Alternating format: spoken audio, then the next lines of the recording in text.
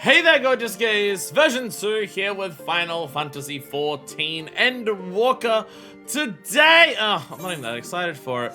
Today is Alliance Raid Day. It is time for Tier 2 of the Alliance Raid. Which I'm just not that interested. I'm curious where the story's going. And I'm curious what big spectacles we're gonna see. But wow, was that last Alliance raid not that interesting?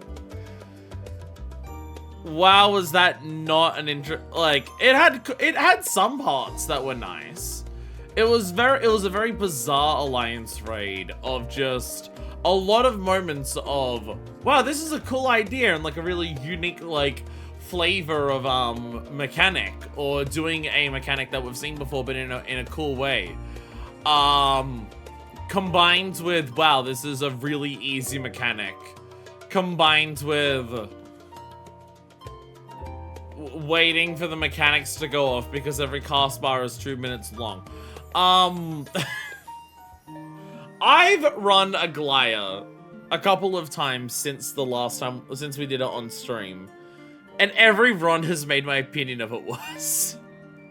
Every run has made my opinion worse. The fights are so fucking slow in Aglaya. They are so slow. It's just like, compared to like, it's so bizarre going from what the trials have been. Like, it's so weird to go from something like Barbaricha and like Rubicante, where it's just shit all over. Well, Rubicante's not super fast, but like, he's got some moments where like, yeah, you gotta be quick. But like Barbaricha is just spam absolute like shit everywhere for like the last half of the fight. And it's so weird to go from that and to go from like the raids, where the last raid tier of Pandemonium we did is like one of the best fight mechanic raid tiers that we've done in the game. Just so much interesting shit. And then I think back to Aglaya and I'm just like, God, I hope the next one's better. Where do we go? Where do I go? Am I going to Moderna?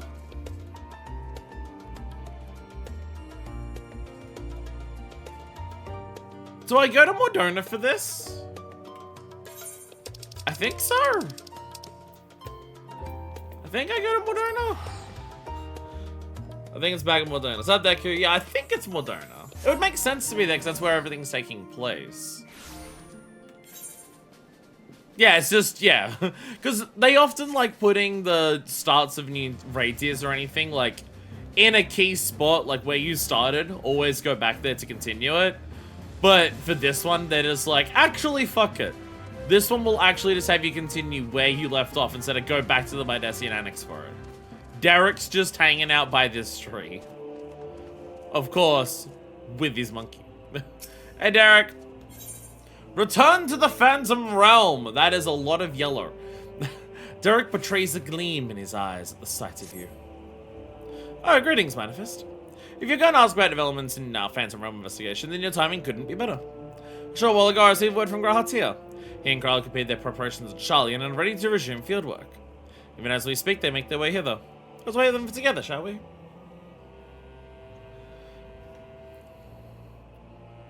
I was about to say, it's nice that we get to see, like, more Kryl, inside content, but then I realized, wait a minute, we only ever see Kryl inside content.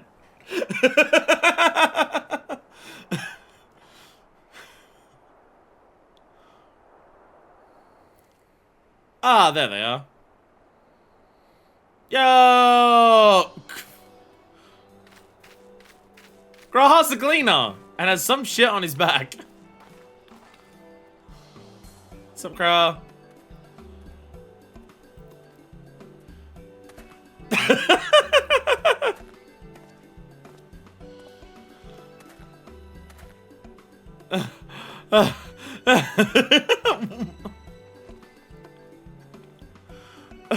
What are you carrying? What in the heavens are you carrying? This, my friends, is the latest technological marvel to come out of Charlie. And he brought his MP3 player. Mobile orchestrions! I give you the etheric analyzer. Why are you in Gleaner outfits? What? Where'd the Gleaner robes come from, Gra? Holding it thus, you take a measure of the ambient aether, whose waveform is then recorded by the aether transcriber at the back. This provides us with the detailed data of the environment, which we can study at our leisure. Etheric waveforms are back. Makoto, we need you. As you know, the Phantom Realms are hidden by illusions. In order to ascertain their nature, I suggest to the crowd that we record the data with proper equipment. Alas, said equipment is tremendously cumbersome. Raha has done well to bring it here in one piece. As expensive as it doubtless is, I hope we can return it in the same condition. Put her on Minifus back. Like, she's an adventurer. She's used to carrying around like 3,000 mithril nuggets at once. She'd be fine. Return it. Yes, to the forum. In approving our investigation, they granted us use of the device in addition to their financial backing. Despite the student's greatly reduced scale, the forum has faith in our endeavors. Thus did the approval notice declare, I'm proud to say. It's amazing what saving all of existence can do for your clout and rep in governmental organizations.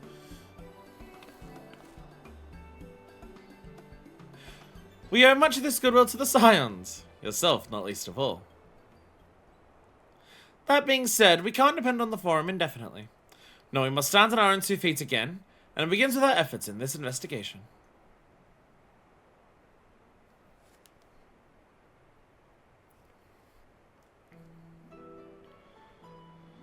The 12 are meant to be Eosia's guardian deities, yet they seek battle with mankind. What could it possibly be that motivates them? Fighting's fun. What if it's literally no more complicated than that?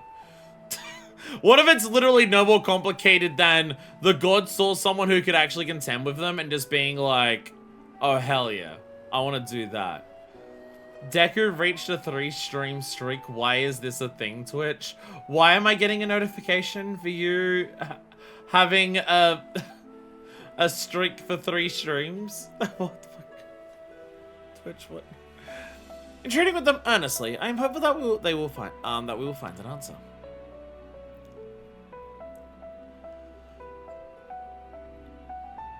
But Kryl, didn't you learn anything from Endwalker? We can't look to the gods for them to tell us an answer. We need to find it ourselves. I guess you were the one who was literally inhabited by God at one point. Multiple points, so. Well, we shouldn't keep sitting on waiting. Without further ado, let's join her in the Umphalos. Umphalos. Umphilos. Graha, let me carry it if you're struggling that much. We're just watching him go.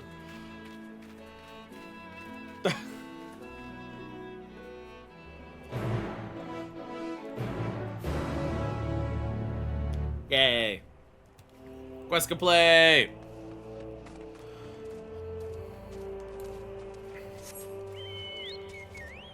Also, I don't know exactly when. I haven't thought that out far enough. But I would say we're probably far enough into post-Endwalker. Especially with, like, quest lines like this happening. We're probably far enough. I'm going to say that Graha and Kryl are officially dating in Minifus canon. I'm going to say at some point post-Endwalker, I don't know when it's happened, but at some point post-Endwalker, with them constantly hanging out at the students and everything that's gone on, at some point they're now dating. Yes, Minifus saw how Kryl and Graha spoke to each other and encouraged it.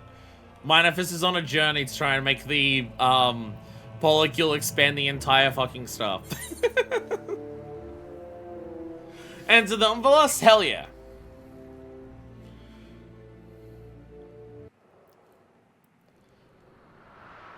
So will anything be different when we get here this time?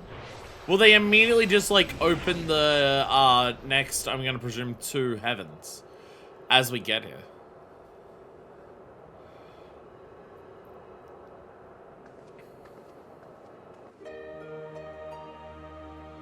Snugheim! Has she just actually been hanging out the entire time here? I think she's just actually been here the entire time. Welcome back. Well, now, if that's in the etheric analyzer, you've done well to get a hold of it. Indeed, we're duly grateful for the forum for the loan. So it's a small thing to be looking around, but I've always wanted to try it. If you're ready, Raha, you can proceed with measuring the aether of the Phantom Realm. Manifest, please assist him, will you? It's really fucking heavy. In the meantime, I have a mind to further examine the monument with Stockholm. How does that sound? Like a plan! As a matter of fact, I've already done a little bit of work on that front. As you previously determined, the monument harbors some manner of magic, and this magic, I've since found, takes the form of an epigraph. By consulting Professors Rarusha and Nomono, Proshalian's foremost experts in the field of archaeology, I was able to make a discovery. Stop trash, because time says exist again, we alliance rating. Oh, welcome! Have we... Which one's which? Rarusha's the one that we actually work with, right? For that... Is it Rarusha that we work with and Nomono was the villain who's now, like, working with them? For, like, the fish thing? I'm pretty sure that's who they are. We've actually got, like, role quest characters showing up. I'm just trying to remember which one's which. I'm pretty sure Rarusha is the professor we worked with, who was insistent on the fish, and Nomono was the one who was like, no, fish are stupid. Who ended up coming around saying, wait, this fish can talk a lot. It's a cool fish.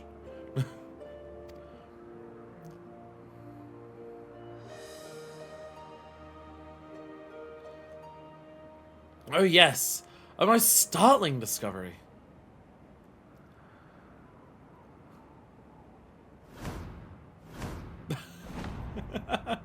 That is, the epigraph is largely incomplete, so we can't read it!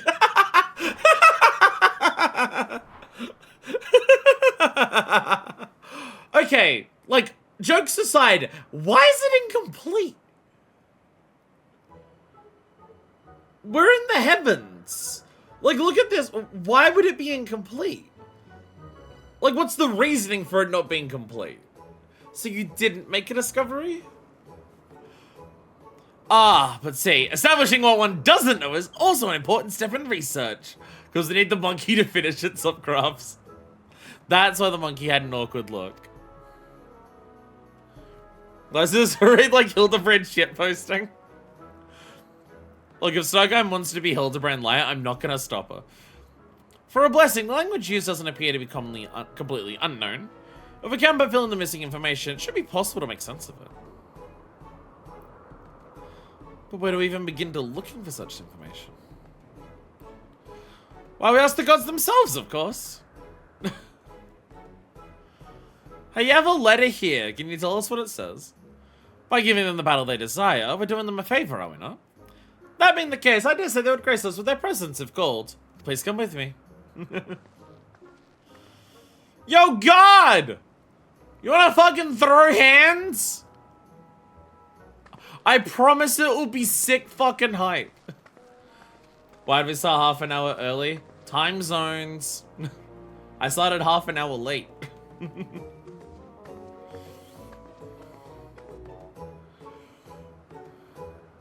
Also, Snowgum said something there and I completely missed it because it was one of the few dialogue boxes that wasn't that was an auto scroll. So I'm gonna quickly just do this and just be like, event.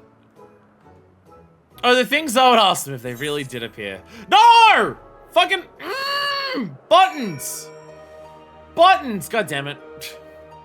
I was trying to hide the box. Going by astrology, the heaven of Earth should be the next open. Just so happens I had a perfect incantation for this purpose. At least we're at the end of the cutscene. Oh. No, never mind. It did actually open. Oh no, it did actually open. But buttons! I'm gonna shit and piss. Lol. I'm gonna shit and piss everywhere. It's gonna be a mess. There we go. Okay, teleport him back to Modena. Yeah, it did actually open, so never mind. Crofts, I blame you. You distracted me. I was explaining time zones with the one dialogue box that was auto-scrolling for some reason. Which means 100% your fault, totally, obviously. That's how things work, obviously. Okay, this I can skip. This I can skip. Ba-ba-ba-ba-ba-da-ba. Yeah, I'm half an hour late today, not half an hour early. Daylight Savings Australia has begun, so things are there. This is why I post the hammer time in Discord. Because the hammer time in Discord should auto-translate it. Assuming the hammer time has picked up that the time zone is different in Australia. Which I assume it has before in the past on that. So I'm assuming it is still doing that. Had no idea that dialogue ignored the no auto setting. Congrats on the new discovery. Oh, certain dialogue boxes do skip that. It's just I wasn't it's normally like voiced dialogue that does that. It's normally voiced dialogue like with that. But they were in a moment where they were moving. So I guess like they made it auto skip to make sure that like they didn't just walk forever and walk like past their destination. Yeah, when dialogue's tied to character animation. Yeah, it's the one part where they were walking, so that's why I did it. Yeah. You just don't see that terribly often in unvoiced cutscenes. But like auto-scrolling dialogue, even without options, is more present in Endwalker than in previous expansions.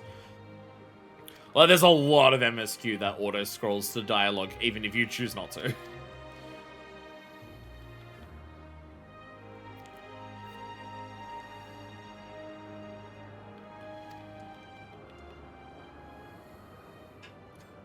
We're gonna watch Hildebrand again.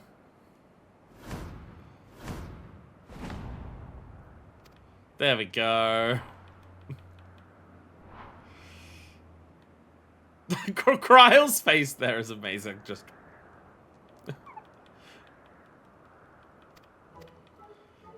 Ba ba ba ba ba do.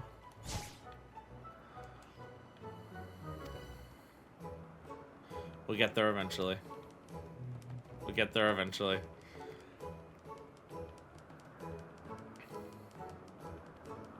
What I've learned is never press circle in the middle of a cutscene. If I'm trying to do any button stuff in the middle of a cutscene, don't for the love of God press fucking circle. I was trying to press the button to close the chat window again. The things I would ask me if they really did appear. And I'm used to closing windows in this game by like selecting the window with the touchpad and then pressing circle. But that's not how it fucking works for the chat log window. You gotta like press square and then like go into the sub menu for it. Now, going by astrology, the heaven of Earth should be the next to open. And it just so happens I know the perfect incantation for this purpose.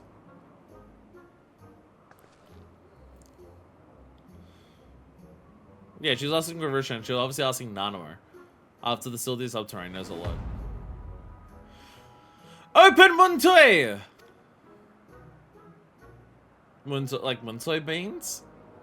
It's time on a charm pass on Gridania, whose patron is Nofika, one of the deities that dwell in the heaven of Earth. Come everyone, say it with me! If it's sesame, because Muntoi, yeah, because they're sesame seeds.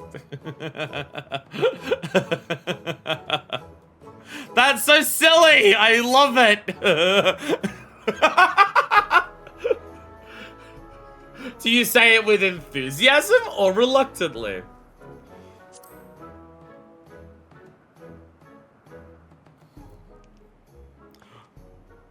Oh, Bad Muntoi!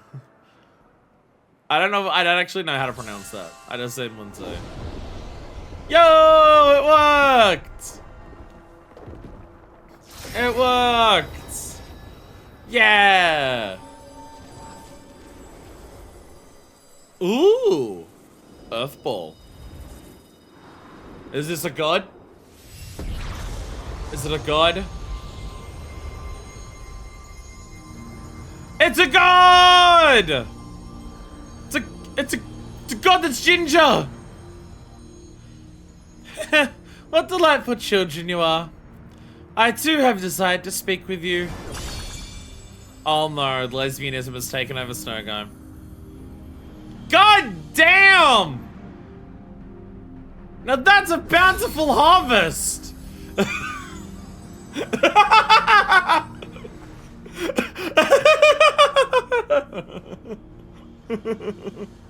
No fucker and no fuckers.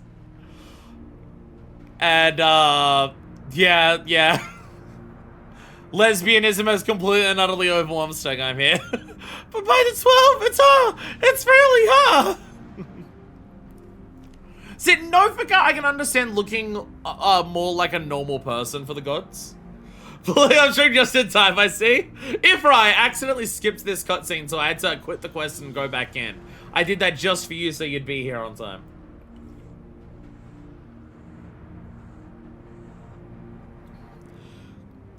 Yeah, I can understand Nofika looking more like a... Again, this is a criticism I was having last time. I'm just like... it's weird that Nalthal's the only one who looks like... you know... biblically accurate god kind of thing. Nofika I can understand. Nofika I can understand because Nofika's about the harvest. So, you know, it represents, you know, the common people, like, working the fields and shit like that. Then, of course, bountiful harvest. So, I get that. This one I understand. This one I understand. By the 12, it's really hard. She's precisely as depicted in legends. Amazing. Now, I'm pretty sure I have seen art of this character before. I'm pretty sure I have... You finally used the watermelon emo. I'm pretty sure I have seen art of this character before. Well, I don't know if you guys are bountiful naturals, so my screen will not be able to join for raid, but I will cheer you on. I understand. It's hard to play the game with one hand. You have to press so many buttons for this. Gridani uses Nofika and its stuff, yeah. Yeah, I'm pretty sure, like, I've seen a number of times. Is it one of the Leave Quest cards, like Nofika? It is an honor to meet you, Nofika. If I may, what is it that you wish to speak about? Fucking Christ. I'll join, but I'll be playing Summoner Jutsu the Illness. Perfect job to play while under the influence of influenza. You seek to decide for the monument, do you know? If you face more of us in battle, I myself included, we shall grant you the key to unlocking that mystery. Fucking hell. People anticipated this was coming and did not expect them to keep the leaf plate art, and they absolutely did. We would of course be much obliged for such a gift, but are you certain? The gods before were not exactly forthcoming with your secrets. Closely have we watched you from our respective sanctums. Watched as you faced us and pursued the truth with pure hearts and minds.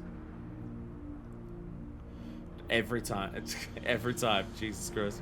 In light of what we have seen, we have concluded thus. Even should you uncover the monument's purpose, you would still be willing to lend us your aid. Help us fulfill our heart's desire, and so too shall we grant you yours.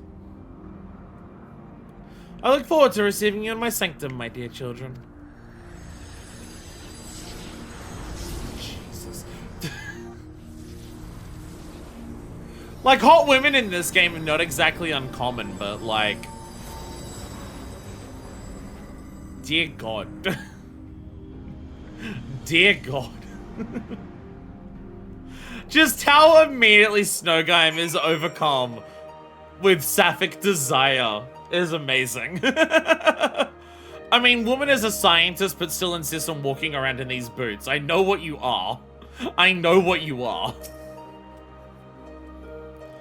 I was expecting a god to actually appear. It was but a coincidence, surely. Derek, you're the one who sent us on this journey. Why are you like the most cynical about what's going on? Well, Artis did a loving job with that one. It worked! A charm reached the matron. Can be repeated, I shall have to mention it in my thesis. Our efforts on Unsundered 12 appear to have paid off.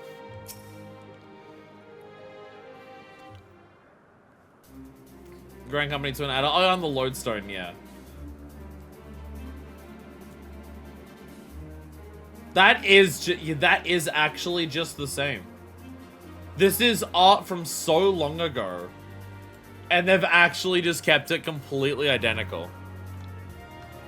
They have not changed it, like, at all. I respect the commitment. I respect the commitment. That is completely, that is just, like, the dress is more ornate. The dress is more ornate. And we didn't see her with the bow or the staff there, but she was just talking to us. But, like, even down to, like, the headpiece is the same with, like, the flowers there.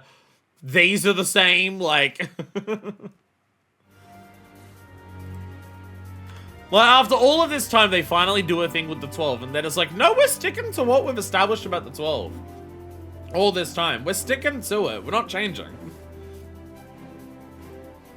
The original plan was to revisit the heavens of lightning and fire.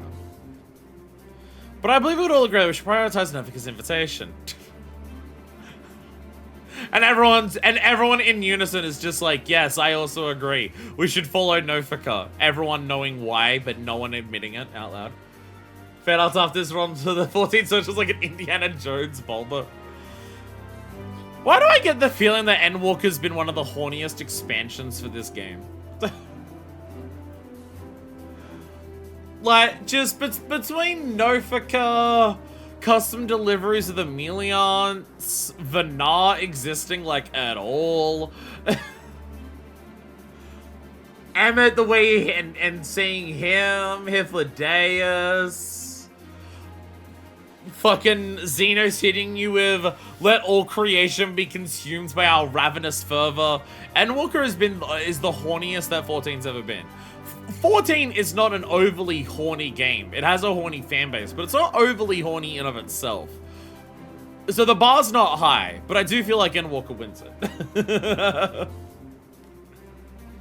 Oh god, voice source from Rubicante and Gold. Yeah, but Rubicante is just Thancred. We've had that since like 3.0. Well, not 3.0. 3.1, I guess, technically. Because he wasn't there in base and Heavenswood. I mean, 0 exists, so there is also that. Also, Estinian, Vitra. I'd argue the more chaser game is the hornier the fandom. Absolutely. Absolutely. I rolled the light of the stars to you. And hungry for our reunion. Like... But I believe we would all agree we should prioritize Nefika's invitation. Well, Sangam, your charm did the trick. The way to another heaven lies open, and beyond it the truth of the monument. There's only one heaven that's currently open. Are we just going to get to another heaven in the middle of this, or like what's the deal? I guess just wait to pour over the etheric data. Raha, Manifest, I leave it in your capable hands. Is he gonna join us on the raid? As you, Derek, may we rely on your guidance once more?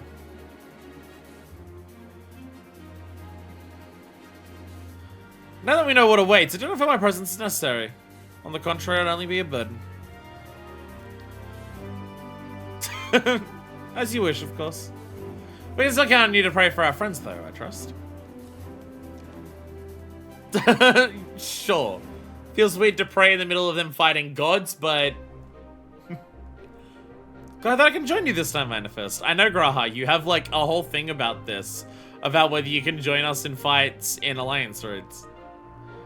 In combat aside with the Analyzer, I fear I won't be able to assist in battle, but I should do my part and secure the data we need. I want him to just be like in the middle of the fight, trying to run around dodging mechanics with the Aetheric Analyzer.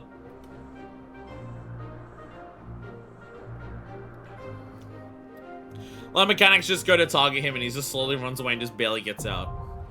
Euphrosyne. Only one heaven's open right now. Are we still gonna do 2 heavens as a part of this? Are we just gonna end up in another one as we go? God, now the only character accepted to appear into Alliance raids. There are characters from other Alliance raids that appear in other content, but in terms of explicitly Alliance raids themselves, I believe so. Sid shows up in most side content, so Sid kind of like cheats. BGM 100 type of deal. I always have my BGM at 100. I've never turned it down. But what I do when you say that is I turn up the Elgato capture on your end. Knowing you should have no trouble finding your way without me. I'll cheer you on from here. Thanks to the Etheric Analyzer, even those who can't accompany you will have access to valuable data. Compliments to the forum for the loan. Curious about my attire, are you? I brought it all inside the Analyzer.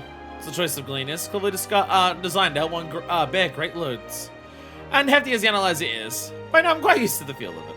That's to say, I won't unduly slow you down. Come, let us set forth. My guy, you could barely walk before. And actually fighting the gods, yours is the hardest task of all.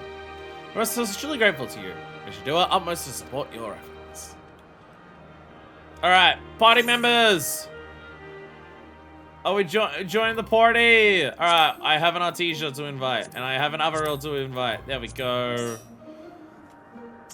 I do not have a Dracul von Arkfiend to invite. I do have an... You know, wait, no, alright, you already said you couldn't join. Ifra already said that they can't actually play. And you're also on Fairy, so yeah. Alright, Euphrosyne! The 12 Aeolian's guardian deities seek to fulfill their enigmatic aspirations, and for this they claim they must engage in battle with men. Continuing your efforts to uncover the truth, you and your comrades have turned your attention to the monument at the heart of the Infalos, which contains an incomplete epigraph. The goddess Nefico promises you the key to deciphering it, but in exchange you must do battle with more gods, herself included. So it is that you prepare yourself for another grueling foray into their sanctum, there to grant the divinities their heart's desires. Alright, what's our queue time at? 17 minutes! We will cut the VOD for what you... VOD watchers on YouTube, you get to skip a long-ass wait time, and we just have to suffer with it. We'll be back. Jesus. Best wolf! 17 minutes? My God. I've never, ever tried to spell or remember the names of these raids. Aglaya and Euphrosyne. If I spoke ancient Greek more, I would tell you more. Give me a couple of minutes, I can join. What's up, bye! Let me know when you're ready, and I'll back out, and then you can join in. It's a booby.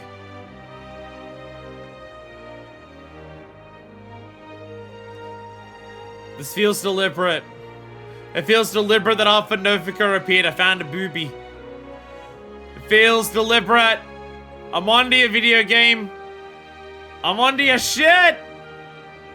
Okay, now I'm gonna cut the video because I have to include that. To make more sense. Oh my God! We're doing glam shit. We're talking about glams, but we're ready. 19 minutes, my ass. I gotta go back to my gunbreaker. 17 minutes, my ass. Did I bust a wolf? I'm gonna bust a wolf. There we go. There we go. There we go. F's in chat, we will ban music from technology to break glam restrictions. Here we go! It's hard for me to act excited for this. As long as the bosses attack faster, I will be happy with this alliance raid.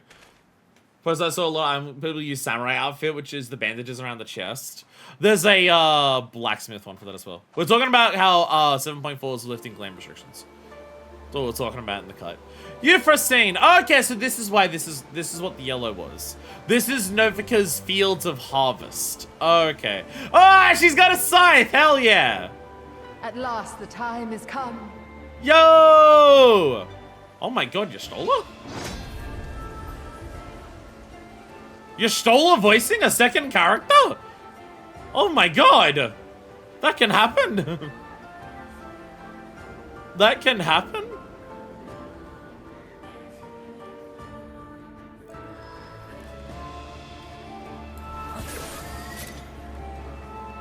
Music's pretty.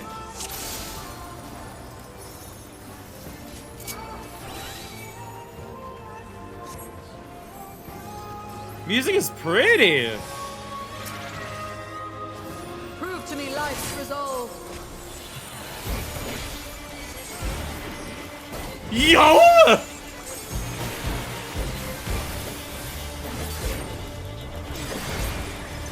Fucking yo, Irish jig? No true abundance. Holy shit! Oh my god! Feel you the heartbeat of the land. The giving lands. Oh my god! It's time for respite. Soil. That's an inn, I imagine, yeah. Oh, they're like growing trees for the attacks. That's awesome. Matron's Harvest. That's a long cast bar. Long cast bar. A long cast bar for a raid wide. Okay. All right, she's 30% down. We've had one out, one in. Oh.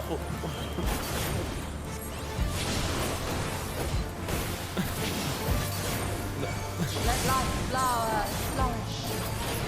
Matron's plenty. Floral Haze. Oh, I forgot. I'm in my basement one actually. Is that just an inn again? Okay, okay.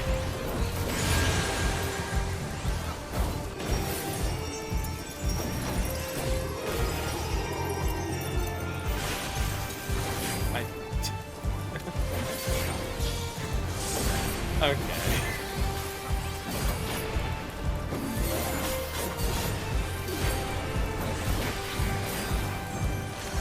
It's just a raid, and it's just a raid. Okay. Okay. Okay. Mine is the breath of the earth.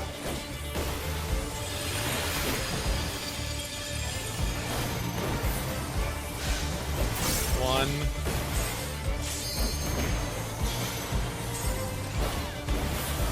Same or different, do we think? Same? I'm gonna go for same. Same!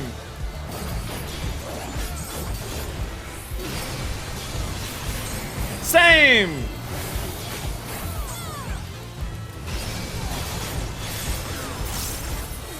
Abundance. Well, we've had our first actual mechanic of the fight. And it only took the boss to get down to like 30%. For our first actual mechanic. There are lines on the floor. Do they even mean anything? Floral Haze. Okay. Landwalker.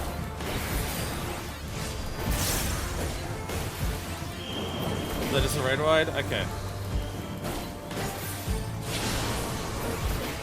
Can I get there in time? I can. Giving lands. Okay. That, I mean, the forced march time of being like fucking 30 seconds long is funny as hell. Don't get me wrong.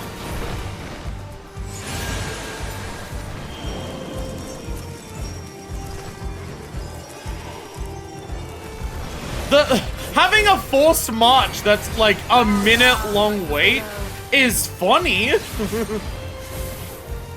It's funny. Good children, be strong for what awaits. I do appreciate that we don't even like know what's coming up for the bosses. We only saw one as we went in. I do appreciate that. I mean, music amazing, but mechanically, yeah. Yeah, I feel like we're in for more of the same bullshit. Authority, let the land be remade. So is this Oshan? I can forget. No, not Oshan.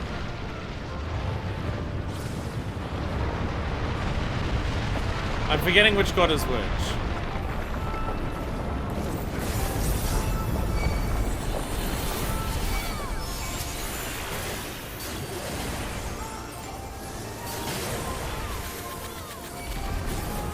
Frog attacks. Frog attacks. Bam. I got hit by a bone! Being got completely fucked by the boss? I don't know how. As an entire actually force march AoE lines or leveling has been seen since 6.3 launched. I mean, having like force march just go for that long so all different people get at different times. That's cool. It's just, you know, still not particularly difficult to deal with. Oshon is Wonders, I think. Not even in any case. Yeah, I'm thinking Oshon is Winds like Limland. From memory.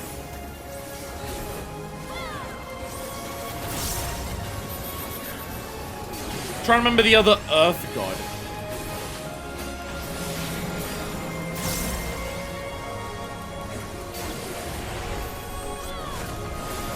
Tank Buster! I don't know who the Tank Buster's hitting. Hopefully a tank. Hopefully it's a tank who's getting hit by them.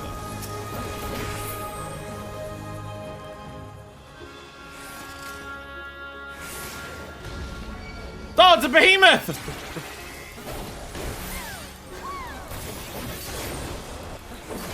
Behemoth! Why are the gods throwing behemoth at us?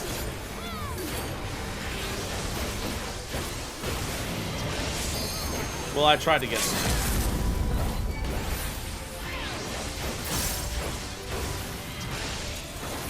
Are we at a point where Ecliptic Meteor is like... Are we actually at a point in strength scaling where Ecliptic Meteor isn't even something we need to hide? Data collection proceeds apace. I also, Graha, by the way, is actually just running around. Althik! Oh, because Althik's space, which is Earth, yeah. Forgive me, but I couldn't stay away. It seems my sister shall be joining us. It is only fitting that we face... What?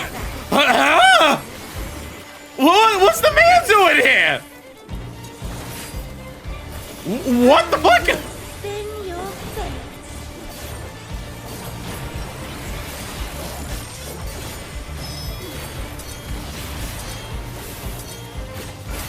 Okay, I have a heart card. I dodged that somehow. I don't know how I dodged the heart. I kind of assumed it was a friendship Dorito. I kind of went with the assumption of friendship Dorito was the heart. Have you the strength to defy fate? Heart and rage on these two? Oh my god. The sands of time are mine to command.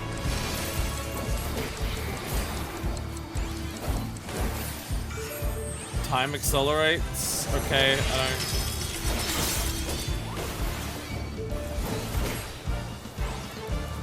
I don't know what's happening. There are mechanics and they seem so obtuse I don't know what they are.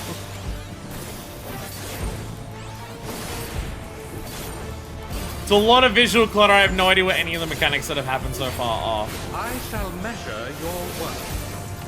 Axioma.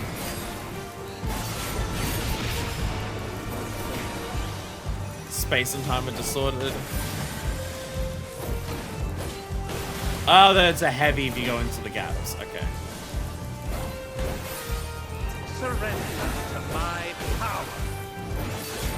Inexorable. Oh, so we want to be heavy because he's about to launch us. Ah! Okay. Classic, you gotta send in the debuff thing. Okay. You gotta be real quick on this shit from memory. I think Rubicantes is a lot faster.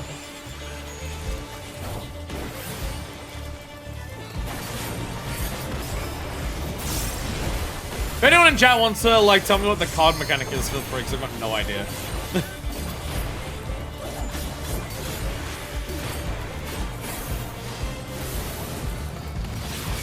Remember these other gods of?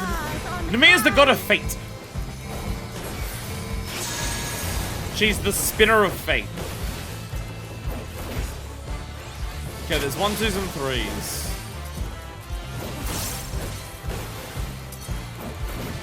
Do we want to stand on it? Oh, it's a knockback. Triple knockback. Okay.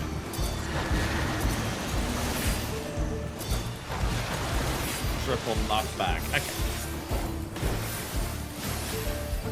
See a ring of water, I see a timer and I'm just like, I watched fucking Wrath Games video on Titania earlier before, like right before the stream started. I'm just like, is that what we're doing? So now it's upside down. Broken hearts. I don't know what the normal hearts do.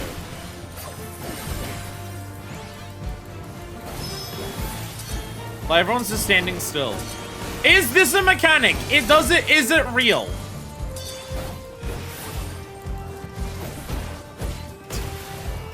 I have accidentally solved that mechanic every time. What is it? What is the card? Because I don't even think it's a real mechanic. I think it's actually a trick and it does nothing. Fuck, I hate these alliance raids so much. Oh, I hate these so much. Oh, they're so garbage. This too is fate. Fuck, these fights are fucking garbage. Upon the most exalted of battlefields, you shall stand. Hi, Helone. I can already tell where we're going. I don't need to be told for that one. Just based on the dialogue alone. Hi, Helone. Hard carders, don't look at me over its reverse. Look at her. Okay. Gaze on me, you just can't see it because I'll fix in the way. Oh, okay, so it is an actual it is. I can't see the gaze mechanic. Cards are either gaze, indigo, Zarta, SO, S freeze, pyretic. Oh, okay. Would have been much more interesting if it was that.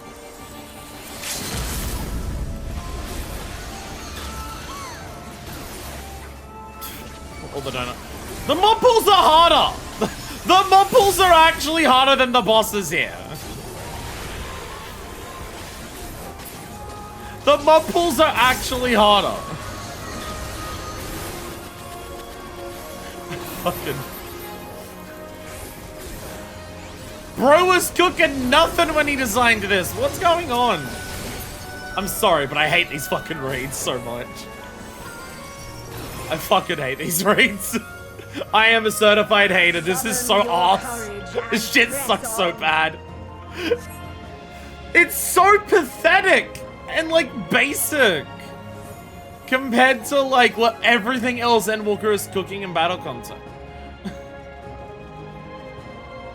Can land on a short and debuffs can make composite mechanics cast all at once or in reverse order, yeah. But like there's also barely any mechanics to do with. Hey, Lune! And of course, Manfiend is next. You can already see the lesson. Fury shall test your strength of spirit. Nope, mine. Lol. Mine. I steal. Rain of Spears! I'm just gonna show him some redwood.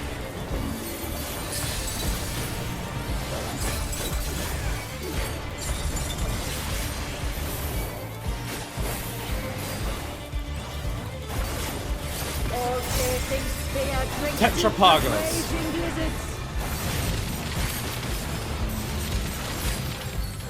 Okay, okay, okay, simple enough. Oh, and then an inn, okay. For glory, you must be prepared to render your all. Okay. Memory check's fun. It's slow like everything else in these fucking raids.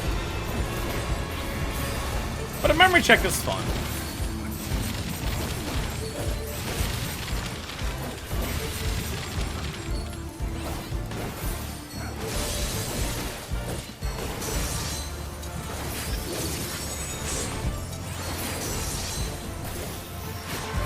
Doom Spear towers.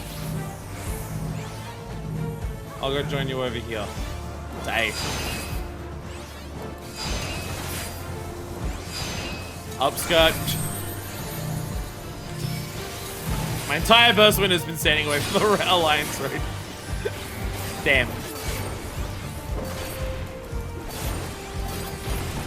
You must do better than that against me.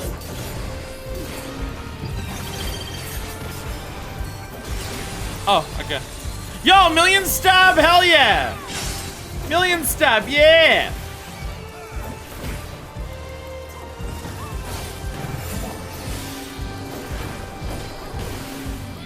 Is it actually as simple as just to see where they... Yeah, it is. Okay. It is just as simple as see where they go. Okay. There are a lot of stat distance. Oh my god. Oh my god.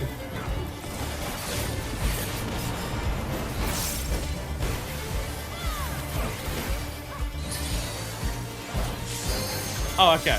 I'm about to be like, are they gonna go like towards her or corner or like sides? Sides.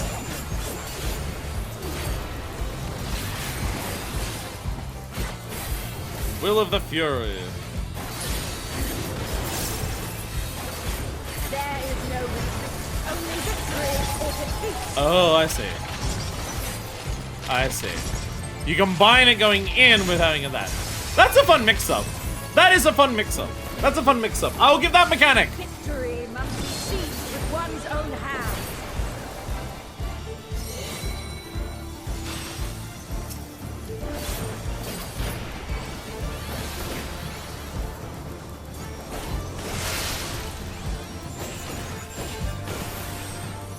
But actually having an alliance raid mechanic. I think we've got a bit too many in this one. People don't remember their ABCs, but an actual alliance raid mechanic. Side might these other sides might be slightly screwed. Actually go to your ABCs. Actually go to your ABCs. Oh, there was one in the middle. Oh, you destroy the one in the middle and you can help out the party members. In ice unyielding, now rest. There we go. Oh, her sword and shield combined! She's got a charge blade! Hell yeah! Hell yeah! Boom! Hell yeah! Hell yeah! She said it's the Aegis, and then she just slashed by combining a sword and shield. Pokemon reference? Hell yeah. Oh, would that our clash could continue forever. Yeah, so this is gonna be that. Yeah. Just where you see it is like, oh, so now we're actually combining mechanics. So now we've got like an 8-3. There we go. We're actually combining mechanics.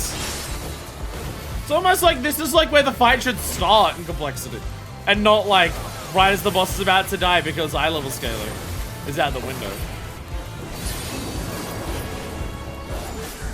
There is no victory, only victory or defeat.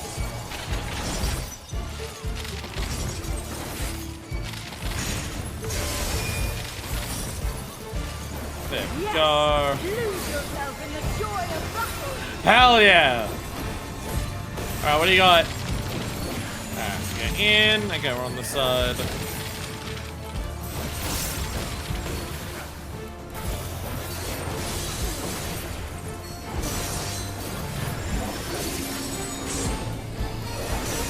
Oh, and like immediately after you do that. So it turns a Tetra into a Penta. If only the fight started at this level. If only the fight started at this level. And it wasn't like as the boss was dying.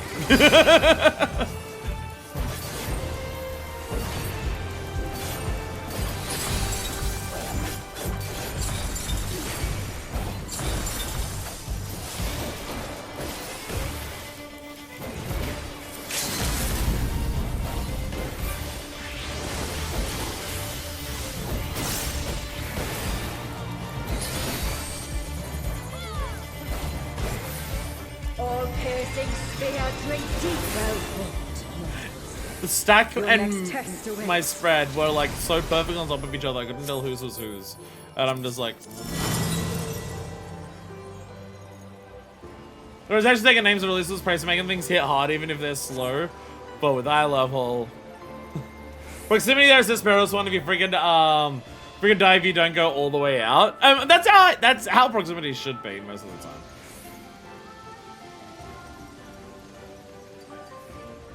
I still don't like this route. It's pretty. This is a pretty ice castle. It's a pretty ice castle. Actually, no other pulls. Just straight up Menfina. I kind of thought we'd fight Dalamud. The lover, Menfina. Hatsune Miku. In the moon's tender glow. I kind of thought we'd fight Dalamud as a part of this.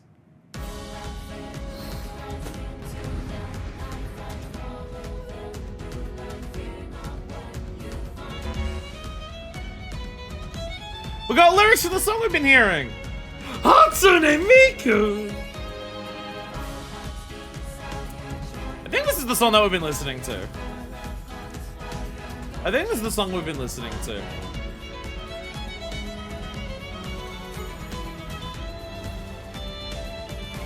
Bound to the moonlight.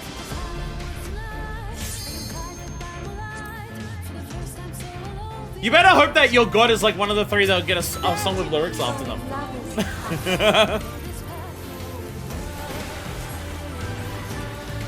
Sorry, I'm first time on means I have to sing. Blue Moon. Red wide.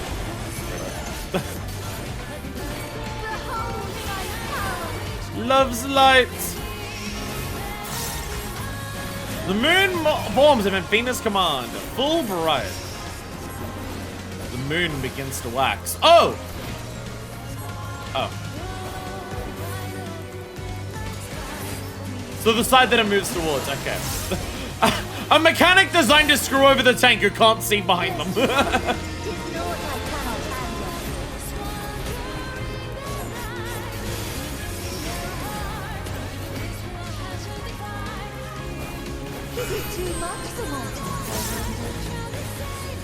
You move, I'm not moving. Get the fuck out. Get the fuck out. Get the fuck out. I'm not moving. If I move, I'll just move into other people.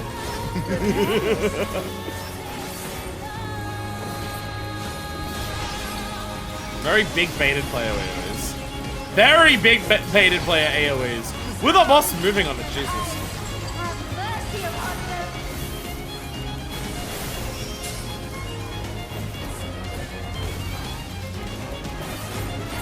Fuck your positionals.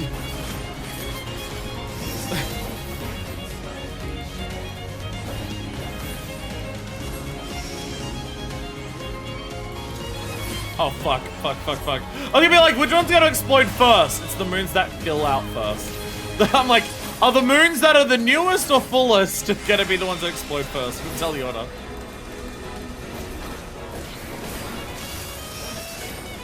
So that's second type movement mechanic.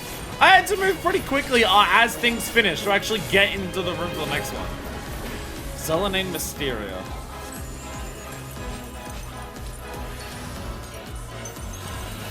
Oh, destroy shit. Okay.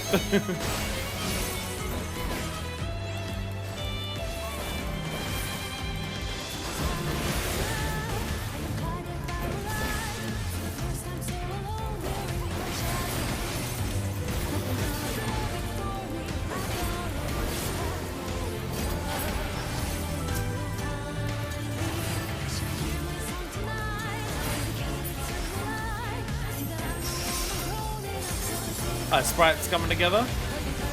Pretty patterns. Dolomite! And Venus Hound! It is here! Let's go! Yo! She red doggy! There it is! Hell yeah! The pets. Oh, so now we're doing Shadowkeeper shit. Of you like, you gotta watch the two of them together. There we go. I appreciate this appears and immediately starts combining. We don't have to wait for the hounds to do an attack first. It's immediately combined. Playful Orbit. Arf arf! Yeah, it's immediately combining them. We're not fucking around. And like waiting for, oh, let's show the dog doing like what a tough room cleave is first. And then combine. No, straight up just immediately, no, we're combining it. It's immediate, no fucking around. You can tell what it's going to be. Combine it immediately. Thank fucking God. This is the best fight out of all of them. This is definitely the best fight that we've done in any of the Endwalker Alliance raids so far. This particular one. I would still prefer it to be faster, but there is like actual type movement mechanics of, even if it's slow, you gotta move quickly from one thing to another with the time window you're given. So at least there's that. I will give it prompts for that.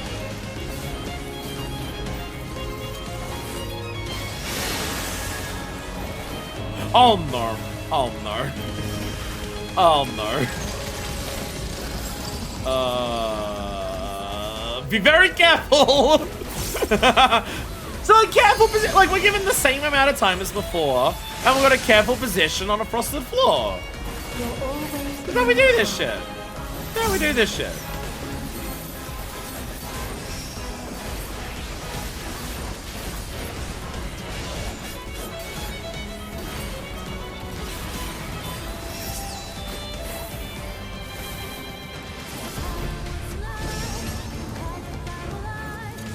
Is Doggo doing attacks while this is happening? Not particularly. No. I thought I was gonna like do a room cleave, so you had to like work out which side to also be on. But that mechanic is unchanged. That one is unchanged. And then this is Silver Mirror, which is just the baited AoEs. Oh, baited AoEs with the combined 2 cleaves. That's definitely the best fight we've had. That's definitely the best fight we've had out of all of the Alliance raids. That's definitely the best one. May yet become reality. Thank you. That is the one that is approaching reasonable fight design the most. And also giving us, and actually giving us Menfina's Hounds partway through it. That is really fun. Because they tease it with like you can see the moons. And it's like, come on, we're gonna get it. And then they do it in the middle and like, that's really fun. That's really fun to actually just be like, you're rewarded for understanding the lore of the 12 with a cool reveal in the middle.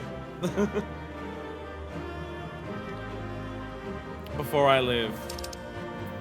Well, I gotta commend people. You get commendations because you're a cunty red mage. You're out here serving the con.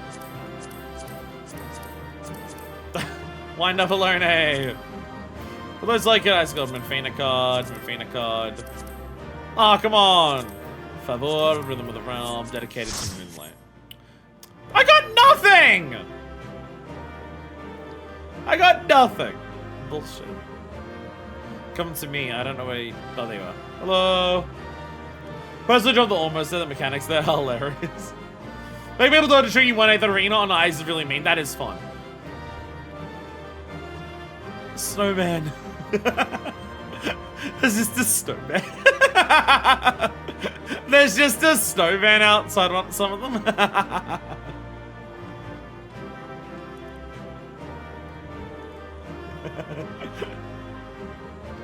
These soldiers here, I assume it's just an asset reuse, but this is the second boss from Temple of the Fist. Think every ice arena has some snowmen like Shiva does. If that's a thing, I've never noticed that. That's amazing. Yeah, I think these are the second boss from Temple of the Fist. Fights are conceptually cool, kind of burns me that they aren't great. There is, I think the first raid, I think Aglaya has overall cooler mechanics. There's another one over there. That one's facing off to the side. That one's facing off to the side. It's a snowman that's giving us a side eye.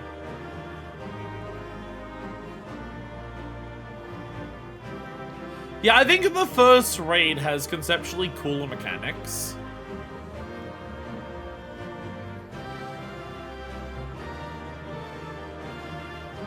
Hello.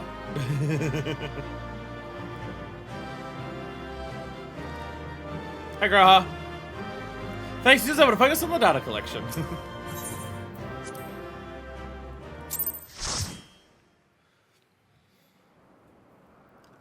I have a lot of thoughts about these raids. Most of them are about how they're kind of shit. Most of my thoughts about these raids are about how they're pretty shit. You're both safe, thank goodness. You have the data then? Wonderful, wonderful. I don't suppose I could do the honors and replace the transcriber cartridge. I always want to take a closer look.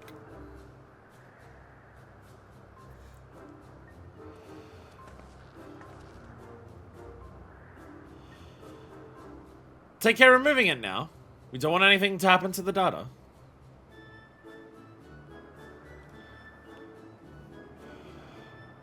Maybe we shouldn't let her do this. Carefully does it. Come to me, your knowledge divine. Come to me. What is that? Mavina! Ah! Oh. It's alright, the cartridge is safe.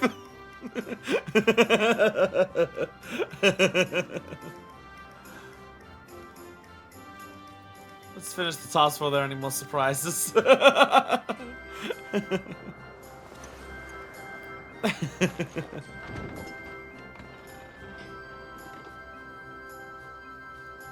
Pi, what you're saying there is fair. Pi, what you're saying there is actually totally fair. Nullthal, I'd say, is better than Minfina if you actually get the phase change and get to do enough after the scales. Because it's also after scales they start introducing, like, the mixing up of mechanics. So, why did we do 5 this time? Why did we do 5 this time? That's very suspicious that we did 5 this time. Because that leaves 3 for the next one. Which is 1 fight short for an alliance raid. Give me your clothes.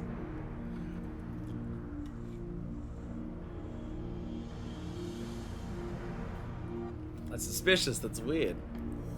So who's left? Limlane, Oshon, and Thaliak, right? They're the only 3 that are left, then. Oshon, Limlane, and Thaliak. They're the only 3 that are left. You have our gratitude for bringing us closer to achieving our dream. Oh, Alphic, must you always be so formal? Although you had trouble expressing it, I assure you my brother is absolutely giddy with joy. But I can apologize right now for Charlie.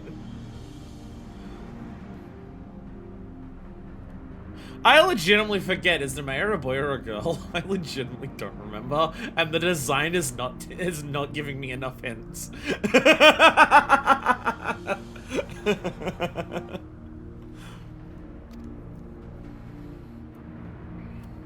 Why are you here, Nafaka? Have you not sufficiently amused yourself with the mortals? Girl, okay.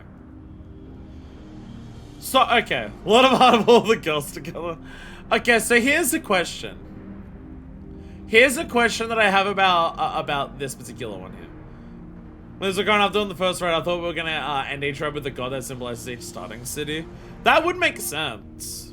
And then we went no. Oh well, I mean, no, because we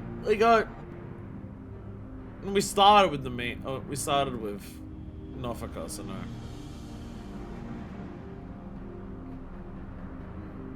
But I have a my brain's failing me.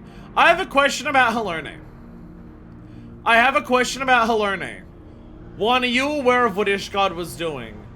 2, do I dare tell anyone in Ishgard I fought Halone? Because I have a funny feeling if I tell anyone in Ishgard that I fought Halone, I'm going to be killed in a fit of jealous rage. I think the entirety of Ishgard is currently doing the "It should have been me, god damn it!" Knowing that I fought the Fury.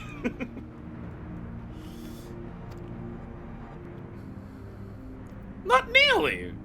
I would talk to them some more.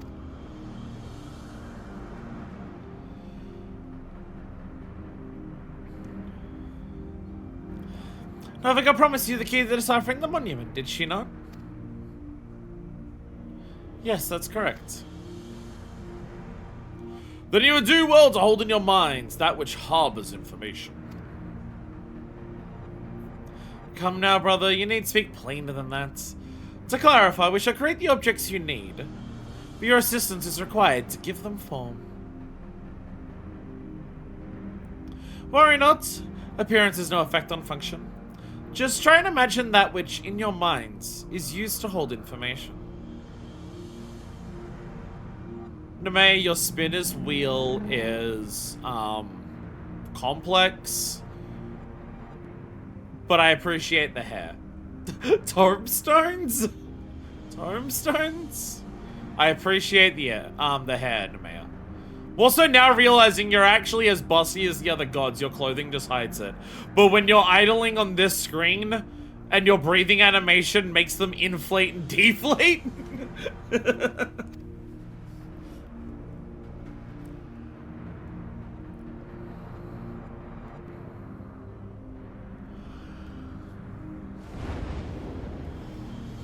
Like a book?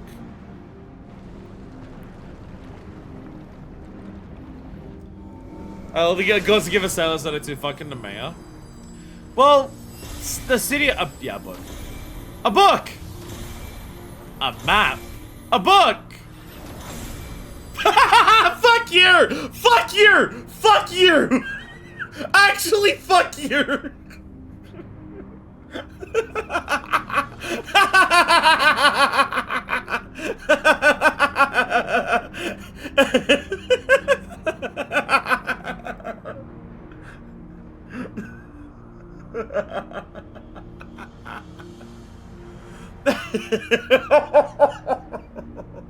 God damn it. God damn it. Fucking poetics.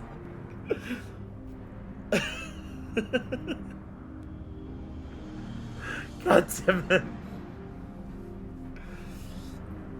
Yeah, Nemea having a sailor aesthetic. I assume it's because of Nim. Because Nim was a very nautical city. Well, like city-state, nation, whatever you want to call it. So I assume that's why Nemea has the sailor aesthetic. Because the city of Nim themselves were sailors. That's why Norfolk is white as hell. There, these instruments shall be useful in your quest. Fucking tombstone. I appreciate a lot of these gods' designs. Like, I think this batch of gods looks better than the first batch of gods, with the exception that Nalthar's still the best. Ironically, Nim's patron was Oshon. That is true, actually, yeah. Right, I forgot about that. I forgot about that. Like, having the giant, inverted pyramids and the horn on Alphic with, like, the giant hair there. The incredibly complicated spinner's wheel. Holone having, like, the fusing sword and shield and having, like, the helmet that covers the eyes with the big wings on there and everything. All that shit looks really cool. Again, I kind of wish the designs of the gods were more, like, biblically accurate in terms of, like, looking less human, but there's also a sense of, like, they designed a number of these gods, like, 10 years ago. Across Eorzea lie eternal stones, all the information required to complete the words of the monument. Well, I've been married, so I know where to go for them. By holding an instrument out to a stone, it'll take that information unto itself. We scattered these stones across the realm that mortals would not uncover our secrets.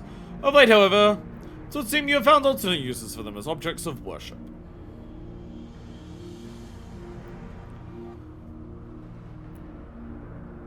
Could they be the marks of the 12? Fucking Christ, every time.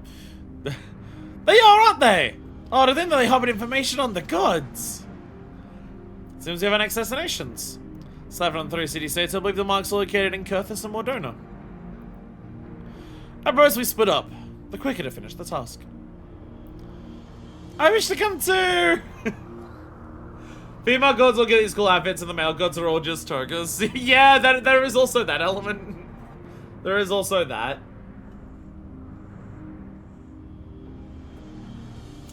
I like Minvina's, like, fairy wings that she's got on the back.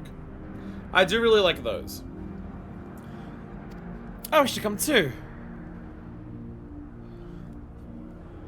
Minvina is just where it gets over. No, Minvina. 'Twould not do to burden these children so.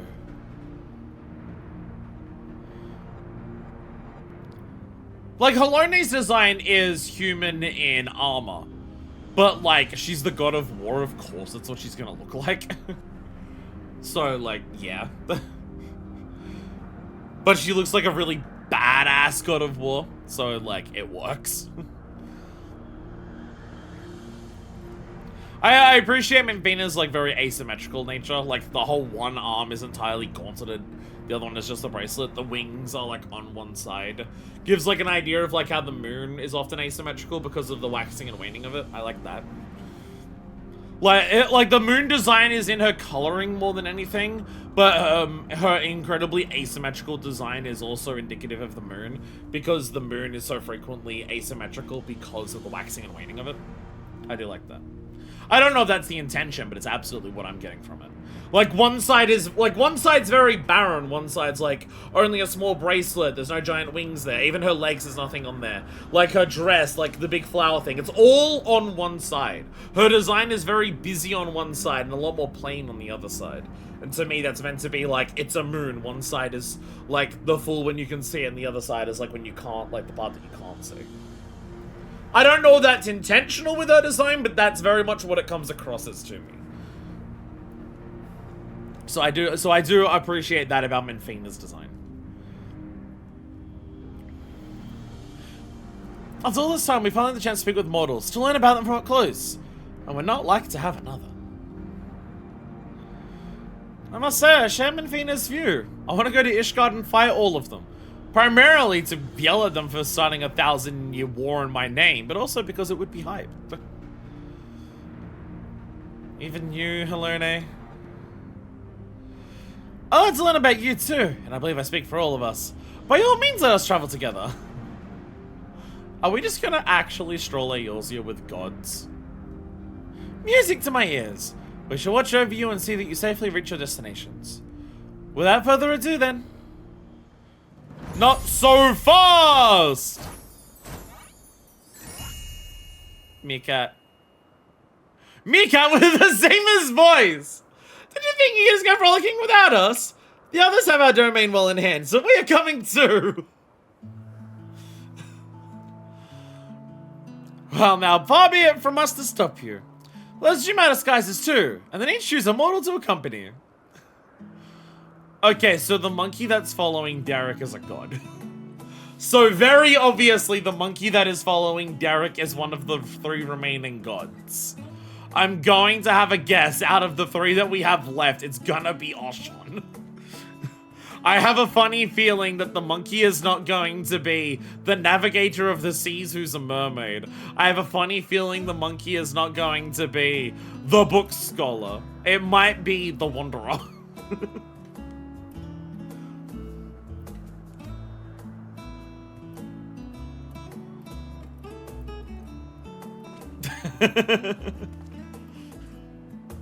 Monkeys can swim, can they navigate? Please, let it be something inconspicuous. You don't think it can be a sea monkey? Well, actually, now that I'm thinking about it, the phoenix, the bird isn't Azema. Azema is the meerkat, so I guess there may not actually be a correlation between what the animal is and what god it is. Because the bird isn't Azema, it's the fucking meerkat.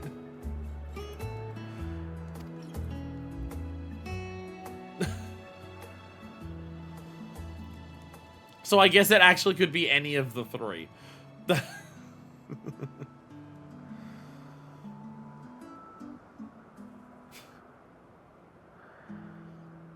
Go.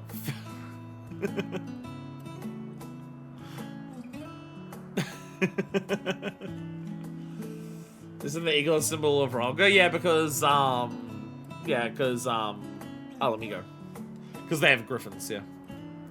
On to our dungeons, get random low-level minions, sell them for absolute bank. I imagine a lot of these minions skyrocketed in price at this time. I believe my destination is Thanalan. Then it's Lenosha for Raha, 12swood for Kryl. Last but not least, Waldona and Kurthus for Derek and Manifest.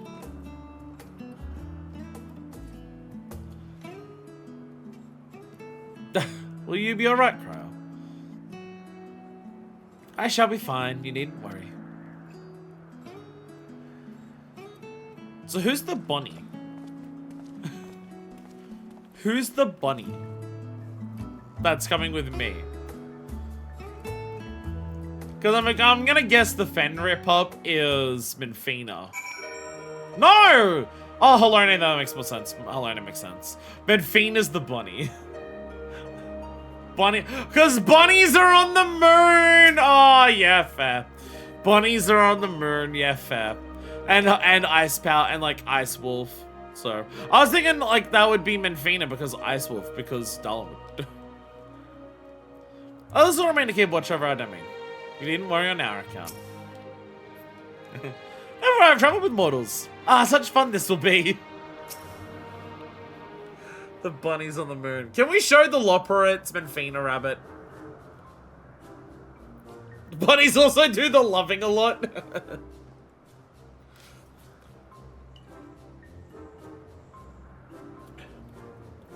Do you reckon Menfina's losing her shit over the fact that it's just like, she comes to visit mortals and 3 of them are in a polycule with each other? Menfina's obsessed with humans being in love, and then, like, the first humans who come to here and 3 of them are dating each other. And it's like, oh my god! We abided by the good selections, but why do you suppose the 2 of us were grouped together? Well, because you make the most intriguing pair. The god-spelling hero and the world-faring explorer. These bunnies on the moon, we carry our harpoon. I shall relish a chance to learn about both of you. Look at the nose. Look at the nose. Adorb nose. Boop the snoot. Now then, the others already set forth, let us do the same. Aside from my own mark, I believe we'll find those of Thaliak and Helone and Mordona and Kurthus. Oh, sorry, and the monkey god has also got to join us. Ook, ook! Oh, what an adorable creature! Glad to meet you, little one. They don't recognize the monkey as a god. Is this monkey not a god? It seems it wants to join us too. Is this monkey somehow not a god? Do we have a bunch of minions being gods and somehow this monkey isn't a god? What an unusual company this has become. The gods surely know no inhibition. Forgive me, Manifest. I couldn't have anticipated this turn of events. It's adorable, don't worry about it. Don't worry about it, it's fine.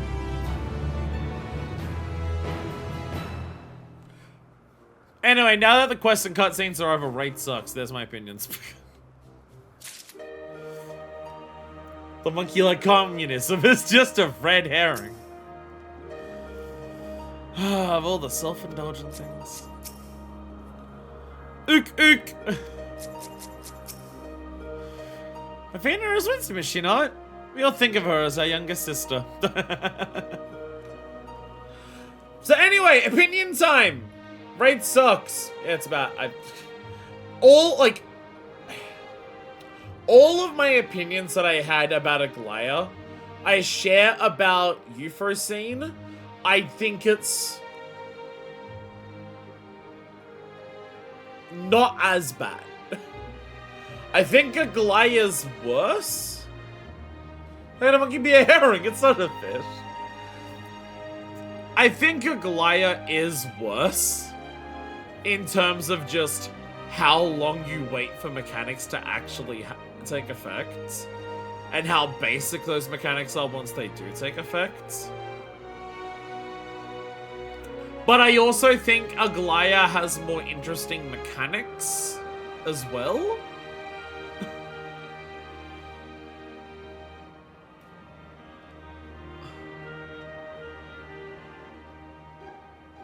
Like, Bayagut's, like, hammer thing that, like, knocks around the blocks is really interesting. I really like that, Rolga has the, like, unique-shaped arena, and how that actually matters because you gotta, like, knock back onto the fingers and, like, line it up. I wish they didn't straight up show you how to do that, but, like, I do appreciate that. I do like how, like, Nalthal can, like, invert the AoE tell right before the attack goes off.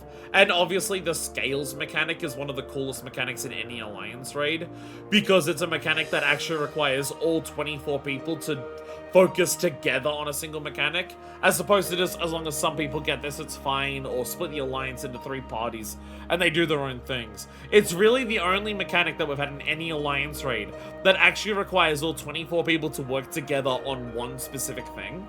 And so I think the scales is, like, really cool. But outside of that, it's just so fucking slow. Euphrosyne's not as slow. But also, like, the mechanics don't get as interesting. But the interesting mechanics they do have are still pretty cool.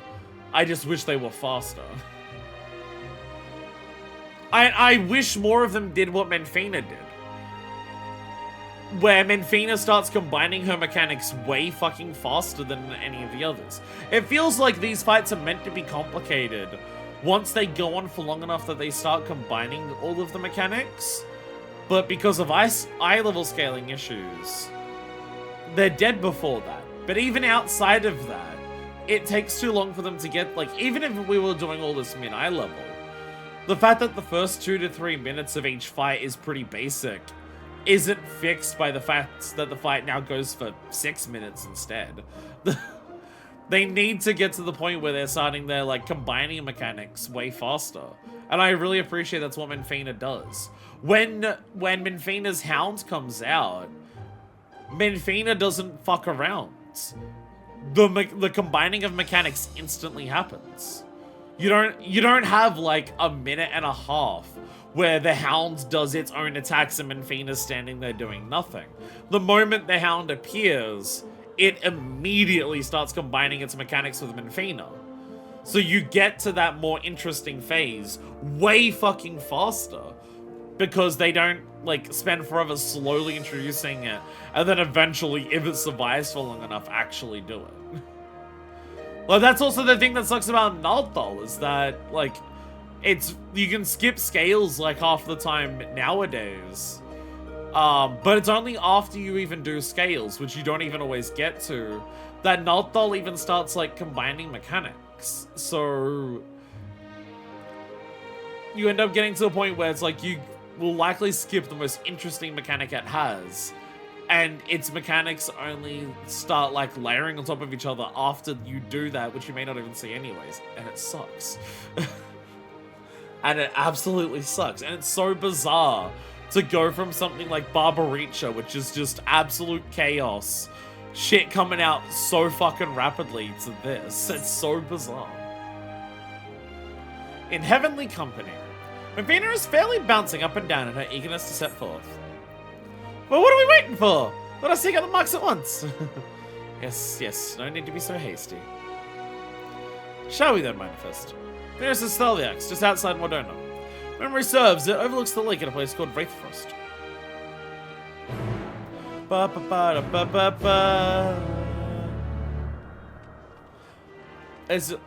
Really curious what Helene will say about Ishgard. She's gonna be mad they did a 1,000-year war, surely.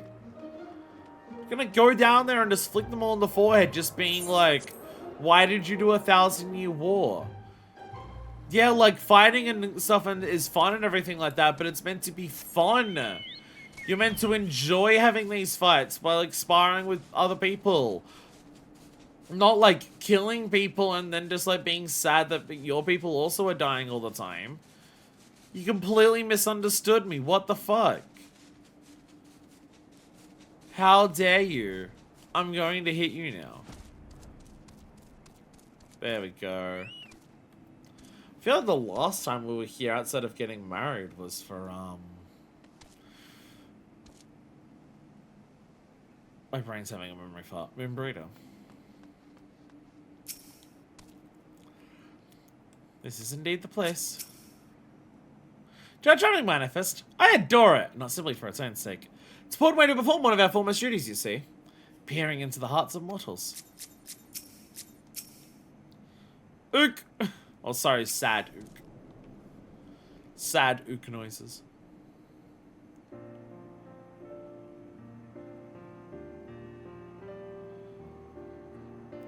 Where's the USB port on this? I don't know how to plug my time stone into it. I don't see the port anywhere. Oh, it's NFC. I just gotta hold it up to it. Now then, we're to hold out an instrument to the stone. What you gotta do the honors here, Manifest. This rock is NFC compatible.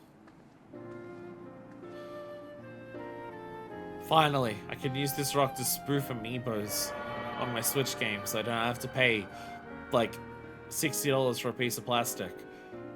Don't point out that I'm absolutely going to spend $60 on a piece of plastic so I can get King Dedede riding what looks like a tank, because that's so fucking cool. I like Nalthal's music more than Menfina's, but that's just my preference. I have to listen to the songs on their own. I'd have to listen to the songs on their own in the battle, my brain wants to immediately say Notha, but that might just be because I've heard it more. The instrument vibrates rapidly. "'Tis done! The information held in the stone has been etched." As Harvick said, these stones are eternal. No matter their shape or location, their nature is unchanging. Together with the monument in Omphalos, they've remained the same since time immemorial. 'Twas the love that men bear for us, and we for the star, that compelled us to create the monument and the stones. And though men do not know the truth of the stones, they offer them prayer. This act is a manifestation of your bond with us, while the stones are a manifestation of our bond with the star. And so by praying to the stones, you effectively cultivate a bond between yourselves and us and the star. Delightful, is it not? Though we appreciate your eagerness to talk, perhaps we should save some conversation for the destinations to come. If we linger too long in any one place, we're liable to be delayed to reconvene with the others. Then let us make the Central Highlands of Curthus! Within the Fury's gaze, my own mark awaits.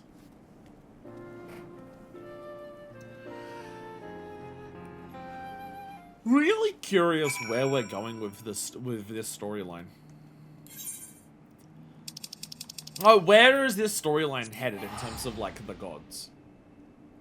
Fun fact, all those songs in this raid series use sound effects as percussion sometimes. Every time I used to listen to my penis film, I got scared my dog ran outside because of the faint barking.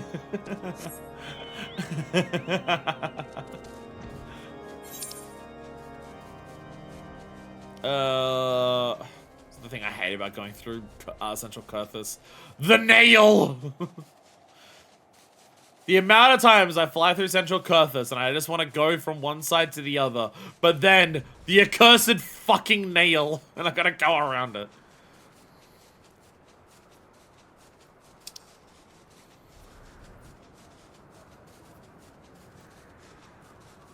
Damn you, Dalamud! Manfainer, apologize!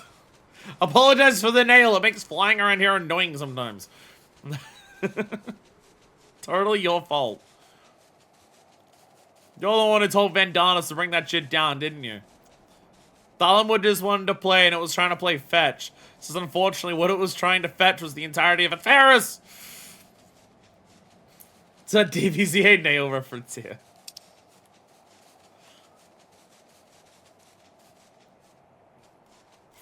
The Fury's gaze. I knew the looks that her and Minfina were sharing were alluding to something.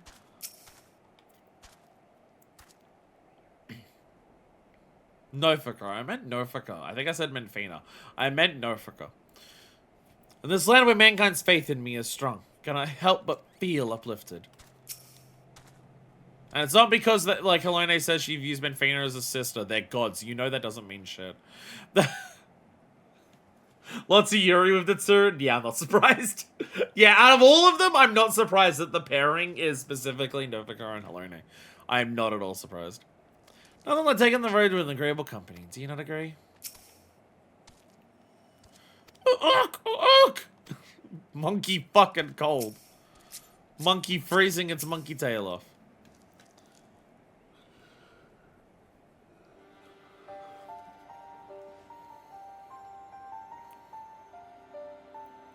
That symbol's a little harder to tell in this rock compared to others.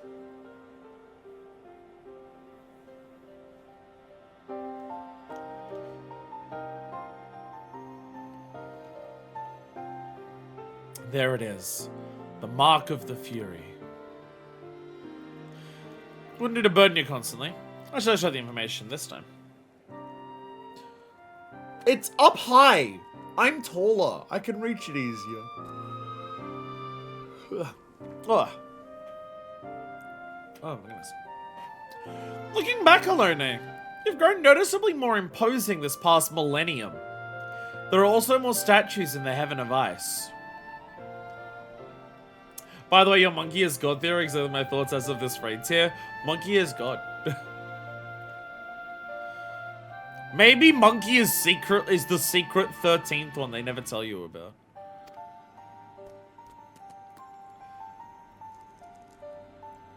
Oh, Oh, but an idea occurs to me. Manifest, I want you to share what you know about the worship of Helone.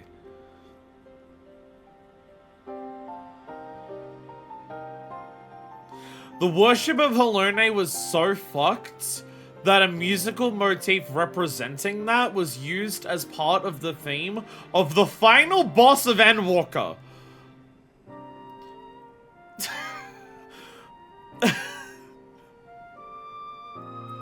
The secret, the monkey is secretly Shion.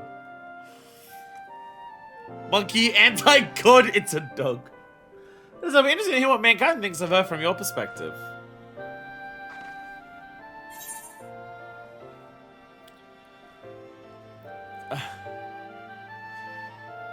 Ask them how long they have for this one. We often hear Helone's name invoked in battle. Churches returning to its roots and moves to separate itself from the state. The Ishgardian Orthodox Church is the heart of faith in the Fury. The bottom one's just a very factual one.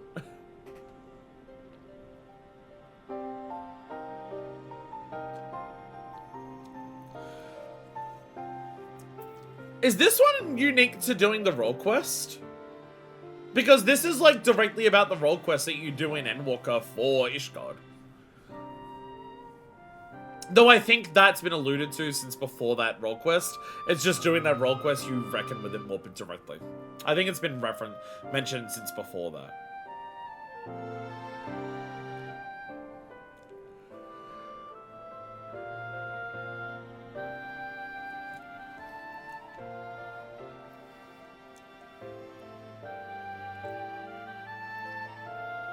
I mean, out of all of these ones, I'd honestly go with the first.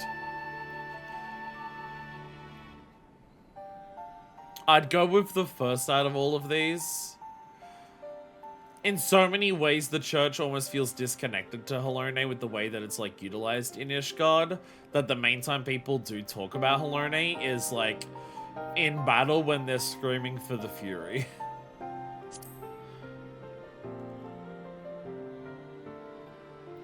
Ah, yes. Ever did I feel the people's fervent desire to be strong, that they might protect that which they hold dear.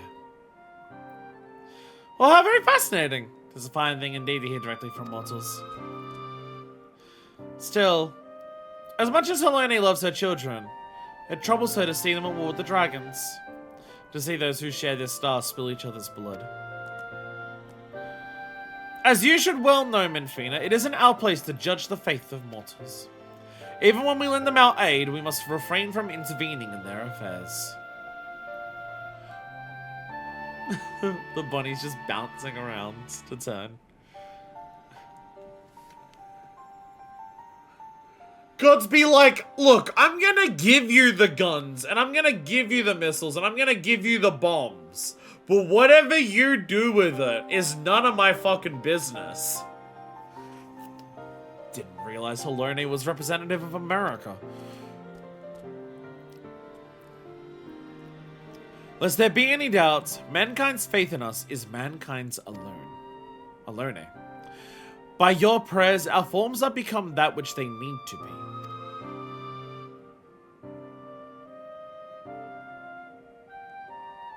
How are they not primals? How aren't they? How are they not primals? Are they primals but more complicated? Is that like? Are they primals but just more complicated? Because I'll be honest, they feel like primals, but the difference being like primals are like based on like the individual who summoned them when they first get summoned, and then they remain that way, and when they get resummons they can change, whereas the gods are just perpetual and perpetually changing based on the faith. But also we usually don't let any primals actually exist for long enough to do anything beyond that. They're Europe. Apologies for the wait.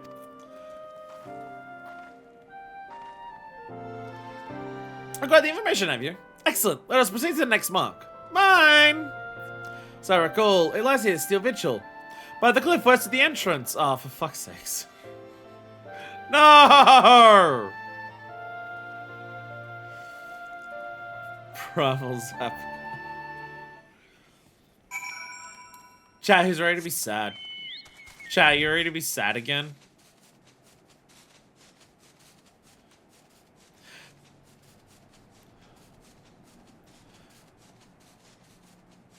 Like, obviously it wouldn't have been planned when they first, like, designed this game or anything. But also, when they placed it down, they probably were thinking about it. The fact that Horshafan's grave is near the stone, representing the god of love, feels, you know, important. I did this, what's his name from the firm, and he had to be sad? Lord Francel, I believe. He shows up most of the time to be sad when I go there. I feel like I've come here a few times throughout the game for, like, quests, and I feel like every time I show up here, Francel's here. Stuck in his, like, Heavenswood outfit, because he hasn't gotten... Because this moment of him walking up here has not been updated with the outfit that he gets during the firmament quests. Yeah, Oshawant by the Lover Stone. That feels deliberate. That feels deliberate. In terms of, like, when they put down the grave somewhere, they put it near the Lover Stone.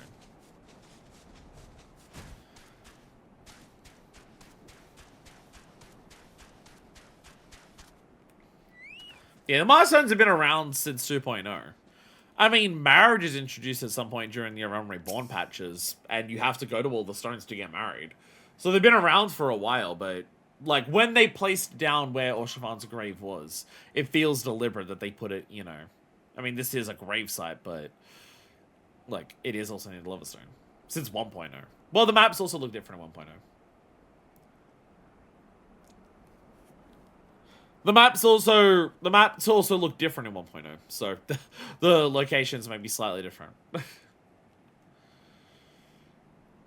Well, now aren't we quick?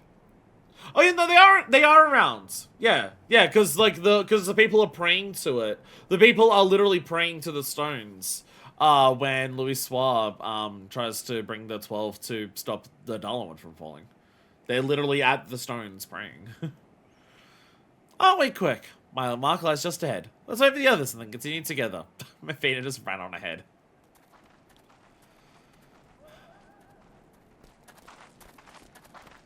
Oh look, someone's praying! How delightful to see one of my faithful children.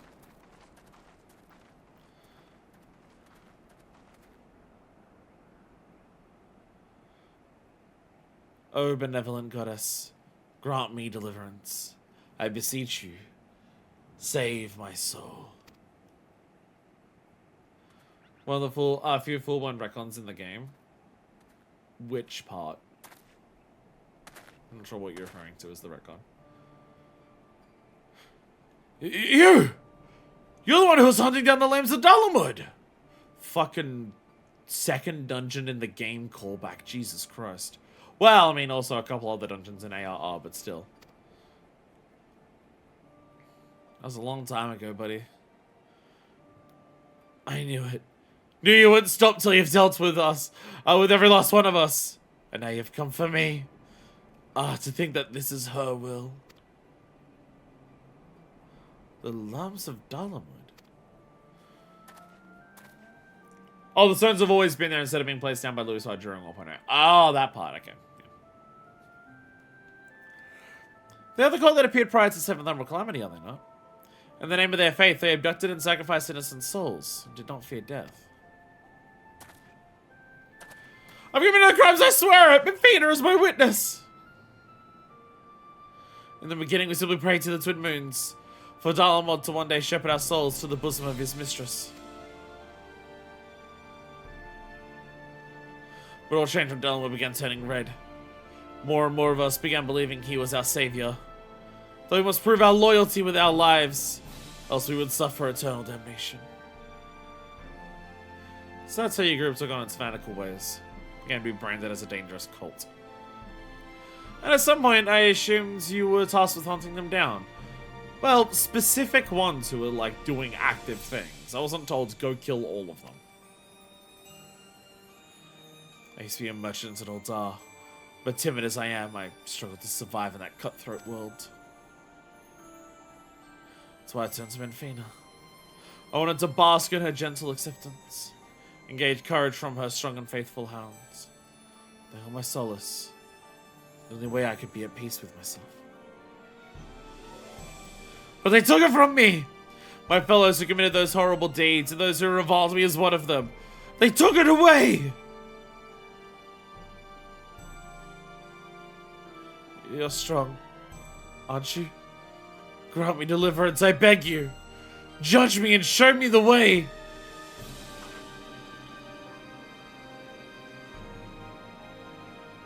I just can't bear it anymore. What good is a God I can't see, who won't grant me a thimble of succor no matter how much I pray?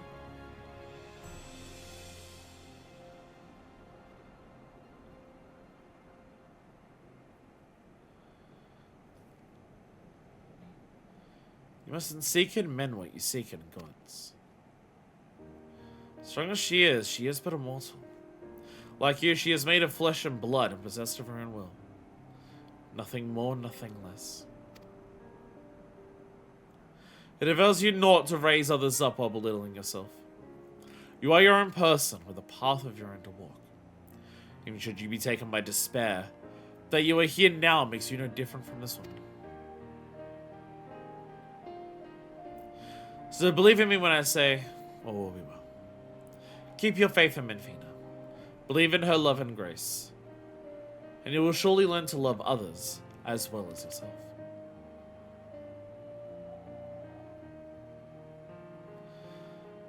Please forgive me for my unseemly outburst. I've been feeling lost, and all my anguish came spilling out. It was Menfina herself who brought you here, I'm certain of it. So encourage and guide me. Taking your words to heart, I'll try searching for a new path. Should you feel lost again, take to the road. See what is out there. Learn how others live and think. You're bound to find your way.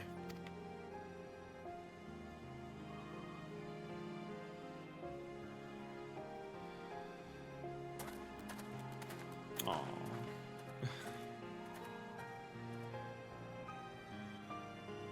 Blessings be upon the road ahead, dear child. Did you say something?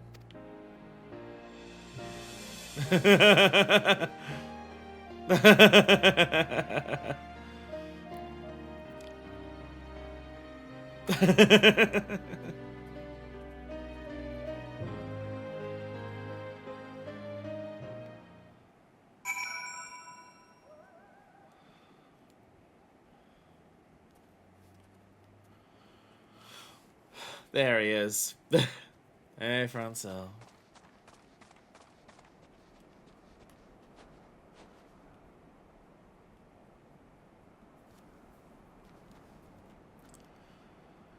So you visit him still? You'd be glad. That is dialogue that actually changes throughout the course of the game.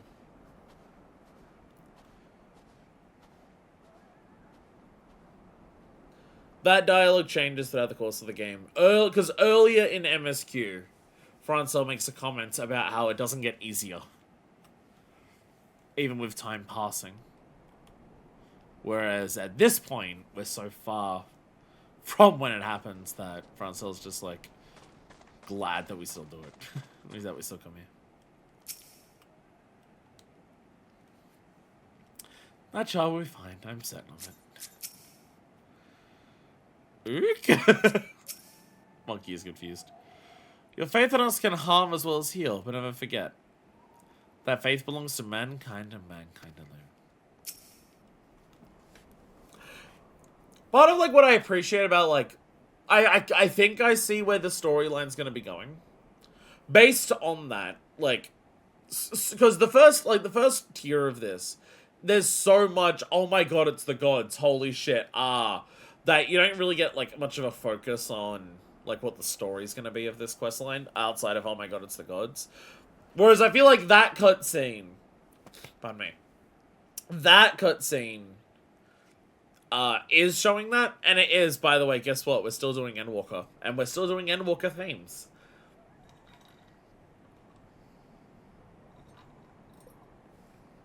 You can look to the gods, You can have faith in the gods. You can try and learn from the gods. But the gods themselves can't give you, effectively, your answer. It is by having that faith, by having that belief, by, like, engaging in that prayer, that you'll find within yourself what it is. It's like one of the positive ways to, like, look at religion, where it's just like, just because damn near everyone I know doesn't believe it, like, doesn't like have any religion that they like believe in or anything like that. Just, you know, types of people that I've met, types of people that I know, and everything like that. Shock of all shocks, a lot of us are queer.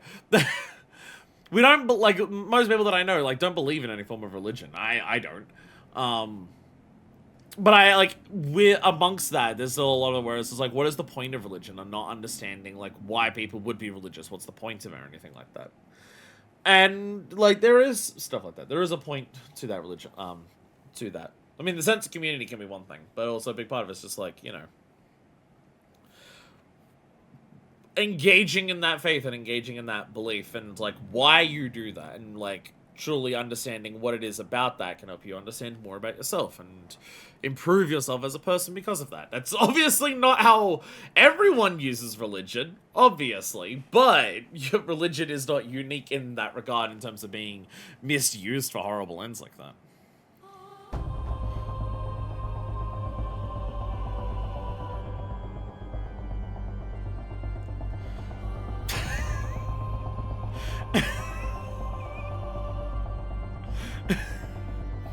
Let's continue the quest, shall we?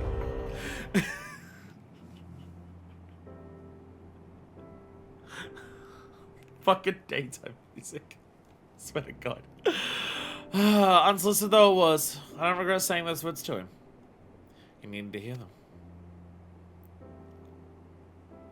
But come, Manifest. This time it's your turn to extract the information.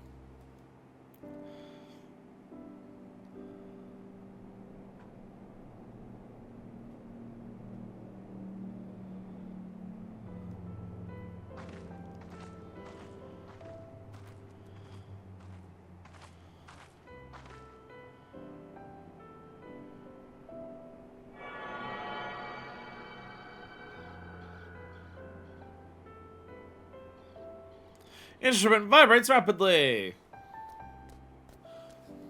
Oh shit, my time zone got a notification. Download complete. Nice. Forgive me, Manifest. I fear I've caused you trouble.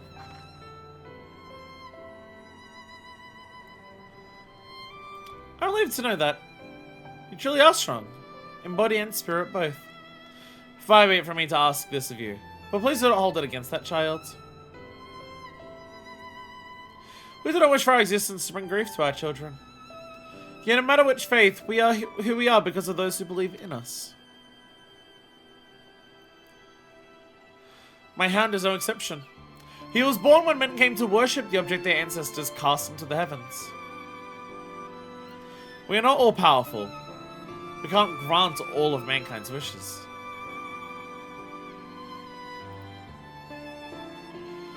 Nonetheless, we always hear you. No hope is too small, no prayer too faint. That's what I made that clear. Lest you forget, we love mankind dearly.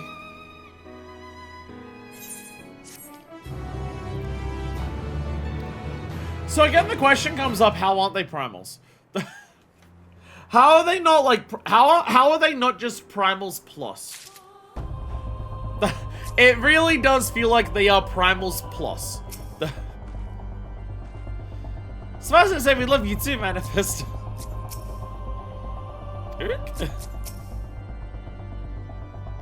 I'm on the 12 and Vina is the most approachable to mortal kind. This is one of her positive traits, I've noticed. Divine non-intervention. Something appears to weigh upon Derek's mind. With this, we've completed our task and we return to the Imphilos. But I can't help but think about Cryo. Cryo seemed to be worried about it, did he not? But there's something weighed on our minds. Though she's in the company of deities, I find myself worrying too. Could ask her directly. Yes, I suppose so. No objections, let us seek out Cryo. She's headed to us with never going by, I got yes. They're presently too far away for us to sense, but we should be able to look at them once in the forest.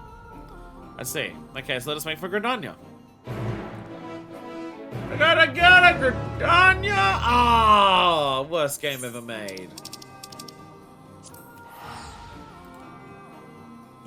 What makes them so different from Moggle? This is what I'm asking. This is what I'm asking. How are they not Moggle? How are they not Moggity Moo? Damn, you're darn tootin' cowboy over here. What is that top? What top are you wearing? I don't know if I've even seen that. What gun have you even got?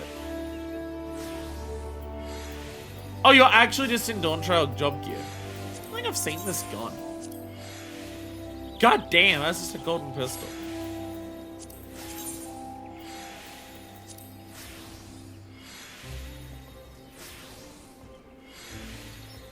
That's a really nice coat, actually. I really like that coat. God damn.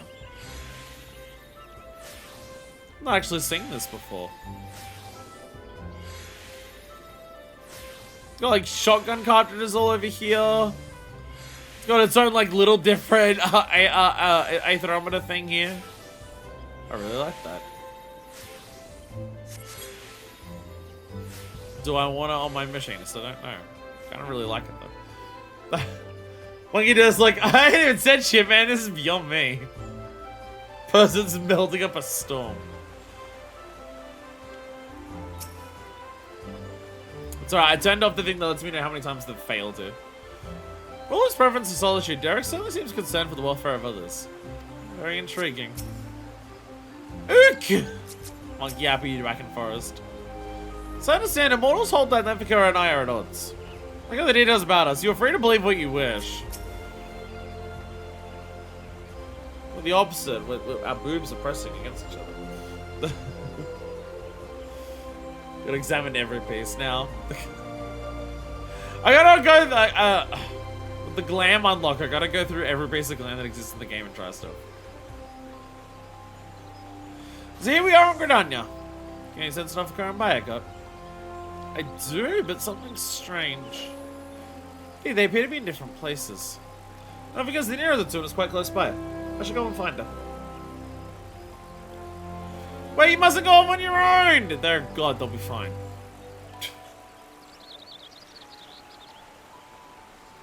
Are you trying to go for big fish, or are you just doing fishing? Oh, you're sitting down! Oh, you're serious about this shit. Oh, you're serious about this. You're sitting down.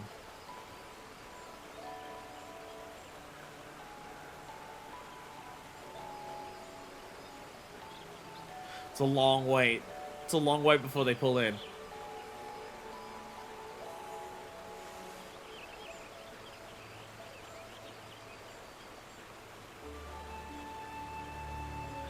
They didn't stand up, which usually means it's a real, like, it's a big fish.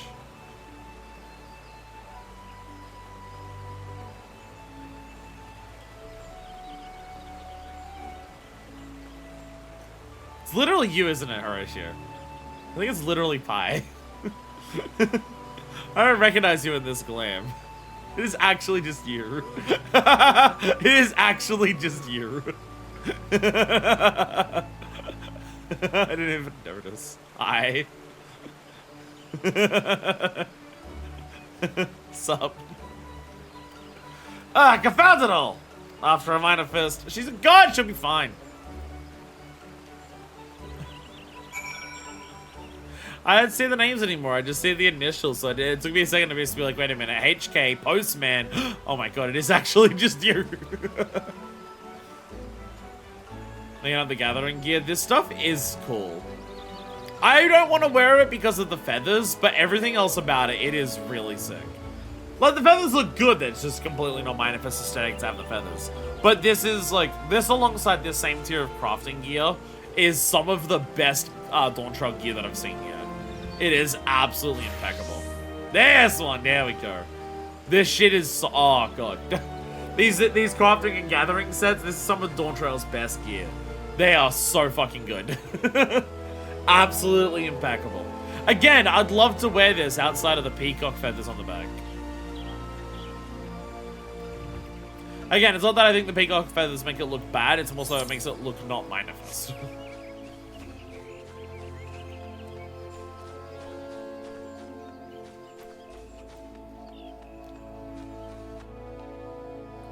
Oh, Nick. I found you, Mavina. Oh, no, Vigo. My Ravina and Lona are very good to me. This is our way to look out for one another. I am back from bad latency zone. Let's go. Ook.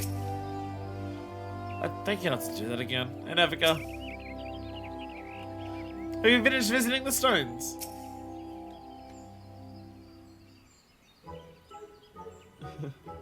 There she is. Well, no, I wasn't expecting to see you all here. What's not the matter? You're supposed to be the crown by God. Where are they? Oh, we became separated while distracted listening to the elementals. Can you tell them to stop being racist? The beings are the voice of those who call the wood home. As I'm the patron of this land, they could not help but report to me.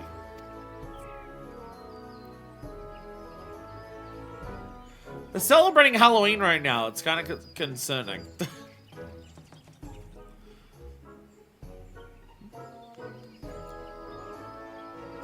You gods can sense each other.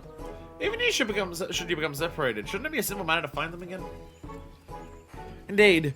So it seems you're keeping something from us, Nofika. What's going on? You know, I can fight you in combat again and win again.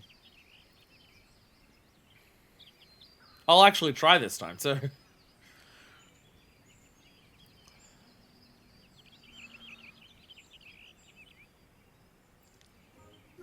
Oh, hello, and it's simply no fooling you. Very well, I shall confess all. The child girl wanted to visit our stones alone, you see. Complete her task without us watching over her. We merely respected that wish. With her abilities, I don't believe she's in any danger. But the warrior that he is, Bargot decided to follow after discreetly. There's no wish, then indeed we must abide by it. As for Bargot, yes. I sent him in the place men call the South Shroud. Once it's situated there, I believe near Camp Tranquil. I'll search for that area for Bargot. If we find him, we should find Kral as well.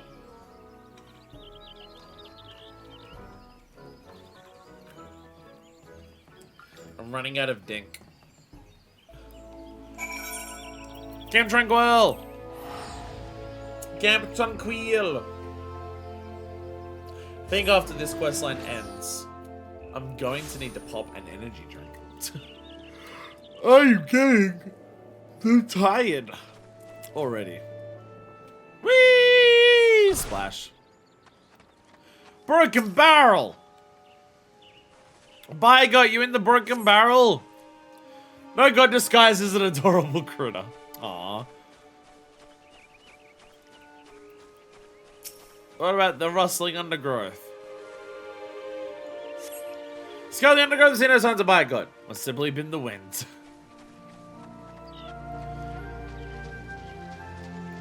What was that? Must have been the wind. What was that? Must have been the wind. What was that? Must have been the wind. What was that? Must have been the wind.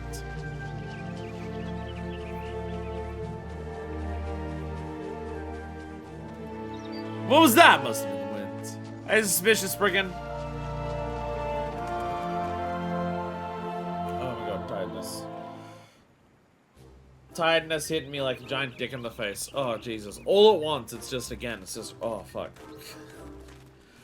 Just all at once, it just hits me, and I'm just like, oh, Jesus Christ. Oh. Correction, if this questline ends, I think I'm going to need to get up and walk around for a little bit. I should move away from Illinois. What brings you all the way here? I wasn't even following Kral. Where is she?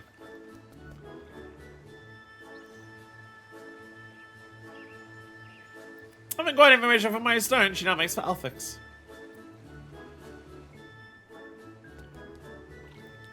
I gave my distance over by saying, and I was about to continue on when you appeared. Alexander's assassination, isn't it? Let us all go and meet her there. Everyone's our wishes, then very well. They said our paths are call upon Master Vulgar's servants to bear the mortals. The servants.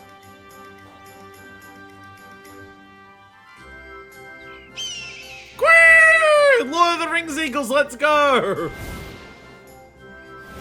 The Lord of the Rings Eagles! Thank you!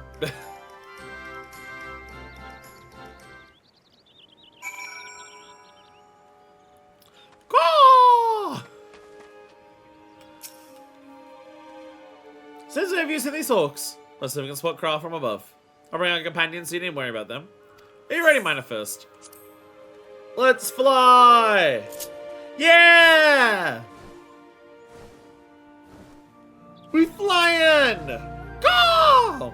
Go, my feathered friend! Fly like the wind! Yeah! We're getting to do this in old zones in the game, too. Oh, hell yeah, fly us right over the unwalkable territory. I see him mobile. I was thinking Manifest. So when do you help me to find the resolve to seek out Crow? No signs of it here. Let's continue on to Ulthic's Stone.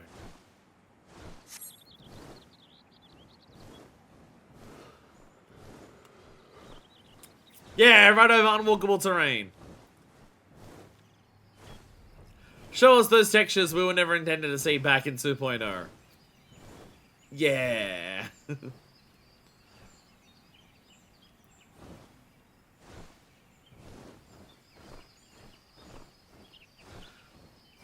There she is already. She's only wasted no time. I didn't see her. I couldn't actually see her. And we haven't got a regular Falcon mount like this yet, but we can also say the same about the Azim horses.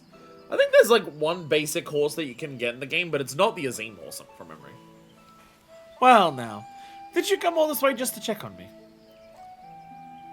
I've been a bit on edge. I might stumble into Odin. So you gave me a bit of a fright. Why are you so worried about Odin? Did you get a ping from the Discord that the Fate Time is back up for him? Don't forget to tell us that you wish to travel alone. What prompted you to send the gods away? It's difficult to explain. Oh my god. Nice. I suppose I want to seek the answers in my own way. Hey! Endwalker themes! Endwalker themes!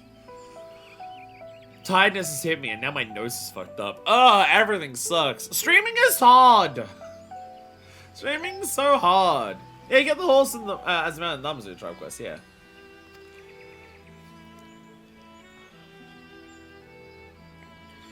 As the gods told us, if we should know the truth, we must discover it for ourselves. In spite of this, they have seen fit not only to set upon us the right path, but accompanying us besides. This seeks the faith they have in man's spirit of inquiry. That gives me heart. After all, it is the self-same spirit that defines the students of Ardessian. Like everyone, I want to uncover the truth of the 12. To know their aspirations and understand them. And having seen a dear friend embark on countless adventures, I've developed a desire to see and experience the world for myself. I'm sick of being locked to side content, said Kryl. Inside content.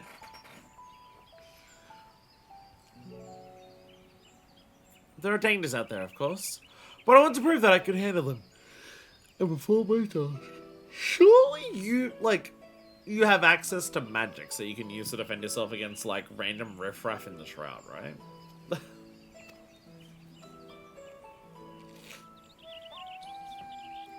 Oh my god, my nose. I see.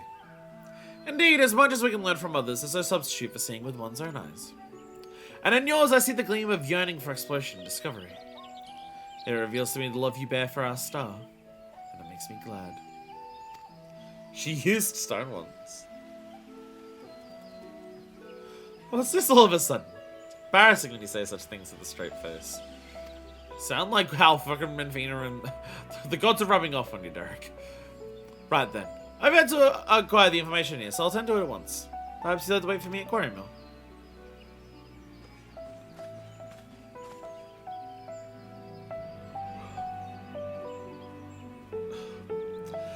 It's all hitting me at once, and it's so annoying.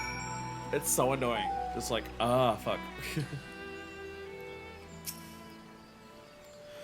On this land, those voices raised in praise for Nofika are especially strong. Don't forget Baragon are also kind, are they not? And Vader just loves everyone. Ook, ook! Let's wait for Krile here. Left Gunbar got it with her, so she'll be fine. First man Vader's marking out Krile. Of course, is traveling with you and yours. Seems like I never end up encouraging upon others' lives. That's what being an adventurer is about, Derek. Yours as well. I don't think mine's you to me. You followed me ever since I tended your wounds. We got anyway, yeah. A person's life belongs to that person alone. Others can be expected to assume responsibility for it. And thus it is wrong to interfere. Okay, now you sound like Xenos. Now you sound like Xenos. But I guess you also sound like that. Alas, once I've glimpsed someone's heart, I find I can't avert my gaze. Truly it's difficult to be amidst people.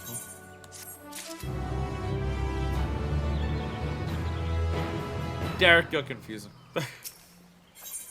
The Secret of the 12! I feel like we're not going to learn it immediately. We still have an entire friggin' raid tier. Let's go. Derek casts a languid gaze to and fro. Oh, no, not the languidness. Doesn't take too long to encrypt the information. Oh my god! Kyle should be here any moment now. Kyle! She's here any moment now. Apologies for the wait. With that, I've obtained information from all my stones. Taking care of yours already, yes? Thank you for worrying about me. Well, it's good to know that I can handle myself. I'm heartened I'll be doing this with you all. Oh, you think as well, by God, Nafka, for accepting my request with good grace. Think not of it. Devote to see your task through, little one. Indeed. Come, let's all turn to Omphalos. So frustrating.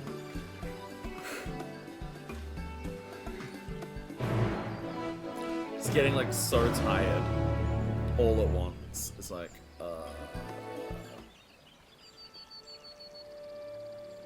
it's so annoying.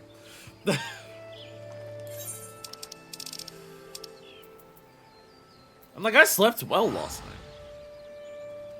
I went to bed at a reasonable time. I woke up after enough hours of sleep. And it's like 2.5 hours into the stream and I'm just like struggling to stay awake. It's so fucking annoying.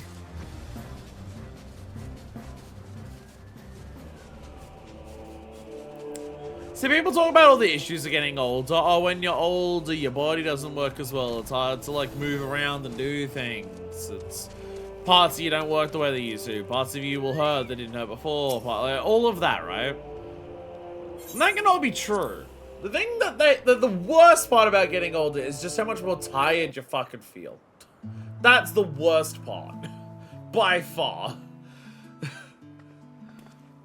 Took your time, Manifest. Did something happen? I had to go check in on Gryle! Ah, so you're on David with Gryle. How's experience with the gods, if I may ask? They were adorable. Manfani used the word love like at least 15 times. Not only did you find dissolution, man find his way. You looked in on Gryle besides. Thank you, Manifest. And thank you as well, Derek. The word is like, yeah, and Derek's like, ooh. Pharaoh's at my bounds. What's done is done. Shall return to our sanctums. Feel great gratitude for the delightful time. Boarding our instruments out to the monuments, you'll be able to augment the missing information. Be well, dear children. Bye, gods! Have fun! Shall we then? Starts reading the information. We are going to super murder all of you bitches. Mwah ha ha ha ha. Fuck you, Timestone.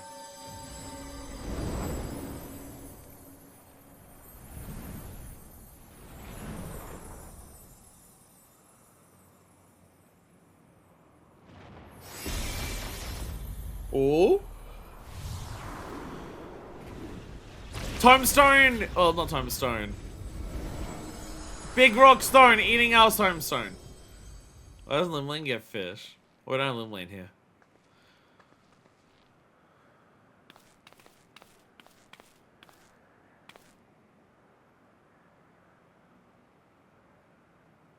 Amazing. What was impossible to decipher is now crystal clear. Without further ado, I shall read out the epigraph.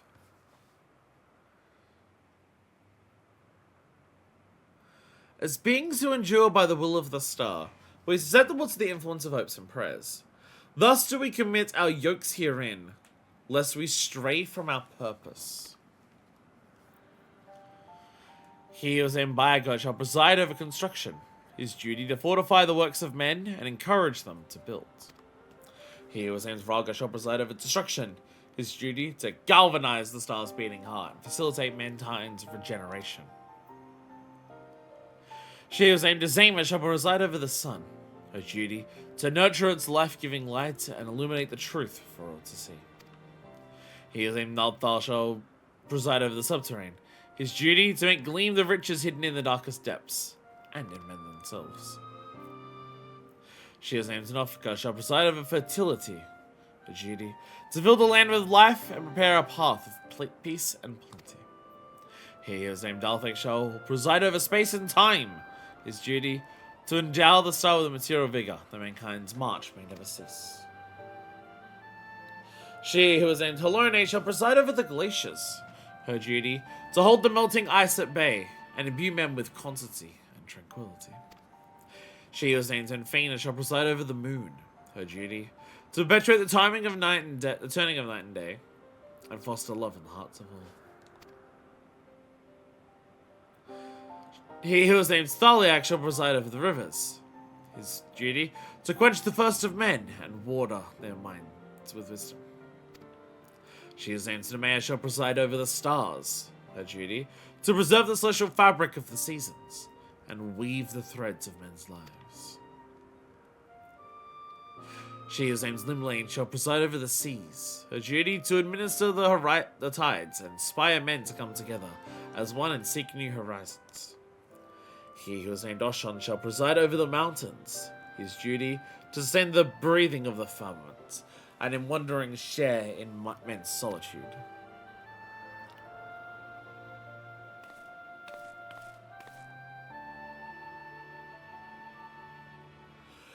He who is unnamed shall watch unflinching, his duty to stand guard over his charge, always and unto the end.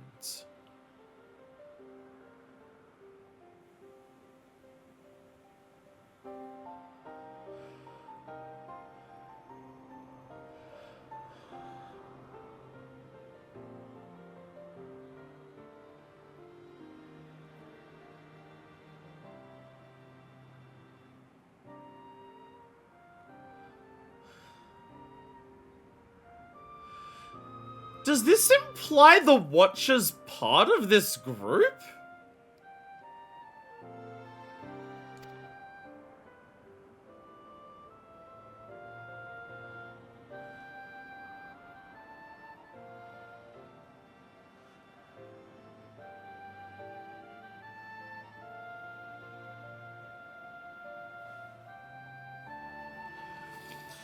There the epigraph concludes. We've been given quite a lot to ponder.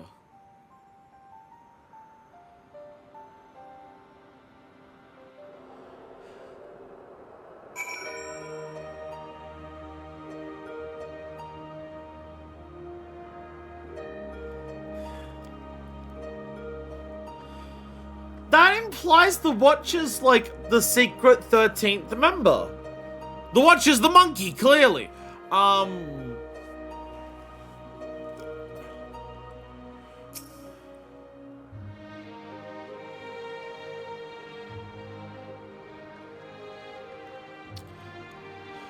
The Watcher is Shion.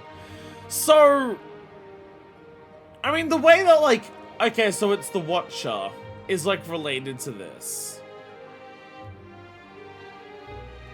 And the way that, like, all the 12 talk about their love for the star and shit like that. And also you think about the Loperites who are inspired by the love for the star. Did Heidelin straight up create the 12? Is it that Heidelin straight up created the 12? Because, like, the 12 kind of talk like Loperites, and the Watcher seems to be, like, part of the same group. Ook ook? Curiouser and curiouser. Sort of go with regular Zodiac with how there's a 13th Zodiac. That is true. Writing about the gods written by the gods themselves. This is highly unprecedented. Like, it kind of feels like, oh, did Heidelin, like, create the 12 to, like, nurture the star to make sure that man could actually exist on it in the future? Because even, like, even when, like, the Sundering happened, the star still would have been, like, kind of fucked. We see that in, like, the Endwalker cutscene. Like, Armorer is fucked as, Heidelin is summoned. Because the roles, like, that they're all told there are a lot like the roles that are, like, all the things here that happen here. That are written in the epigraph. All, like, line up a lot with, like, take care of the star and make sure it doesn't just, like, destroy itself because everything's fucked. And encourage men to, like, go and be their own thing.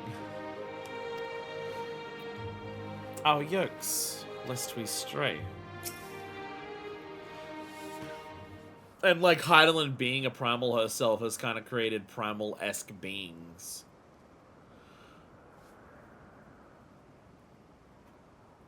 To do this.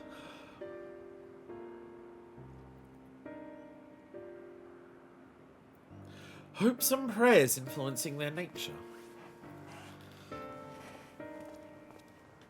Have you any thoughts on the contents of the epigraph manifest? Praise of her faithful made Helene more imposing. The worship of Dalamud brought forth Menfina's hounds. The other one just made it more. This one straight up brought it into existence. People worshipping Helene made her stronger when they were, like, more war-focused. Yeah, that's, like, one thing, but Menfina's hound straight up coming into existence with the worshipping of the Dalamud's a much bigger deal. You mean to say that prayers have changed the 12 into their present forms? That is rather hard to believe. What were your 12 doing? The ones that joined me and Derek were outright telling us that.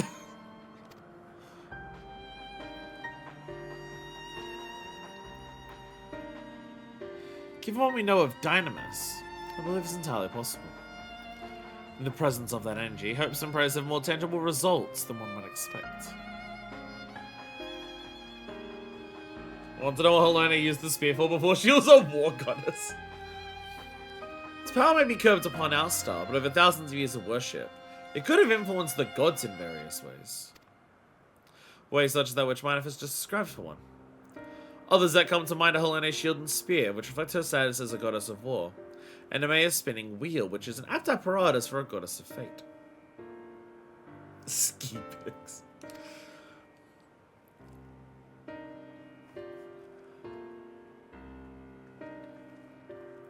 Thus did they create this monument, this yoke. Then they might never lose sight of their duty, no matter how much they change. I kind of agree with you, Raha. The gods wrote that they'll endure by the will of the star.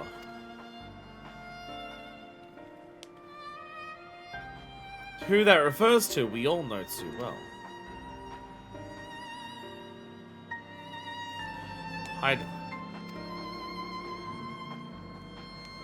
By sundering reality, she must have known that she would shake the very foundation of existence. Anticipating the potential chaos, I suspect she charged her collaborators with maintaining stability. This is true, then might not the 13th Unnamed be the Watcher on the Moon?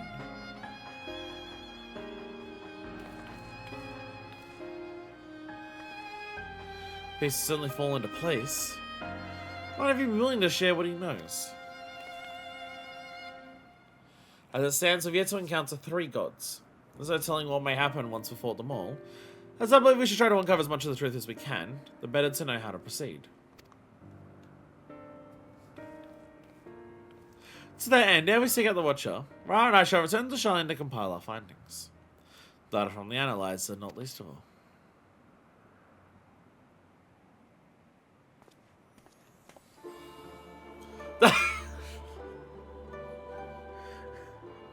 Okay, I'm so hyped. Do you think the investigation might lead us to the moon? I eagerly look forward to our next stage of fieldwork.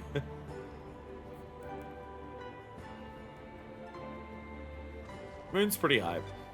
Not gonna lie. Manifest. Like as not, yet more grueling encounters with the gods await. You should rest up and gather your strength.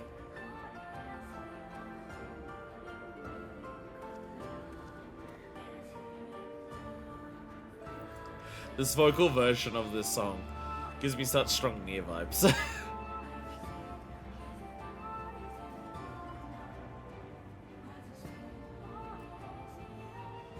Not long now ere we arrive at the truth.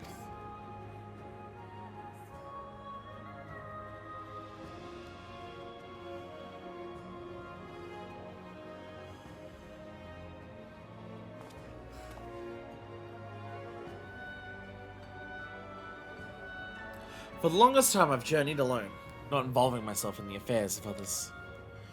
But I've enjoyed our time together. I'm going to take an investigation with all earnestness. It's been a pleasure to be a part of.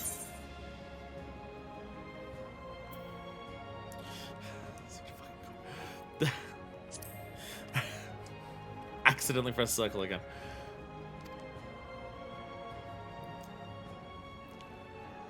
When I imagine the moment we must part ways, I can't help but be saddened. And it surprises me that I feel that way. Damn it, Crofts! Can't believe you distracted me again. And it surprises me that I feel that way. Forgive me. I don't mean to wax sentimental. Excuse me, I shall head outside for some fresh air. 1, outside. We are outside. 2, fresh air. We're in the sky.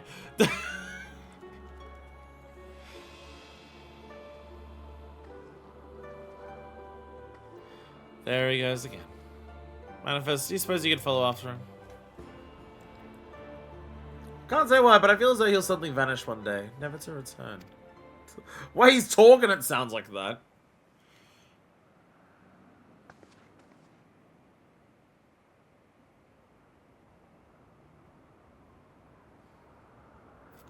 We're in like little heaven. I think this is the best air you can get. Guess if theoretically if you were super high up, it would be bad air. I guess it could be thinner. But we're not like...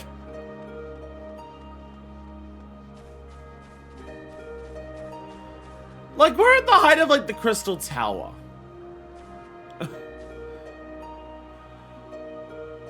Like, we're at the height of the Crystal Tower, maybe slightly above. I think we're okay. You know, can't help but wonder why Derek came to Oswald. As an explorer, did he want to keep the glory of discovery for himself? I, for one, would have gone over the fence and run with a fine-tooth comb before thinking of telling a single soul. He's already run through, like, the heavens on his own before.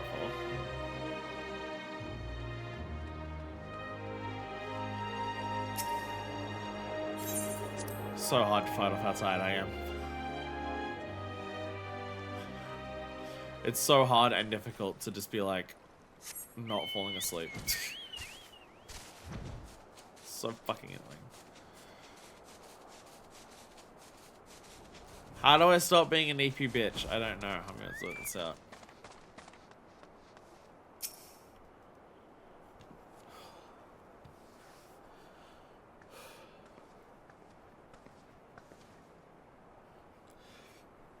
Oh, it is you, Manifest.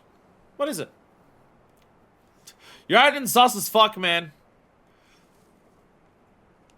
Get ill and sleep for 12 hours straight. That would make me more tired. So I was worried that I'll suddenly vanish, you say. Well, the saying goes, all things must come to an end. Whether we will it or not. When our work is finished, we must go our separate ways.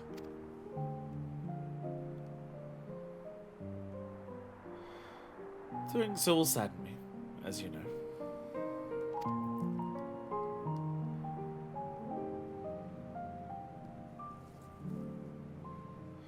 Yeah, that sadness is part of the joy I have derived from our companionship.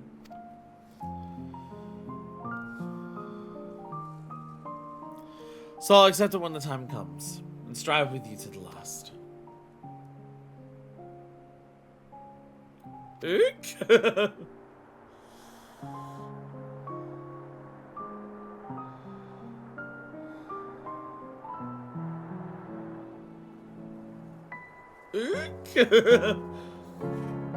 What about me?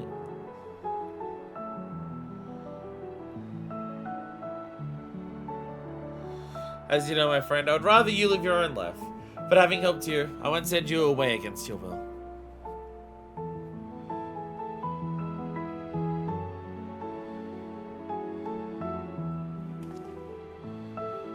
Well, you're a busy woman, so I won't keep you. As for rest assured, I'll share with you any tidings I receive from Corral. Take care, my friend. See you again in due course.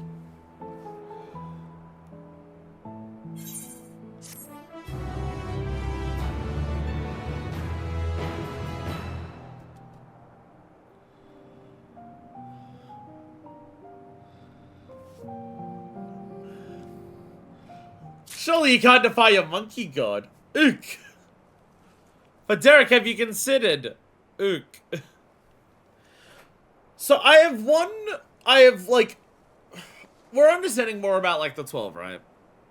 Seemingly created by Heidelin, because, like, the Watch is created by Heidelin, Leopard's created by Heidelin. And everything like that. I have one question.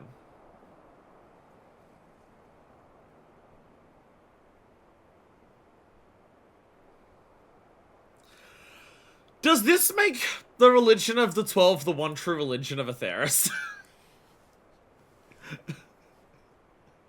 Are we at a point where are we trying to confirm that this religion is the one true one and the others are wrong and this one's the right one? I don't think that's what it's trying to do. I don't think that's what it's trying to do. Like, yes, the 12 do exist. And yes, you can pray to them, and yes, they can lend you, like, a little bit of help. But the gods are very focused on just being like, we're not all powerful, we can't just grant wishes. And humanity's belief is their own belief. And also, like, we know that other religions, some of them at least, are, like, factually correct. Some other, like the belief in the kami that is across, like, Hingashi and Doma and stuff like that. We know factually that, like, it is correct. Like, we know the kami definitively do exist. Because we have experience physically meeting the kami. So, like, we know that the kami do exist. And stuff like that. It's just interesting that it seems like, oh, but the Eorzean one is the one where, like, the will of the star actually created the gods. Again, I'm assuming what we're doing here is just Endwalker. I'm assuming what we're doing here is Endwalker, and that the overall view of the 12 is going to be very, very similar to the view of Heidelin and other deities in this world. Deities are not meant to be all-powerful beings that control everything. Deities are just, like, potent, like, long-living versions of those, like, those who walked before that you look towards. Like, that's what Heidelin is. The way that Heidelin acts and the way that Heidelin is not a god. Vana doesn't view herself as a god. She views herself as someone who has taken steps forward and helps guide those who walk after her to find their own path. That's how, like, Heidelin / Vana views herself throughout her whole journey. And in the sense, the kami are also that as well. The kami come about in this world by, like, things living or things existing for a long period of time, that they're granted this, like, level of, like, longevity and stuff like that. Same with the auspices also over there. I imagine, like, that's what, like, thematically what the storyline is just going to go towards for this. We're just going to do Endwalker, and it's going to be Endwalker themes. Of the 12 are another example of those that you look for towards to lead those who walk after. And that's, like, because what the gods are very much keep reaffirming that. The gods can help you. You can look to the gods to try and help find your own stuff, but mankind's faith in gods is entirely their own, and the gods can't like, the 12 can't do things for mankind. They can just help them find their own ways of doing their own things for mankind. Which, again, lines up a lot with Heidelin. So there is also that. I'm definitely enjoying, like, I'm enjoying the storyline. I'm enjoying the storyline of this. We're currently, it's feeling a little light on, like, lore at this point, but I feel like that's because that's going to be what it is at the end. I feel, because the whole point is we're trying to just, like, entertain the gods to try and understand the nature of everything, so we're light on lore and, like, light on, like, story stuff to really chew on. But I feel like that's meant to be the whole point, is that we're just building up to that. The first one's about, wow, holy shit, gods, and just trying to wrap your head around that. And then this one is just, like, starting your journey to try and understand what they are, and then through battle with all of them, we'll be able to do that. Anyways, I'm gonna get a drink, I'm gonna go for a walk, I'm gonna go to the bathroom. I'm going to try and perk myself up a bit, because I can feel tiredness washing over me. When we come back, we have 6.3 stuff to do. So, I didn't mention this earlier today.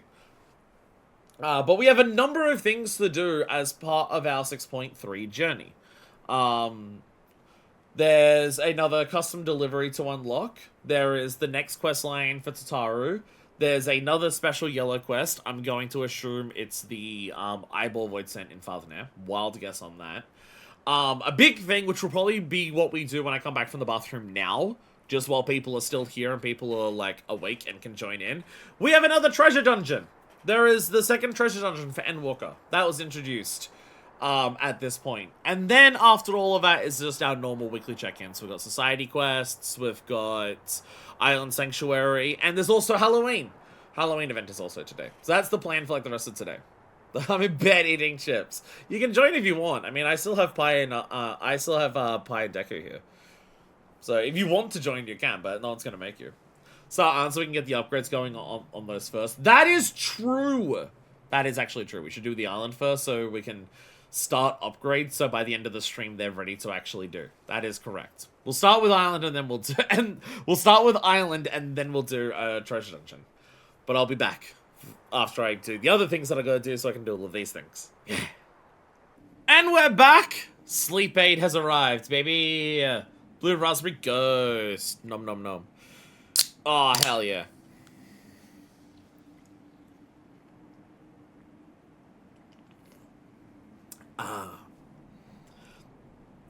What energy drinks I get for 14 streams is entirely dependent on what's on sale. I go to the 7-Eleven. And because it's a 7-Eleven, everything's cheap. That's what you pay for. You pay for the convenience of it, like 7-Elevens being in places that shops normally aren't. So it can be close to where I live. And you pay extra for it. But for some reason, when I go to a 7-Eleven, most energy drinks to buy there are about like $5.50 to $6.50 across the board, even for like Australian brand ones that I'd buy in any other supermarket for $3 or less. They start at like $5.50. But every time I go there, there's always a sale on at least one brand of 2 for $8.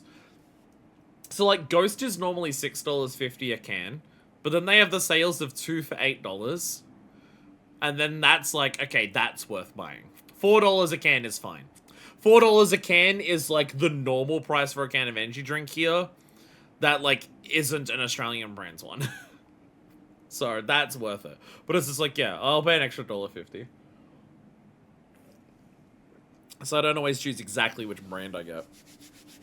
But I like it when I get Ghost, because Ghost has the most variety of flavors there. Anyways, now that I have my sleep aid, now that I have my sleep aid to stop me from going to sleep, let's do the thing that's going to make chat go to sleep and go to the Marabi Dry Docks. I like Island Sanctuary.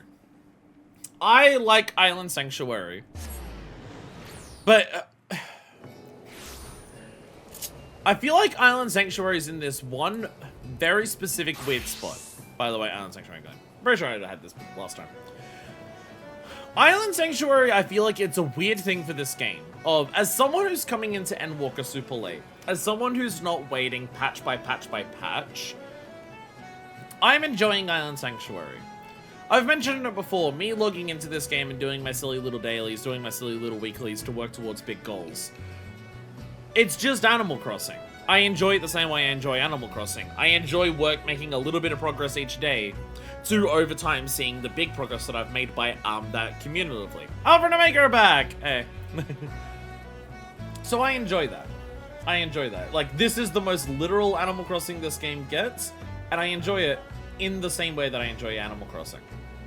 So I'm liking Island Sanctuary. I'm liking my logging in each day to like feed my animals and water my plants. I'm liking the once a week that I'm working on like my gathering so I can set up a craft shops for the week. But what I can concede about Island Sanctuary is if you were on content for Endwalker, this shit would be so disappointing to get if this is replacing other stuff you'd normally get in patches. That I can absolutely see. Because for me, the entire thing's currently available and I'm just working on it and I'll get to everything, all the unlocks when I get there.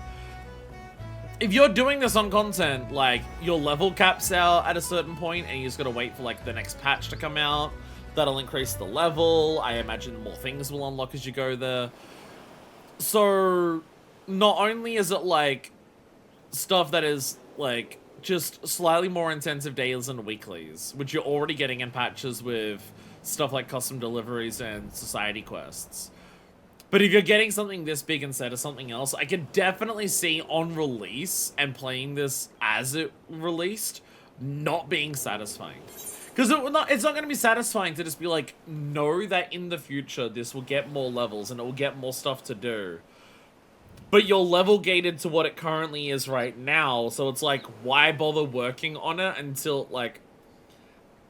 Because Deku's put in the list here. Rank 11 and 12 came out with patch 6.3. I'm not there yet. But, like, so if you hit rank 10 at some point during 6.2, you then just don't have anything to do with the islands until this patch comes out, at which point you get another 2 ranks. And that's it. And so I can definitely see this being a case of this content would have been much more annoying to do it on that. Grind around blue shells. Yeah, it's like all you could do. Because that's the thing, it's like, this is an issue that also the actual Animal Crossing had. This was an issue that actual Animal Crossing New Horizons had. Animal Crossing New Horizons added in so much stuff in, like, post-launch updates. And one, a lot of those post-launch updates were small in of themselves. But two, a lot of people had issues with New Horizons of just being like, I know they're gonna add in new shit in the future, but I can't work towards that now, because it doesn't exist. So it means that, like, this game that I want to come into, like, once a day, or once every couple of days, or at least, like, once a week, I just now don't have anything to do until the future. So, like, Animal Crossing New Horizons had the same issue of just, because the whole game's not there as it comes out, you're just stop-gated waiting. But, like, you're still incentivized to come back to it every week, and it's just like, yeah. Some of the things didn't get added into the patches. Like, they added in more of the rare animals and landmarks. Yeah. So it's just, yeah. I could definitely see Island Sanctuary, this being one of the pieces of content that would have been much worse to do, like, on release. Because some content is definitely better to do, like, as it comes out. Stuff that requires a player base. Like, me playing Bosnia right now is a completely different experience to Bosnia on launch. Bosnia on launch is shitloads of people constantly getting big raids, constantly, like, having massive parties to go around to do, all of the, like the skirmishes and critical engagements and stuff like that. Whereas now, a lot of that stuff slows down a lot because there's not as many people and anything like that. We're going to be doing Deep Dungeon next week. That's part of 6.35. And stuff like Deep Dungeon. You now need to find groups of people or scam your chat into helping you to actually do that now. Whereas on launch, for like the first probably month or two, you can actually find that shit in Party Finder. So a number of things that does like definitely help to be like there on the day that it releases for the player count. But I can definitely understand that Island Sanctuary bucks that trend of, I think this would have been a worse experience to do piecemeal over the course of like 2 years with patches, rather than what I'm going to have, where it's just, I can work on the entire thing and every week I'm making progress until I finish. Here's my granary. My granary's grabbing some stuff. So they got some sharks. So I've been doing this like once a day. My daily routine is come in, set my granary out to just like move on to the next thing. I'm just going through that. And feed my animals, collect the animal parts and do all of that. That's been my day-to-day thing. But also, I haven't streamed this game for like 3 weeks because my health took a massive decline for a little bit there. So I'm now at Sanctuary rank 8. We left last time at 6. I'm now currently at 8, so yay. A lot of that came from this, because my workshop's been going the entire time, so a lot of that came from this. And also, they'll have done another week of stuff. Please and our team has finished production of the items you requested, taking the liberty of shipping them as well. And here are the earnings. And we got rank 9, let's go. And so now we're immediately at rank 9. Bam. So, they didn't get anything in these days because this is when my cycle ends. Day 5 and 6 are my rest cycles, because that covers the entirety of the day that I stream for. But yeah, there's all of this stuff. They've been working on this all week, getting these things. This cycle was pretty poor, it seems, actually. Oh no, actually, no, it's fine. No, actually, no, this is our best. Never mind. Never mind. Never mind. It says current season 4,800, previous season. I think the previous season I only got in like a couple of days because I missed gathering stuff. But yeah, never mind. This is my highest recorded season yet with 4,800. Never mind. I'm looking at the cycle down the bottom. Cycles a day, seasons a week. There we go. I will set you up to do some more stuff in the future, workshop. I will worry about you in the future. But what we do have to do. So you might have noticed it was saying down here.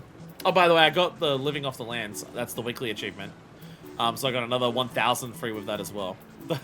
But you might notice here, construction of workshops and everything complete. I have not checked any of these.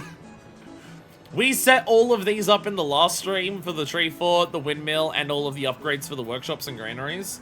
I have not checked in on any of these. If these give experience, we're going to get a lot of levels as well.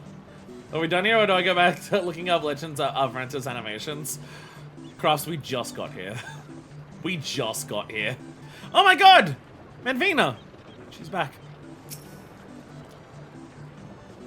So yes, I've been running everything without any of these actually having their upgrades for like 3 weeks. Because I must save the cutscenes for you, my precious audience. It's got a windmill on it now! Renovation complete! Yeah! Yeah! There we go. Okay, that gives a very small amount of experience. Oh, also, you might notice I have the grass path here. I did do a glamour here. I did do it. No, it's not the right one. Coast Cabin appearance. I did a... Where is it? Hideaway appearance. I did a glamour here. Yeah. I got some island prisms. I did some here. So my paths are currently dirt. My slopes are still log steps. And I just made the grounds here grass. So these parts are grass, but as you can see, as it goes up there and as it goes up to the top, those parts are dirt with log steps. Because all of this was dirt, like, when we turned this into rank 2, all of this became dirt naturally. And I'll be honest, it didn't look good. It was just way too fucking brown for all of my animals to be running around on it. So, yes. That has also changed. This is now back to being grass. Because it starts as grass, so I glamour prismed it back to grass. Doing furniture is a thing I've not really worried about yet. My thought process is once everything is built, then I will worry about, like, actually how will I furniture arrange my islands. Everything's still in a process where shit will change as time goes on, so I kind of haven't worried about that yet. Renovation complete. So because a normal person would actually, you know, check in on those earlier. I don't know if I've been getting the bonuses that they have for being upgraded for like the last couple of weeks. I don't actually know. So like when I've been running workshops, have they been running as a workshop level 2? Or have they been running as a workshop level 1?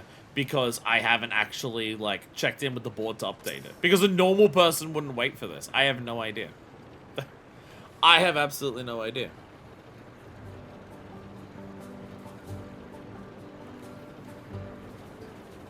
But also got plenty of time, so it's like, it doesn't bother me. I am, as I've mentioned as I've been going through this, I am not here to hyper optimize this. I hate running things like an Animal Crossing game where I'm trying to hyper optimize everything and like do incredibly complicated things to do all of that. I like coming in on a day-to-day and just working on shit and just slowly but steadily getting to my goals with consistent progress. So, doesn't bother me. But this is our granary, look! This is where they just gather shit. They don't gather a lot of stuff on a day-to-day basis. Like, they'll get a couple of logs, they'll get a couple of, like, cotton balls. You, unless these get absolutely fucked once they're finished, unless the granaries get, like, completely and utterly cracked once they're finished, I don't think you can rely on the granaries to get everything you need for crafting for a full week. Atisha's here! Maybe once they're finished, maybe once they're at max level, you can fully automate all of this. Maybe it will get to a point where you can automate it so much that the granaries will get enough stuff for your workshops to operate for a full week. That will give you enough seafarers calories to operate, like, your farm and your, like, pasture for a full week. By just doing that. Maybe in time it will do that. I have no idea. But at this stage, absolutely not. Mainly the granary is just going to get you your, a couple extra little things to help along the way. But it'll get your rare items that, well, if I go to my inventory, there's the rare shit down here. It's this stuff. They're able to grab this stuff, which is used for crafting specific materials. It's mainly going to be that. It's mainly going to be that they'll be used for. And we got a windmill! This is just one of our happy landmarks. It's just a big-ass windmill. Hell yeah. Big, tall windmill. So we should be able to actually climb this and run around it and have fun. Play another jungle gym. Generally worry about the rare items more than regular stuff. I can gather whenever, yeah. That's why I've just been, like, my granary has just been on a day-to-day process. I've just been doing my granary on a day-to-day process where it's just, like, just go on to the next thing, so I've got a couple of each one, and then at some point I'll worry about, like, what they do. Oh, actually, shit, how do I climb you? I can't climb the ladder. Can I actually climb this? Can I actually not climb this? There's all the pathways up there. Can I actually not climb up this? Aww. I thought I was gonna jungle gym on my lighthouse. There's no ladder climbing animation in this game. Wait, yes there is. We did it in Bosnia. We climbed up ladders in Bosnia. Come on. Come on. I know you have the technology. Brr. Brr. Brr. Oh. Hi there, Mountain Dew, bud. Something that I couldn't get in Australia. More like Mountain Boo. So this extends over here. So there's going to be more shit that will add to there. So let's go to our last structure. It'll be over on this thing. And then I have a couple of things I know I can immediately do. A couple of things that I have prepared earlier. How much will I have to do manual gathering to finish everything? I don't know. But I know a couple things that I can do. A couple things that I made sure I knew I could do. Because we've got our animals and they got their leavings, and then we've got like our farming. I can gather everything today. Most of the experience honestly comes from this. A lot of the experience comes from this. Every time you get a leaving from an animal, which is once a day, it gets you 50 XP. So doing all of these animals, this is 500 XP a day. And then over here, these things take like 2 or 3 days to grow. And then each crop each section you gather gives you 120. So this is 1,200 XP every couple of days. So that's where most of my experience has been coming from. And the rest of the experience is just the weekly crafting.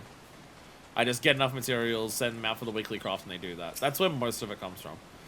I am not the person who's going to go out there manual gather enough times to get to max level 2 days after the patch launches and then complain about the game not having enough content. Primarily because I'm not a fucking dumbass about that particular thing.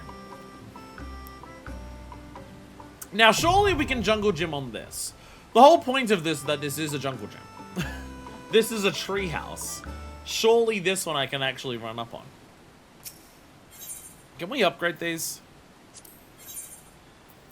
Okay, there's another thing to build. There's a bathhouse that we can also build.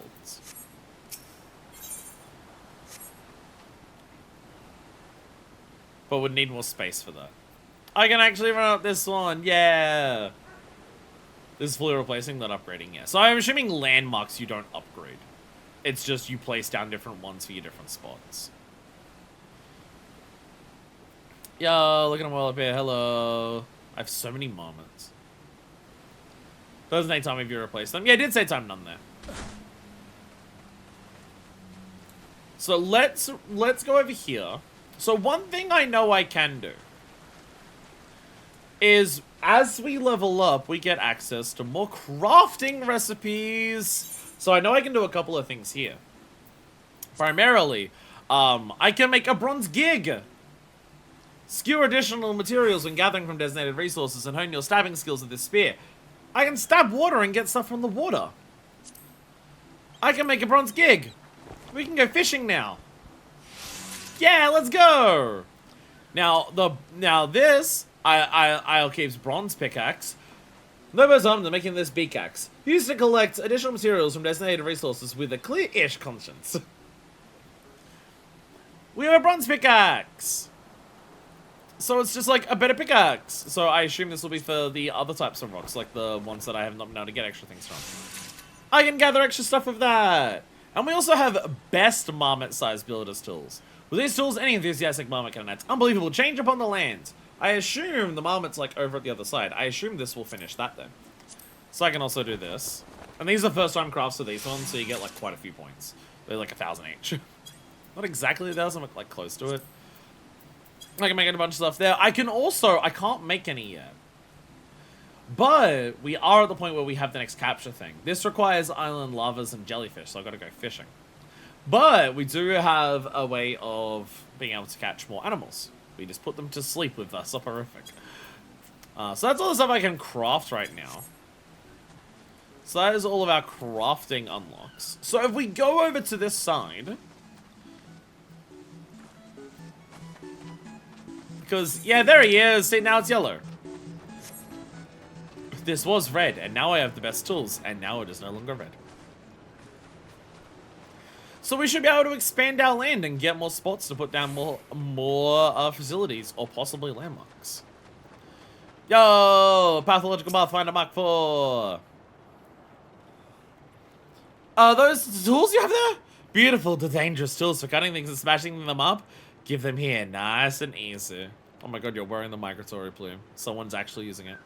And we are, please give me 1,500 Seafarer's calories. I don't mean, mind you. I need the funds to hire a team. Some members want to be paid for their work, but me, the thrill is payment enough. Slice away!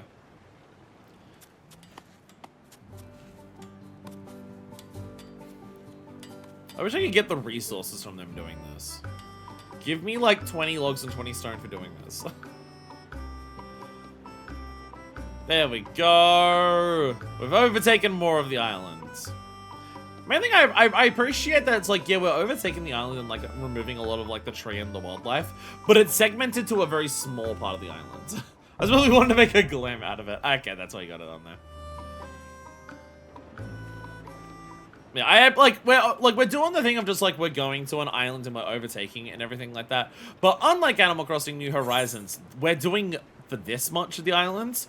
We've said this much of the island is ours, and we're gonna, like, make it so we live here, and the rest of it is just gonna be what it is. So it doesn't feel like we're just, like, fully colonizing the entire island, just taking it all over for ourselves. We're just, like, taking a little slice for ourselves. Okay, so we get another facility and another landmark. There it is. Ah, Pathological Pathfinder Mark 5. I already had best tools. Do you require bestest tools? Look at these big ugly rocks. Wouldn't you like me to smash them? I'd love to smash them for you. Just give me tools and a bunch of mammoths. Do I need bestest tools for that? I already made the best ones. Do I need bestest? I mean, if you like literally look at the map, you can see there's a section there. This will probably be expanded. Like, you can literally see where stuff probably goes. You can see where, like, they're probably going to extend into different sections here. You can already see it. So, facility board! Can I make any other new facilities? No, just another workshop. Well, I can't make another workshop. I can only have 3 workshops at the moment. But I can make a granary, which I have enough to actually just straight up do. Let's go. One or more items is being used in the workshop. I'll worry about that after stream. The workshop won't kick in until tomorrow for making more stuff, so I've got, like, time after stream. That's why I set the rest cycle for that. So they'll start making this.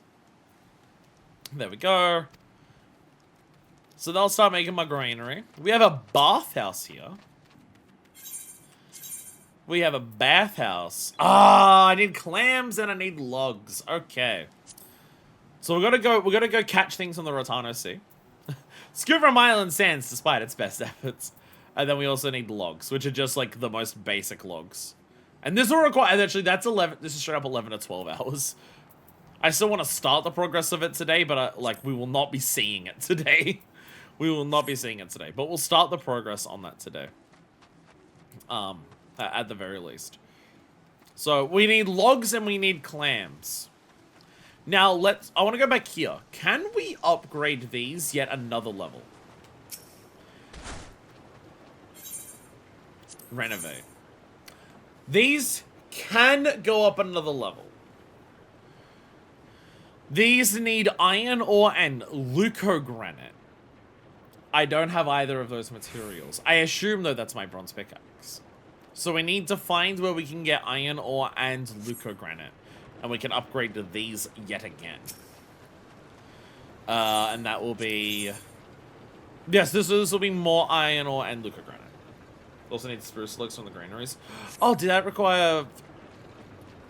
Oh. There's spruce logs. Well, I do have 3, so I have enough for that. I didn't realize you'd need rare items for the upgrades. Haha. Island Garnet. That's another rare one, which I have gotten, thankfully.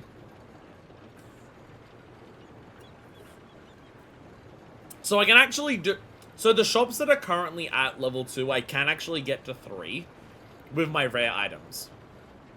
The way that I've spaced it out has worked out perfectly. I just need a shitload of leucogranite and logs and iron ore. And how about the cabin?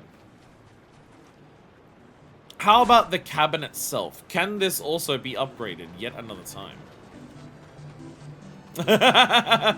I wonder if it can be upgraded yet another time. I wonder if someone's trying to show me this.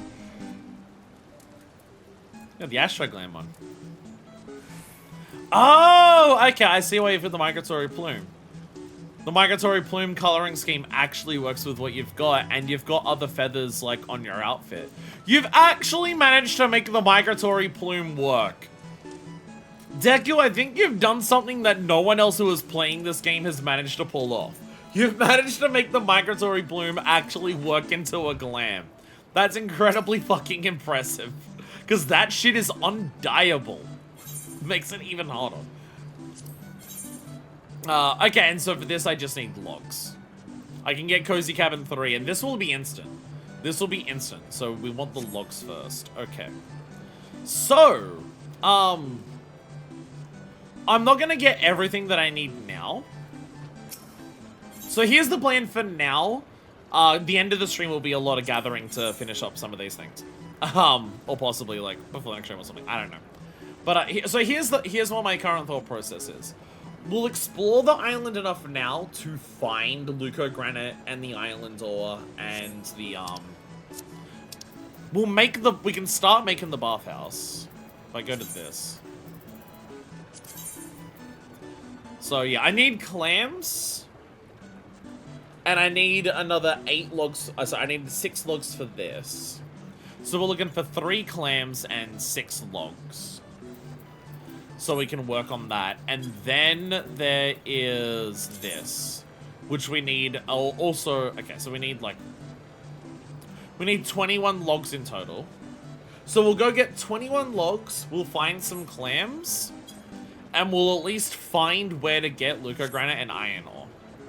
Because I'm going to need like 40 of those. And we have other things to do today. So we'll start with the stuff that's quick and the stuff that will like do new things.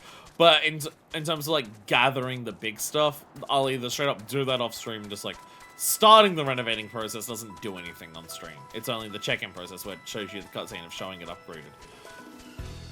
So we can worry about that after the fact. So the first immediate thing is, well, okay, the beach also, but I want to go up here. We've seen other colored rocks up here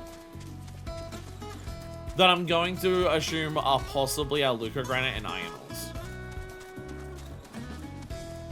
I'm hoping so. Speckled rock. Hey, Luco Granite, there we go.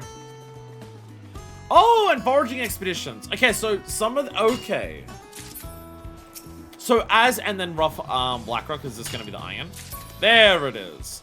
So as you gather more stuff for the first time, that stuff gets added to the granaries. Interesting. Interesting. Yeah, the granaries actively add stuff as time goes on. This looks like it continues here, but like, it doesn't go anywhere yet. I'm curious where this will go. How we explore more of the map, I'm curious. Hey, quartz! I can also actually get the quartz now. Nice. So quartz is also something we're able to gather. That's handy. The big rocks that were down there, was I able to break those? Actually don't know. Well, we're about to find out. We're about to find out. Whee! Down.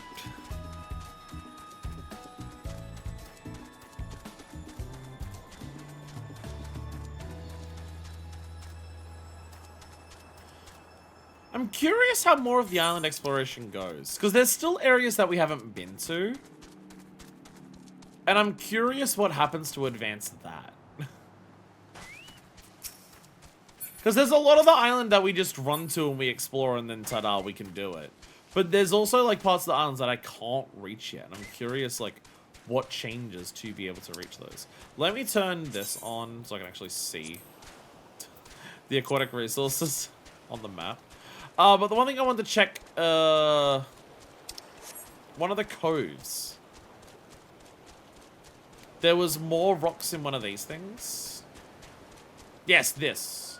Was I able to gather everything from this before? Okay, that's the hammer, so yes. Yeah, so I've gotten these before. These ones aren't new. Those ones aren't new resources. Okay. But we can swim out into the water. Go for a bit of a dive.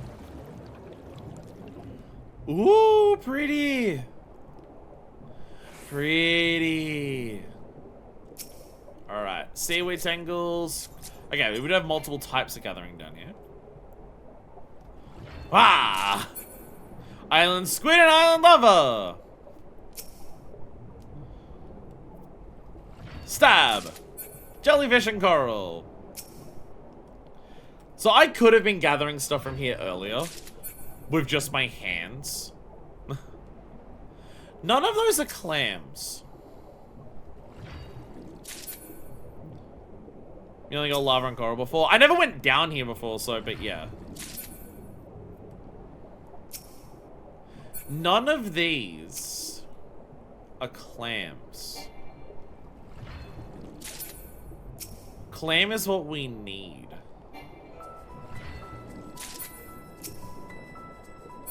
Is clam one of the rare resources from the granaries? I don't think it is, because I'm pretty sure I've done all of the different ones.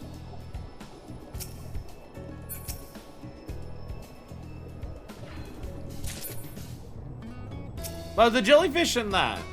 Clams are the steamed clams.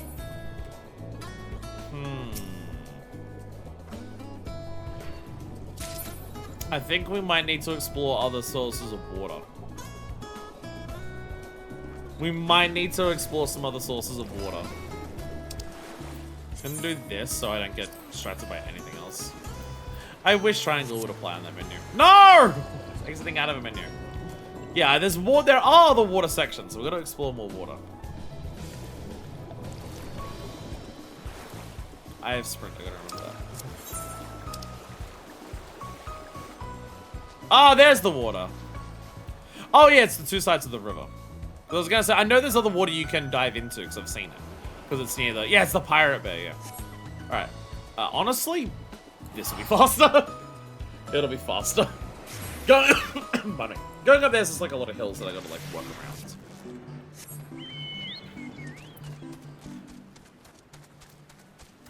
Because this is part of the island stuff that I really like this part.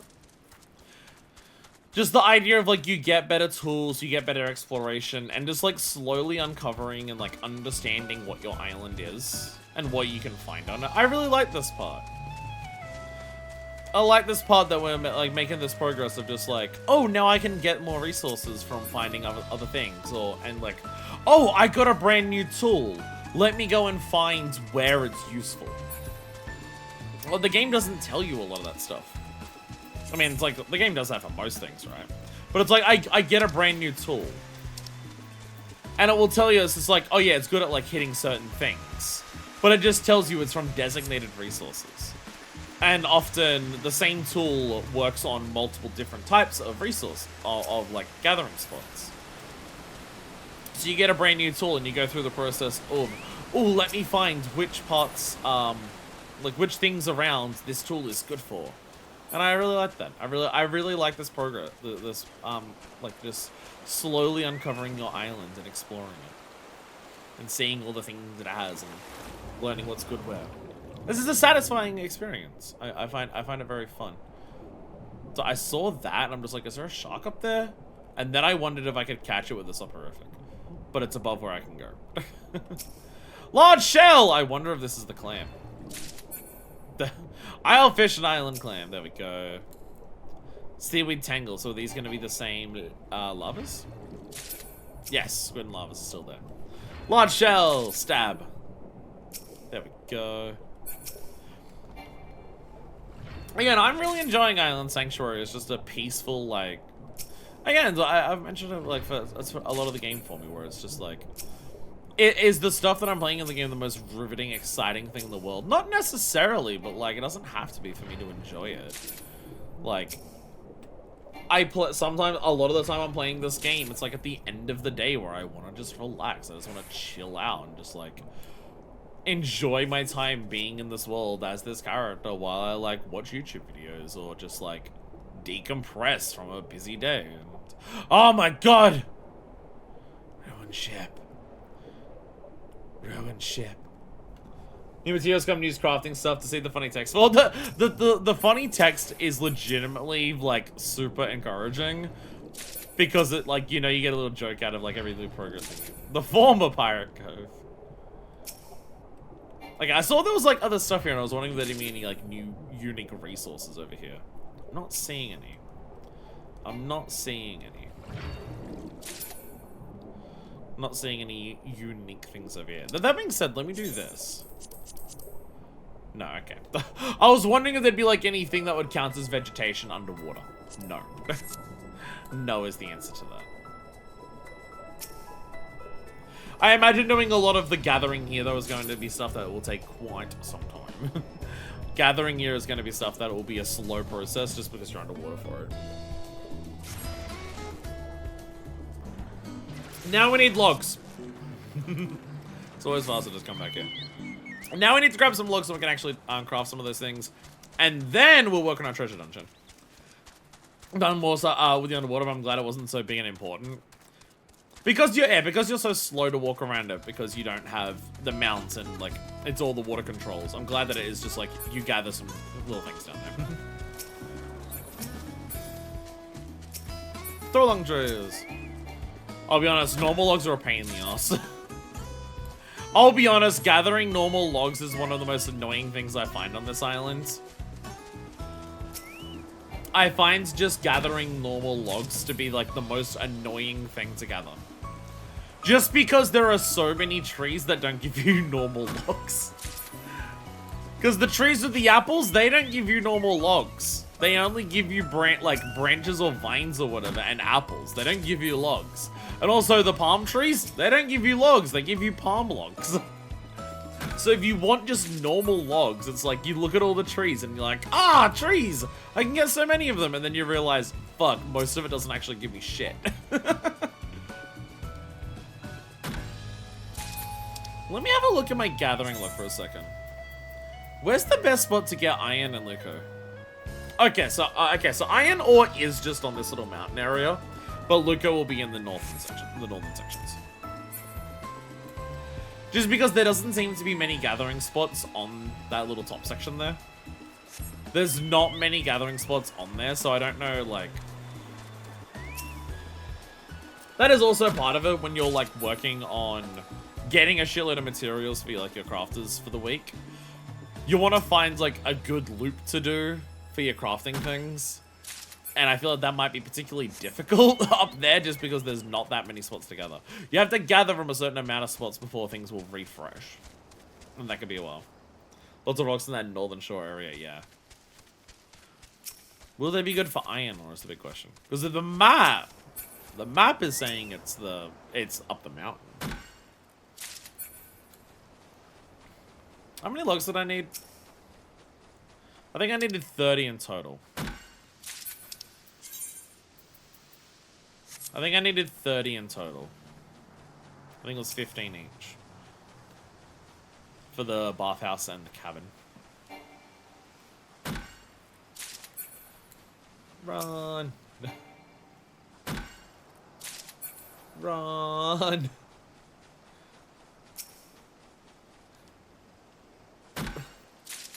This shoreline's the shoreline that's good for normal logs. Because it's got the 2 along trees and mahogany trees. It's just mahogany trees give you sap as a side thing. And I have so much sap because none of my crafting has actually utilized sap. Whereas 2 along trees give you branches. And I've used a lot of branches. So I end up trying to gather a lot of trees. But I only want 2 along trees because both of the things from them give me what I need. And if I go, like, I'll often need as many branches or even more branches than I need logs. So if I'm gathering from mahogany trees at all, it's kind of a waste of time. Because it's just like, every mahogany tree that I gather from is just another 2 along tree left to gather from the branches anyways. So it kind of feels like I'm wasting my time. And then you cut over here, and then you realize, oh shit, most of these are just palm trees. Or agave plants. And it's like, shit, well maybe I need agave plants or some of the other stuff. And then you cry. Then you accidentally jump in the water. And then you accidentally jump in the water here. Because you forgot to cross the river at the right spot. But if you go up along both sides of the river, then the ones up here respawn in time. And then you can go back, and then you go, oh, there's a tree. Fuck, it's a palm tree. There's a tree. Fuck, it's an apple tree. There's a tree. There it is. Trees are the worst part of this. Just because there's so many of them, and I keep forgetting which one is which for me to actually gather the shit that I need to gather. How many logs are we at? 29! One more. One more. There we go. We did it! Let's go!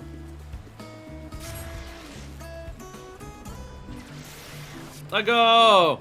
I think she's just resting. So we run up this way, we can make our bathhouse. And then we can do the big cabin renovate. And so by next week's stream, we should be rank 10. Which I imagine will be like a finishing step for like the initial part of it. But I can make a boiling bathhouse. There we go. You estimated time. There we go. Hey, Yonsei, welcome. I promise we'll leave the Iron Sanctuary soon. Palm trees at least make sense because the inside of palm tree is much different than regular trees. Yeah, but the apple tree is the confusing one because it's just like, it's an apple tree. Why doesn't it also give me logs? Yeah, like palm trees, I do get why that's different. The apple trees are just like, come on. Let me get a log out of that instead of a branch. But I can renovate this. Fuck, I need one more clay. I didn't pay attention to the clay! No! Is clay the submerged sand or not submerged sand? I can't remember. I want to say it's the not submerged sand because I think submerged sand is tin sand. So I think I have to go along this side. I didn't look at my clay.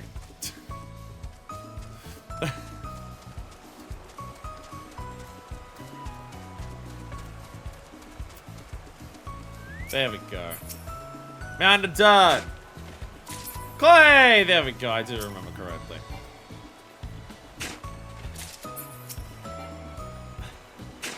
There's a lot to 6.3 that we have to do, and so much of that's it. So much of just every stream that we have for the rest of Endwalker is just gonna be Island Sanctuary, because you know, it's an island of chores. The glamour job restrictions will be within 7.4. It is so fucking sexy. Real break glass and type of emergency kind of update, and the entire community is popping the fuck off. I haven't spoken about it much like today, just because I'm still like going through glams to see how useful it'll actually be for me. Because on a first glance, looking at a lot of stuff, I'm gonna end up not like utilizing that too much. Most of the ways that I'm going to be utilizing it is just using the glam, like the pieces that look the same as what I already use, just an alternate color that one of the other jobs has. That's going to be most of what I use it for. Completely like mixing and matching stuff to make unique things is probably not going to be something that happens to me that often. I can renovate the cozy cabin! And this one's instant. This is an instant change. This is instantly done. Bam, ta-da. Yay! I'm realizing we came to do this first. None of the other stuff that we've actually made progress on today is going to be stuff that actually like comes in today, because the upgrades time is like 12 hours. Is there other glamour related stuff that I have planned for the future? I'm hoping at least 40 glam plates. I want 40 glamour plates. Yo! Big fancy house. Let's go. Oh my god, it's actually like updated shit. Hey, we've got like a rocky pathway now. It's completely erased my fucking grass that I had here. Just completely erased the grass that I had here. I had my grounds to be grass, and you just got rid of that for stone. They paved paradise and put up a concrete lot. Ooh, bop. That's it, though. But you do have an egg seat to sit in. You do have an egg seat to sit in, you're kicking your legs. Oh, I was about to say stuff upgraded in here. No, stuff upgraded with my farms. Still feels also getting too green for my taste. Are there any plots you can fill with structures? I'll surely leaven up the place. Ah, okay, just fill up more things.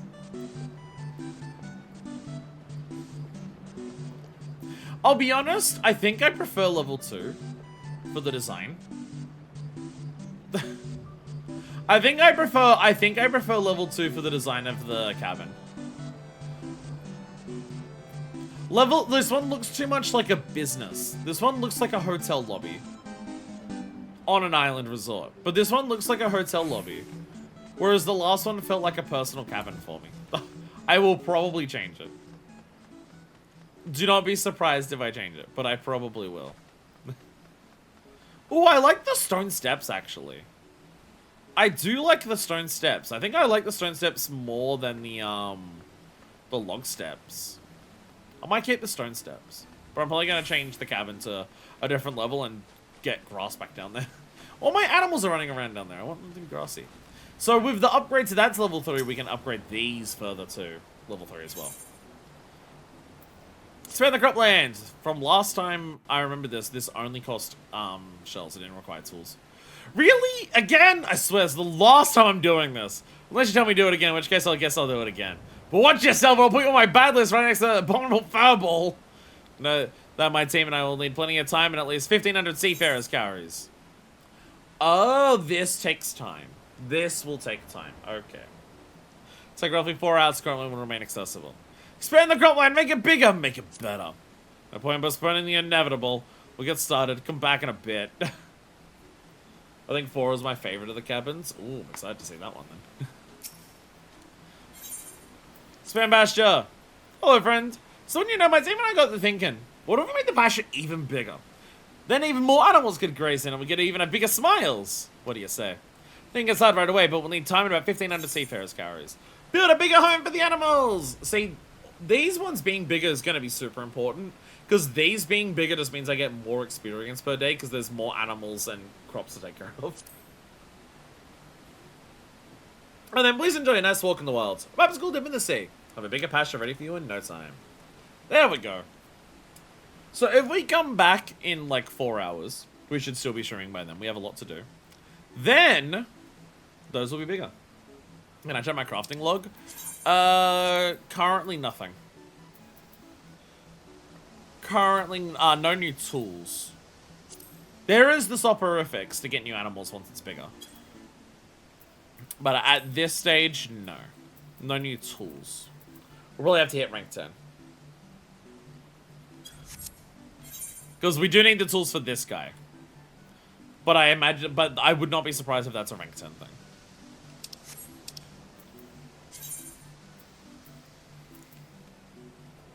But yeah. Hair in my mouth. Hair in my mouth. Hair everywhere. Ah! Hair in my mouth. But I think we're good for the time being for the islands. We'll check back in later today to see for the things that we'll upgrade. But I think we're good for that stuff. Like, I could go and gather my leavings and everything like that, but that's not going to be enough to, like, put us over to the next level. It'll take a bit to get there. It is 1,500 experience away. We'll get there in due time with crafting and gathering and all of that. Good for now. Alrighty, so who's ready to do treasure dungeons? Let me go back to Limsa. Pi, are you still around? You messaged before, but that's different to being in-game. Would you like to join some treasure dungeons? I mean, treasure dungeons are usually simple enough we can clear it with 2 or 3 people. Not solo, but 2-3 people is what we've usually done it with, I'm pretty sure. I will need to be tank. I'll need to actually go back to my actual job. I don't have anywhere near as many maps for this one. I don't have anywhere near as many maps for this one.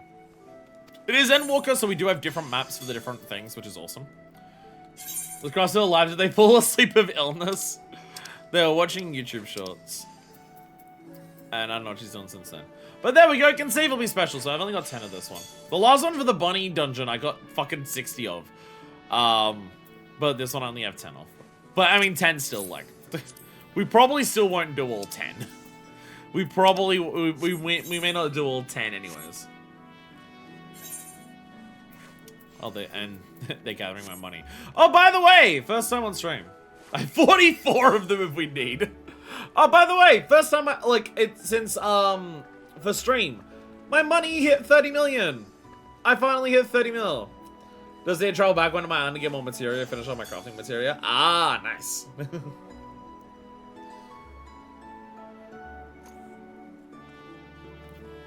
But yeah, I finally got, I've surpassed 30 million. Space sheep. Space sheep. Oh, you declined the party invite? Oh, okay, I'm just gonna go cry then. I'm just gonna go cry then.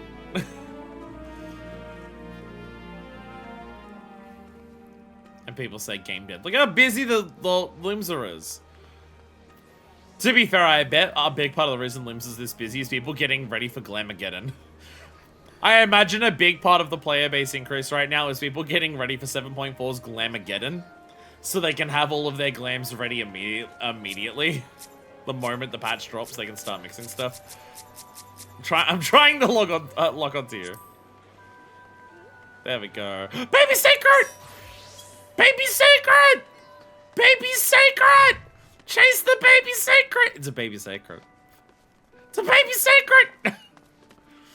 Baby secret! Baby secret!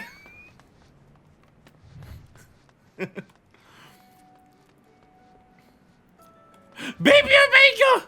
Baby Omega!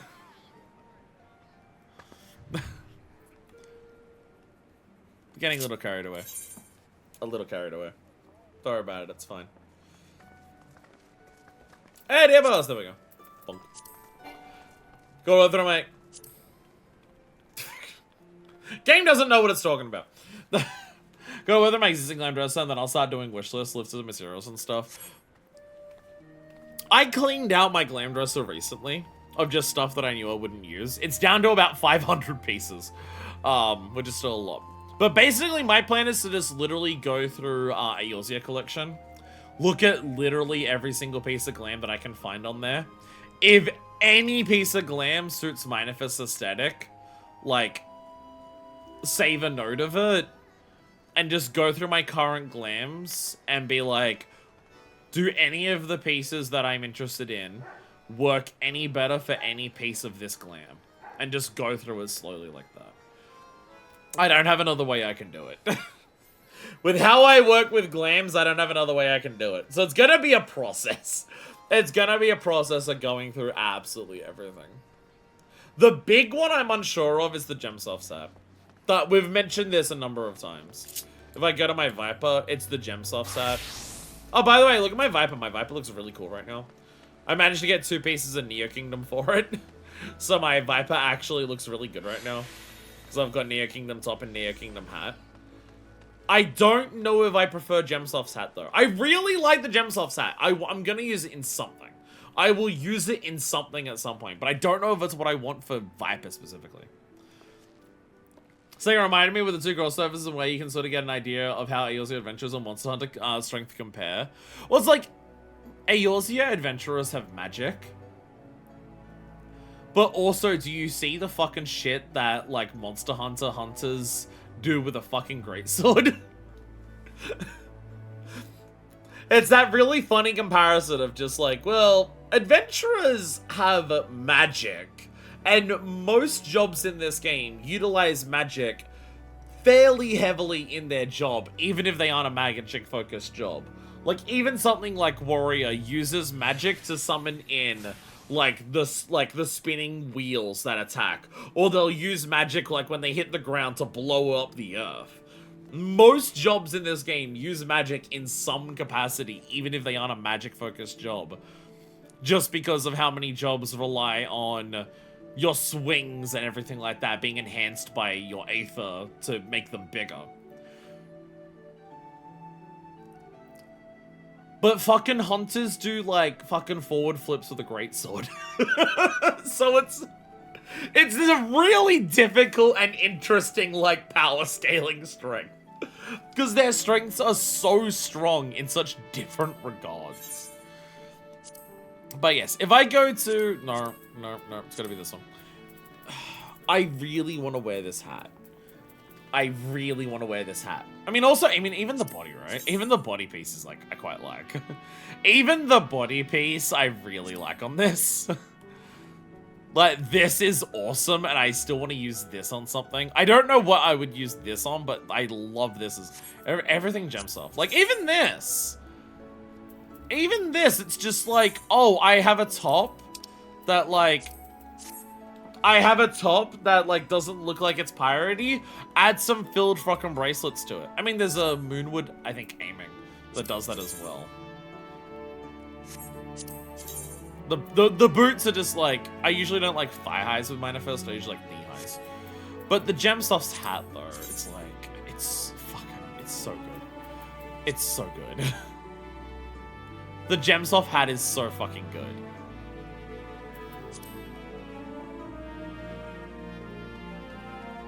Like, I want to put it on Viper, I just don't know if I want it on Viper, you know what I mean? But it's so fucking good.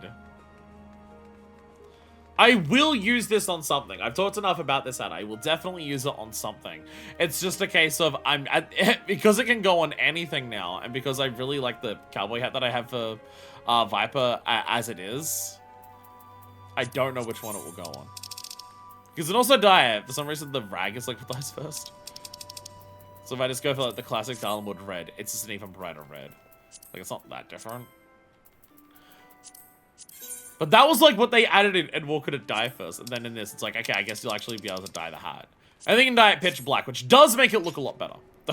This is definitely one where dyeing it like jet black definitely looks better than like the kind of dirty, washed out gray that it is here. Gem slops up, Gruffs! Welcome back. Welcome back. Are you awake enough in the video game to do some treasure dungeons? We're about to do treasure dungeons. We're just talking about Glamageddon. We're done with the Iron Sanctuary for now. But yeah, like, if I do this, like, this is... Because also dyeing the bandana also dyes the feather. So part of me is also, I don't know if I want to dye the bandana because I like the white feather.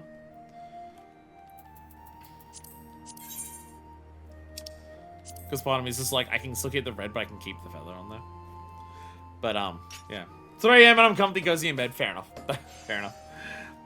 You know, thinking about it, what's going to happen with the Korean version, because they sell all class versions of crafting gear on the cash shop. Oh, that is true. Yeah, that is true. So, little awkward for them.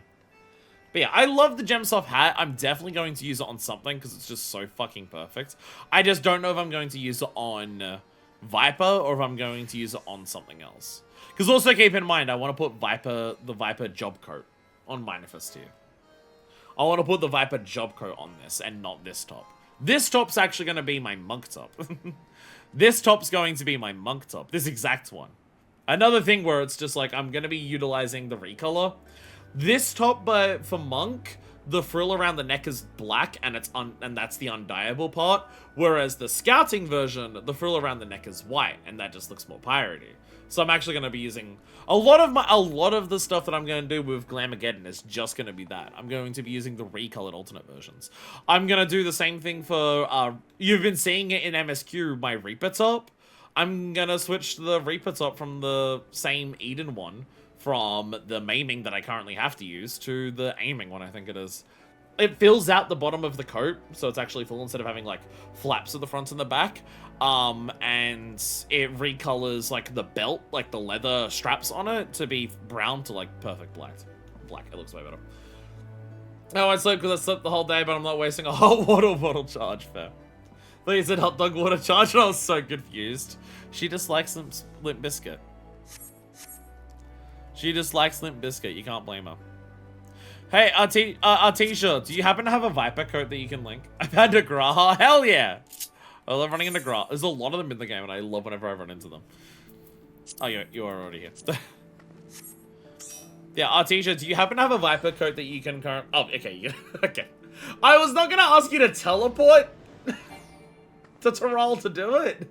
I was thinking if you have one that you can, like, eye search for. But that way, I didn't save it, did I? I didn't save the Gemsoft. I didn't save the Gemsoft. Because just when it comes to Glamageddon and everything being free reign, this is the biggest one for me. I have talked about this hat on stream. I think literally my first stream I came back, after my big break, and like we had Viper. I'm pretty sure it came up then. I have talked about this out on stream for a long ass time.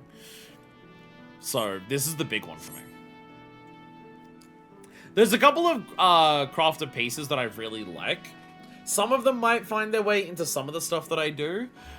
The big thing is just what I actually want for the crafter gear is more glam plates, so I can have all my crafters look different. That's where I'm going to use most of crafter gear, is to make all of the crafters have their own unique glams once we get enough glam plates for every job. Which we need like 36 minimum or so to do that, so I'm hoping we get 40.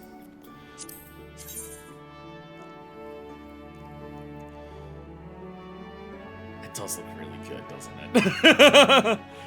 It does look really good, doesn't it? That hat works really well. I feel like I have to. I feel like I have to.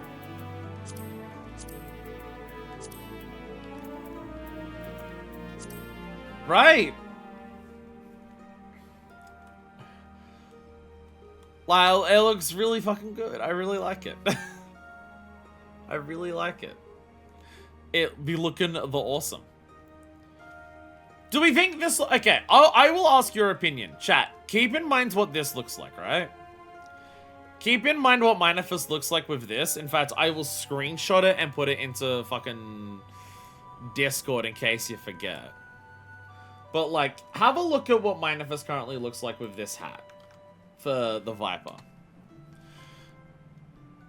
Do we think that looks better than what I currently am, like, I have, which is the cowboy hat?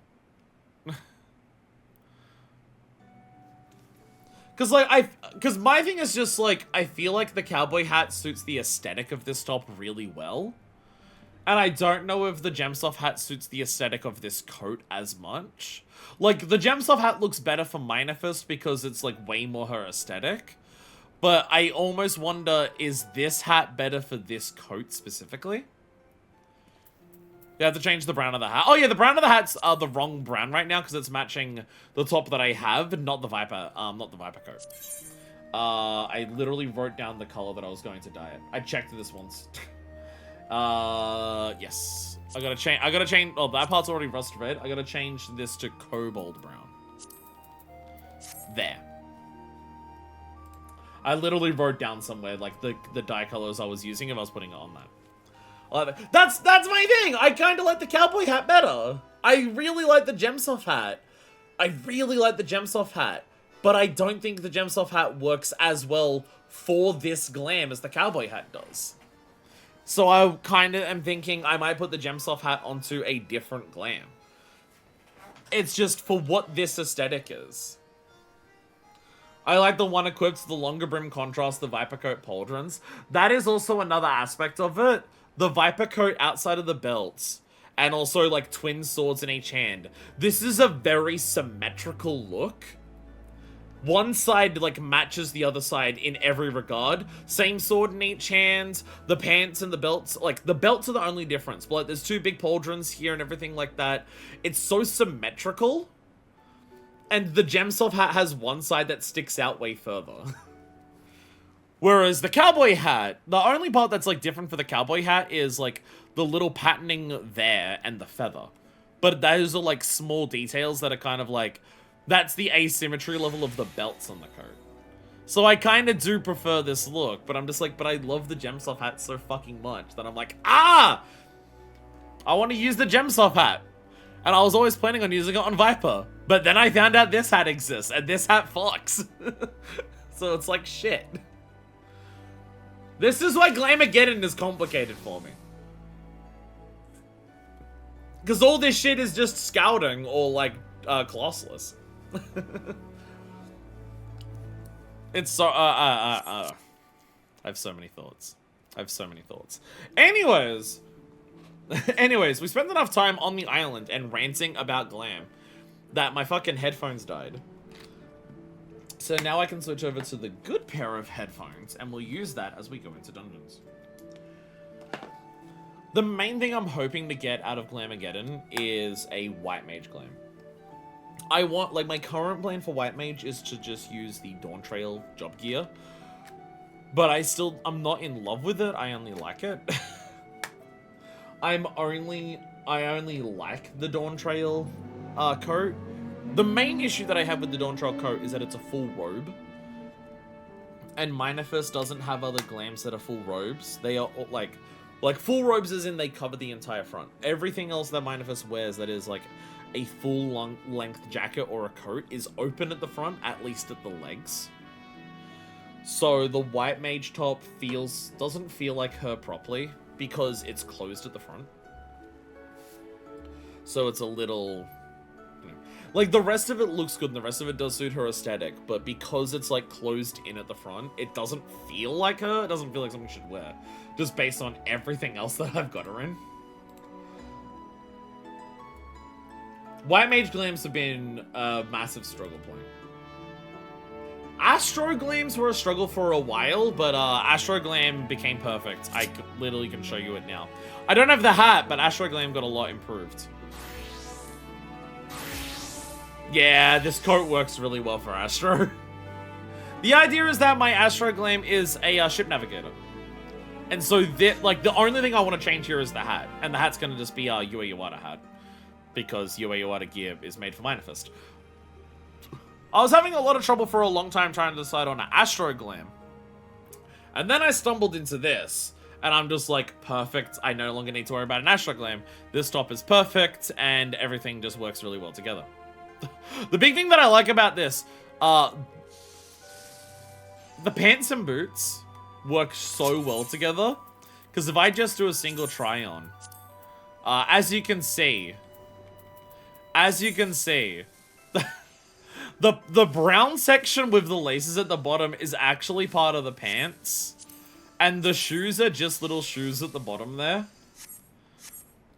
But those two things actually managed to line up perfectly to make it look like knee-high boots.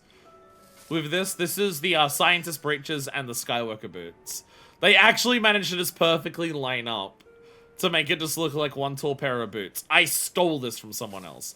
Not the rest of the glam, they had it on a completely different thing. But I saw someone in Limsa who had this combination for the pants and boots. Because I looked at them and went, oh my god, what boots are you wearing? And I saw it was Skywalkers and they were ankle boots, and I got very confused. And then I looked at their pants, I'm like, oh, that's Scientist breeches. And they just work perfectly together. So I stole this from someone in Limsa. And then I put that into my Astro Glam. So I was struggling with Astro Glams for a while. But then I got this, and this is perfect. It looks amazing. And just the natural wind effects that Astro has works really well with this coat. Just makes this coat billow out a little bit. It's really nice.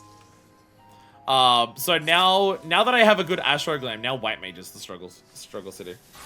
So I work with my Summoner boots. Yeah, being able to, because I know I've seen crafts do that with some, where it's just like you combine the pants and the boots together to make it look like one long ass pair of boots. I believe I've seen crafts do that with like the FF16 Clive, like Mateo and stuff. The 100 Astro set on a caster, that's a big one I've seen people excited for. The Dawn Trail Astro set, I've seen people excited to put that on like their Black Mage and shit. Absolutely. I've absolutely seen people do that. What code is this? Is this an Alexandrian code? Oh, Flame Lieutenant. I don't think I've seen someone wear this. I don't think I've seen someone wear this. Huh. I've learned about a new piece of glam. The fucking dancing Professor Layton that you've got there. Oh my god, it's a plushie. That's a dancing plushie of Layton. That's adorable. Yeah, I don't think I've ever seen this in the game. That's a really nice top. I like how you can tell, like, the part that you can tell it's flames is because it's got the bullhorns like Ralban does. That's a really nice top. It's Flame Lieutenant, so I actually can't wear it. That's a limitation that isn't being removed. Is being able to wear uniforms from different grand companies. Because there's no way I can give up Maelstrom. I have too many glams that are built around Maelstrom, so I can't give it up for something else. But that's a really nice top. When I use my Scholar to be like a strategist for the Flames, it's good. It's good. I've never seen anyone wear this top and you've just like nailed it. Like, even, like, the pants and everything that you've got with it, like, this goes really well. This is the first time that I've seen this top, and I'm just like, you nailed it. Especially because this is undyeable. Making the Grand Company stuff work is hard because it's all undyeable. I mean, for Maelstrom, it's relatively simple because it's red and black, which is just a lot of gear in the game dyes red and black very well. But something like this is like blue, white, and golds. That is not an easy combination to work with in this game, with how stuff dyes and what stuff naturally colored is. But you've done well. No one in their right mind picks anything but Maelstrom limbs of the teleportation city. Still with this look, but I can't think of anything else with the headpiece other than glasses. With a scholar, my jump to is always just, if you don't want glasses, wear a monocle. If you don't want glasses, make it a monocle. That's my thing for scholar. Weapon is flames as well. That's a very purple book. Oh, you can see it's got the horns as well.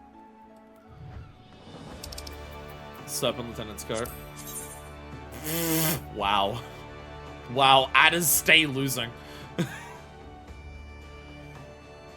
Adders stay fucking losing all the time.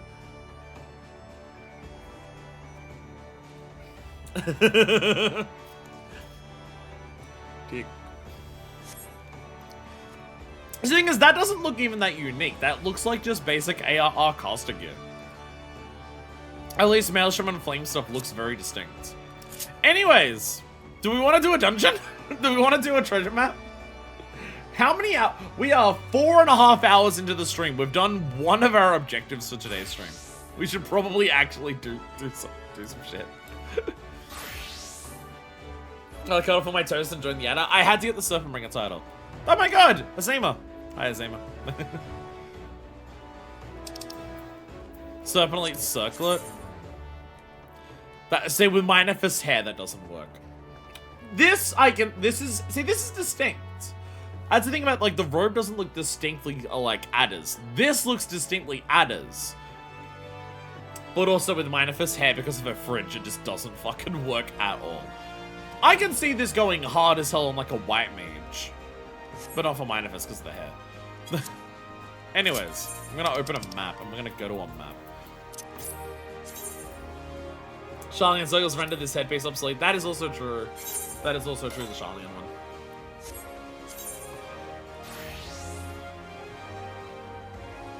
Are they? Oh, these are all gonna be in Elpis, aren't they? These are all in Elpis, aren't they? There it is. We're gonna travel back into the past, everyone. Wait, we're traveling back into the past. I'm not gonna do it now because I'm still in the middle of Limsa, but I do have to change my glam though. I will be nice. I won't do it in the middle of Limsa. Put on the fucking surface gear. I am not an asshole, but we are in the past. I will put on surface gear.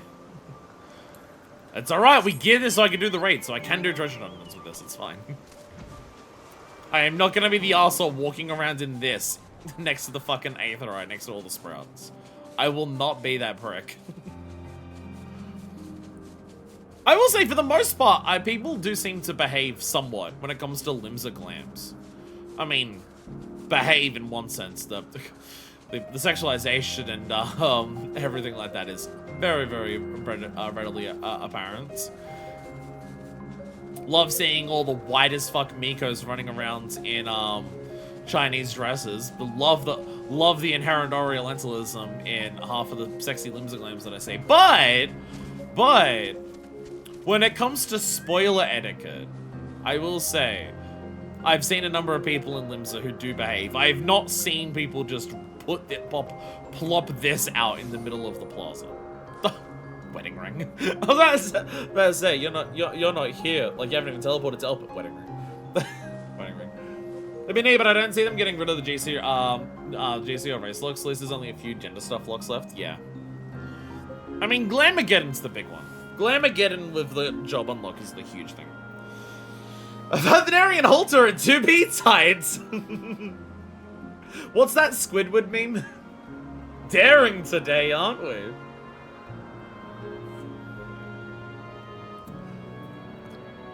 Oh, but it's saying like the white as fuck Mikos and they're wearing like the owl dyes, which I think I'm mispronouncing, but I can't remember the actual pronunciation. But it's seeing that shit and just being like, are you actually Chinese? Not gonna have everyone in 2B Titan Everseeker? Do we want a DPS? Possibly. We would definitely need a tank and a healer. I don't know which one Everseeker is. I don't think I'm actually familiar with that. Oh wait, no, I think Everseeker's Dawn Trail Gatherer. No, I do think I've seen that. And I'm having Mail Row in the Vieira gear? Look, unfortunately, only Vieiras are powerful enough to wear Vieira leggings, sadly.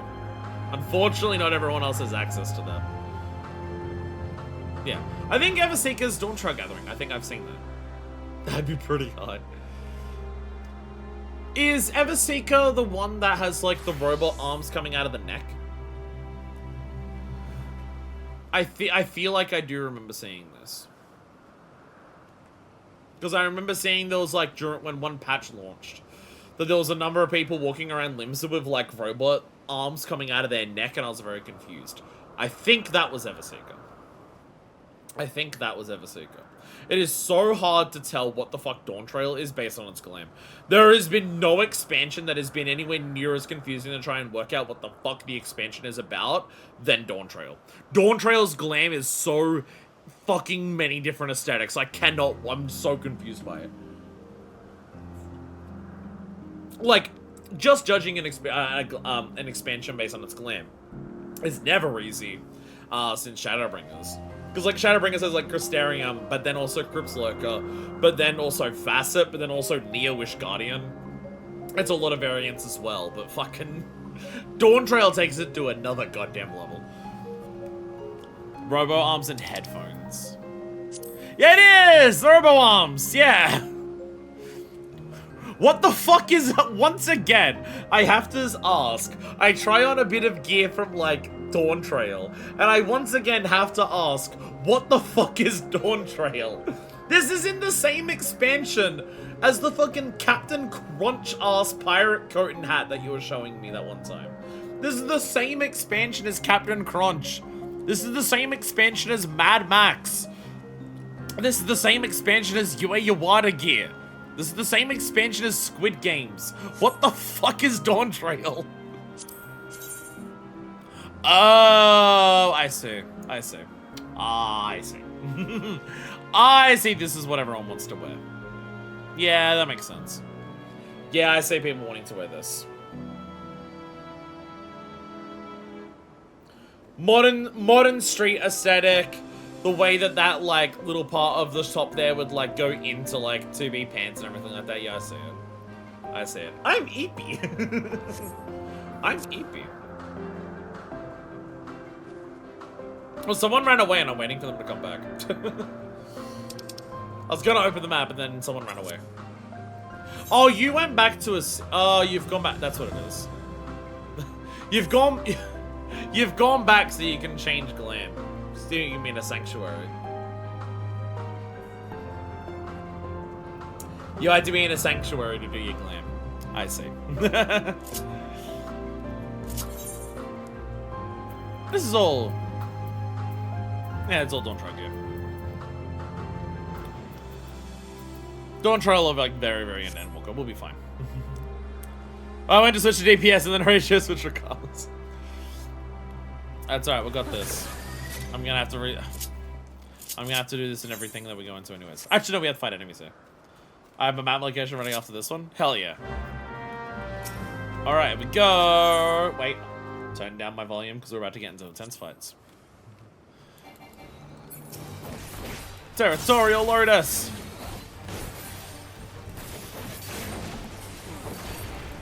Stab. Oh, Jesus. Blow up everything. There we go. Rain. Yeah. Bam. Robot arm top could be great for Machinist. What was that top that I saw earlier today for Machinist that I'm just like, shit, do I want that on my Machinist? Saw something literally earlier today that I'm just like, shit, do I want to change my Machinist again for that? What was it? Oh, Dawn Trail Machinist jump gear. I love my machinist glam, but that top was so good. It's just another question of, I don't know if it's, like, it's really good. I don't know if it's more manifest than what I'm currently wearing for it. Malacca, carp sauce. We're gonna grade it. Poetics. Okay. Will I cap Poetics before the end of this? That is the question. We'll have to go to Fad there and buy and actually... I actually have a reason to turn in Poetics right now. On the Proteon. So what's an Elpis treasure dungeon? Oh, it's the roulette, of course, yeah.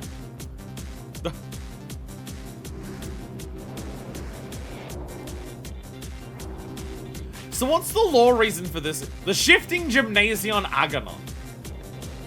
Gonna be fun doing DD maps at any of the special ones, so we just have to hope and pray.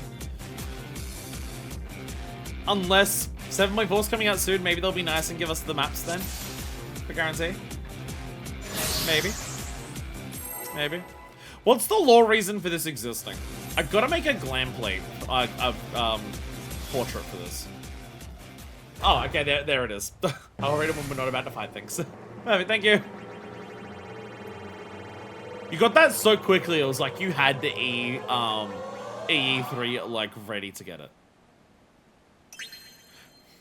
We could have gotten a silver on our first. We could have gotten a silver on our first. Hi there, thank you for spinning this.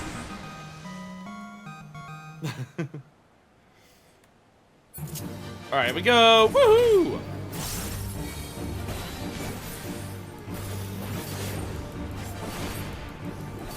Absolute zero. Gymnasia Tigris. Blew up. Blew up.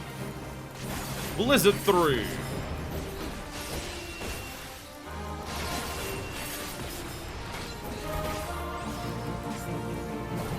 Thanks, Nance.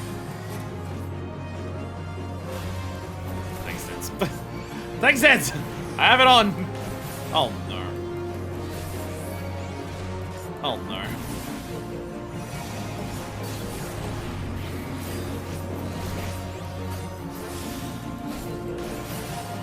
I forgot that the rotation ones are typically way harder. For like enemy fights. Damn it! I got greedy. I got greedy. My bad.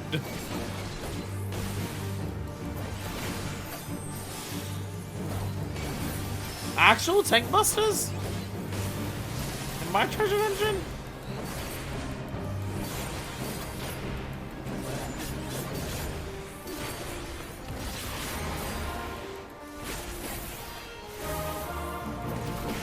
Should I put up a party finder?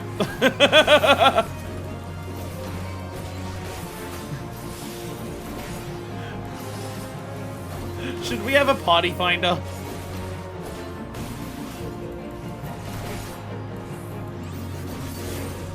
It's floor 1. Normally dungeons, 3 to 4 people, it's like fine to skirt by with. This very much feels like a situation of, yeah, I can feel how much it's like made favorable.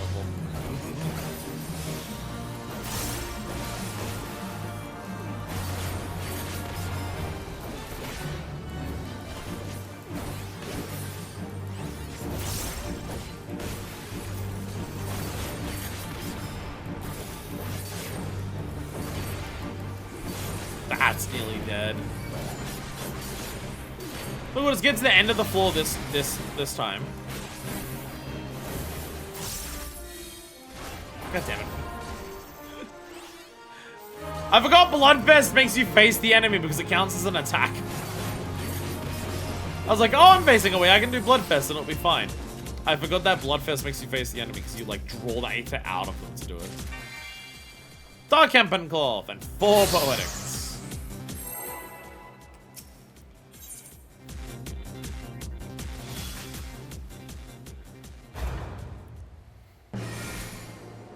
Definitely much slower than like doing the, because we had 3 or 4 people for like most of our runs of the Cybertron, was it? Recommended for a full party. Come on. Hey. This is also the weaker ones. This is also the weaker ones. We're getting lesser summons on this. These are lesser summons too. Like doing everyone's eyes up against cardio, takes dance or dance partner.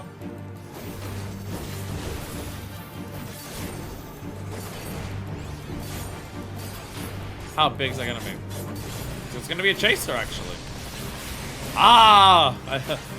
Oh, no, never mind. Oh, never mind! I thought it was gonna be a chaser, and I'm just like, oh! It's like fucking Gabriel and Borussia. No. No. No, that's way more like, Aiden Rammer. That's much more like that. Is the volume too loud? I feel like the game volume's too loud. It's really loud. This is the loudest content that I've ever done on my end. Stop putting ads like partway through it. Hate these ads. Hate these ads so much. Let's turn down the volume slightly. Getting me hit by shit, but don't worry about it. It's fine.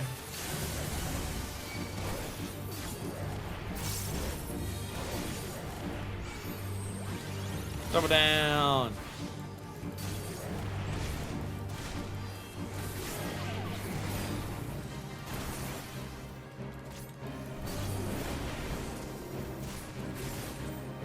Lightning bolt! Lightning bolt! There we go. Now the ad's dead.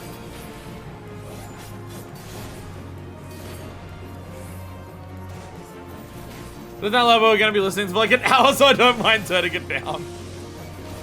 I gotta turn it down on my end. I'm going to.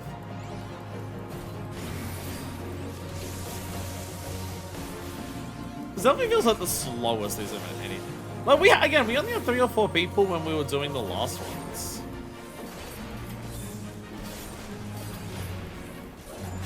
Oh, we had a similar amount of people when doing the last ones, and like individual rooms were not this long.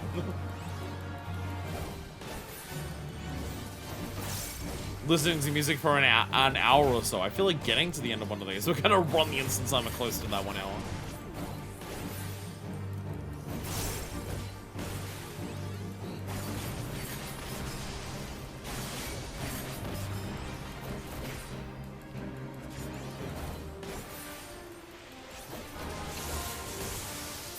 Yay! Turning it down on my end. Because, goddamn. There we go. Oh, hell yeah! Piety material. Let's go. Fucking love piety material. Oh no, so I got quicker. I can't read. Alright, well, anything we find now is going to be tougher than what we just did. Will that mean it takes longer to die, or does it just mean it's more dangerous in terms of, like, killing us?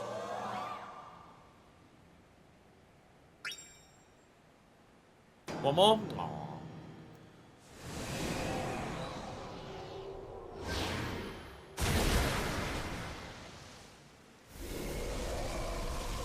It's a unique look! It's not a normal Atomos! It's not a normal Atomos! Because Atomoses are fucking void sent. And there is no void in the Unsundered world because it hasn't been sundered. So it's gotta be a Calypso instead. Well, there you go. Well, there you go. It's clever. I like you. I like you. Alright, what are we murdering now? I think Horatio has a thing? Oh, there's law. Yes, there is law. And there is also possibly a PF. Ivra! Ivra! I'm just gonna follow all of you. I'm going to follow you. Who's online in the people who are doing other things. People who are doing other things. Got it. Look at my keyboard. Ah!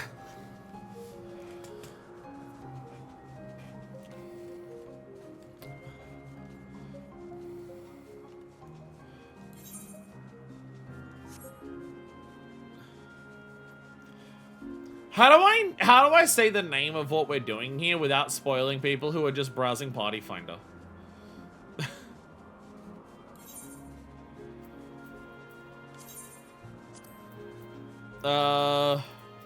Treasure Hunt. Oh, I can actually like straight up list that as conceivably special.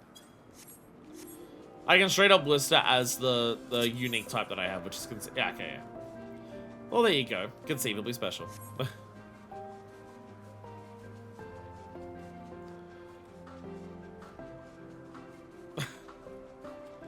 There we go. But I see a lore thing that to read. Okay, conceivably special. There we go. Keyboard. There we go. Doing some Endwalker maps. Don't need to bring any yourself. Just bring the deeps. Free for all need. So people know that it's like what we're doing there. How do I DPS this? There it is. DPS, there we go. We don't need more than one healer and one everything like that. We just need big fat deeps.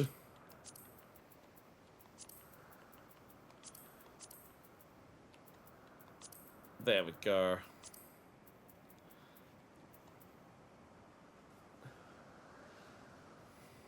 There we go. Recruit members. There we are. There we are. We can help this person who's grinding out the fucking cat. We can help out this supernatural fan who's grinding out Zodiac.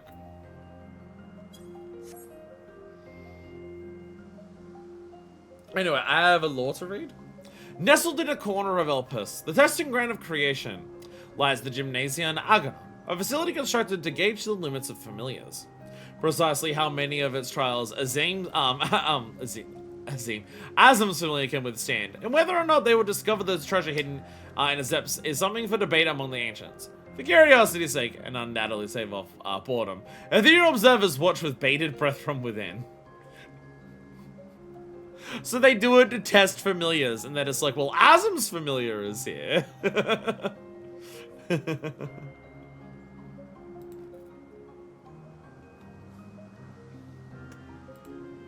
Azim's familiar is here. Cracking my knuckles. It's very possible that we don't get... is there anyone else doing, like, some people in trials, some people in high-end duties. Only also Treasure Hunt. Someone else doing deep dungeons.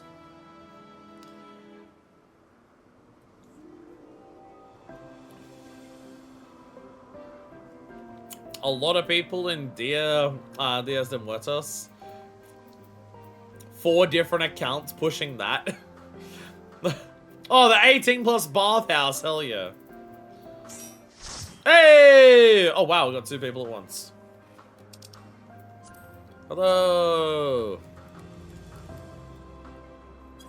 There we go. Shout out to the person joining us named straight up Silk Song.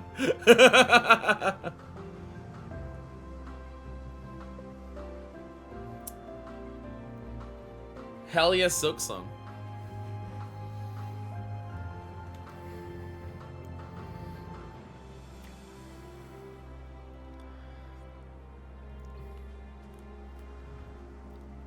Meerkat. It wants to travel to the world, but alas, it is but a meerkat.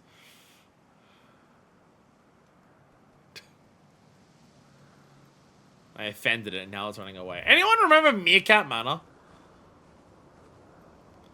Anyone remember Meerkat Manor? My fucking dad loved watching that show. Absolutely loved watching that show. Remember my dad and stepmom were getting like they heard about Meerkat Manor, and they like started watching it. And they're like, oh my god, it's a show about like just meerkats, it's adorable. And then you get to the point, and then they start getting to the point in Meerkat Manor where it's just like, they're just about actual meerkats, just like wild meerkats in, I think, the Savannah Desert or something like that. You know what isn't a common thing for meerkats in the Savannah Desert? Living long, extensive, peaceful lives where nothing bad happens. So it ended up just being like, you watch Meerkat Manor, and it's like, oh my god! They're like focusing on all these different like adorable families of meerkats. And it's like actual wild animals. So some of them start dying. Sometimes some of them, like, the different families start fighting each other and like killing each other. And it's just like, oh dear god. Oh dear god. Hello friends.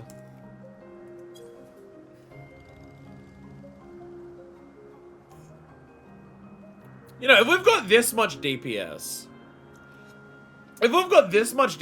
we're gonna absolutely fucking floor it through these. Clear an inventory? Totally fair. Turning in Poetics, I'll be back in a second. Give me a sec, I'm turning in Poetics.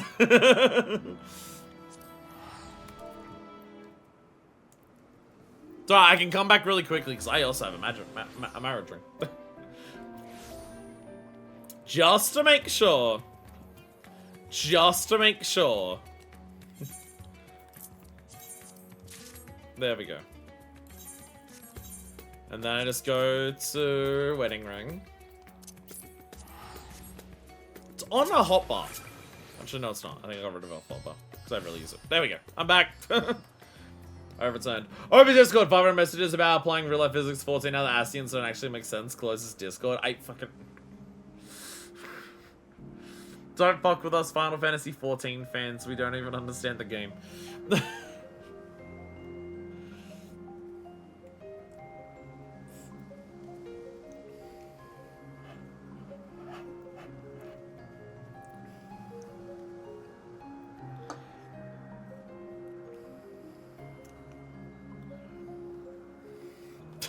fucking Paliker card. Fucking Paliker card, man. That's so fucked up. That's so fucked up. Even got the tank of vigor was good and bring it back. Oh, Jesus.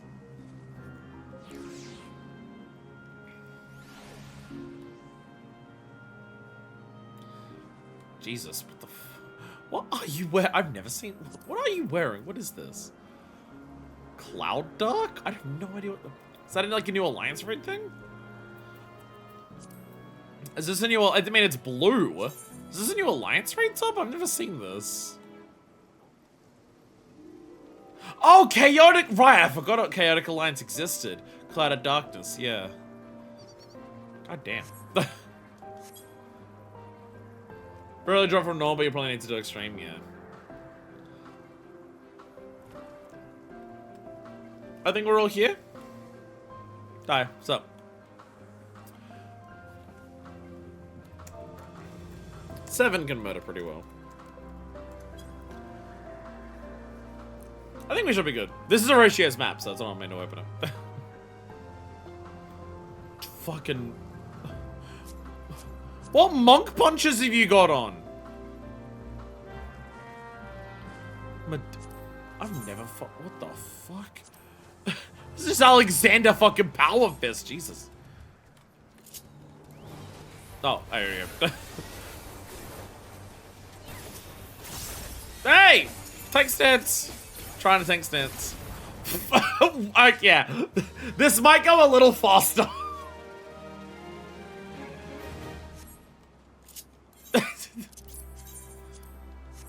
There was no, there was no map. Oh no. My sand soul for 9 gil, hell yeah. There we go. Hell yeah, Omega. Honest Gillionaire. Pretty sure I have that title. Like the 20 million gil from Leaf Quests. I have unfortunately fallen behind on leave quests again. I capped out literally today. I have 15 accepted. I have 15 accepted. This is all the blacksmith ones for Heavenswood. And I still managed to cap out at 100. It happens literally today, this morning. This morning is when it went from, I think, 98 to 100. Unfortunately.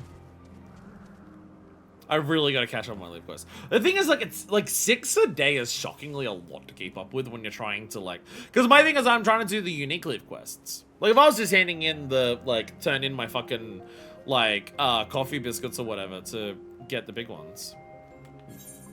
I don't know. I think some of you went a little far.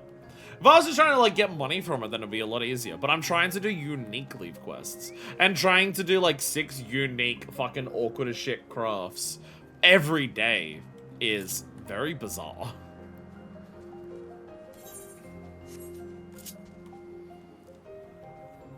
There we go. Treasure copper!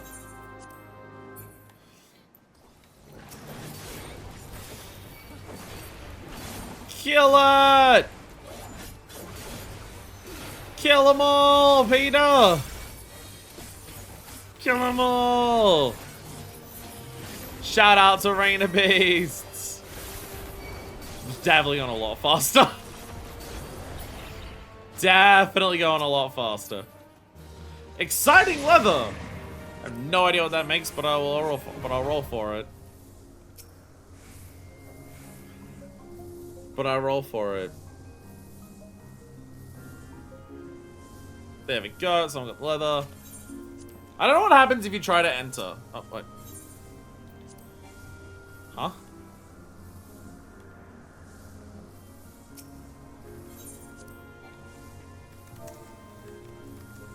Not letting us enter? Try and do official leaves and not just buy fish on the market board. Gotta close recruitment. Ah! Yeah. Whoopsies. Whoops. There we go. There we go. We're all good. Honest good is 10 mil. Okay, that's the one I've got, yeah. I'm pretty sure I've got that. Yeah, gatherer leaves is something I'll work on at some point in the future. I'm still working on crafting leaves. I finished all the ARR ones, and that was a nightmare. And I'm trying to do the Heavenswood ones now. It's just, there's so many other things that I'm doing in this game, and also just like been like felt like shit for like 2 weeks that I'm just like, oh no, I've capped again. I mean, I'll never get like the 5,000 for each one, like, ever. So me capping is not like, oh shit, I'm wasting time on that, because I'm never gonna get that. Because that's like 6.5 years from now. Who knows, like, how long the game's gonna keep getting updates for it. Every crafter they've done, but none of the gatherer ones. The gatherer ones are gonna be a pain in the ass, because you can't pre-gather for any of them. They're the ones I'm terrified of. You're not allowed to pre-gather for any gatherer ones. They work like battle leaves. You activate them on the spot, and then you start doing shit for them, and it's like, fucking absolutely not. Sludge bomb. Definitely a lot faster. No, kill them in a specific order for these ones? No. I see a bunch of ads spawn in the middle of a dungeon, and I half expected to just be like, kill them in an order to get rewards. I'm at 7 mil for it. And I'm pretty sure I got it during my big break, when I couldn't stream. I had a lot more time, so... I mean, to be fair, that was also when I wasn't, like, working on unique ones. I was just, like, turning in my ones to get cash for, like, the best cash, like, culinarium I could do in Endwalker. I was just doing that. Oh, gosh, there it is. Couldn't see it past the guy's fat body. There we go. I invoke! Invoke! What do we get? What do we get? What do we get? Get that 1 silver that exists. No! Yay! Yay! We're not kicked out.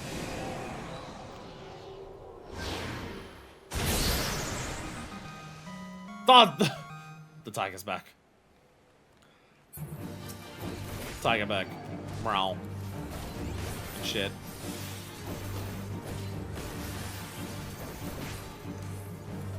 I already buffed that. What am I doing? Stop! Okay, I'm gonna not. Gonna not try and push it too far.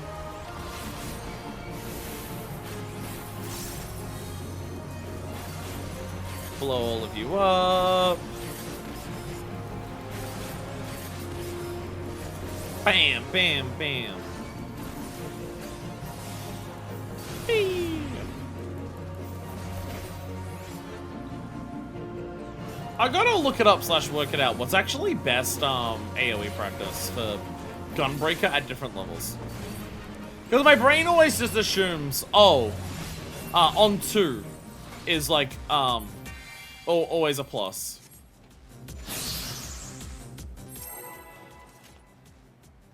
My brain always just says that, and it's just like, oh, on 2 it's a plus for Gunbreaker, and I just assume that across the board for like all things kind of thing.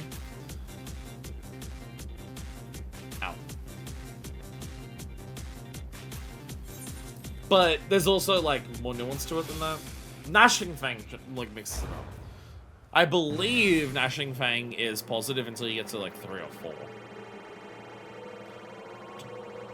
Because Gnashing Fang would also change depending on whether you have continuation. 3 or more in general for AoE, outside like a few times on Scholar. Well, I think tanks specifically are also a little different for some of them, but it's also there. Unless you're Machinist, yeah, if you're Machinist and you get an AoE pull, then you just cry, I'm pretty sure. I think you just cry and press Flamethrower, so you can leave and not play the game while you're crying. I think that's how Machinist handles AoE pulls. Yeah, I'm pretty sure like most DPS it's on 3 that it's stronger, but I think tank specifically a number of situations it's on 2. But I'm not like 100% certain. That's why I should look it up in like a note. I do main tank, even if I'm not actively playing as Gunbreaker, I'm still always a tank main. I should probably know best practice for damage output.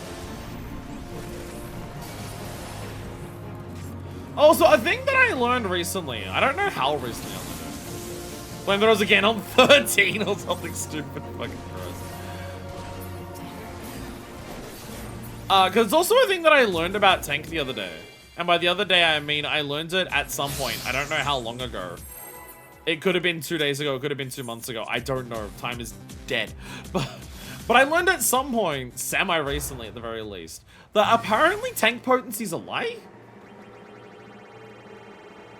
Apparently tank potency is a lie, and what tank potency says its potency is for its attacks is actually something like 15 or 20% lower than what it actually is. No! We almost got the gold. What about if we get Disco? Give us Disco? I don't know if you lightning bolt because you're not an autonomous. No! Boo! Boo. But yeah, apparently tank potency straight up a lie. Like, what potency a tank skill says that it is, it's actually a certain percentage lower. Because it's a holdover from when tank stands used to lower your potency. So you wanted to alternate tank stands on and off to maintain enmity while maintaining extra damage. But however, that's not how tanks work anymore. So it's a little outdated, but apparently, like, the change in number still exists. Which seems a little silly. Like everyone just flying around in the air. So duty failed, such a salt in the wound. Duty failed, and it's like, it's RNG! Don't blame me for the RNG failing, what the hell? Sure. It was technically closer. We are getting money from this. I suppose we should be willing to spend like the 70 gil to teleport across the zone to speed it up a little bit. Remember, if you haven't finished Wanderer's Tales, Treasure Dungeons are good for it. The extra retries. That is true. That is true. If you have it on your weekly thing. Oh, hell yeah. I actually do. I should actually do that, yeah. Actually, yeah. Thank you for the reminder. I haven't had to worry about Wondrous Tales for so long, ever since like I finished leveling up the Dawn Trail came out. I had no use for Poetics. I now have a use for Poetics. I should remember to actually do my one. I remember to get the book each week. I don't always remember to actually finish it each week. But I should actually do that because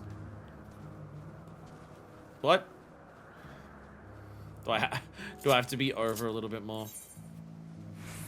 Is this the spot? It's definitely the spot. There it is. It's a little far away.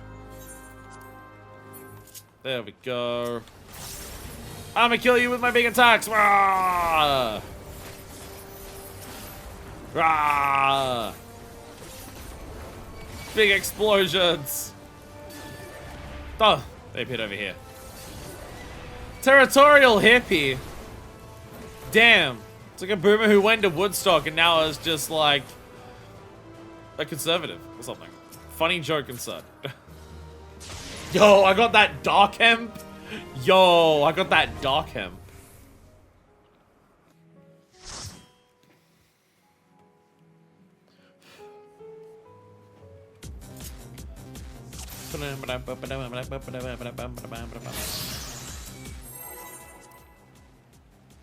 I do appreciate that treasure dungeons are a type of content where it's very easy to pull people in to help you.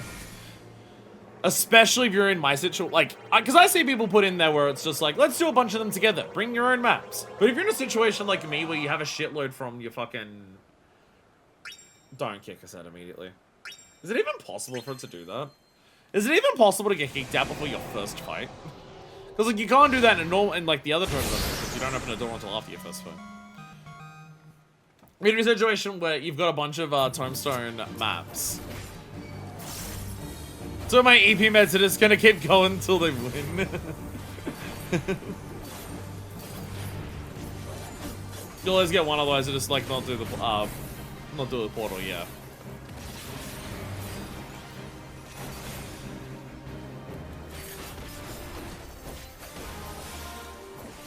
Makes sense.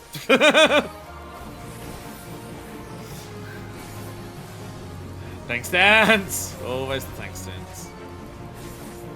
It's me, I am the one who's fucking up the tank stance. I am the one who forgets.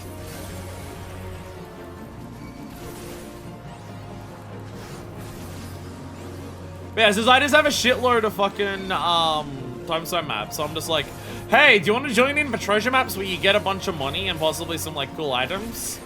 Oh, by the way, it won't cost you anything. I have all of it. And people are just like, yep. We get people queuing in for this significantly faster in our party finders than we ever do for like, let's clear a raid at minimum eye level. We say, let's clear a raid at minimum eye level and we wait 20 minutes for it to fill. We turn around and say, hey, do you want to do some treasure maps where we're guaranteed a pull and also you don't have to bring any maps? And that shit fills in like 2 minutes. The most shocking thing, people like free shit. What I'm realizing is when we do min eye level shit, we just need to say we'll pay 100k gil. That's what we need to start doing. We just be like, hey, join us for doing min eye level duty stuff. We'll pay you 100k gil to join us. Oh, that's a continuous hitbox. That's a continuous hitbox. Oh no. Gonna pop up some regens for that. Fudge bomb!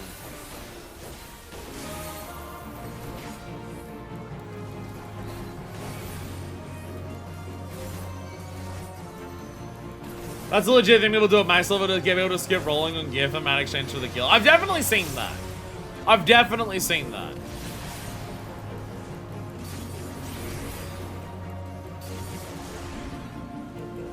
But for me, it's like, I don't even, I'm not even saying like, hey, that'll be a good incentive to just be like, I'm not even saying skip on gear or anything to help us out. I'm just being like, literally just help me do it min eye level because it's fun. Oh no, not Horatio. There we go. Hey, so I know you can use Phoenix Downs in like more content. Can you use it in a treasure dungeon? If our Artesia goes down, are we fucked? Actually, do we have a summoner? We might have a summoner or a red mage.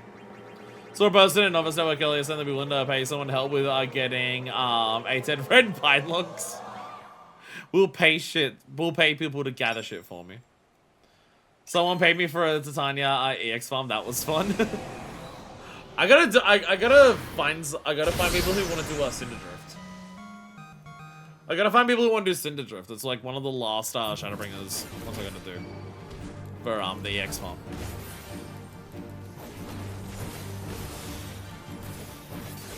At that point, just use the marker board. And sometimes shit just doesn't appear on the marker board. There are certain things people just don't cover. People don't like selling fish on the marker board, I've noticed. Trying to do my, after I got my provisioning achievement for, the Serpent Ringer title for the, adders. I've been also now trying to get the, full, provisioning achievement for Maelstrom, which is 200 in total. I've been working on that. I'm actually relatively close to that. We're going to be getting that next week's stream. Spoiler for now. Spoiler for next week's stream, but we're going to be getting the full achievement for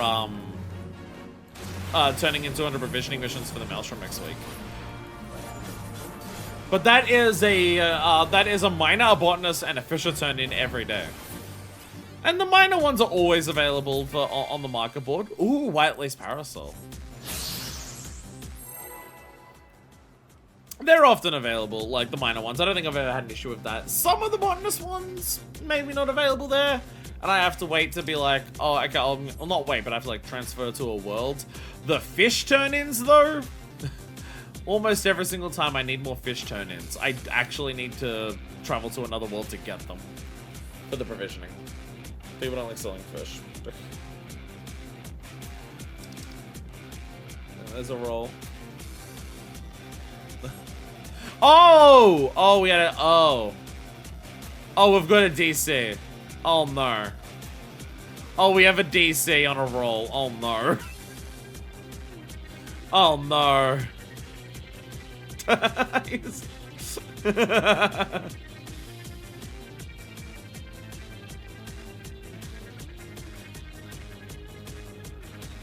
You had the Chaotic Alliance right here. Now you're dying.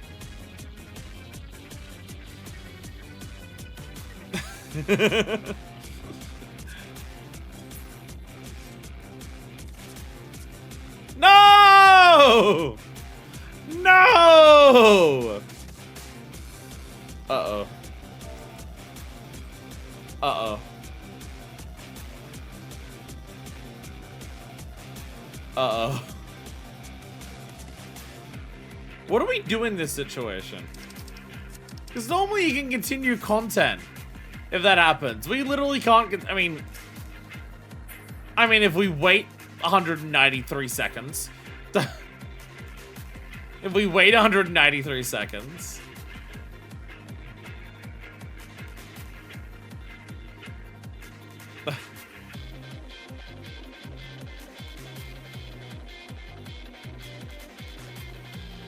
Hey, you're back! Woo, let's go! Let's go!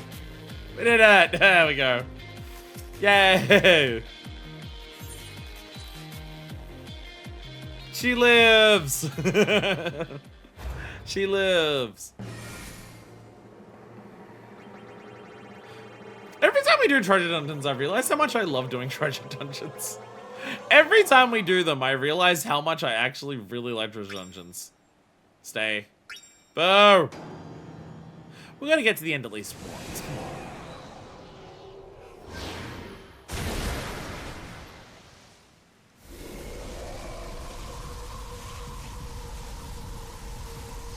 No. I haven't even got a single lightning bolt yet. Not even a single lightning bolt. Again, I don't know if it's a lightning bolt because it's not an Artemis.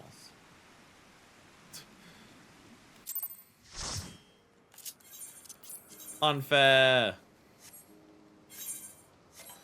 Alright, whereabouts now in the L of Piss? Is it down here? No. Everything here is circles. So you can like quickly look at a circle and just be like, that side of the circle, is it there? No. Is it there? No. Is it there? There it is. There it is. Very easy to work out Elpis maps because of this. I like it.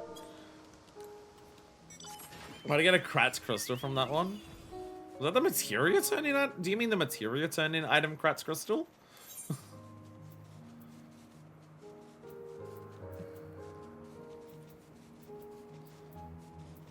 Flirting like shit. Well, flying right past it. Not me getting the greatest stuff from this. Is everyone standing over there because they know it's going to be closer over there? Based on where I marked it? No.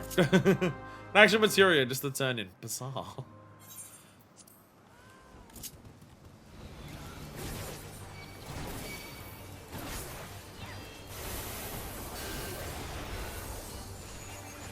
But the wasn't my name was fine. Oh, Equestrian rolls. Equestrian rolls. Ooh. I ain't getting shit. I can't even turn around and say, oh, my luck is so bad at, like, treasure dungeons. Because I did get the gold Sabbatender. I did get the gold Sabbatender last time. Look at me remembering my tank stance before actually activating the sphere. Look at me go! I'm improving in the video game that I've put, like, 8,500 hours into. I'm finally starting to learn basic aspects of it. Let's fucking go. Stay.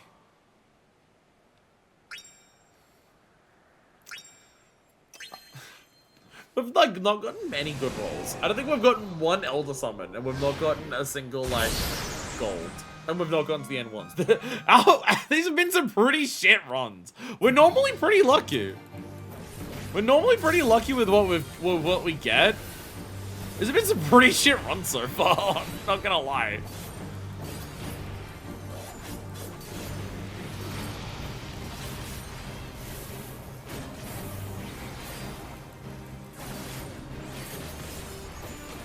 Again, we did Stormblood maps, and we somehow managed to actually make it to the end of the fucking hidden canals.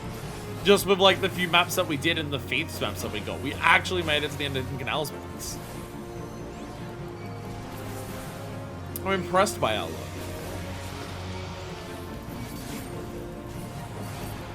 So this is the shit you gotta look forward to. Once I'm actually caught up, and I run out of ideas for my weekly stream of 14, there will be weeks where the stream is just like 8 hours of treasure dungeons.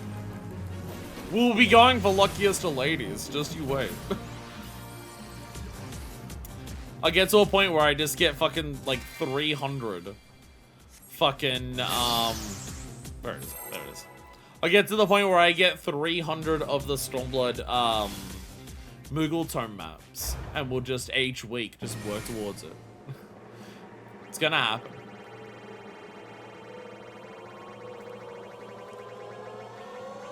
I mean, that's still like a good year and a half, 2 years away to actually be caught up. Seriously? Seriously?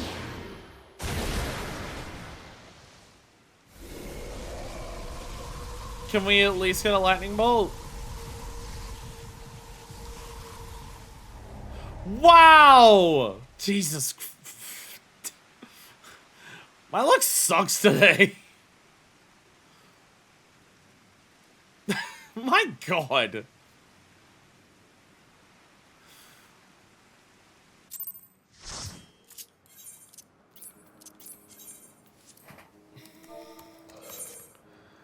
My luck sucks today, sorry.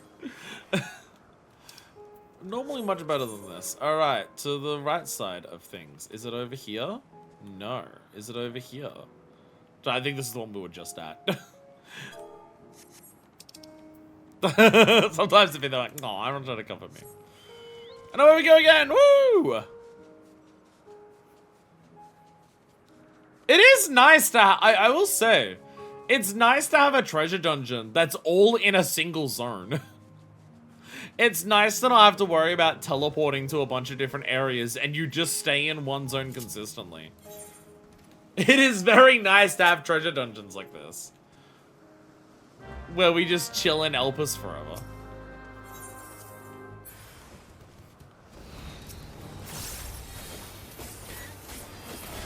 At the rate we are clearing through these, we may actually go through all of my maps today. We may actually go through all my maps today with the speed this is going at. Having a lot of people to kill everything definitely helps, but also being kicked out super fast and everything also helps speed it up, I guess.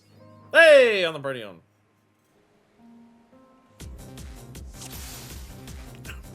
At least I'll get a couple achievements for actually entering the damn thing.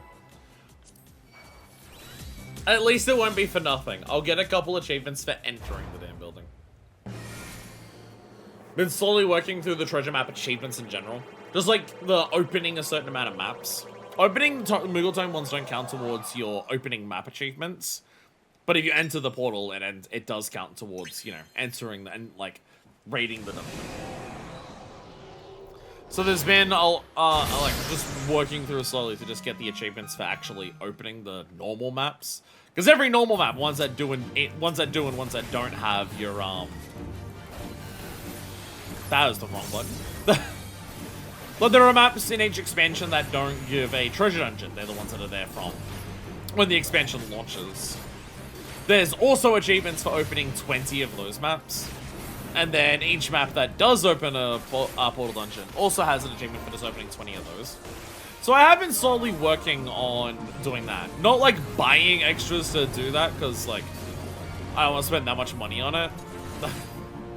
But at least like using my daily map to focus on just opening that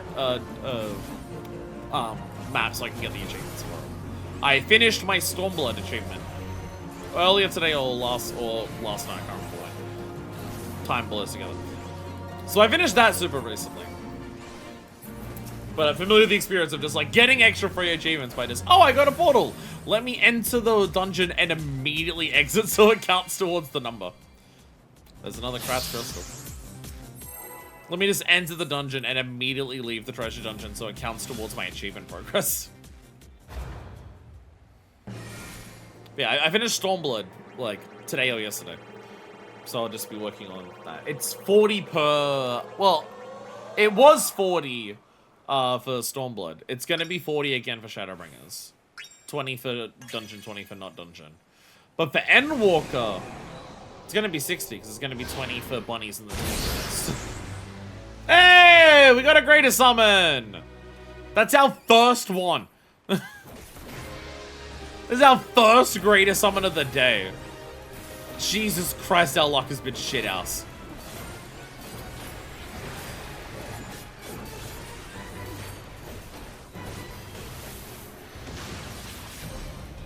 Oh. The numbered things, where are they? Where's 2? 2!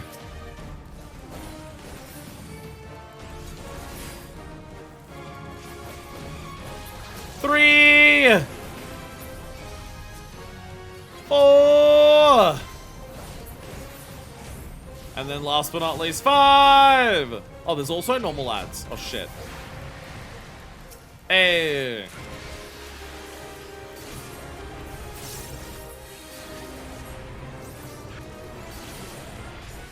We got a bunch of water colossus out of that. I, of course, got POX and money.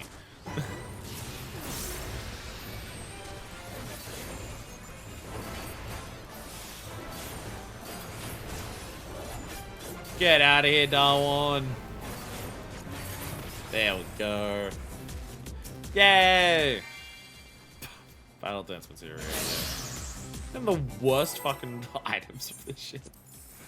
I don't think I've gotten anything good other than the Gel. It's some of our worst treasure dungeons that we've ever fucking done. Oh my god. Crack the knee. Yeah. Crack the other knee. Yeah. Stay. Yay! Let go!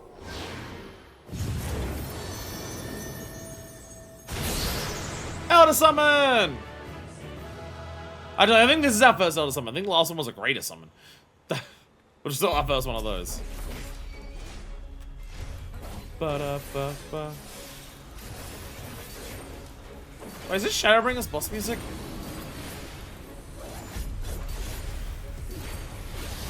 Why is it...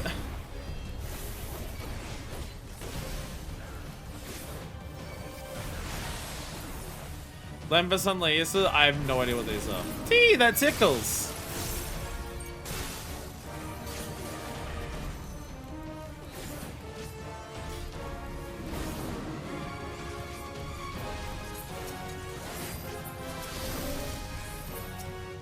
Leather sacks! Oh, I got Earth Costers.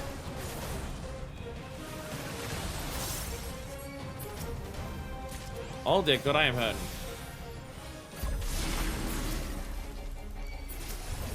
Oh, shit appeared everywhere. Oh my god.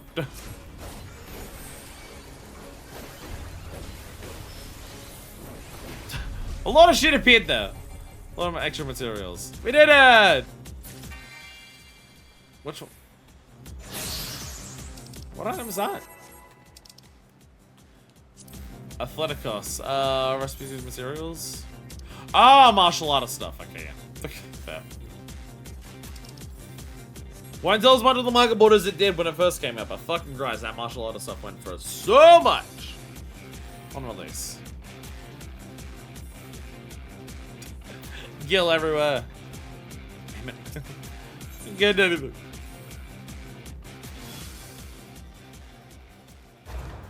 Just once I'd like it to land on silver. I've never seen a silver even when I do this off stream. Never seen a silver. For some reason, silver rarer than gold. Stay.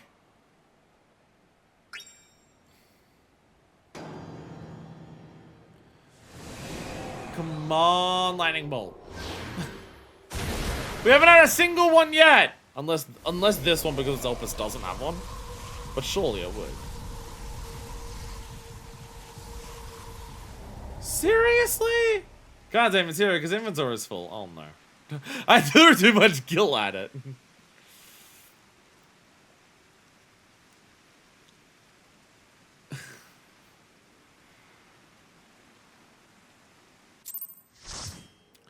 Well, today is damn ass.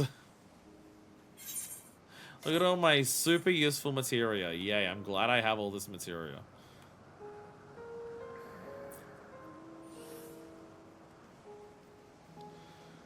There we go. Near the gate to Pandemonium. Final medium to get us to kill ourselves. Fucking Christ. Medion finally worked out how to instill despair into the entire planet. And it wasn't by singing a song of Dynamis, it was by getting people to run fucking treasure dungeons. Headphone is very loose in my ear, trying to fix it. As we make a slow flight walk over. Oh, okay.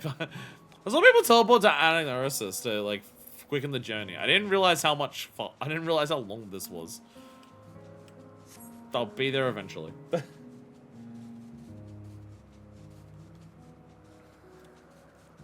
Eventually, like a really big eventually. I have nothing good from this. I was checking to see if I had ended the recruitment. I had to go into the fucking portal. Yeah, I've only got 4 more after this, so at this rate, we're just gonna run through those 4 and that will be done. I'm here, don't worry! I made it! I'm here! Oh, I'm too far away from it, actually. It's gonna be over here.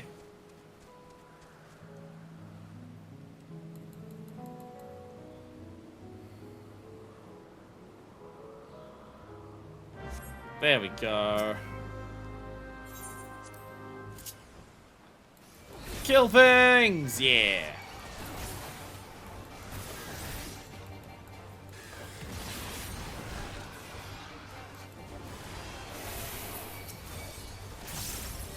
Explosions! Boom!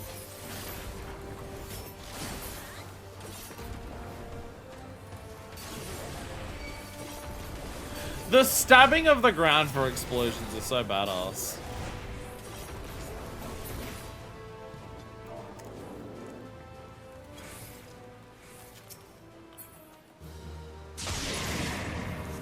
So what was that music? Danger Tech, I already have this, so I'll pass. I already have Danger Tech. Don't know where I would have gotten it from. Unless that, oh, that might be a Golem Molds, Gemstone one, maybe? Maybe that's where some of this music comes from. Comes from like some of the music that you'd get from, Bicolor Gems, maybe? Perhaps.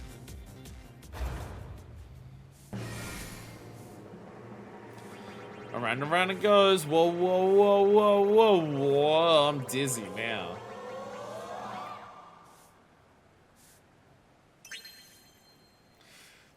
Give me silver! Just once.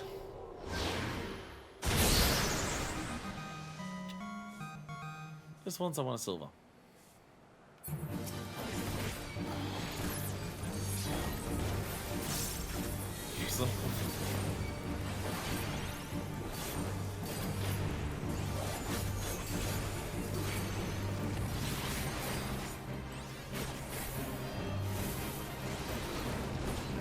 Keep bowl lighting when I don't even need to bowl or light. Leon! Help! It's the only thing I can think of when I say Leon.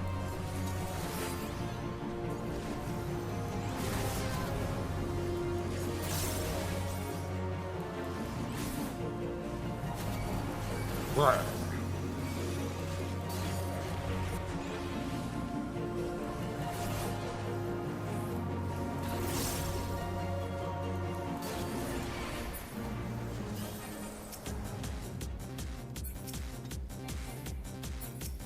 Open it. Malagagagagagos. Feeling tired again.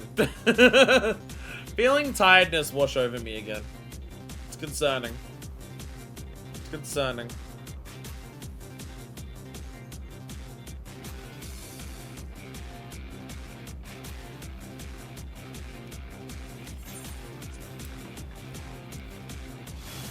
Ugh. It's alright, this is our second thing of like 7 tasks that we're doing today. This is our second thing that we're doing. It's fine, don't worry about it. Oh!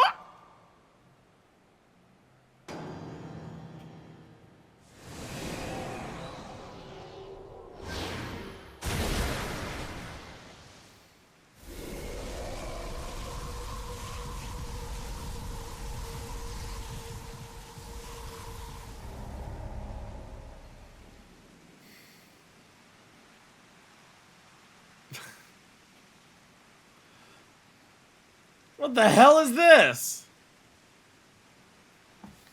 Boo. Boo. Boo.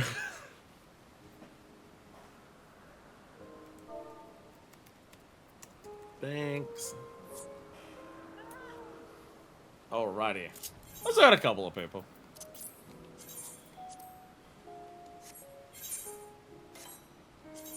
Alrighty.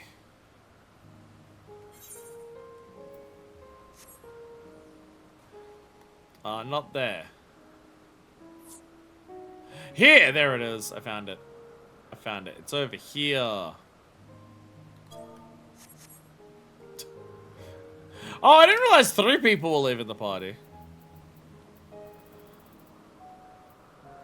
Oh, 3 people left the party.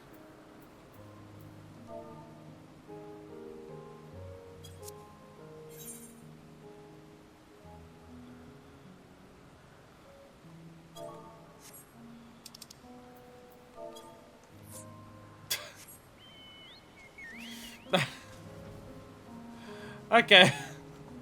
2 people said they were leaving and then everyone bounced. Alright. Well, We'll take that as a sign. We'll do one last one. We're not gonna get through us all of our maps. We'll do one last one. This is the Alpes dungeon map. It's very easy to get from one to the other, but they're really unlucky. Yeah, we'll do one more and then we'll start working on our other things to do. Main things that we've got is another custom delivery. We actually don't have like a lot of big things. After this, it's custom delivery to Taru. The Void Sent Eyeball, turning in the next ranks of societies, and Halloween. Okay, that's actually a lot. That's actually a lot still. We'll have one more go at this, and then we'll start, like, working on the other things. Assuming our teacher is around. Ow! Ow, ow, ow, stretch. Assuming our teacher is around. There we go. I assumed just inventory. Alright, it's alright. With just us three, clearly our luck will improve. With just three of us, our luck will clearly improve.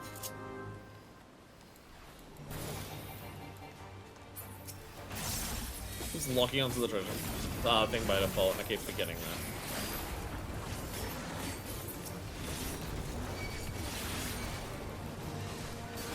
And we're not gonna see the end of the treasure dungeon, probably.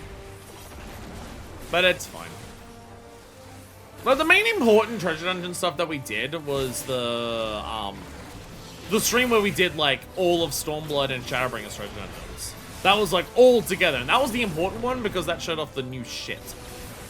That showed off the roulette types, it showed off, like, the hidden dungeon, it showed off, like, the gambling. It showed off all of the new mechanics past Aquapolis of what they do for dungeons. And ever since then, dungeons have remained basically the same without much change. The bunny one, like, looks cooler presentation-wise, but it functions the same. So they've not, like, changed how treasure dungeons work since then. Outside of Endwalker's specific difference of there being maps for focusing on specific ones. They've not changed how treasure dungeons function. Now we'll get the Emma and him idiots. We'll get them both right now. We'll get them both exactly right now.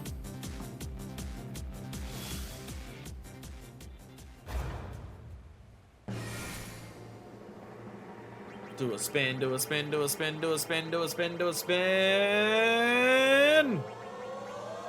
Stay.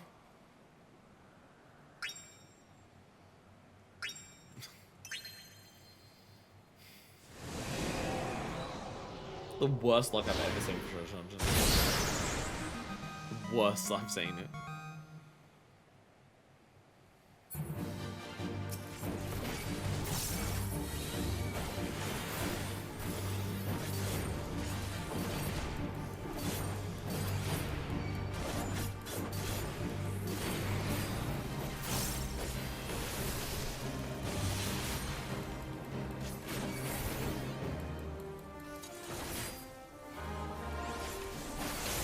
Tiredness is hitting me again. I'm trying not to fall asleep again. I thought I turned on tank stance.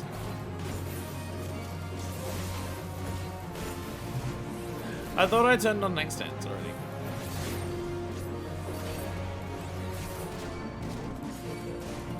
Ruining my gnashing thing combo.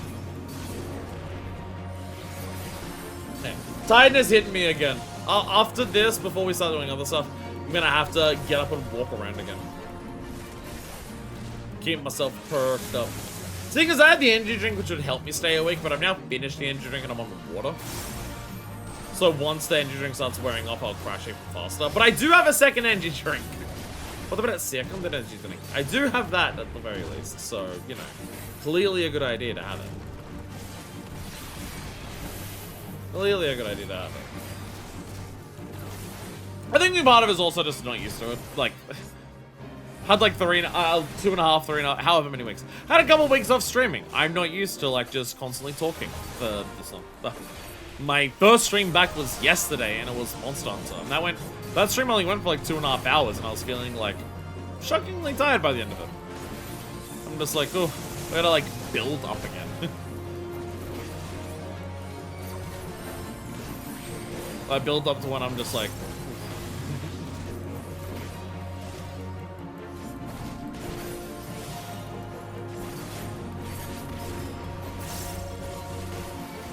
I don't know if you've ever seen that post. There's that one post about how it's just like, man, I feel so tired all of the time that I'm going to go to a doctor one day and they're gonna analyze me and they're gonna realize that the reason that I feel so tired all the time is because I don't have the vitamin. And like, because I've been lacking the vitamin, that explains all of the reasons that I'm so tired. And everyone else is gonna be so surprised that I was able to do as well as I was without the vitamin. And that they'll finally be able to realize that I'm short on the vitamin. And once they realize that, they'll be able to make sure I can take it, and then my energy levels and my ability to stay fully alert for an entire day will be so high, my productivity will soar through the roof. That's what I'm thinking it's gonna happen with me one day. One day they're gonna realize that I'm short on the vitamin. I swear to God. Hey! Greater summon! Not an elder, but a greater. Greater summon! The Lizalfos! Angry Lizalfos! This fight will take 3 years. Double hammer. This is actually bossier. This is actually straight up how this fight works in Bosia. Wow. This is actually Dahu, I think it's called.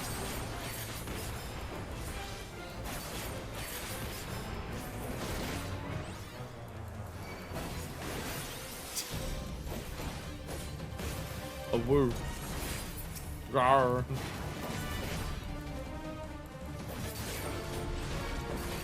Oh no, normal alligators.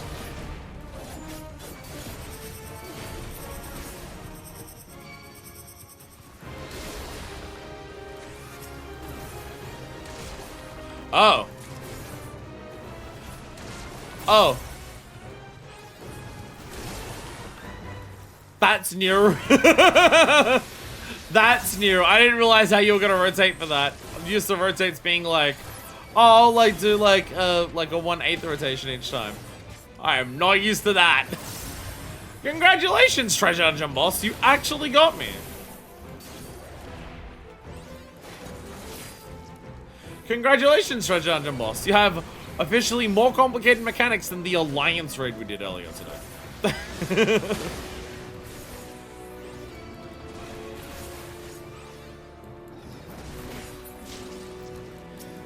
Now the question. Do you have multiple faces of ads? Never takes long enough.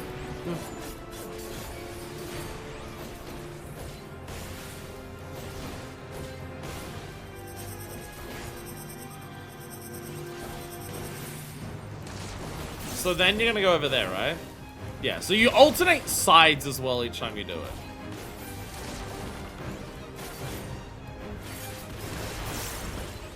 That's fucking wild.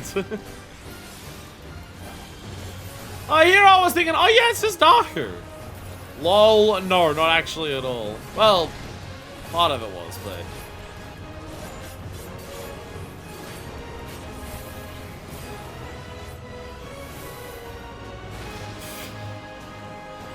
I stayed in to try and get double down off on it. I didn't even get double down off on it. Oh, they're going to be baited. Following. No! Actually, just once. I was not expecting that to be baited in the last long time.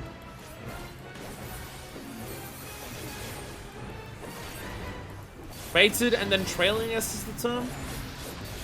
Baited is one where it appears where you stand and it follows you, and then trailing is just like multiple baited in a row.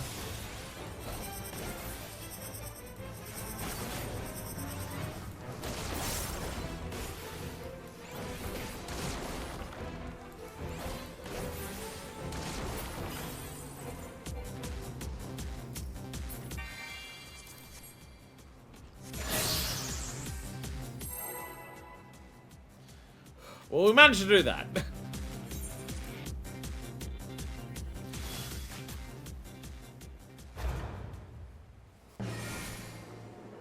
Come on, come on, come on, come on, come on. Gold?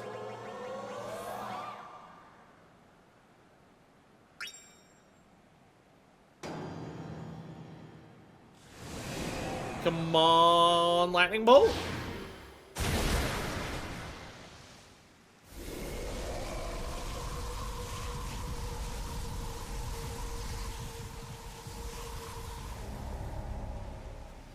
Not once did we get stopped from that.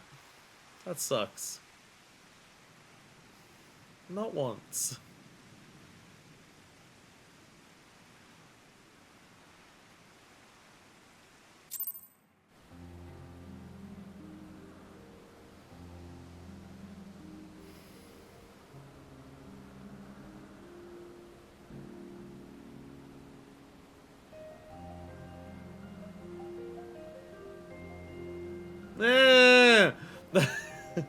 You want to see the rare mount from me? If you've got it, yeah.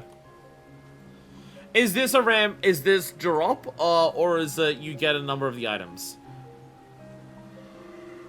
Oh Jesus! Exion but flame. Okay, that's pretty badass. Does this also have the thing like the rabbit one, where if you get like 3 items, you turn it in for it, and it also drops very, very rarely? Because I remember that being a thing for the locker one. You get 3 items, yeah.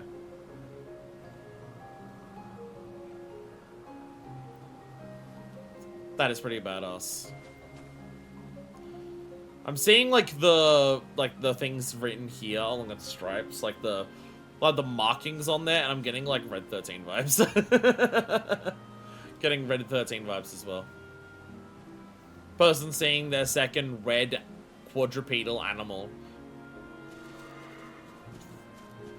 Well, the size difference is a little bit.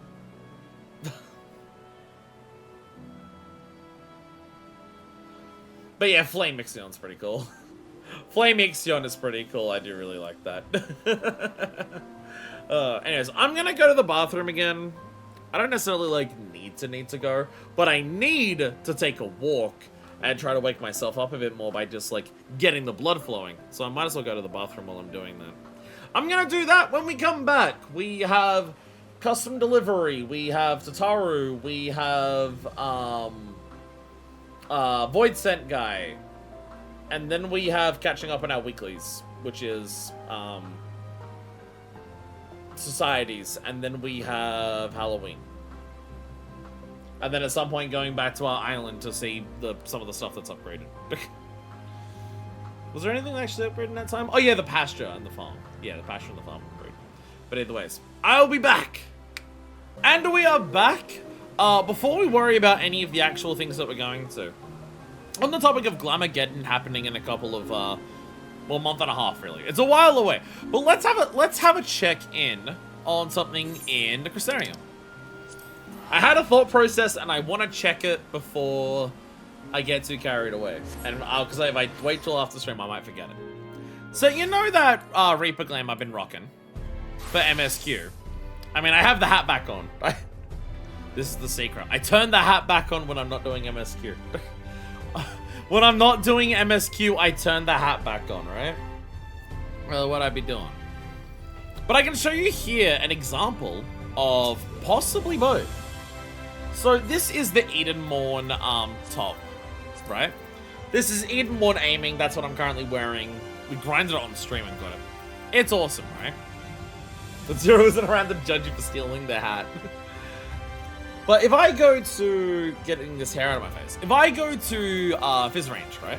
If I go to aiming for this, so I can show you this version of the top. So a lot of my glamour things that are going to change with the complete unlocking is gonna be stuff like this, where it's the same piece but slightly altered for one of the other roles. Because this version, look, it fills in the sides. The little side bits here, instead of being a flaps at the front and then flaps at the back, it actually fills in the sides. And also, see all of these straps on the back here? See all of like the leather parts? On here, they're very black. They're very black, and all of like the trim, all of like the metallic edging, is all very silver. And the part around the neck that frills up a little bit there is white. If I go back to the other one, if I go back to what I'm currently wearing, I can show you on this, that doesn't have that gap. And these belts, they're a tinge brown. because the coat itself is brown. Whereas the other one is gray, so they're more black. So like the leather's straps that go along there, they're a bit more brown. The trims, like the metal trims here, are all gold. I've mentioned it before. I'm not the biggest fan of gold and black together. For certain things for Manifest, it works. The part around the neck is also brown on the little frilly bit there. So when I dye this black, like it goes black and it's still good, right? I don't dislike this. But you know, that little bits are a little bit brown there. It's a little bit goldish, like tintish, bronzish kind of thing. It's still like very brown around the shirt there and everything like that. Whereas, if I go to the fizz range one,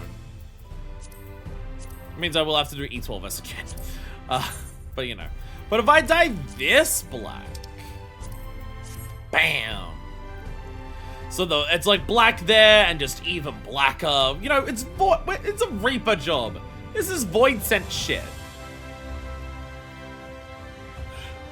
From ink of blackest night, I summon you. It is dark as shit. Hell yeah. It has the little parts that fill in the legs there. It's got, it turns the entire shirt like pitch black in the middle. So we don't have a lot of white here. There's only a little bit of white to offset it there. Because the other one, when you dye it, the white stays here. And then it like changes the color around there. Whereas this, it keeps the white frilling around the neck. Which the frills is what I want to keep white. You know, white frill edges. That's piratey, it's nautical and stuff like that. But it makes the shirt very black. It makes the shirt very black. Then you do this. But one thing I was curious about, for a possibility of adjustment to this, what about what about Cryptolica Vambraces? Because if I go Cryptolica Vambraces on this, it's not great, right? Cryptolica specifically. Well, these are just like arm straps, right? So I can't really use those. They're like, they do work with the glam. Like, I don't actually think these are bad. I was originally planning on these as one of my possible options. This isn't bad, but it could be better. Well, it actually does kind of work, but it could be better. But what about Cryptolica for, say, Samurai? Because I don't... Not Samurai. Yeah, it's going to be the Ninja and Rifle one. Because I don't use this on anything, but I really like this piece. Because it's a lot of big frills on a hand.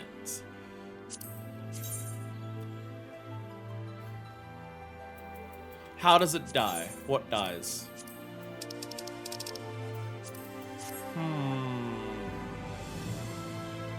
This is why I always have an issue with this. The metal stays so much its own color. No, I don't prefer this over what I currently have. What I currently have, the little fluffy bit at the edge of the top there, blends in with that. And it's just, this is very harsh metal and a harsh bronzy color. Doesn't really gel with the rest of it. Doesn't really make sense with the rest of it. I want to use these on something, but it's just, you know, very hard to get this metal aesthetic to blend in with anything. Because I love the frills at the end here, especially the patterning on them. Oh, gorgeous. Don't know if frills is the right word I use for that. Just puffy, cravat-esque looking shit. I just call it frills because it's like simple. Well, that doesn't look as good. That doesn't look as good. So we won't use that. But also, another example of recolor shit. What about Samurai? I love my Samurai glam. My Samurai glam is fucking sexy. This is one of the glams that I get complimented the most on in-game when I'm wearing it. It's very unique. I don't see many other people rocking the cowboy pirate samurai look anywhere near this well. This hat alone, you barely see people use. This is the elemental hat. Barely see people use this. But you can see I've got the Cryptolica top where it's got the frilly bit here, the cravat-esque looking thing. And then I've got the same on the Rena Skeeter gloves. They're both red on this though. But if I go to the Viper version of the same top, which is Cryptolica, suddenly the top of it's white. Okay, remove that part, not that part. Suddenly the frills around there are white. I gotta dye it black so it matches the color of everything else. But what about that? And then if I try on some Rena Skeeter things over here on the market board, would the white frills there work better than my red ones? My red ones kind of make it not clash anywhere near as harshly with everything else that I currently have on. But the white would make it look even more piratey compared to what I currently have. So these are all the decisions. There's so many decisions. Because like, say again, these are red on the frills here. But if I change this over to Viper, it's white again. And then I can do this. And then I dye black because I already dyed the other ones black. I am keeping the economy alive by spending money on jet black dye. Because of course I am. So I have this now. And it's like, okay. The white frills there, do I prefer this? I don't know. Because also the scarf here changes color. Like, not the scarf, but like the handkerchief. The side little thing here. This is now orange. This is now orange on the side here. And also the undershirt is red now. Or not the undershirt, like the breast plating, the vest, whatever. This part is now red. And also the arms have a red tint to them. Whereas what I currently have, the part on the side is like a gray. And the part that is the vest there is black to match the rest of the outfit. And the arms are very solidly black. So which one do I prefer? Because I lean towards what I'm currently wearing. I like having the white ruffling. I like the white ruffles. But I don't know if I like the white ruffles enough to, like, get over how much, like, the body piece just gels together here better by just being completely black all over except for the neck. And also, like, the little white part here just, like, matches kind of like the underside of the hat. So there's also that. But also, if I journey to Charlian and strike a bargain with the woman who shares my gift, there's also another possibility that is related to this glam. The Glamageddon is gonna... I'm gonna spend so much fucking time testing shit now. I'm gonna spend so much fucking time testing shit. Because if I go to here, and I go to Fizz Ranged again, what about Bard Hats?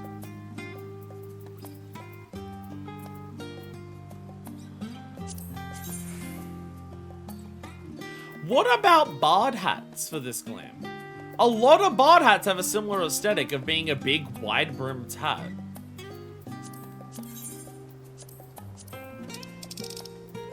You have to dye it that color.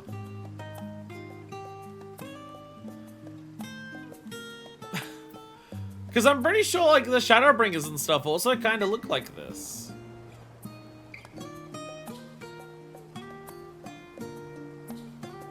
Like, that's very similar to the hat that I already currently have on this. Is it better? Is it worse? The two feather color here actually make more sense for the glam. It's white and red, which exactly matches with the middle of the body here. But also what I currently have on here is silver and gold, which lines up with the scarf on the side and all of the gold trim on here. Glamour decisions are so hard. And also this one, like, covers the eyes. Whereas the other one, like, shows it up a lot. So I don't know. I don't know. Because, like, so much of me, like, for the little things that I've been looking at for the unlock, has been, oh, I can now do this option. So I kind of want to take advantage of it because we've never been able to do it before in terms of, like, mixing and matching. But then I have to stop and really think, do I actually prefer it this way, or do I prefer keeping it what it was before? And it's just, it's gonna drive me insane. It's gonna drive me insane with the amount of options. Like you saw it earlier with the Viper stuff, where I'm just like, I can finally wear the Gemsoft hat. So I want to do everything I can to make the Gemsoft hat work because it looks so cool. But I have to also accept that it's just like, the more cowboy style hat works with the rest of my Viper glam that I already have plans. The Gemsoft hat, like, yeah, I can finally do it! Oh my god! I can break the limits and wear whatever I want! And I don't think it works better than what I could already do within the restrictions that I already have. And I think I'm gonna run into that for a lot of things.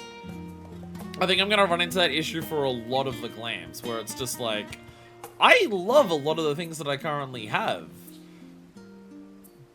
if I try to change it to another job's thing, am I doing it for the sake of just because I can? Or is it actually better? There's a number that I know I don't need to look at. I don't need to look at Warrior.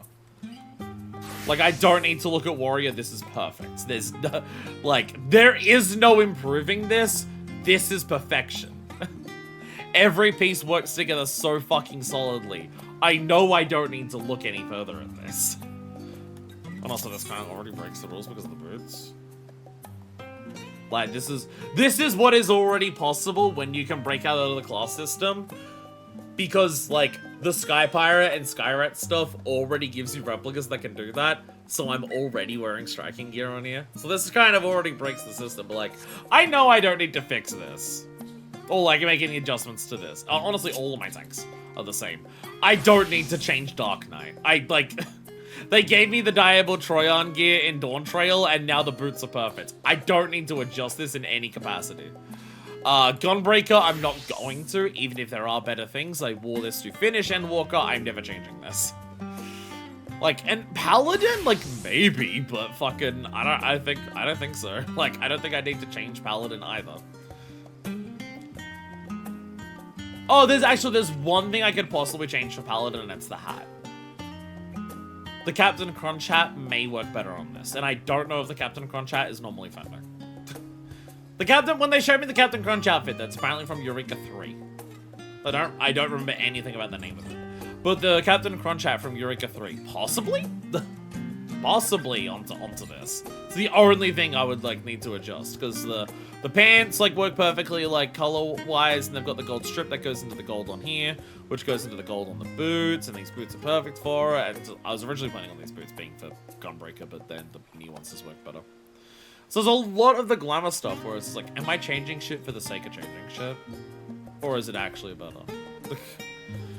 Monk's getting an entire rework. Monk is, again, another one where it's, I want to wear the Viper top for it. Let me actually put it on. Let me go to Viper. Just so I can show what I mean. Because I'm going to try this on and then exit out of that. No, actually, no, never mind. Never mind. Never mind. It's the normal one I have to actually do. It's the normal one I have to do anyways. Remove and remove. So yeah, normal, like, I'm gonna put on this because when you dye this, it keeps the white ruffles around the neck, whereas the actual one for Monk doesn't do that. The one for normal Monk doesn't actually do that. It changes other things. So I'm gonna do something like this. There it is. So I'll do something like this for Monk. Whereas if I did this on the normal Monk version, it would be the same colors basically everywhere, except the black on the undershirt would just blend into black on the ruffles. Whereas this definitely looks better. This definitely looks better. I think the one other change is that I think possibly this part here. I think on the other version of this, the outer color is what determines the color of this. Where on this version, the inner color determines that. So I think this is red on the other one as well. But yeah. But I'll do something like that for Monk. Oh, again, a lot of this is going to be like the slight recolors. That's the one! That's the one. So like, what if I put that on Pirate? What if I... That's Paladin. Gotta go on Paladin. So what about this on Paladin? Does this look better?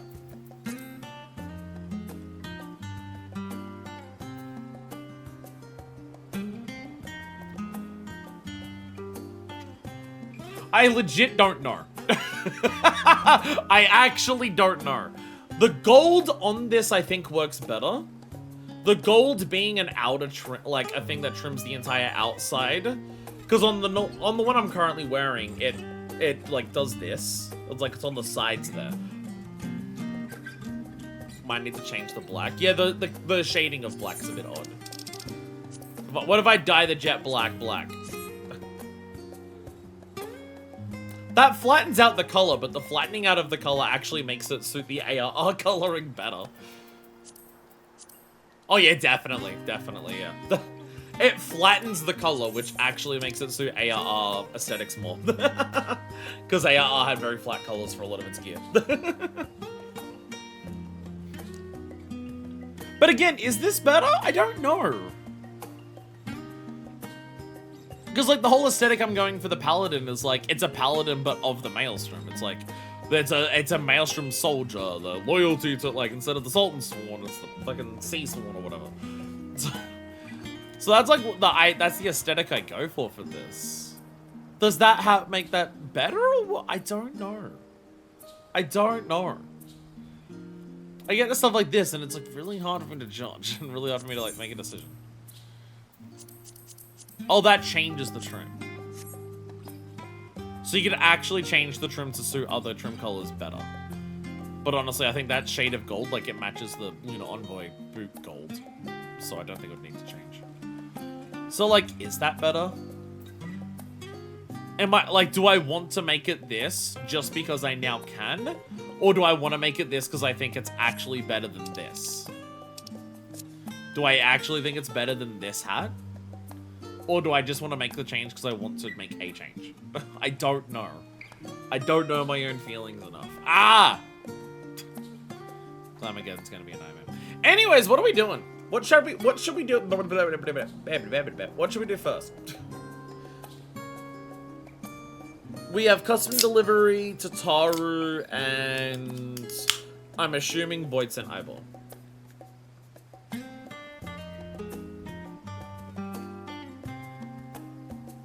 Oh, we should probably do Tataru. We're already here. We're already in Sharlayan. We might as well do Tataru. It's literally right here. Lamageddon's gonna be complicated. I'm assuming an auspicious opportunity. Would make sense it's a third one, so auspicious might have to do with the auspices. It might have to do with Stormblood. Because that seems to be how we're going about this. 6.1 is about a Realm Reborn. 6.2 is Heavenswood. Seems we're going in order. I mean, I'm excited to see the Four Lords again. I like the Four Lords.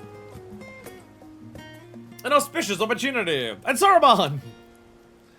Magina has an urgent request to make of you. Can't believe they look this shit behind yellows, especially considering, like, it showed a unique reward. You got paintings last time. Ah, Manifest, you couldn't have come at a better time. You have a moment to talk. My thanks. You see, a foreign merchant approached the boutique with a proposal not long ago. Yo, I actually need you to do side content. Hancock, are the sold nut trading company? Perhaps you've heard of him. Oh no. Oh no. I do, that bitch copied my hairstyle. Ah, so you do have history. One of Mr. Star declared him unscrupulous and deserving of infinite caution. Though there is risk in dealing with a man of such flexible principles, his knowledge of the Hingan markets would do much to bolster our efforts to make inroads in the Far East. That is why, despite her misgivings, Mr. Cesaro seeks to negotiate a partnership. But for some reason or another, he's requested you be present at their meeting in Kagane.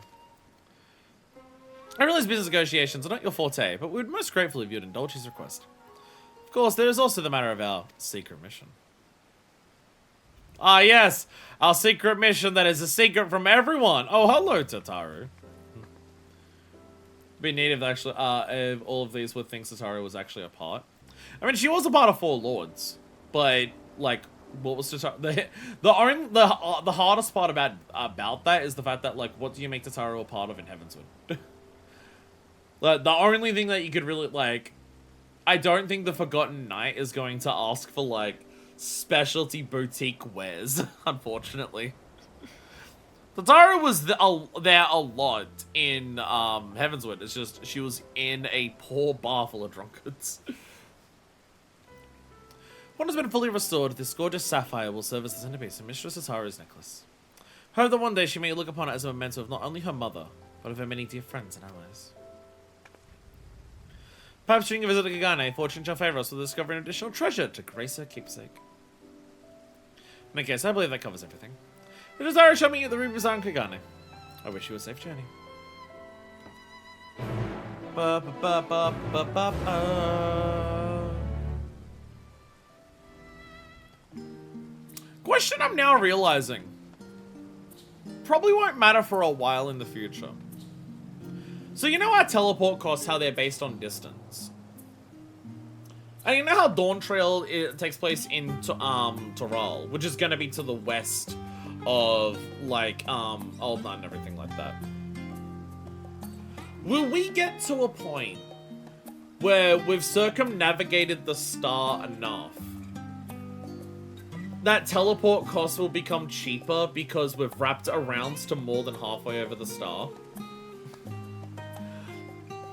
Let's say we're at the front of the star here and this is Eorzea. So you go over this way and it's like, that's Toral. And you go over this way and like you hit like Ilsabad and Valvaner. And you go over here and you're hitting like Othid and Hingashi, right? Will we get to a point if we travel around enough of the world that like you're over here and it's gonna be like, oh, actually your teleport cost to Toral is now cheaper because you're only going this much around the world as opposed to all the way back around the other way? It won't matter for a while. It won't matter for a while. But I feel like look at my, like, because that's what made me think of it. Because I'm traveling from basically one side of the world map to the other. I'm as far west as we've ever been in Sharlayan. And I'm going as far east as we've ever been for Kagane. It's one of the most expensive teleports we can possibly get. Well, now I need to test something. Because I have to wonder if we get to a point where we circumnavigate enough that it drops travel expenses because you just go the other way.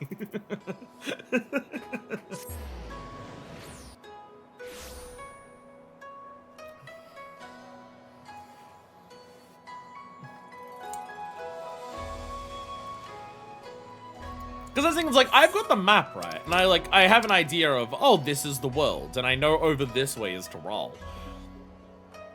I don't actually know. The thing is, I don't know what the other continents on the star are. That is also part of it. Because, I mean, I know down here is, somewhere down here is Mericidia. But that doesn't really apply because that's a north to south issue. So that doesn't really apply to what we're, like, wondering here. So, like, Mericidia doesn't count. The only other continent I know of is over this way, and it's Toral. I don't know of any other continents on the star.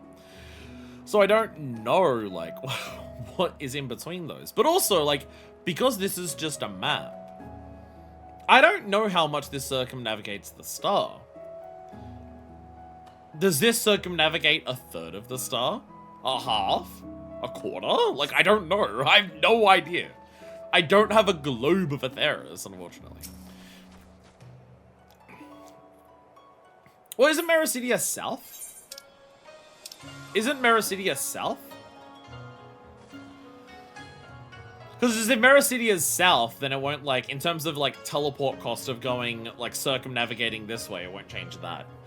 And I don't think we have anything that's, like, super far north, that if Mericidia is super far south, that you end up doing that wrapping around, but the other way. I don't think we'd have anything for that. Because, like, everything here is on, like, one surface. So, like, none of it can be, like... You'd have to be, like, north on the other side. And then down here. So you'd end up wrapping around the other way anyways.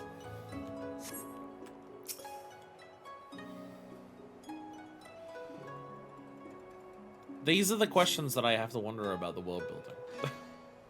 Is there anywhere in-game we can look at a globe of Atheros that's actually, like, labeled fully? Because that's also another thing of just, like, I don't know how big, like, what we've been covers the entire star. I have no idea. I'm sure there'd be globes somewhere, though. Oh, we're just having a rest. We're just having a rest. Tataru!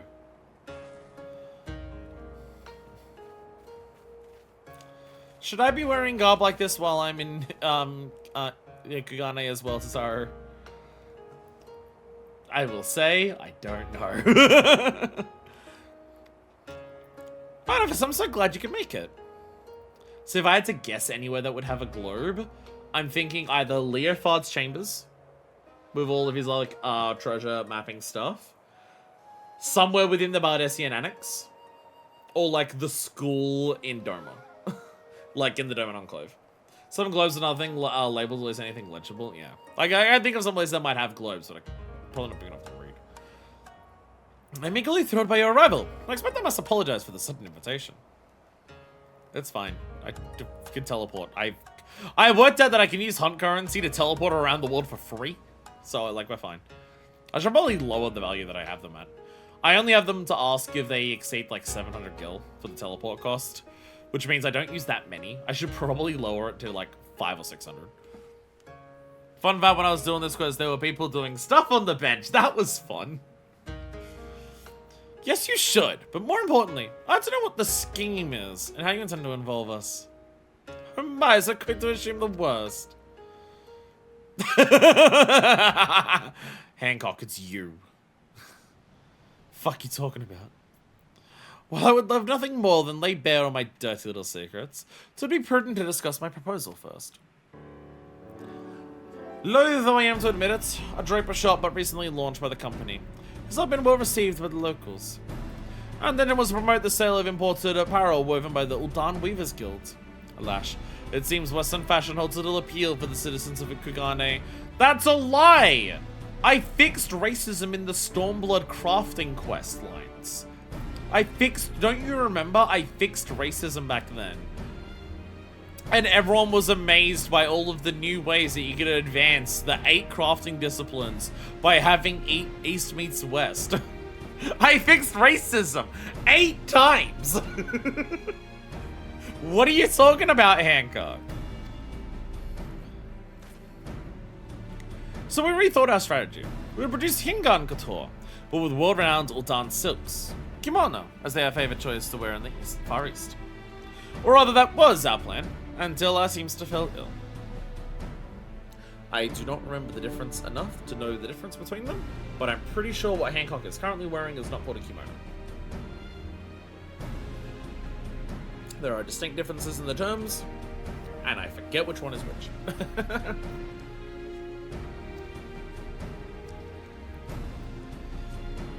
It was as I faced the unpleasant decision of abandoning this venture entirely that I chanced to hear of Tataru's boutique, and the assorted Far Eastern-styled equipment they had on offer.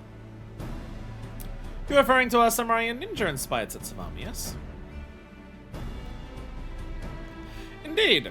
By putting your exemplary goods on display, they thought that trading company would demonstrate that we, a Western trader, are capable of making garments suited to the needs of our local patrons. Correct me if I'm wrong, but I've been informed that you wish to establish a foothold in Hingashi and Isofen. What better way to make your Kugane debut than have us showcase your quality wares? Mikata, I think? Thinks. So without its appeal, I admit. Above its venue to gauge interest in our goods. Pretty sure it's a Hachimaki. I'm pretty sure it's a Hachimaki. That's definitely what it is. Isn't it just? I'm going to take your grudging concession as a sign of interest. Perhaps we can discuss the finer points of my proposed partnership. I'm saying that because Hancock reminds me of a Namazu because he's a dick.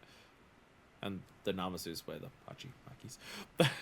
There's a lot of steps there. I realized that when I said it, like, where my conclusion is going doesn't make any sense if I don't explain it. I'm just like, I'm trying to call him a Namazu because he's a dick. And the Namazus were Hachimakis. Or at least the ones of Doro. Oh, we'll be discussing it at length. But I want to see how any of this would require manifest involvement.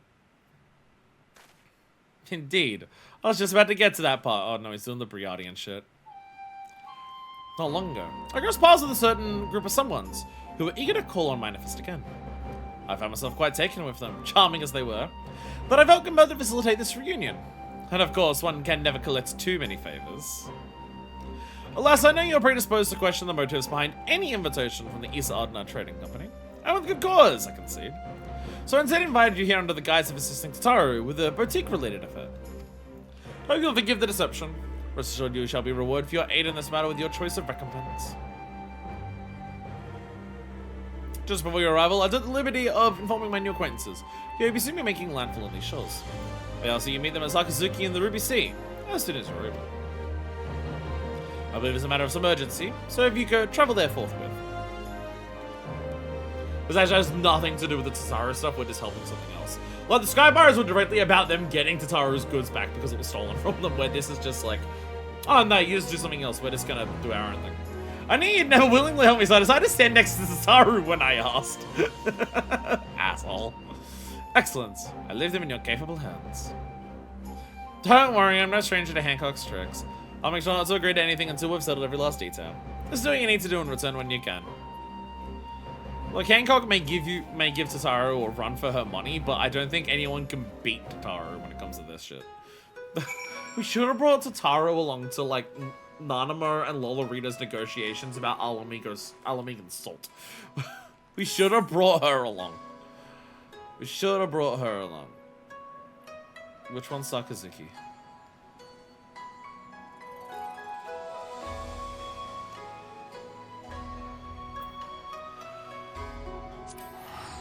Sakazuki's the Ryan place, right? I was trying to think of the places on Landfall, and I'm just like, no, it's like Asari, and... Oh, is Sakazuki the Watchtower actually south? Oh, because... Yeah, because this is, yeah, Suina Sato. Oh, so, yeah, Sakazuki's... I keep forgetting that Sakazuki exists. Like, it's a little outpost. And I keep forgetting it exists when I think of the Ruby Sea. Because I think of, like, you know, the Red Kojin hang over there, Sari Fishing Village over there, you got Onokoro over there, Tamamizu's underground, Suina Sato is not underground, water. I keep thinking of, like, oh yeah, and Hell's Lid. And I keep forgetting that, oh yeah, right next to Hell's Lid is Sakazuki. It's not like a village or anything, it's an outpost, so I keep forgetting it exists. I love the world of this game. I love the world of this game so much. As you can probably tell by the fact that details about this game are something that I'm, like, actually half decent at remembering, unlike most things in my life. Like, I can remember so many more details about characters and worlds and places and everything in this game compared to, most other things in life. But also, most other things in life I've not spent, like, 8,500 hours doing, so there is probably also that. There is probably also that. I was about to say I should keep track of it to know when it happens. There's a decent chance it's already happened. I was about to say I should keep track of the YouTube VODs to, like, work out when 1,000 hours passes in, like, YouTube videos. Can't do it for streaming because I cut out, like, all of the breaks in streaming, so it's like I can't work out how long I've been streaming it for. But I could work out on the YouTube VOD end of just like, when do we pass 1,000 hours of YouTube VODs? There's a decent chance we've already done so. At some point during Shadowbringers, we hit 700, I know that. So there's a decent chance it's passed since, but I don't actually know. Apologies minor first. I pray you've not been waiting long. Saraban! Saraban! You look surprised. Did Hancock not tell you who requested your aid? Ah, but never mind that. I'm simply glad that you are here. I am here to apologize for all the times I insulted you when I abandoned you to do the Four Lords questline because I was doing MSQ. How have I been? Well, my training as the next Gambu continues apace. I'll tell you, my friend, each day has been more trying than the last.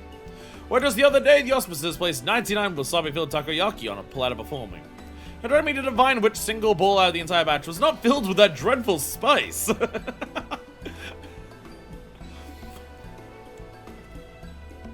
The idea that the auspicers are serving takoyaki. The idea, I mean, like, they are animals, and animals do eat other animals. But the idea that these, like, enlightened animals that have, like, lived for thousands of years and can talk and everything are still just like, well, we're gonna kill the shit out of some octopus for, like, a bit for you to eat. I gotta try more takoyaki. The takoyaki that I tried, it was during a Yakuza stream. The first time I tried takoyaki. The taste was really nice. I really liked the flavor of it. It was just the texture. Like, because it was, like, a creamy texture for most of it, and then every now and then there was, like, a really squishy, chewy bit. And I'm just like, is that part of the octopus? Is that, like, the sucker of the octopus, and that part doesn't fully break down when they do it, and that's the part I don't like? Or I'm just like, did they put something else in their takoyaki that had a really chewy texture to it? Because I didn't like that part. Not necessarily that the chewiness was, like, bad, but it's more so when I'm biting into a really soft, creamy ball, I don't expect something chewy, and it was like, just like, it's like a melt-in-your-mouth thing with every couple of bites. I gotta, like, really chew and, like, really squeeze, and it was like, just very discordant. Playing that whole Which is the Spicy One game. It's wasabi. Just have any of them, they'll taste nice. Though if you have 98 Wasabi Takiyakis in a row, that might actually be bad. Training to sharpen my foresight, they claimed, but it felt more akin to torture. By then I was reduced to a dithering sea turtle, swimming in a puddle of my own tears. That is all to say, I'm only marginally close to assuming my place as one of the Four Lords. Bah, get to the point already, Soroban! Gah! I was just about to arrive at it! Come my friends, show yourselves! Oh, they're showing up in like full-on Auspice form. They're not even showing up in like cute little critter form. If you eat the 9 spicy one, it's actually more present than eating one not spicy one. It has been some time, Minder First! I'm sorry I haven't done any of your Unreal trials. I've not done any Unreal trials. And it's moved on from Four Lords now. Because, like, Yako was one of them. And I think we already did the snake one. I don't know if Suzaku ever got one. Yako! I want to see you in good health. I understand you have been through a great deal. Tsukiyomi coming in 7.4. At some point we have to do an Unreal trial on stream. At some point.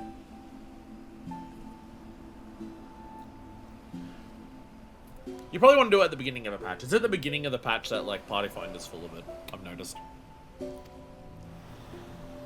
Seiryu! I couldn't remember the snake's name. Oh right, because it's like meant to be because it's the name of a dragon, but then it's like, oh surprise, it's a snake. Right, that's why I couldn't remember.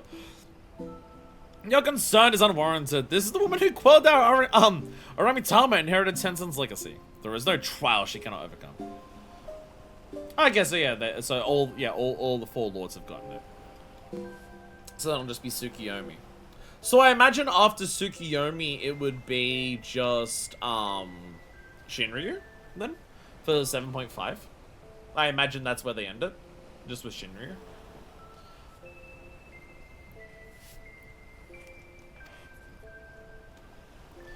You misunderstand me, my brother. That you deliberately insinuate that I lack faith in manifest capabilities.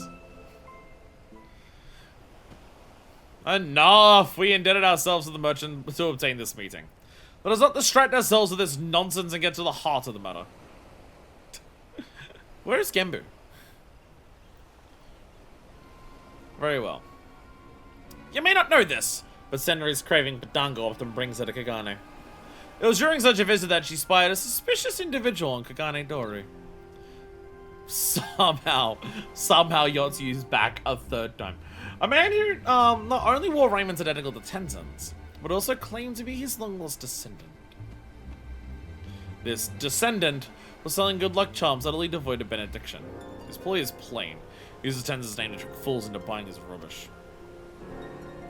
And he would dare sully Tensen's name to face my wrath! My flames will cleanse him of his sin and burn his soul to ash! Too merciful a punishment, I say. I shall personally render unto him every pain imaginable! Probably gonna be Shinryu for 7.5, then 8 point Unreals will be Shadowbringers, yeah. By the Kami. Is it possible they have both succumbed to the Aramitama once more? No, I think they're just pissed that someone's besmirching Tensen's name. The charlatan boasts of more than an esteemed heritage. He also comes to have the Four Lords at his beck and call. Insulting, yes, but I would still rather resolve this without flames and torture. But having lived apart from men for so long, I feel we may be ill-equipped to do so on our own. Hence why we have turned to you for assistance. So Soroban's talking and it's saying Genbu. Did I miss something? Have I forgotten where Genbu went? Did Genbu, like, die and pass on his soul inside of Soroban? Did that happen? Did that happen? If so, I've forgotten. If Genbu's big turtle body died and, like, his soul went into Soroban, if that happened, I have forgotten. Because Soroban is talking and it's saying Genbu. I did Four Lords, like, 2.5 years ago. Give me a break. Yada, yada, yada. Didn't agree to anything just yet, but why don't we all at least seek out this descendant and take his measure ourselves? I beg your pardon? Putting myself aside, the three of you approaching any settlement, let alone one as large as Kagane, would surely cause an uproar.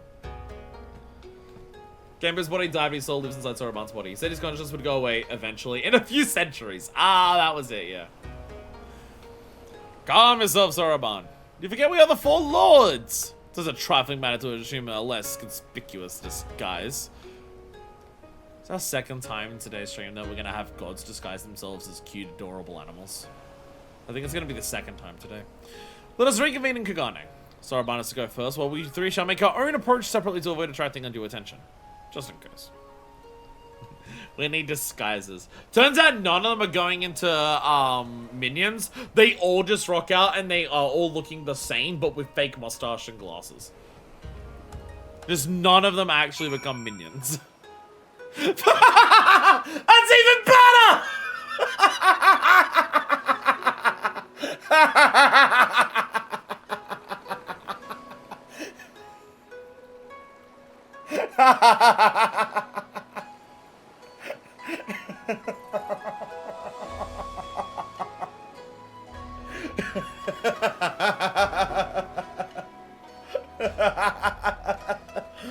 Inconspicuous.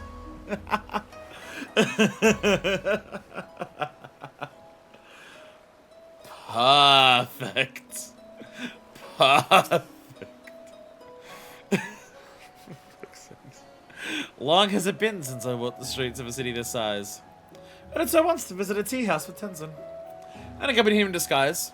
How my heart raced at the thrill and joy of it. Till a priest saw through my glamour. Oh, the commotion that followed. I don't think I haven't noticed you eyeing my costume. You must know I acquired during my travels in the West. I'm rather fond of its soft and fluffy texture. That's what they use during seasonal events. Oh my god, that's amazing. That's amazing. Unless it's a blue elephant, then it's not one of the Four Lords, it's Angric.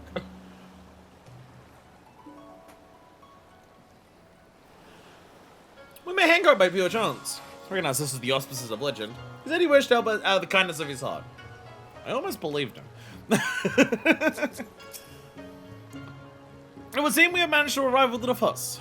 For only the calm, you know how long our presence will remain secret. Game with the needless worrying. Our disguises are perfect.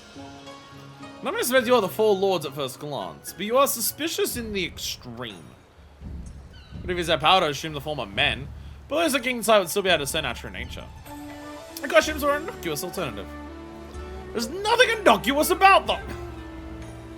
So anyone said she found the swindler in Kagane door, yes? Let us sit there at once.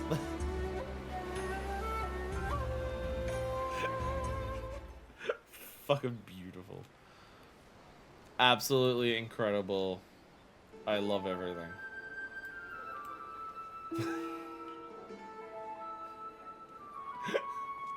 Getting the fucking Fire Emblem Sacred Stones disguised as same put in Discord.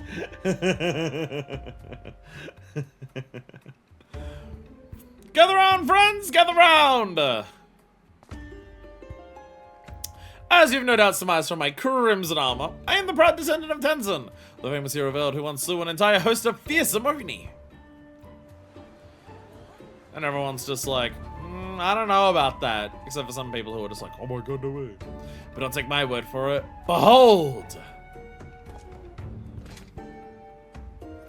For I have a sword. In this hand I hold Tenzin's beloved katana, the Phoenix Blade!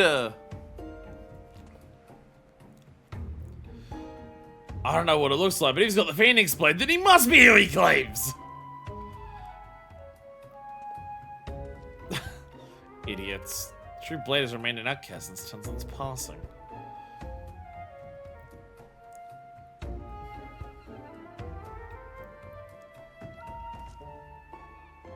Something seems off. Is that the Phoenix Blade? If you make it, it'll make you believe me, sure. I say there are some who remain unconvinced. Very well. There'll be no choice. Allow me to introduce you to my sworn allies, the Four Lords. What the fuck is are these gonna be minions? Oh dear, I'm almost afraid to. What the fuck are they? What are you gonna do? That's your signal. I spent my money's worth. They're just people. Introducing Gembu, the total auspice and forcier of calamity. It's just a red Kojin.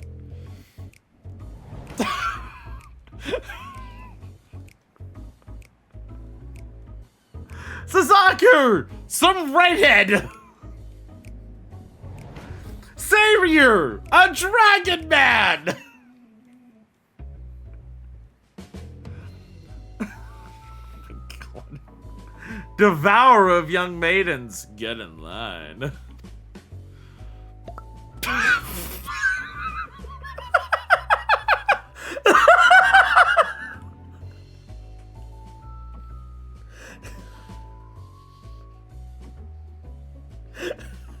The fucking plump down. The fucking just drop into frame. Last but not least, adorable, we have Pyako, the small and fluffy feline hospice. It's not even one of the cat minions that's got white fur. Why am I alone a cuddling creature? Surely you can find a rough girl Rubakote to betray me. This is not slander your character. Devourer of young maidens. Pah. I mean, that's Sayryu's whole thing, is that people were just like, he's an evil snake, don't trust him, and then Tenzin was just like, no, he's actually chill though. What is this rabble? All I've heard tell Tenzin know that the four lords are beasts, not three mamas and a cat.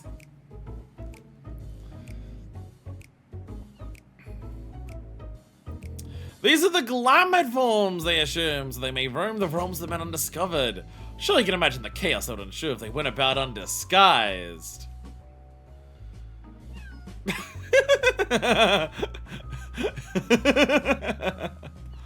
Even so, there's no way they'd wear such ridiculous outfits.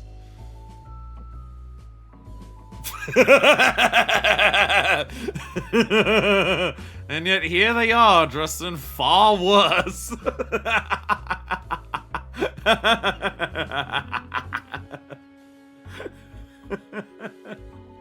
This farce is infuriating. I'll not abide in making mock of the bonds we shared with Tenzin. Dude, they're wearing the same thing you are. They wouldn't be caught in ridiculous outfits. I mean, who wears red these days? We are of one mind, my sister. He must be silenced. Does Tenzin even have a descendant? There's nothing in the legends about him fathering any children.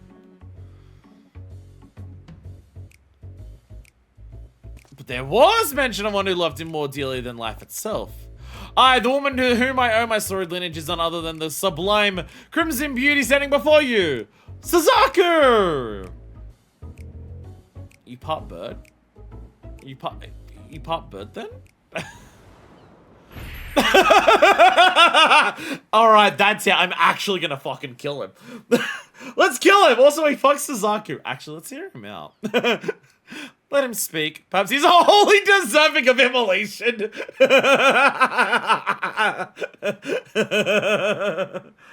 How easily your rage is quelled.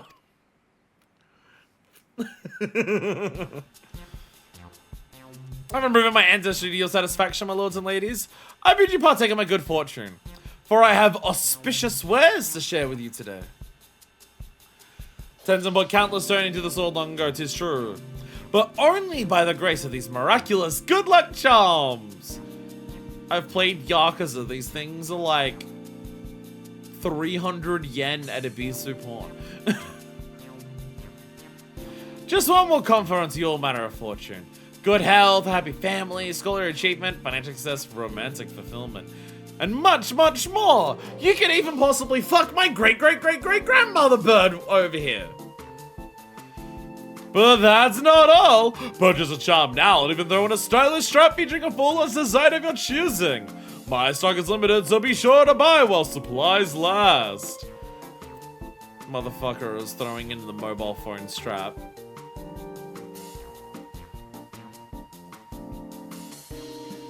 I'll take 2, no, 10! I get it, because Tenzin.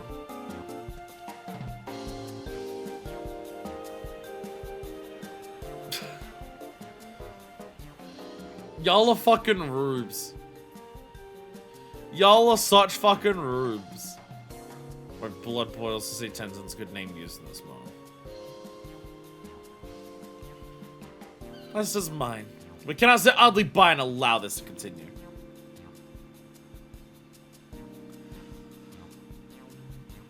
I think a purveyor of good fortune is in need of a proper scare. Are you convinced as well, Manifest? Oh, absolutely. See, I'm like the closest person that Tenzin would have to an actual descendant. I'm not a descendant, but it's definitely heavily hinted at that we share the same sundered soul. It is hinted that Tenzin has the same sundered soul. Like, you are a rebirth of Tenzin. It is heavily implied that. I don't think it's outright explicitly said, but I think it's heavily implied. Or at least theorized. Lest you worry, despite his preposterous suspicion of me, I have no intention of harming the swindler. There's so many who would fall for such an obvious deception. No matter the age, mortals say only that which they wish to. He's a most persuasive and cunning adversary. I was very nearly convinced I'd given birth to Tenzin's child! Fuck's sake, sucker. He seemed quite pleased with himself as he packed up his store. This was good, no doubt.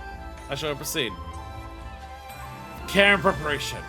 We also definitely countered accusations of fraud. A more clever approach is needed. We must limit his ability to spin more lies. Have you any ideas, Manifest? What if I hit him with my exploding fucking sword? I can present myself as Tenzin's true descendant. Presents the full lord should be more than enough to convince him.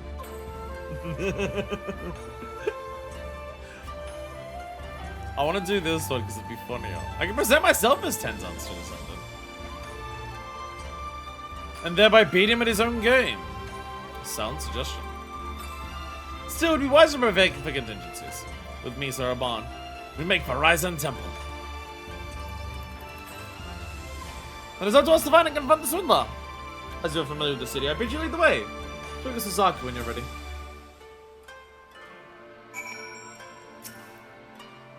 Dragon Nambori dishonors us further with insipid trinkets. Customers may have seen where he went, so let's begin by questioning them. Also know more of his true identity. But all the heroes of legend, why claim Tenzin's name?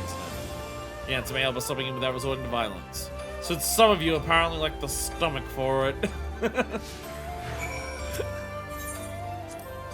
So you made mention of wonderful tea house she frequents to feed her dango addiction. She's gonna have to bring back a portion to herself, a temple after each visit. I know, right, something's not to do with that purpose. Should we find a spare moment? And I'm particularly fond of Mitsurashi dango. Mitarashi. Experience brings to mind the days when we traveled with Tenzin. Never want to sit still, he would pursue every opportunity for adventure. Heedless of the trouble that would invariably follow for us all. I gather you are cut from the same cloth. Remember seeing someone who took them all like a Gane tower? That was fun. I want them to put a dialogue option up there. I want the Endwalker system to put them having a unique dialogue option if you get to the top of the fucking tower. Like there's a speech bubble here and it's actually at the top.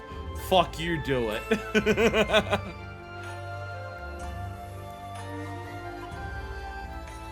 I hear they keep her in the castle dungeons. Who are you talking about? Who's in the castle dungeons? Why have we not done anything about this place? Why did this place get spared from the several revolutions?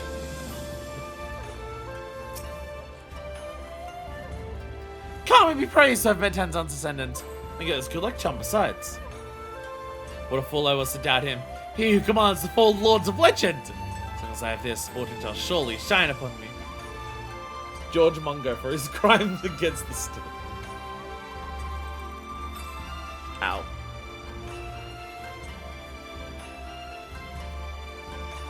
I was my good lord charm caught your eye. You don't want for yourself, you're sadly out of luck. Merchant Solomon was the last of his stock, and you don't think you'd be able to acquire more. We were sharing from him, he was headed towards Sasagari Bridge. Known by his attire. Swear it's the spitting image of Tenzin from the storybooks. She speaks of yonder bridge, does she not? Others may have taken note of our quarries he passed. Perhaps I should finally meet the one I've been waiting for.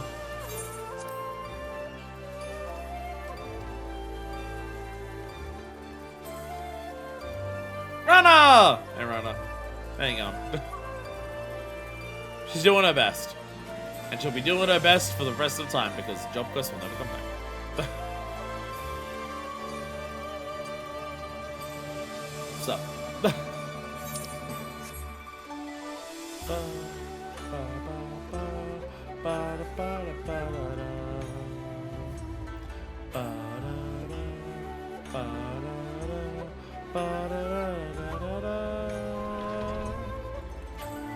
Just vibing. Exasperated man! You were one of the swindled!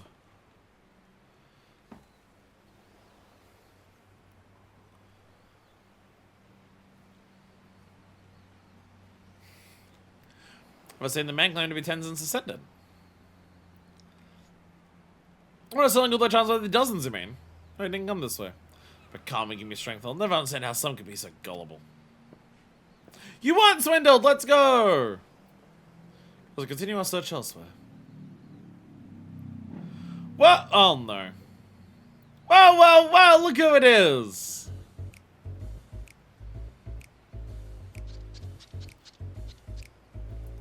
It's been quite some time! We're reaching Kagane this day! Fish kicking. Oh, okay, I'm Tenzin's descendant. Probably issue. I saw him not long ago, yes. You know him. My particular suspicious friend. There is no merchant Kagane who hasn't heard the entrepreneur. He's made a fortune masquerading as Tenzin's heir. It's a brilliant scheme, very profitable. Tried to get in on myself, but the Baron will suffer no competition. This is Baron you speak. There's no source. Who else? Mother. I thought we put him in prison! I thought he ended up in prison at the end of the society quests. Kageyama! Actually, didn't he also end up in prison at the end of Hildebrand? Actually, I don't think he was in... Was he in Hildebrand? No, he wasn't in Hildebrand. He wasn't in Hildebrand. He was in the dungeon that had Greg. That's what it was. We put Kageyama in prison 3 times. Dangerous man, yes, with fingers in every pie. I fear him almost as much as I envy him. How many times do I have to teach the Baron the same lesson? You've had dealings with him, have you? So many.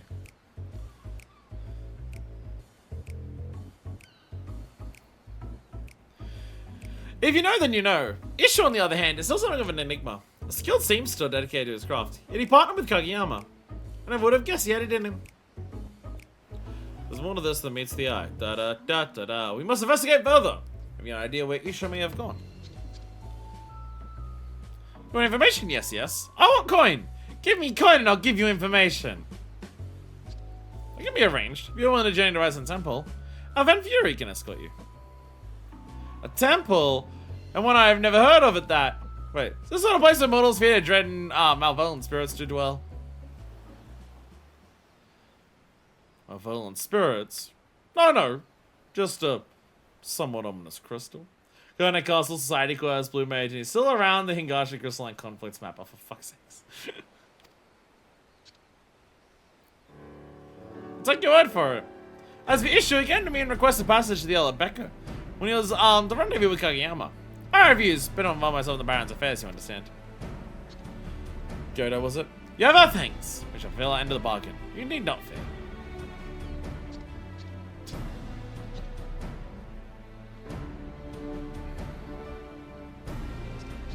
Still look cookable.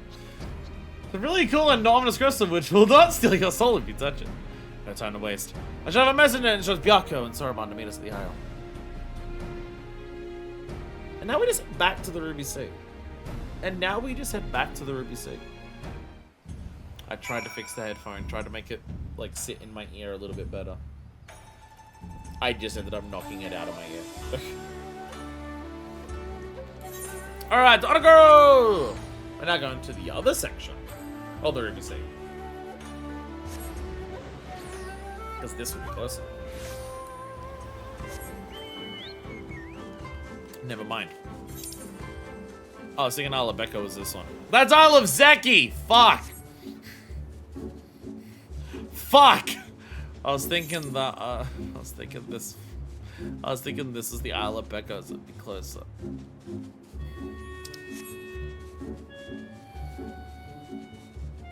I fucked it. I fucked everything. I ruined it all. God damn you all to hell, you bastards. You blew it up. What's up? First to arrive. Hair. I keep pulling hairs off me that have fallen out and like blowing out of my body. Like, even see more of them. Issue and Kageyama want to keep you away from prying guys. Some of these rocks, perhaps. Let's take cover and eavesdrop on their conversation when they join us.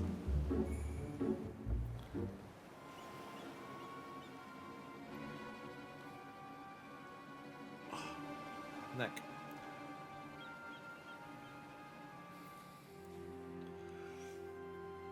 Gah! Fine day's work, sure. It pays the fools for customers. Masakama, please, this can't continue. I try to think how the Four Lords would react if they learned of our crimes. Reminds me, who was it who delivered you from a life in destitution after you lost your job as a seamster? Pray tell who? You must, Kageyama. I'm forever grateful for your help, without which my family would be without house and home. But even so, what we are doing is wrong. Want to wash your hands of this dirty, dirty business and be a seamster again? Is that it? But once the truth comes out, and I would see that, and I would see that it does, who would dare to trust you? No issue, you're going to continue the act, or you and your kid will starve in the streets. Oh no! Kageyama's evil! What if I just actually killed him? So that's the way of it. It was coerced by Kageyama into this performance, and for his family's sake, could not stop. Indeed. Glad of this, how shall we proceed? Murdering Kageyama! Murder Kageyama! Just actually kill him! We've killed him for less!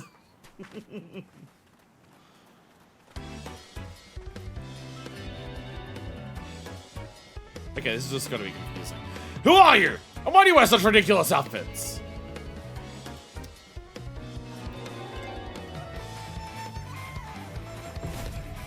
Hearken to me, mortal!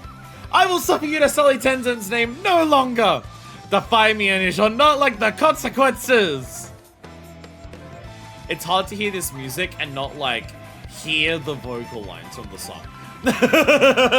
It is hard to hear this music and not, like, in your head, hear the vocal lines. Sully Tenzin's name, you say?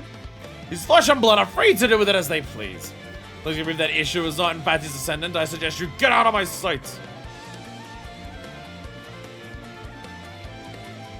But I'm too busy trying not to drown to death. Then prove it we shall! Manifest here! Grab it! I said my sword wasn't used in anger. Not used for vengeance. But now I'm not so sure. It is time we revealed our true selves to these mortals.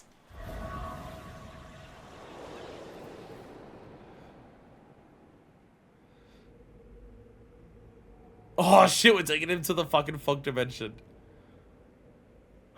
Can't be forfeit! Cannot be. And besides, this isn't my sword!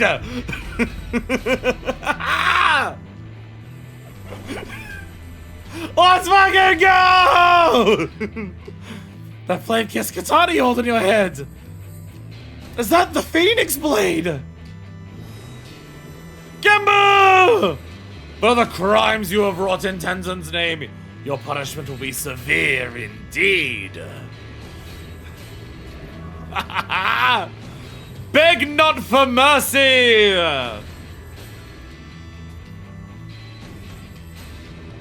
Take heart, my dears. I shall make your deaths painless. Hearken to my melody. There is no turning back! Steel yourselves! This is their vocal lines in the fights, it's so good. Ah! Somebody! Anybody help me!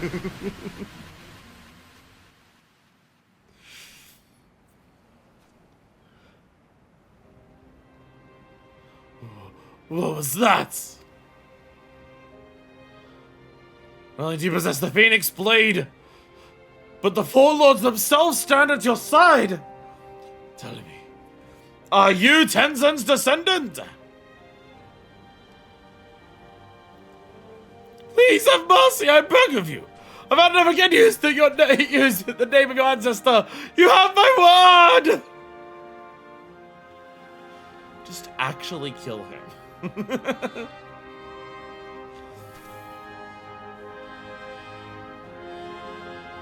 Sorry, I know you're not evil. It's fine. You're chill. You're okay. You're chill. It's okay. Issue. So this point 3 was one thing Gashi says him out was added, so I'm gonna assume like that sounds like a week after this quest. God damn it, Kageyama. So I blame Master Kageyama for fleeing in terror. It also sounds. Do not feel as though you meant me harm. No, you're chill. You're fine. It is thanks to Fury that we made it here in time. And we can rest easy in the knowledge that Kageyama's scheme has been ended. Hi over there. A mere illusion, the man loses his head. Some baron he is. It's every bit as dignified as Tenzin in his day. Phoenix Blade suits you. Do you also want to fuck me, Sasaku? I mean, you go back to the other form and I might consider it. At Tenzin's behest, I once played the role of a ferocious tiger to frighten the peoples of a village and drive them to flee before they were buried in a landslide. He took part in the deception as well, but to be honest, your acting put us to shame. Have you considered auditioning in the Mujikosa Theater?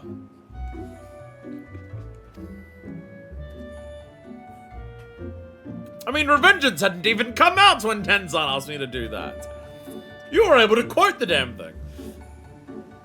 Honored lords and ladies and descendant of Tenzin, I know not how to make amends for my sins. Though actions speak louder than words, I wish to say that I'm truly sorry. Man or beast, we all make mistakes. I'm told you're a master seamster. I might not go as far as to say master, but with my skill I managed to put food on the table. Perhaps I shall have a word with an old friend. I can wait, Zoroban. Let's escort this young man to a safe location.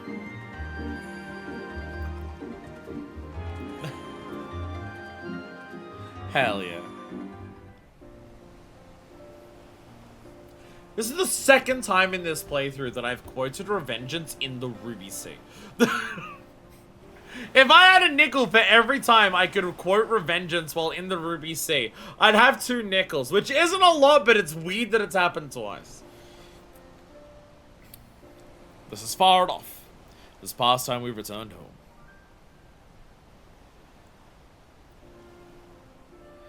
We are once more in your debt. It is because of you that this affair could be concluded before Tenzin's reputation suffered irreparable harm. Thank you, Manifest. Now that you are no longer bound to Kageyama, what will you do? Well, I know I must take responsibility for my actions. I will confess my crimes to the Sekisage me. No, don't do that. They're corrupt as hell. They're corrupt as hell. We didn't fix them in the questline, unfortunately. After I'm released from my imprisonment, I'll take up an honest trade once more. None of us will have repaid each and every victim of my deception. Yes, I've been meaning to tell you, but I'll let Hancock explain when he arrives shortly. Dreadfully sorry to have kept you all waiting. Welcome back! Ah, speak of the devil! I'm now realizing, what if we ask for the Phoenix Blade as our reward, and we hang the Phoenix Blade on the necklace that Tataru's gonna wear? I think that's where we're going with this. And the action goal came as well. It's been far too long. You're looking green as ever, Soroban of the Blue. And once again, Genbu, that's Tataru. Tataru. I'm sure I'll have to remind you next time, too.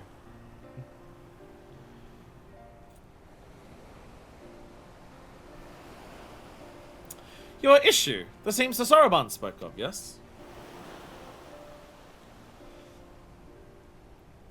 If it is gainful employment you seek, the Ardnard Trading Company would be thrilled to hire one of your expertise to work in our draper shop. The same sir in our service fell ill and we've been looking for a replacement. I have no words. I'm grateful, truly. But I cannot accept. For once I confess my crimes to the Sekisagami. They'll surely imprison me for a time. Ah, yes, Sekisagami. I had a chat with them not long ago. They're aware that the scheme was contrived by Kageyama, that you two are one of his victims.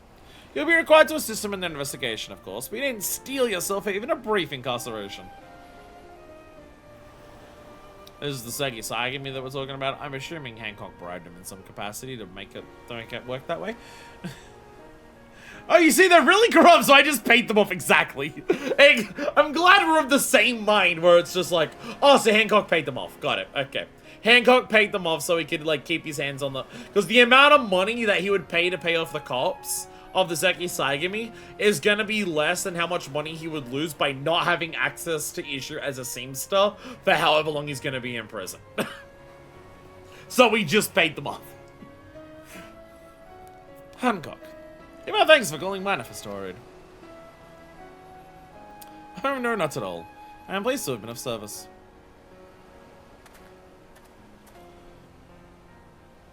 I've not forgotten our arrangement, Manifest. Have you decided upon a reward? Phoenix Blade. It'll look really cute hanging from Tataru's neck.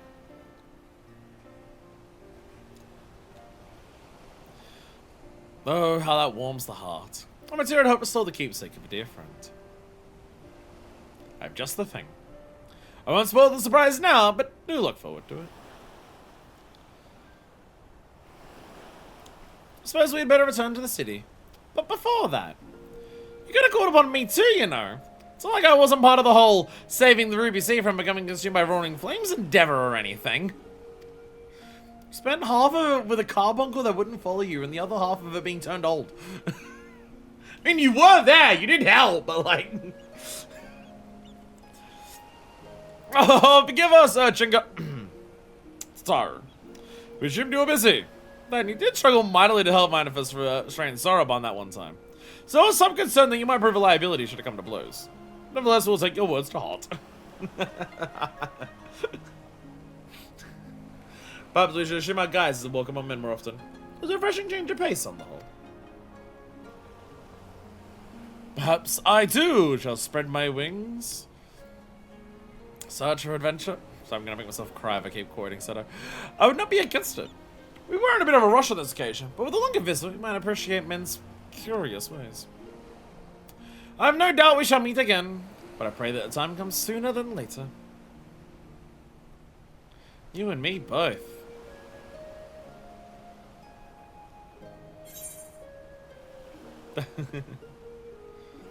I'll be sure to stop by the temple later.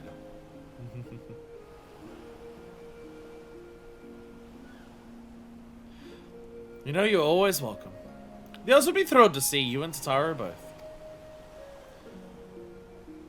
Gotta be optional dialogue if we go down there, I bet.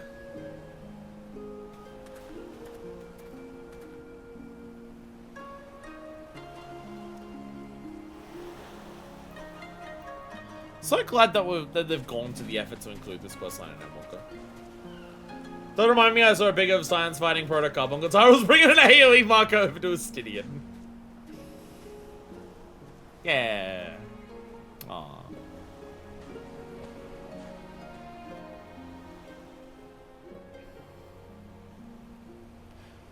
Now then. As I resume Soroban's training upon our return to the temple. Oh no. Must be so soon.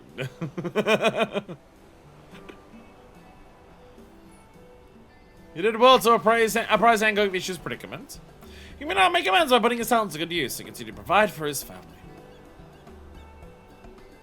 Indeed, it was maybe fitting one destined to become the next Gembu. The road is long, but we doubt not that you are worthy, and so we only want to encourage you to reach your full potential.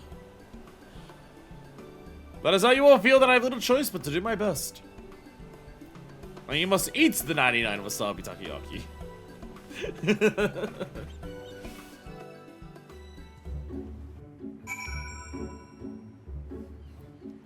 Hey, sure. Lot of post Endwalker that is like set up, like it would be the end of 14 and stuff like these. Just checking up on side quests a part of it. Well, it's like not setting up like, oh, because the game's going to end here, but I imagine a lot of it is just like, once we move on to Dawn Trail, we want everything with previous stuff completely done. We want to start Dawn Trail by introducing new shit to the world. We don't want to go back to the old stuff outside of maybe very specific situations. I mean, that's also what the role quests were during this. The role quests were essentially a finale for like the leaders of each of the city-states of all the expansions that we've done outside of Shadowbringers.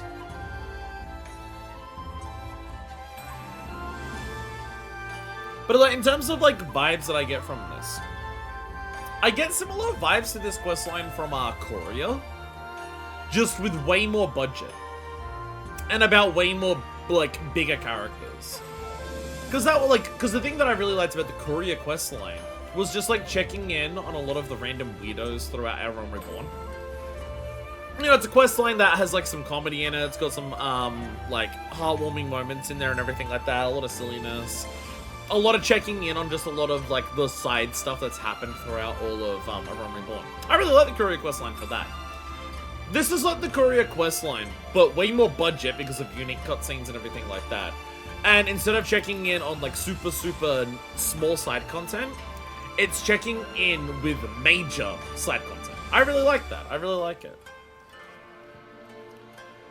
Like, it's not like, there's no real reason to bring up the Four Lords again. There's no real reason to bring up the Sky Pirates again. So using this as an opportunity to just be like, hey, we haven't seen those characters in a really long time, and they're fun. Let's just check in with them and have some fun, is really nice. But there's been a number of aspects of Endwalker that are like, not to this extent, but like similar to that, and I really like it. I really like it. Endwalker's definitely overall my favorite expansion when it comes to like the storylines and the quest lines that you do. I mean, base MSQ is obviously a big part of that, but like, I love Shadowbringers, and I love a lot of what Shadowbringers side content is as well in terms of storylines and stuff like that. I do think overall Endwalker wins out. It's this weird thing because I feel like a big part of the reason why Endwalker wins out over Shadowbringers, but it's also not something that Shadowbringers can necessarily avoid, is I feel like there's more variety in what, like, post-Endwalker can be. Because post-Endwalker has its own, basically, entire unique storyline with MSQ with the Void. And then all of our side content is on all different shit. We're going back to Pandemonium, like, we're going to Elpis for some Pandemonium stuff. We're going to, like, meet the 12. We've got side content that is just like all the role quests on the prior cities. You've got stuff like this where it's like all random bits of side content from before. You've got stuff like meeting up with Nanamo to explore Sildir. There's a lot of variety in that, whereas a lot of side content in Shadowbringers, while it is all really fucking good, a lot of it's like depressing as shit. And like a lot of it is very emotionally heavy, which is very good. Like, I'm not knocking Shadowbringers for doing that, but it's just like, Shadowbringers itself is an emotionally very heavy expansion. And then the side content is Eden, emotionally heavy. Bosnia, emotionally heavy. Whirlit, emotionally heavy. Like, there's a lot of, like, stuff that's side content in Shadowbringers that, like, weighs heavily. And really, the only part of Shadowbringers that has some, like, more lighthearted nature to it, which I didn't do while I did Shadowbringers, so it is a bit harder to judge. But, like, almost all of the lighthearted nature of Shadowbringers comes from the Firmament for Ishgard. That's what, like, that's kind of what the Firmament feels like in terms of, like, its storytelling. It kind of feels like, hey, Shadowbringers is a lot, And it's not done once you finish the base MSQ. It continues on to like the Aether quest, it continues on to the role quest, it continues on to more of the MSQ, it continues into the raid, it continues into the trial series, it continues into the Relic Saga. It's a lot. It's emotionally a lot. Like, there's that period of post-Shadowbringers that we did, where it's like every 1 or 2 fucking streams was like emotionally a lot to deal with, and just like heavy shit. So it does kind of feel like the Firmament and Ishgardian Restoration was kind of meant to be their counterbalance to that, where it's just fun. You've got the fate celebrations, you've got quest lines like L2 where you're just like helping him out, be fun, everything like that. You've got the quest lines where you're building up to like having a big musical. You got the Skysteel tools, which is just like absurd like robots building like ridiculous tools. You've got Charlemagne who's like helping out the hospital. There's a lot more light-hearted elements to Ishgardian Restoration, and I feel like all of that is there to counterbalance what the rest of Shadowbringers is.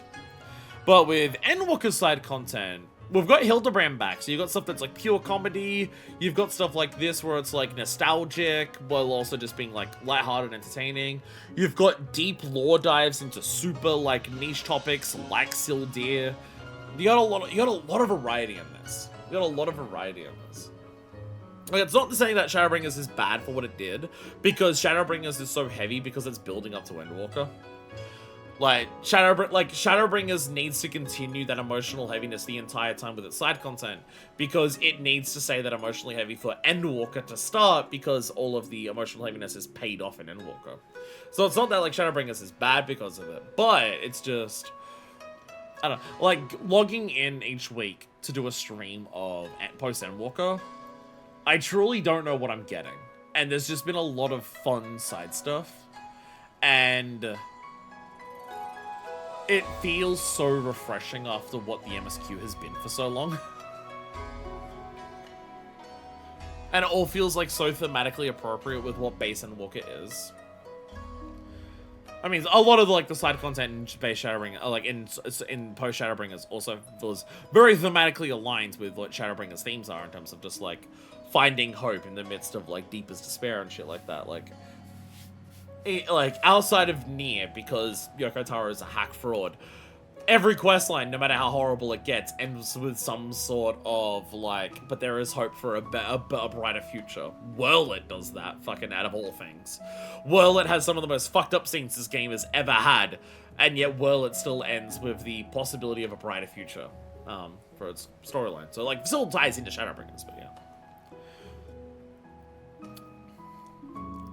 It's a weird thing where it's just like, do I consider Shadowbringers like overall better writing?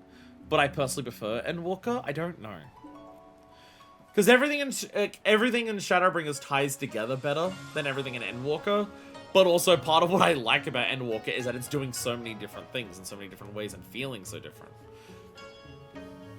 So I think that's a big part of like why I think it works so well for Endwalker. To take this moment in downtime of like post the biggest threat ever that can exist, to just like do a bunch of different things. Really, it gets across the vibes of like the message of Endwalker. Like, life is so many different things. Life is so much different shit happening. Life has its ups, life has its downs, life has its excitements, life has its like calms. Like, life is so many different things, and the best way to live is by embracing the fact that all of that is part of your life. You like, once it happens, you can't change it, and you just keep looking forward to the future and just keep going. So I feel like post Endwalker just doing so much different shit fills that vibe. It feels like after we actually manage to, like, it's not just we save the universe and everyone gets to live, yay. We're now putting proof to that in terms of just like, this is why it was worth it. This is why all of the fucked up shit we've gone throughout this entire game. This is why it was worth it, because now in a post-Endwalker, like, base Endwalker world, we get to live our life, and life is so many different things, and we get to experience that. So I do very much appreciate just the sheer variety that we get here.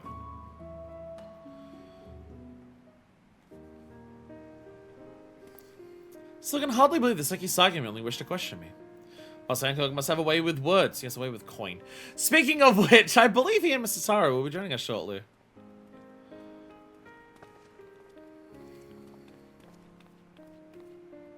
The real question is, during this questline, how many times have Taro and Hancock hate fucked?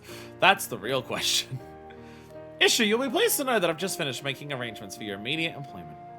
May our prophet soar that you may give your family the life they deserve. Master Hancock, I do not deserve such kindness. I'll do my best to earn my keep. Well, you know that I intend to work hard to make up for the many mistakes I've made. Taro's taste, sorry. Sorry, I'm getting mixed up with the fact that Tataru has slept with most of the rest of Kagane, just not Hancock specifically.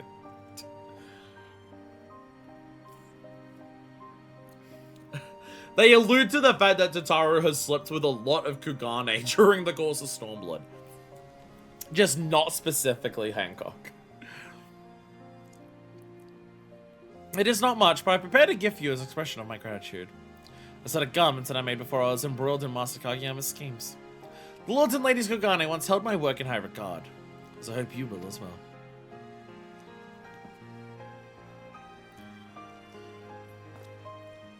You also found a little something from me included within. A well-deserved reward. Wait, what exactly did you give Manifest?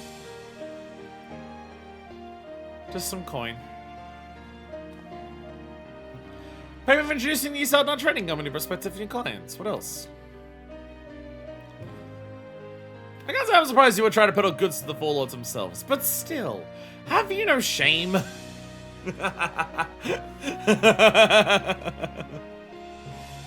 whatever. Regardless, now's a good time as any to inform Manifest the results of our deliberations. Said result being, we have agreed to an official partnership with the East Ardnard Trading Company. One which I'll exploit for all it's worth to make Tataro's boutique a household name Kagane.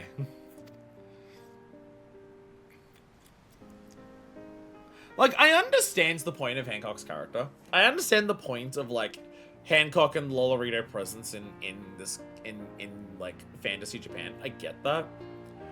If you're gonna have us working with them so constantly, did you have to name them after one of the most evil groups that has existed in human history?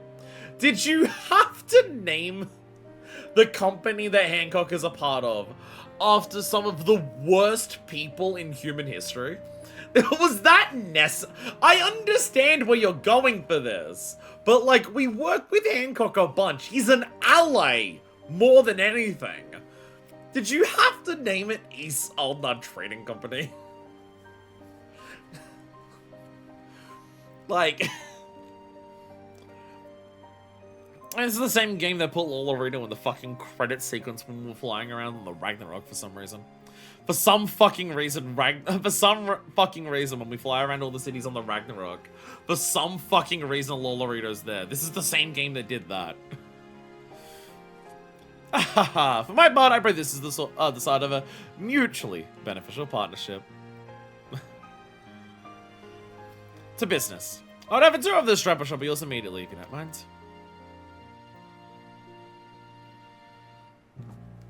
Sorry to cut things short, Manifest, but time is money and I have precious little to spare. Once you know the unresolved matters you have here, regretfully you turned to old Charlie and informed Magina of our new arrangement.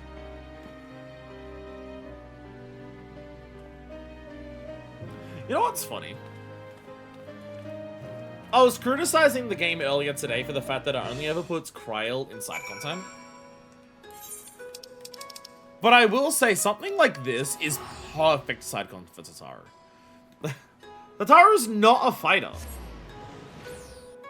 Tataru is not a fighter, so it makes sense that like she doesn't have a guilt about not being able to. I mean, that was part of ARR, part of like Tataru's like arc in Realm Reborn was that she's not a fighter and she felt like she couldn't do enough to protect Specphilia. Whereas over time she's come into her own of realizing that it takes all sorts of people to make an organization like the Scions work, and she doesn't need to be a fighter to do that. So having, like, this whole thing of just, like, hey, what's Tataru gonna do now that the Scions, like, aren't, like, officially on the books anymore? This is, like, perfect side content for Tataru, because putting this into MSQ would be too long. It'd be too long in the tooth to put this in MSQ. So it's something that is perfect for side content. I do wish it was marked blue. It does come with unlockables. It should be marked blue so more people do it. Whereas Kryl, it feels like they constantly, like, have her character complain that she doesn't get to be in MSQ, like being productive to MSQ, and then they keep putting her in side content where she complains about her lack of presence in the MSQ. And it's like, what? Like, it feels like a disconnect with Kryl. It feels like a disconnect with Kryl that half of her appearance in side content is her going, damn, I wish I could be this useful in the main story. And then they don't do that for her? It's weird. It's weird. Like, cause like Tataru's had her arc. Tataru's had her arc about being aware of how she's useful. And because it's like such a different kind of thing compared to what the MSQ's about, it makes sense that it's side content. Whereas like Kryl keeps helping us with stuff that's like super dangerous. Like, Eureka was super dangerous shit. Exploring the gods isn't necessarily super dangerous, but like, I'm doing big, massive fighting against really powerful shit, and she's there helping us.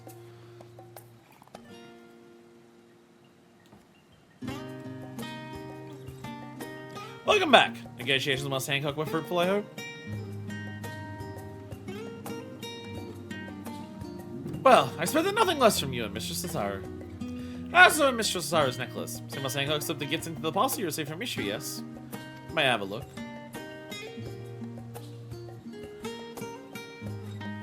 My goodness, what a stunning set of garments! They certainly offer a taste of the Far East.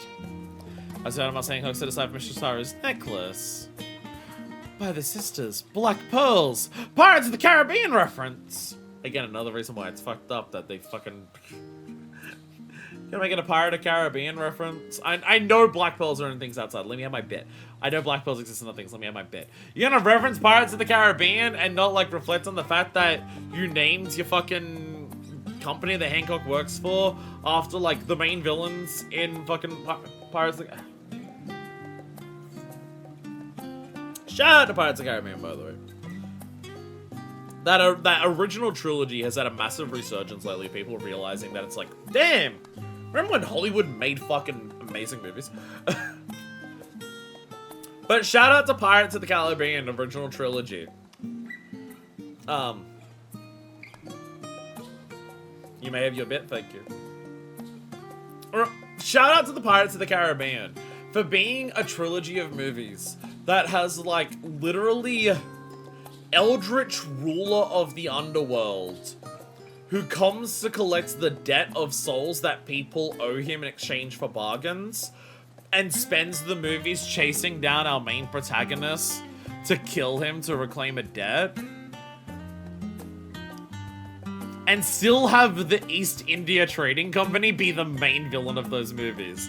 Fucking incredible shoutouts to Pirates of the Caribbean for just being like, this dude is literally the Grim Reaper of the ocean. The East India Trading Company are the actual villains, though. Fucking shout out to that. Holy shit.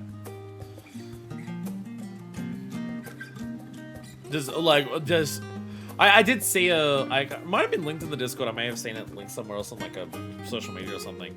Of, like, a behind-the-scenes thing of, like, how that final shot, spoilers for Pirates of the Caribbean at World's End. That final shot where they wipe out, the Endeavor? Is it? Beckett's ship. Where they wipe out Beckett's ship by pulling alongside and just blasting it to hell. Seeing, like, a like a behind-the-scenes thing of how they fucking filmed that shit. God damn. It's like, no fucking wonder that, like, At World's End is still one of the most expensive movies ever made. You look at the behind-the-scenes of that shit, and it's just like, those movies are filled to the brim with, like, the best CGI that has ever existed. And also, so many goddamn practical effects. And it's like, you just watch shit like that, it's just like... Like, yeah, the Pirates of the Caribbean movies are like, yeah, they're popcorn films, but, like, they're good popcorn films. But it's like you have like you watch the scenes of like behind the scenes of like them doing a scene like that, and it's just like, holy shit, this was back when like people knew how to make movies. This is back when like high budget like movie studios had people on board who knew how to fucking make movies. Whereas we're in a situation where like those studios refuse to pay people so much money, and they cut so many corners in so many ways, and just CGI it like at every fucking turn, and just don't pay enough, so you end up with a lot of movies with shit ass CGI, and it's just like seeing like the type of talent and knowledge and like experience that goes into making something like that, and how just there's so much less of that exists now because the industry itself is just not willing to foster it anymore. And then I look at video games and realize it's the same fucking thing. And it's like infuriating. It's so infuriating to see like the same shit play out across both of the mediums. Of just being like, the people who like are in charge of the money in the industry just have absolutely no prospect towards like the future. So they are completely unwilling to like invest in people to build up talent over time, to be able to pull off the shit that they can do, and just want to churn through people. You work on a project, you get fired, you work on a project, you get fucking fired, and just like no one gives a shit about where they work properly because they've not invested in the place because they know they're gonna get sacked. No one gets any like knowledge in how to do things and that, and it's just like losing so much talent and knowledge from these industries, and it's so fucking infuriating watching in real time happen. Every piece of media is just repeating what the last piece of media did. Yeah.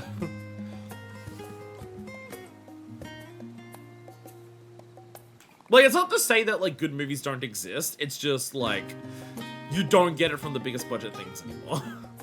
You don't get good movies from the biggest budget things anymore, outside of, like, a couple of rare examples. You gotta, like, go to the smaller scene. It's a big part of the reason why horror is popping the fuck off in movies. It's a big part of the reason why horror is having a massive resurgence right now. Because horror is a genre that is kind of perfectly suited for the smaller budget studios. So instead of the big studios putting like hundreds and hundreds of millions into a big project, horror is just having a resurgence of being, well, people don't care about the biggest movies anymore because they're all shit. So horror can perfectly target like the lower budget scale, where you can have way more creativity and freedom because what cost is on the line isn't as big, while also still having stuff that has a production level that's high enough that like draws in more mainstream audiences. So horror has been popping the fuck off lately. It's nice to see for like at least horror fans. It's nice to see that like their shit is actually like getting catered to very well because of the dynamics of how the industry's working out. Do you have any idea how rare these are? They're gonna be harvested from black-lip oysters in the Ruby Sea. Can't be certain until they're being incorporated into necklace, but I believe the darker shade will serve as a contrast to the brilliant sapphire centerpiece and make it stand out even more. To pair with such precious treasures, Master Hancock is either very wealthy or very well connected. Part. Or both. We will do well to maintain a good relationship with the Unsundered Trading Company. But that is Boutique's concern. After all you've done for us, I'm sure you want nothing more than a good rest. Thank you again for your continued assistance. When next we discover a client we'd like to add to our ever-growing list, I hope we can count on your assistance once more. Whoa, a full fucking glam set. A full fucking glam set. Holy shit. That is... How is this a yellow? Make it... If you're gonna give me an entire Yukaku fucking set, at the time, do people like... Is this a good set? I'll make sure I save it.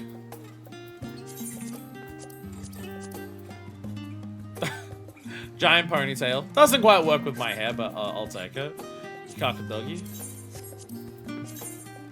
Wow. Wow. Okay. Visually striking as hell. Holy shit.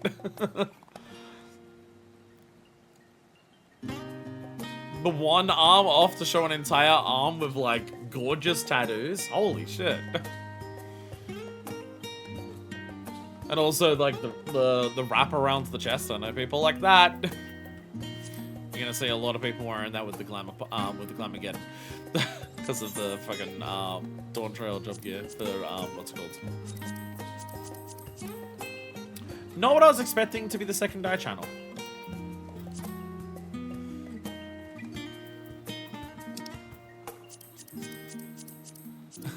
Not what I was expecting the second die channel to be. The inside of the code on a sleeve and like part of that.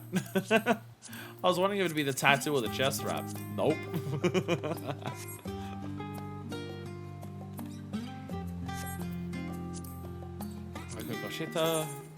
Ah, to fill it in. Yeah, that makes sense. That makes sense. Oh, that's got like swans all over. This is some of the most decorated pieces in the entire game. Holy shit. Yeah, and the shoes. And the shoes, of course. And... oh, it's a different leg piece. Oh, you can do either leg piece. Okay. Actually go for either leg piece. It's good gear. It's good gear. You'd have to consult a Japanese person about, like, about the representation of it. I mean, Japanese devs, so I feel like they choose it. The one they're allowed to do. It's the one they're allowed to do and have their own interpretation of. People go Rocket definitely does the Fundoshi. Of course they do. Of course they do. Of course they do. For a while, you had, like, every samurai wearing it. I mean, this is, like, these parts especially, I absolutely get, yeah. That's that little chocobo. They hit a little chocobo on it. Just a tiny little chocobo pin there. It's not Minifest aesthetic as all, because Minifest isn't a weeb. Again, my samurai glam that I showed off earlier today is Cowboy Pirate Samurai. So it's very much not Minifest aesthetic, but for the people who like this shit, hell yeah, this is a really good set. But this is very distinct, very good glam. Like the level of detail and all this shit, with like how many different things like are there. Yeah. Like seeing people rock this, yeah, like I totally get it. I totally get it. It's real good. It's real good. Especially like the tattoo sleeve. God damn.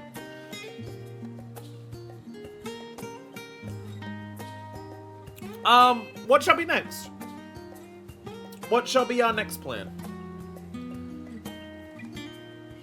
Our main two things before we start just like checking off our weeklies is special yellow quest. I'm gonna assume it's the Void Sent Eyeball. And another custom delivery.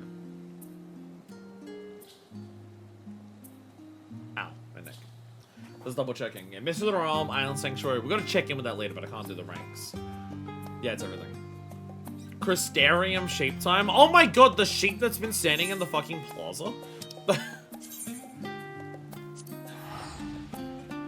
The sheep that's just been standing in the plaza with a fucking blue exclamation mark above its head.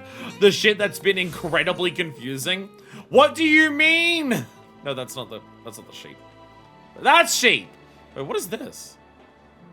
I'm now realizing there's another. Is this new? I don't recognize this. Is this new? I don't recognize this most recent patch, and we're still doing Shadowbringer shit. Wow, okay. We're actually still doing stuff on the first, even in like 3.5 right now. Oh my god, I'm now realizing with our next with next week's stream, we're exactly one expansion behind. It's now dawning on me. After next week's stream, we're exactly one expansion behind.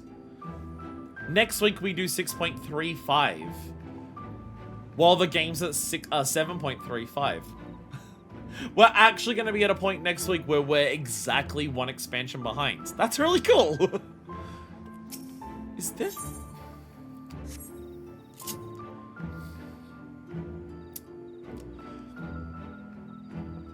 Is this sheep the custom delivery? Why is there a sheep? And why does the sheep want me to deliver stuff to it?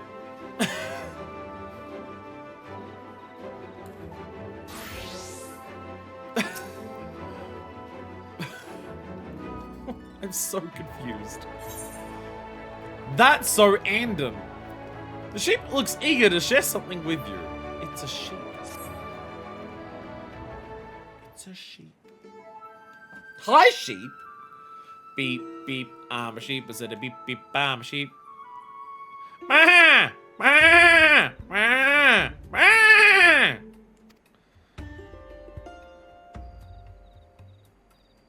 Hi. Wah. Oh, okay. You suddenly remember you cannot speak sheep. I literally can. I have the echo.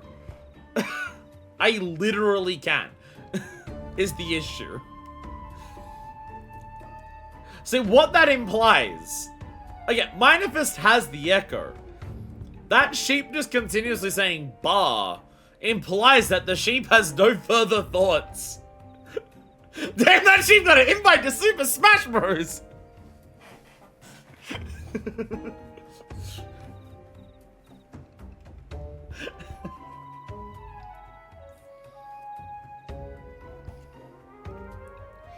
I'm trying to think of a pun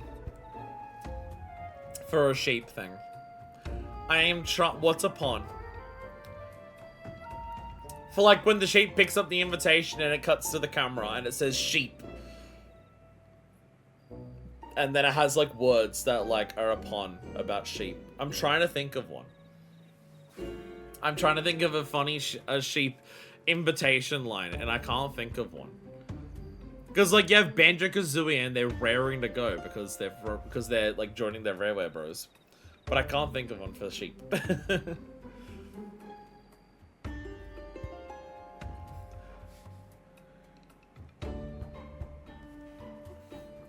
Sheep is ready to take you on, and it's E-U-E, like I'm E-W-E, I'm really struggling.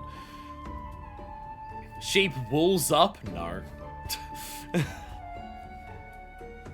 Sheep is out on the lamb? No. Like, all of these are terrible. Having emphatically imparted its message, the sheep dashes off. You can only hope this letter contains some matter of sheep to frantic dictionary. I'm now thinking of, like, sheep posting as a very just shit posting, but I don't know.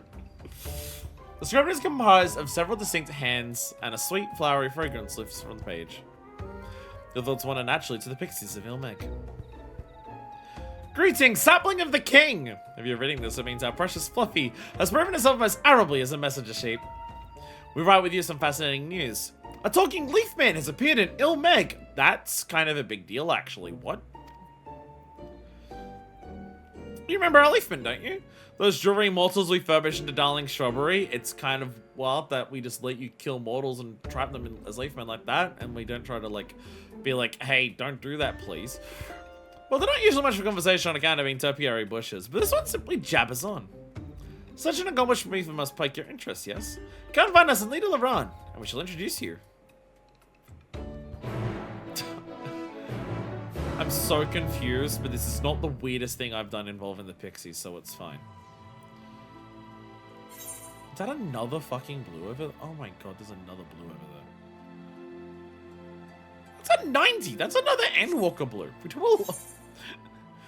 I guess we go back and... we have like a lot of quest lines that are like, oh, let's go back and like focus on like previous areas by connecting them in storylines. You can't do that with the first. Because you can't have people from the the source interact with the first. So you can't have like you can't have the first be like part of like Tataru's questline unless it somehow does become that. So I guess a lot like they still want to do the thing of let's come back here a bunch of times to like post Endwalker, but shit just has to start here because it happens. If you're wondering about the weirdest thing that Minifest has done with the Pixies, no, it is somehow not Lee Meg and the City of Sleep. It's the part where she has sex with Titania. Hello. So that's the real question. That's the real question that we have to ask. Have Feaul and Minifest had sex? That's the one that I am the most unfamiliar with. That's the one that's the hardest for me to work out. Not like during the events of base Shadowbringers, but like at some point post Shadowbringers. Or possibly like at post Endwalker. I don't know. The question that I struggle with is, have Manifest and Feo all as Titania had sex? That one I don't know. That one I don't know. I haven't watched that one out yet. Loquacious Leafman.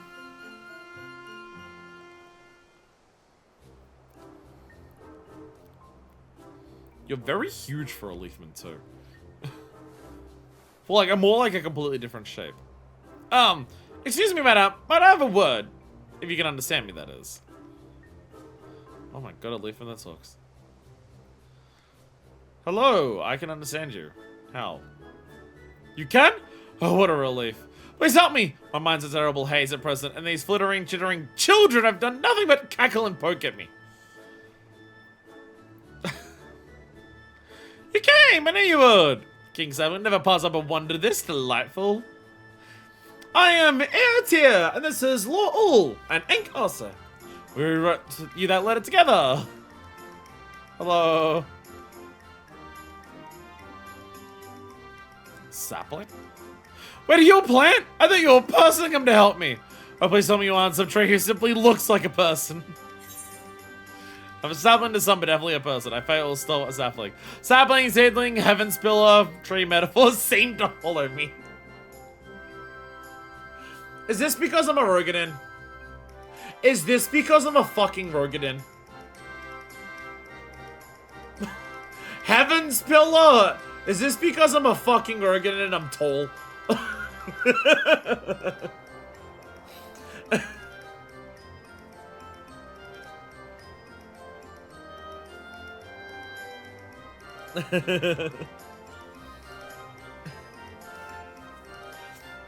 Sapling, seedling, heaven's pillar, tree metaphor super good with me. Speak plainly, I beg of you! Aren't you made of wood? Why you sound so distraught? As though you aren't the greenest and leafiest one here. What marvelous fun this is. Instead of making me laugh, I'll share with you both a little secret. A shiny little bushling sprout from none other than Andon, one of the leafmen inside these stables. As for why? Who knows? Maybe Andon's spirit is simply overflowing with life. Maybe all my pruning and wishing finally paid off. Or both. Remember going into this little hideout for like the society quest here, but I think I was like gathering sheep fluff. Regardless, the two are connected by their roots, which means they are both undeniably Andon. So my name is Andon, is it? I'm so muddled I can't tell if it feels familiar or not. Oh, why don't we muddle Andon back to his original form then? That sounds like wonderful fun. Oh, how lovely, let's change him back. You can do that? No, absolutely not.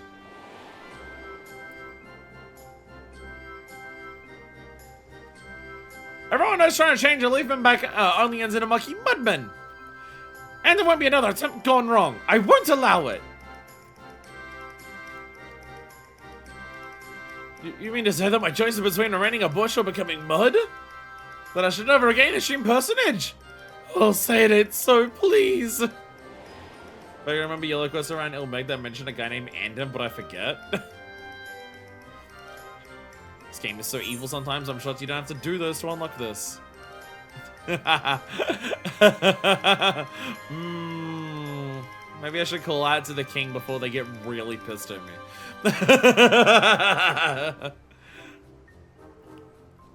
Fucking Star Wars reference here.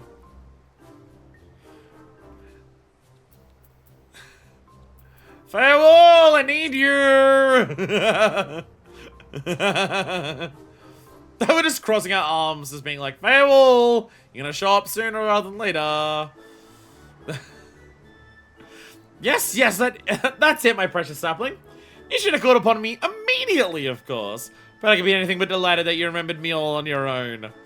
Whatever you desire, your beautiful branch is at your service. Farewell! Sup? Your Majesty! This thrill not have yet returned to leap into its original form, but let such improbabilities become mere trifles if such my sapling's wish. In fact, it can be accomplished by none other. You and your friends possess the ability to heal those tainted by light's corruption, do you not? Why that knowledge should be coupled with my strength as king. To sleep in here, return to his erstwhile self. We need a pig.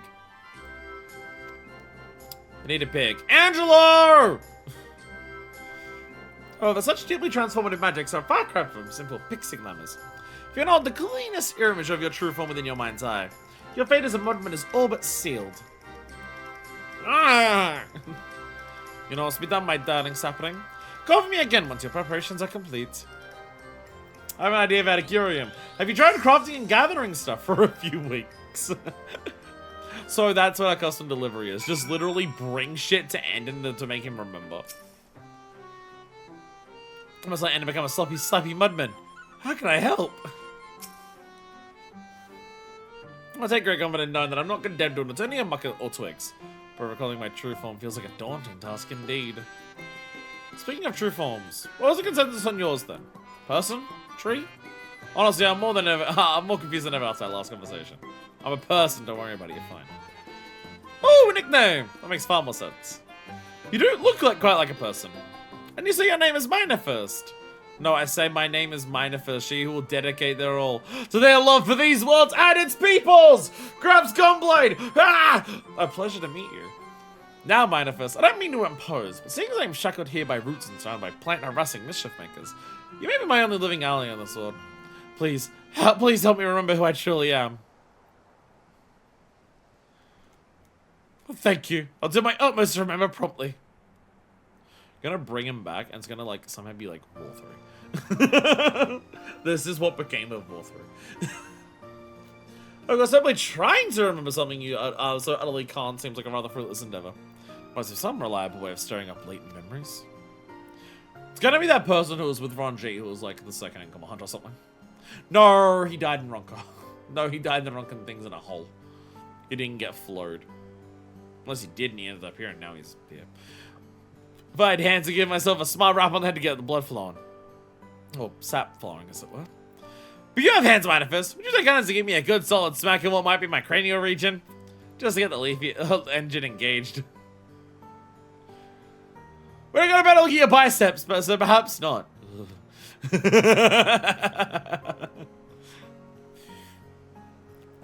And you mustn't beat up on the bush.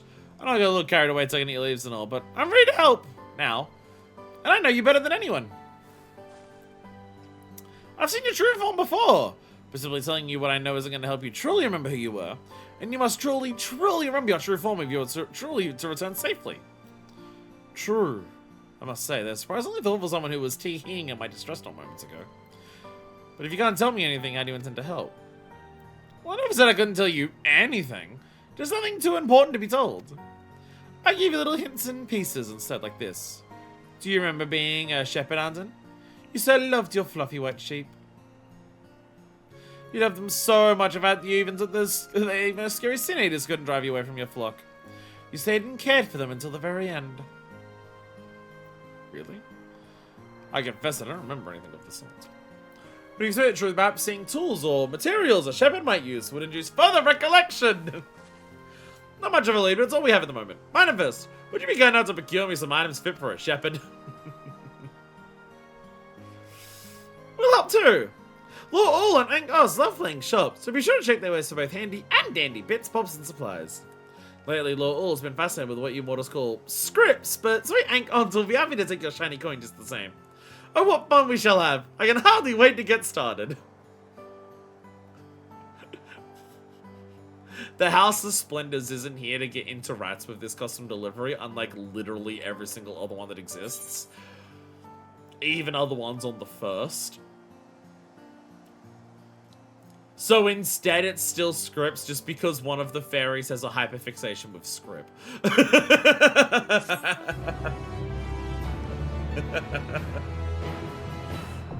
I mean, commitments to 14 for continuing to come up with reasons for it. Even when our custom delivery is no longer, like...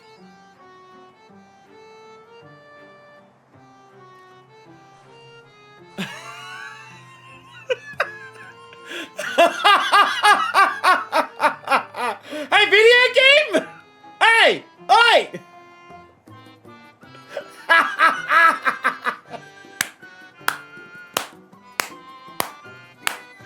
Beautiful! Beautiful!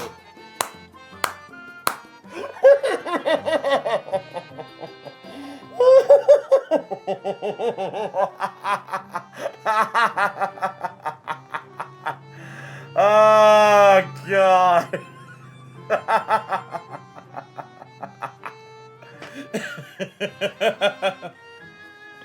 Man, I don't know what I'm meant to do when the game itself is throwing spoilers at me that I can't fucking avoid.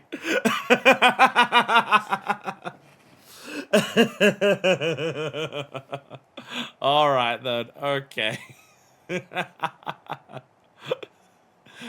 Fuck, shit! Oh, it's too late. Leaf man. Oh my fucking god. The old city has long since sunk into the cold, chilly depths of Longmirror Lake, but only opposing cliffs, you can still find what's left of a certain shepherd's cottage. Go on, royal sapling. If your wings fly forth at sea.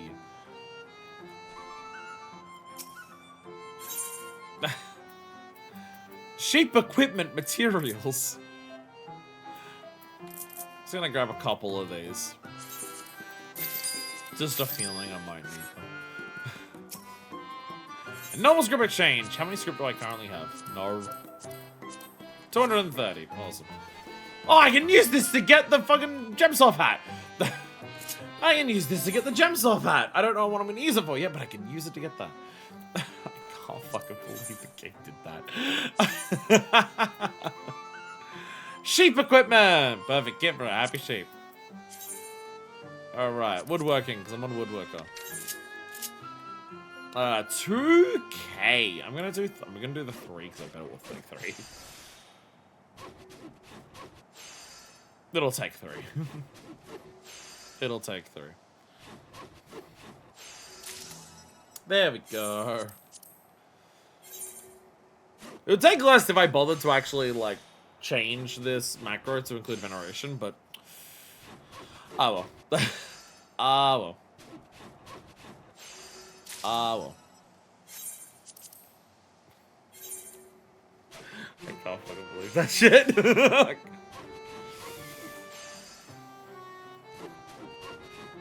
I can't think of any other situation where the game has like fucked up a load like that. In terms of like who it brings in. I can't think of any other times that the game has done that. But that is the most fucking hilarious one for it to happen to. Assuming I was a shepherd, seeing items used for tending sheep may help me remember something crucial. At least I hope it will. Yes, I've done custom deliveries before, video game. I've done custom deliveries before. Tending sheep requires food, medicine, trimming, shears, cleaning supplies. Oh, what's that you have there? For me, cannot fully express how grateful I am. I feel manifest. Oh, thank you, and thank you again! I had to check the VOD. I thought you just found the achievement really funny for some reason. No, not quite that. Yes, I'm in distrust because I've made a delivery. Yeah, something slightly more happens. Something slightly more happens. What was even the achievement name? I don't think this one had the unique names for it yet. I think I just said satisfaction guaranteed for it. Well, the unique name ones, I don't think. Yeah, this is satisfaction guaranteed. They give like funny names to like society quests, but all of the custom delivery ones are just like the name the same.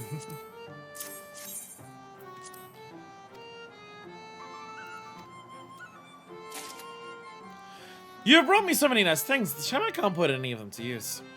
I dare say I'm far closer to the sheep nourishment than nourish in my current state.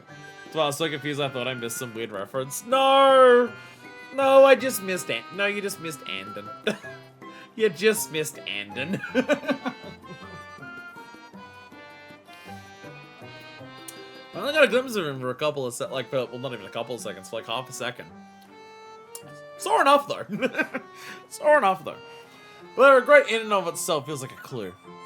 His items just seem profoundly familiar somehow. Just Andon standing.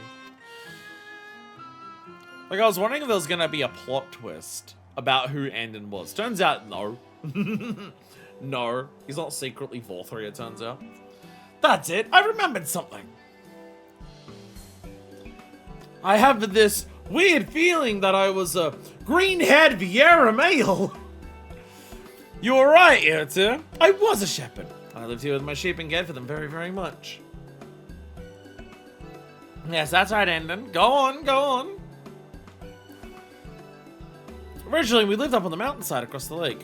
But when the flood came, we were forced to evacuate down here. Oh, my little flock didn't let them move one bit. Never got along with local shepherds. I'm sure they do now that their warden's a tasty leafman. And there was one other they didn't take too, as I remember. But before the flood, a Guardian traveler once assisted me with some work. Perhaps it was due to his hulking stature. My sheep couldn't see him, but to batter him with their tiny hooves. I shouldn't laugh, but the sight was really quite charming.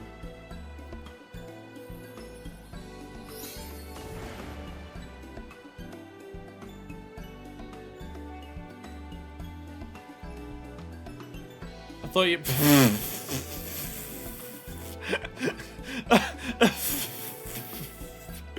What's this? Have I returned to my true form? Have I remembered anything? Well, this doesn't feel right. So relative certainty, I was never this quite gigantic. Not a mud band. So anxious ended. No need to fret. It's only a glamour. Just a teeny tiny taste of who you might have, sort of been. Or not. Either way, I've got that fluffy leafy head on yours for luck.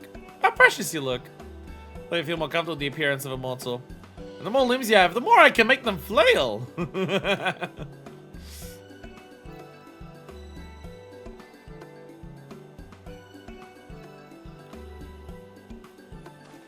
I suppose this does make communication easier in a fashion, but what's this about making me flail? That's right, just like that. Oh, you are ever so droll. Oh, why must you delight in my discomfort? Thanks to you, I'm bound to be battered to mulch by my durable charges. Which, well, I suppose there are worse ways to go. So, like, Andon's old as shit then, because Andon remembers time before the flood. So I assume Andon's been a leaf man for a very long time then. Oh, hell yeah, get carrot nibbles. Fuck yeah, carrot nibbles. Probably proper person. He now considers you a probably proper person. Yay. So much work to be done if he's to regain both his memories and true form. Then there's a new task for you.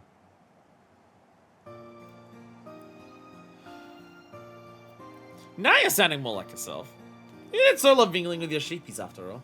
So now better see a fluffy wool and I'd be bleating. Although I doubt they'll let you snuggle looking like that. Snuggling. Yes, I must have done. Saying it was so cold outside. That's right. You wouldn't know from this blossoming meadow, but these parts used to be far too cold for flowers. We are in the mountains after all. To Kurthus, before the everlasting winter of the calamity, it was still cold. I assume most leaf men are from ye olde times, not to say there aren't any modern ones though. Of course, a couple new ones after Ranjit's army came in. Couple. Might as well ward off the chill somehow. Manifest, could you bring me something I might have used to that end? Anything you can manage. First time that we've been reminded in a long time that, hey, this place used to be cold. It's not the first time, because I'm pretty sure Arbor mentioned, like, them cooking stew to beat the cold here. I'm pretty sure Arbor mentioned that at some point. No. There we go. Mountain Garb! Berlin, clothing out to get the work. And then fuel, and then hot fish. A hot fish. 2,300. Will this work? Yes, it will. Barely, but it will. At some point, I'm going to have to actually put Veneration in this macro for it to consistently do this. But it is working for the time being. But it is working for now, at least. Ooh. The neck. Let's crack everything. While we're here, let's just crack all of the body parts. Let's just crack all the body parts. Can I get them all? I gotta remember to do my custom delivery to Emilion stuff, like, at some point today as well. Not on stream, because, like, we did already the post thing. But it says there's the achievements for doing 150 to one person. I have that for every character except for Anton and now Emilion's. when we unlock a third custom delivery in Endwalker. It's going to make it a little more complicated to get that. But, you know, we'll work it out, I guess. We'll work it out in some capacity about how to go about that. Finishing a Millions first. Not even just because it's finishing a Millions, but the title you get for finishing a Millions is also just a title I want to use for a job. I think Scholar. I think the title you get for doing 150 for a Millions is Academic Advocate. So I want to use that for Scholar. It's like a chilly at night time. These mountains were once frigid. What do you think I could use to stave off the cold? Mountain garb! Madness comes and nothing to sneeze at. Rather they would be without warm clothing or blankets or some such. For me, oh, you feel thankful. What's the logic behind this guy rejecting, like, for not taking more than 6 a week? We are trying to bring this person back to being a person. What's his logic for not taking more than 6 a week? Everyone else is like, we don't want you to exhaust yourself, but this one is just like, no. I guess I'll be fine. Academic Advocate, yeah, it's the Emilian's one. So I'll finish that one, like, for my 150 first. Unless I get to a point where I do Endin and Custom Delivery 3 at the same time for finishing them. But, like, once I finish one of them, I'll probably just, like, dump all of them into Emilian's. And then just worry about doing the others after that. Like, it's 150, you get 12 per week to divide between characters. It's gonna take a long-ass time to get those achievements for all 3 anyways. By the time I finish getting those, we'll probably have already started Dawn Trail fucking custom deliveries by then. Thank you for bringing me so many nice things, Manifest. It's always so good to chat with another person. Spixie certainly make their own fun, but the games can get rather exhausting at times.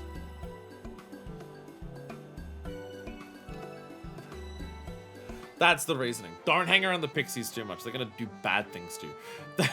that's the reasoning. One in titles for the third custom delivery is nice. Yeah, because you get one for like finishing the starting one, like the quest line, and then you get one for like 150 deliveries. Anyways. One thing left to do before we go. Actually, no, 2 things left to do before we do our other things. Rad's a thing. We're going to Rad's now. We're going to Rad's at Han. There's actually still a lot to do today. We got this to do. There's All Saints Wake, and then 2 society quests for our check-ins, and then going back to the Island Sanctuary. So there's still a number of things to do. Wasn't it? Yeah. Yeah, it was in the back of this. There we go. What was the thing over here? All the rainbows. There we go. Yeah. Actually still a number of things left to do today. Might end up with a very, very long stream today. I've stopped and rambled a lot, and a lot of things we've done have just been very slow at going. And a lot of, like, diversions. Sullen-eyed Void Sun. Hello. Chelsea Rich Adventures with next return. Promise to make it with you a while. So I imagine this is going to be about getting more lore on Kagnatsu and Rubikanto. Shadowed past once more. Radiant Skies keeping close eye on the Sullen-eyed Void Sun.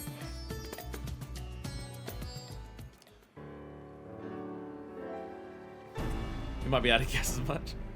But it is a Mistress Manifest. Since last we spoke, I have continued keeping an eye on the Void Sun. While the creatures have given me no reason to believe they pose a danger, the rest of them remain at large. My fellows and I have yet to come by any eyewitness information. Yeah, is that because no one has witnessed any eyes? Ayo! But their forms being what they are, we can have gotten far. Of course, it'd make our search easier if they were likewise drawn to Rad's. Well, those elves have been telling me about their adventures. Surely your world is a fascinating place. There's nothing like exploring a new city. I don't want to say their world is fascinating too, because like it's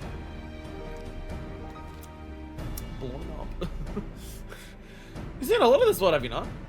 I wish you did the same and travel to all sorts of places. Once I found the rest of me, that is.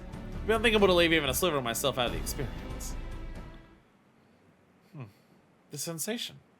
Could it be?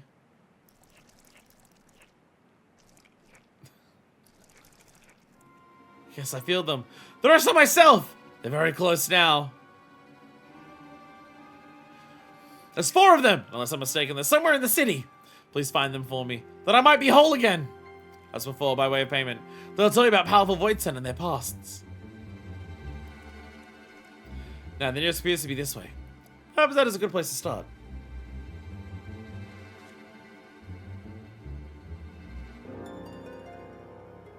Those themselves appeared in the city, and you best track them down. Judging by the direction, I swear that nearest one's in Dharma. I leave the creatures in your capable hands. Ba-ba-ba-ba. Ba-ba-ba-ba-ba-ba-ba-ba. Those have seen sides of their own. How I look forward to hearing their tales. What do you know? Else they do the one.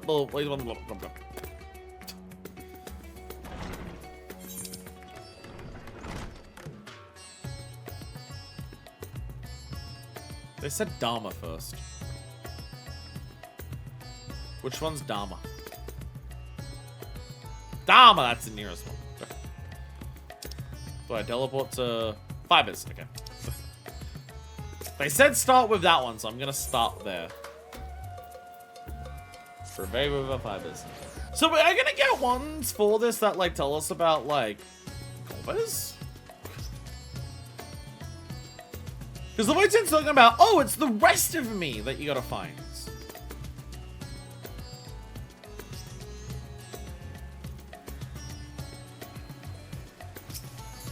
So is this like done? This guy teleports. That does not look like it's the closest. Well, they said.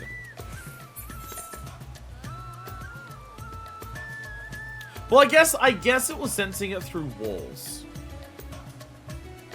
Well, the thing was in this room and it looks through a wall. I guess it's a void scent. It's looking through walls to find shit. Hello there. You've been looking for me, you say? Sorry for the trouble. Bountiful is a beautiful one. I thought I'd have a relic, but I ended up being washed away. I had to get back upstream swing against the flow. I managed to come this far when you appeared. After all that effort, like nothing more than ringing out with ourselves. But you've been promised a tale, then you shall have one!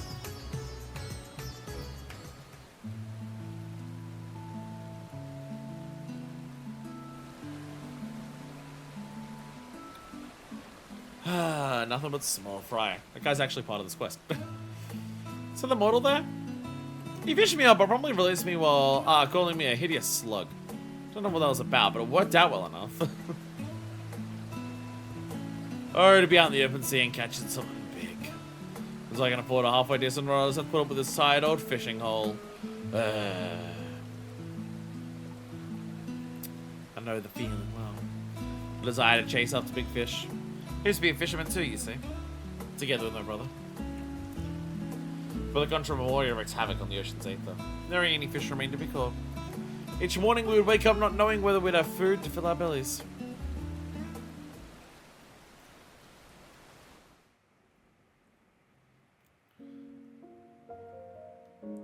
On a day like so many before, we were waiting in vain for a bite. My brother's face was fixed in a grimace. And I assumed he was cursing the war in his mind. But it turned out he was thinking about something else altogether. When he finally spoke, the frustration was plain in his voice.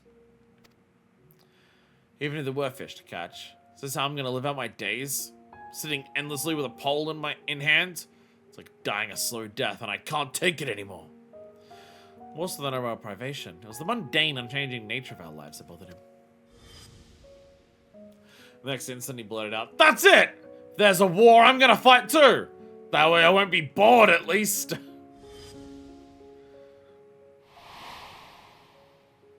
And just like that, he threw aside his rod and set off right into the thick of conflict.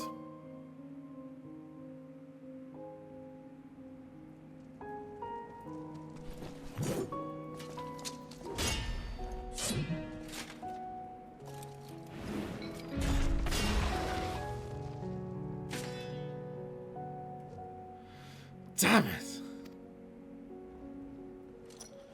It's over!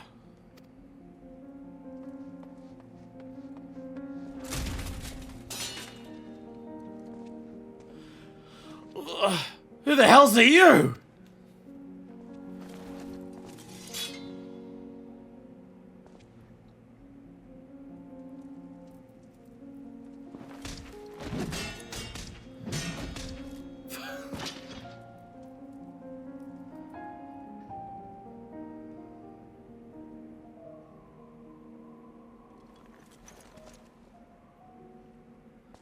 Whoever you are in your debt. I've exhausted my power, so I was all but defeated. But now none remains to oppose me here. Perhaps you consider serving me? You'd be well rewarded, of course. I could grant you riches, castles.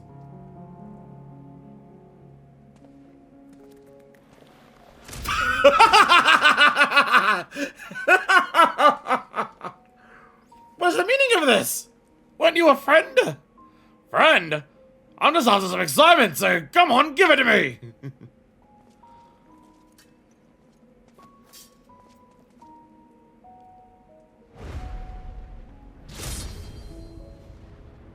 He punched my spear and he still kicked my ass. No, never mind, it didn't work. Turns out punching a spear, bad, don't do it. It sucks. Oh, actually, it's kind of okay. Like a 50-50 split. There you are, thank heavens. What are you thinking, taking on Memorials with your bare fists? However strong you may be, you're lucky to be alive. Alive?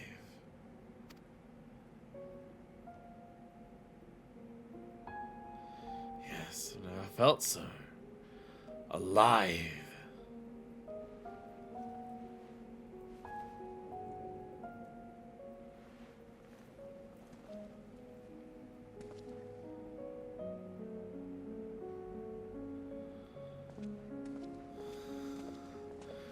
Where are you going?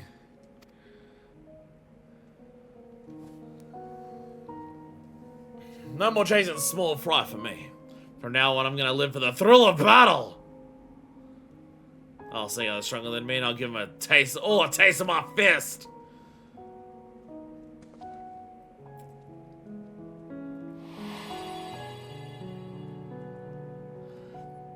Never have I felt so alive as I did. Risking life and limb. He said as he strode away, never to return. Sometime afterwards, a rumor reached me of a fearsome warrior. The man would arrive unannounced on a battlefield, trounce anyone and everyone indiscriminately before disappearing again. Cognazzo, he was called. And cursed for a feral dog. It was enough for me to know that my brother still lived.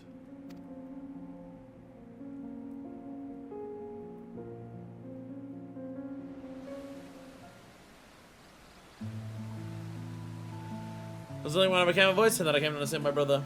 To understand the emptiness he felt in his mundane life. It inspired me to want to break free my own unchanging existence. Instilled in me a longing for this world. And for all his quirks, he was a good and kind brother. Always looking out for me and helping with my fishing. Like everyone, he must have turned into a void sin. If he had a chance to come here, I believe he would have found a purpose in life. A proper one.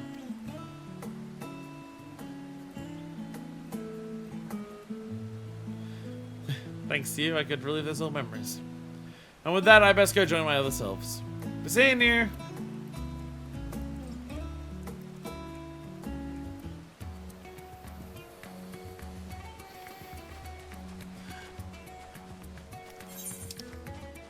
Are they trying to give us, like, tragic backstory? On the characters, like, the poison that we're fighting.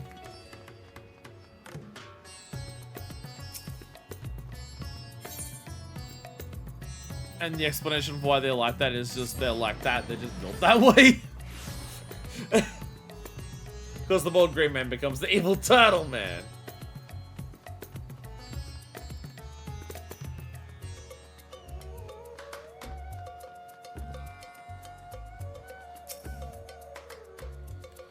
What does an immortal have with me?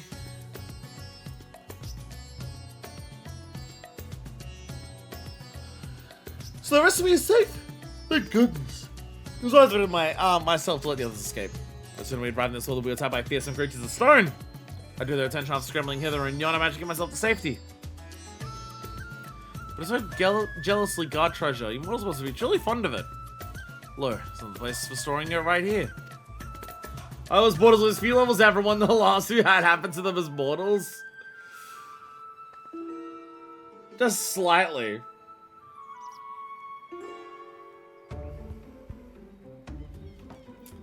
I say it's mountain after mountains of treasure in there. Those are to find the coffers that act as portals. That's why the guardians are deadly fiends. I got chances with just the three of us. Less of us means a bigger share for each! Oh god, this is a... Oh god. Oh god. These treasure hunters don't realize if you don't put it up on the PF and you go in with an undersized party, you're more likely to just actually fucking wipe. Oh no. Oh no. Look, Pyre, it's us! Exactly, besides, what's an adventure without a little danger? I'm not really sure about this. Let's put it up in the PF, people will join. People like free shit. So only throw oneself into danger. It's truly a strange mortal quirk. Like your kind, we've quite risk averse. For instance, we wouldn't think the challenge is stronger being. Except for him, perhaps. One fellow who loves fighting for its own sake.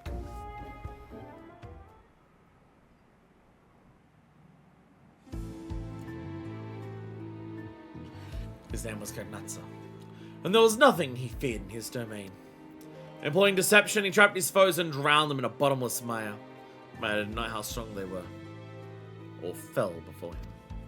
Yet despite his victories, he never felt truly satisfied. When there were chance meeting, he would learn the reason why.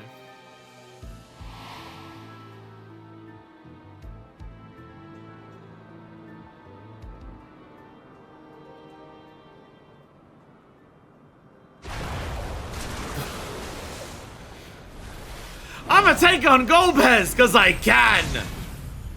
Oh, I can't! Shit! That you should repel my attack! You're tougher than I expected!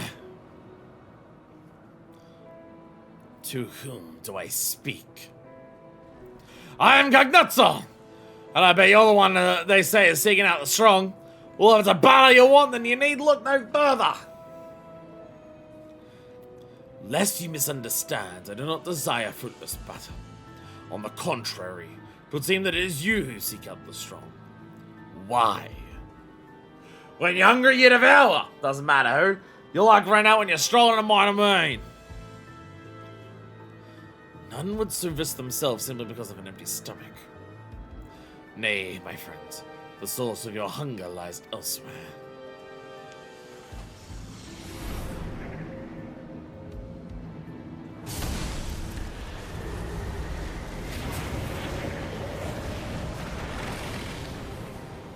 What is ether?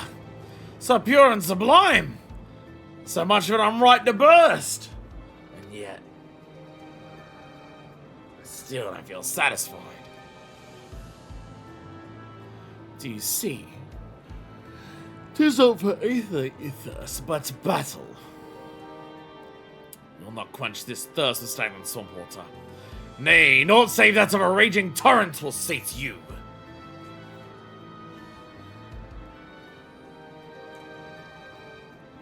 What do you mean? There is no joy to be had in ensnaring a quarry. For victor to have saving, you must place yourself in the midst of danger.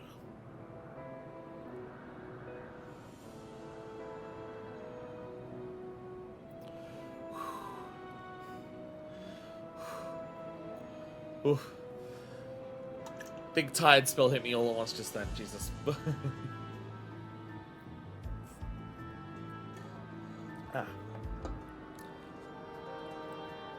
There's no joy to be had in ensnaring your quarry.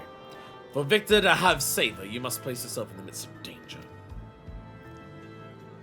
If you join me, I shall say to you, you never want for dread foes to grant your satisfaction.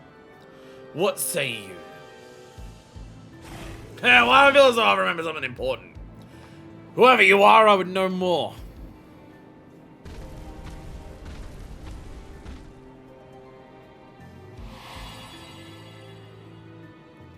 How did he find a place to belong? Upon the fine line that divides the devourer and the devoured. He could do battle with just one worthy foe, he told himself. He had the rest of his life satisfied. From that day forth, Kagnatsa tirelessly sought out those who might be able to best him. Each time hoping for bliss, but knowing that, like as not, disappointments ultimately awaited.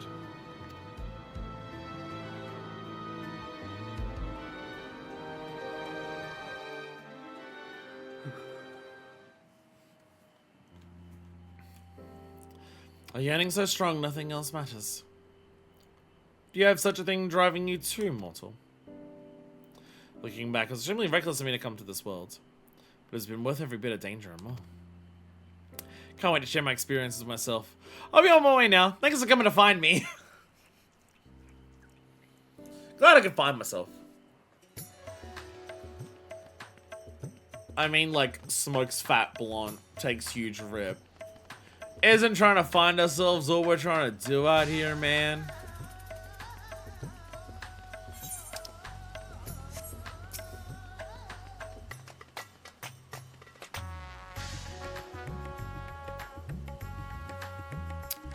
There's me here too. What a relief. I was taking inside some village nearby when I realized I had become separated. Glad I had to follow the climber and into the buildings. So many mortals here, so many beautiful buildings.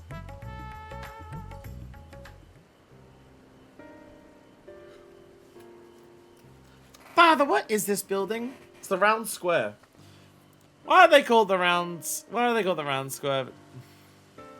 This, my boy, is the resting place of the great Alzadar. Centuries ago, he journeyed from the mainland and helped to end the war between the Matanga tribes. Now which lay the foundation for the nation of Radzadan. So it's thanks to him that we get along? Tomb, yes. Place the mortals remember their dead.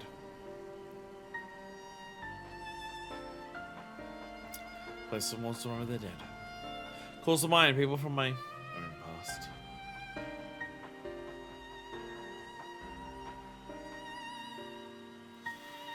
Oh my god. Tiredness. Ah, oh, Jesus Christ. Fuck. Getting bad! We're nearly 9 hours into the stream. Getting bad. Yeah.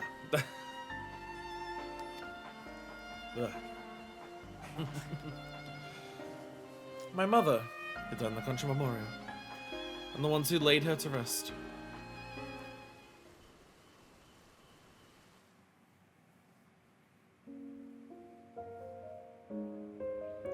Long, long ago, there lived two powerful mages. Said that none could match their mights, yet they nevertheless continued to own their skills at their training grounds. Atop a peak called Mount Ordeals. One day, Philippines began attacking villages unprovoked. Upon hearing the grim tidings, the mages came to a resolution. Through years of training, we have mastered our flames. It is time for us to employ them for the salvation of the world. So it was that the pair descended the mountain and set about vanquishing the fiends.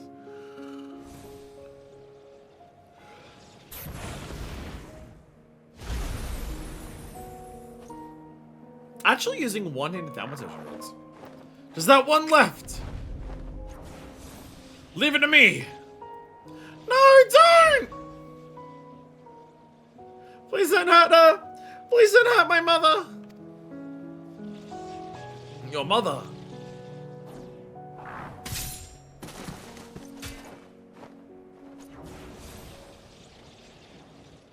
Please save her, I beg you. What do I do?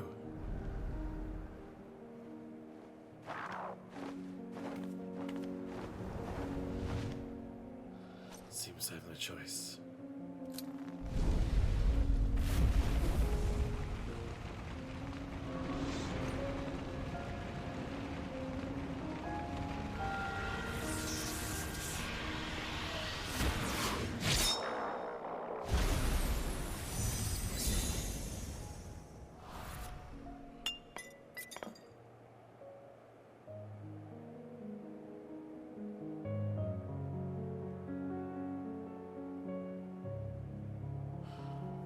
What? She's turned into a crystal.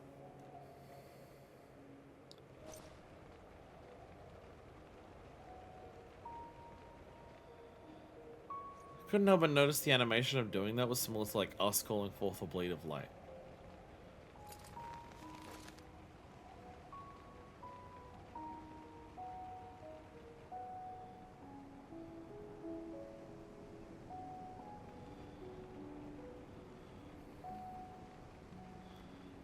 Said that it would save the world.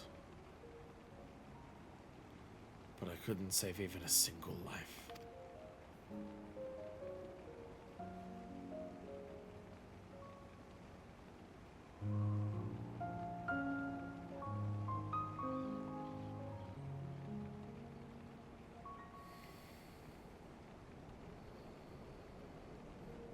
My flames are meant to be like the sun. They're meant to protect, to keep warm and light the way. And yet...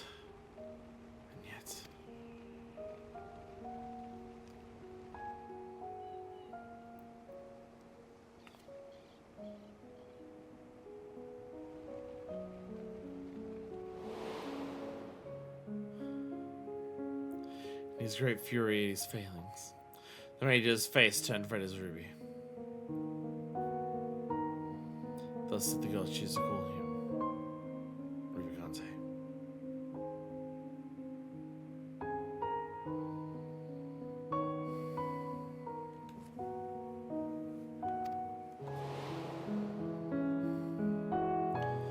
The Mage returned to his mountain, where he buried his comrade. Upon the gravestone he etched the words of admonishment, and continued his training alone. One day, when visiting his comrade's grave, found that a familiar crystal had been left there. Its presence lifted a great weight off his chest.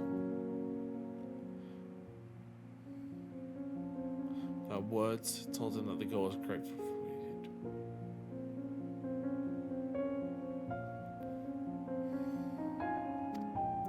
That day, he regained something he had lost, and descending the mountain once more, he embarked upon a journey, determined to use his powers for good.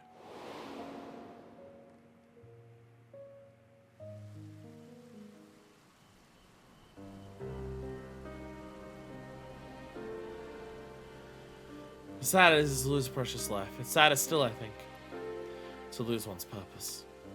Mantle Dios has been swallowed up by darkness, and his comrade's grave with it. Boy, the Rubicante, may he lay. Not to believe that little girl still remains in his heart. Well, past time I rejoined the others. Was that talking to you, mortal? My friend's died again.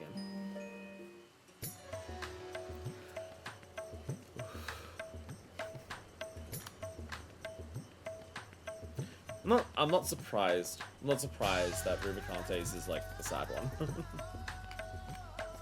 Well, we get to Garnazzo's, and it's just like, there once was a man who was so bored he wanted to fist fight the world. And then Golbez said, hey, do you want to fist fight the world?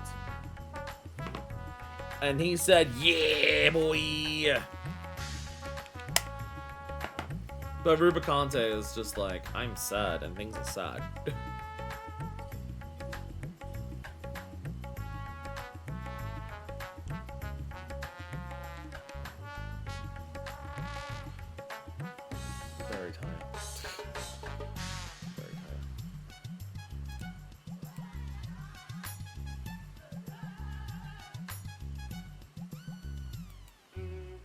Rubicante continues to be the best.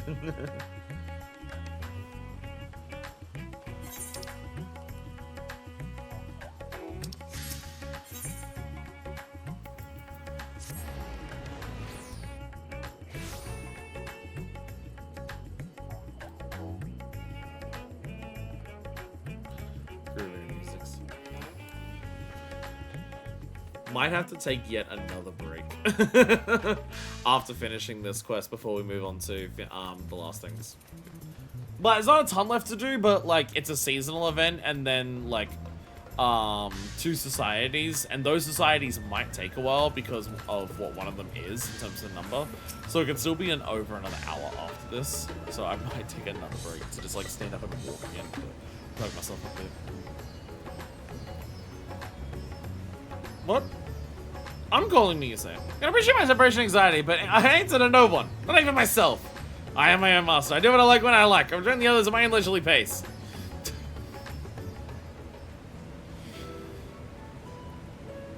Mortals, on the other hand, always seem to be busy at work. Short as your lives are, one would think you'd spend more time on leisure. Truly strange creatures. Motherfuckers calling me out on a 9-hour stream. Still one day off of work and yet you're streaming for 9 hours? What are you doing?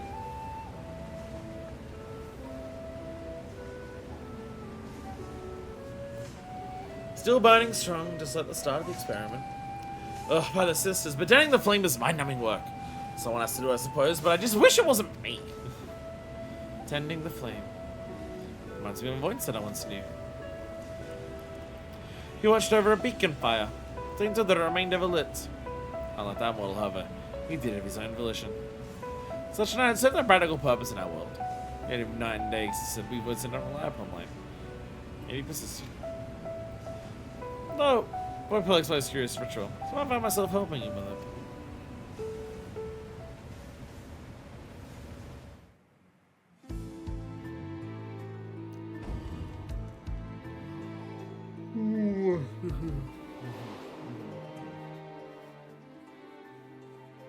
Rubicante was his name, and he went about his task dutifully. Others mocked him for his meaningless act. But I must have held some manner of meaning to him, and so when I chanced to find the beacon gutted out, I made certain to let him know.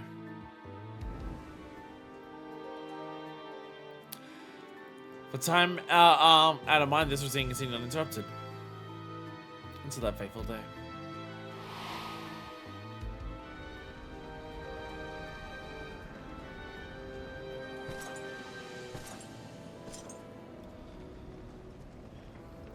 I see flames dancing in the distance. Who should I find ending it but a mage of considerable might? With such power, surely you can do more than keep a beacon lit. My flames serve not to smite others, nor to sate my hunger.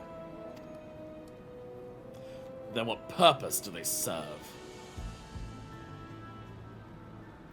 Can't say for certain. But as only behold this flame, so must set my heart at ease. I see. It would seem you lack the power to comprehend the feelings that can grate upon your soul. But such a lack is readily rectified. Take my aether.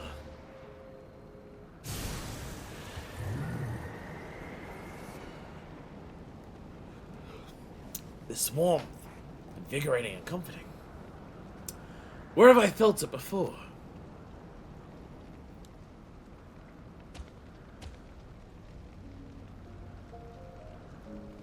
Of course, the sun! That which once shone its light upon creation. Though it said never did it fail to rise again.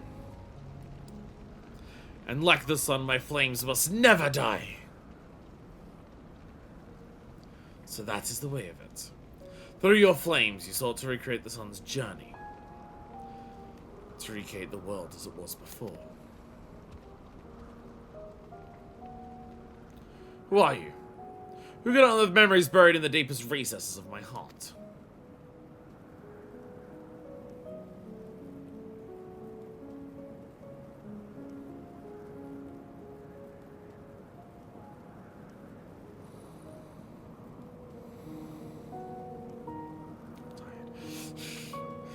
It matters not who I am, but what I seek to do. Join me, and together we shall banish the darkness and see that the sun rises again. According to the mysterious night, the price to save the world was dear. The inhabitants of the neighboring reality must be sacrificed. To which Rubicante replied, I have sworn to use my power to save the world. If innocent souls must be consumed by my flames, then I shall bear the responsibility for my sin. Thus did he choose his path, of his own volition, and his spirit lives on in me as an undying flame.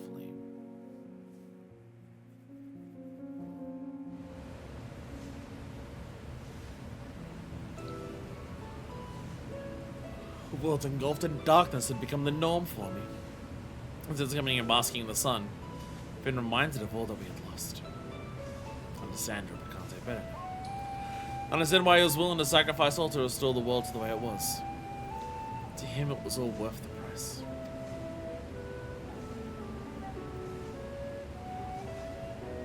I say, it does feel great to take a scum now, really. With that, I shall now rejoin the others. Of my own volition, of course.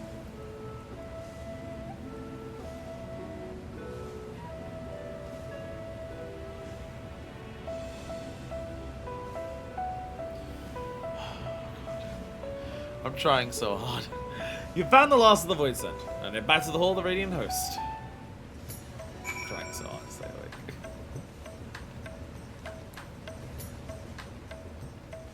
Trying so hard. I have been absorbing this quest line. It's why like when I feel a tired spell, I'm just not talking.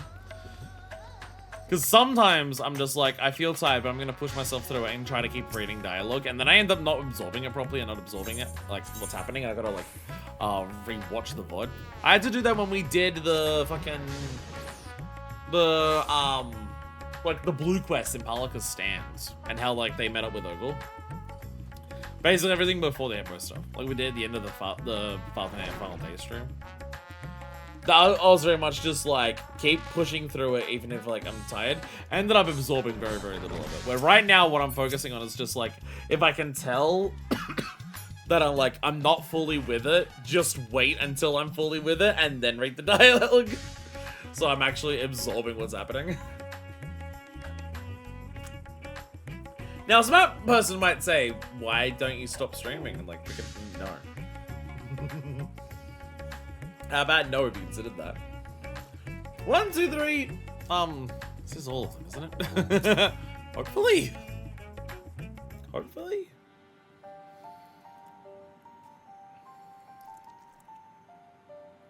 You did it! You found all of me! I told you about my part of the bargain and told you about more mighty Void Scent.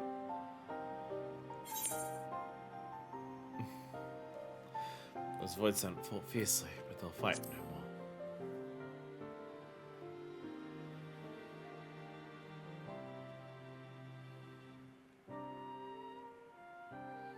So you'd already crossed paths with them. Though the tales may not help you in the battles ahead, I dare say they give you something to think about. As mortals, then Void Scent, and archfiends. The troubled souls fought with all their being, and now their fight is over.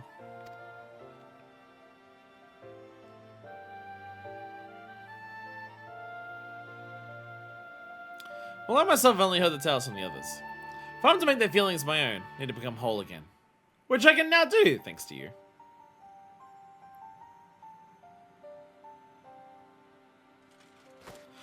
So all them are accounted for, then by all means let's have them return to the way they were.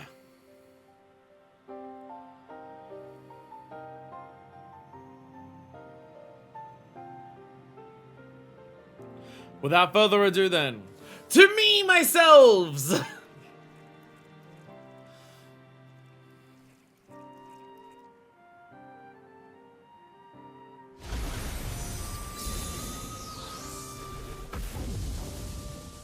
Hey!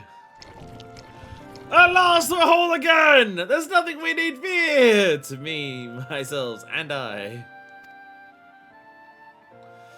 Now which each of us experienced since coming here. Since I had experienced it all for myself! I say it again, but it's truly a fascinating place. I must see more of it. Yes, I must! I'm not sure what I was expecting, but that's all. I can't help but feel that it's more of a danger. Yeah, with the undersea portal destroyed, there's no way to return it to whence it came. Whatever should we do now? What's this I see? Oh, it's a Void Scent. It's fueled in that direction. My brother made it over, it seems. Curious, though. So much farther than I usually receive. As my vision has improved. It was the cumulative effect of our experiences here.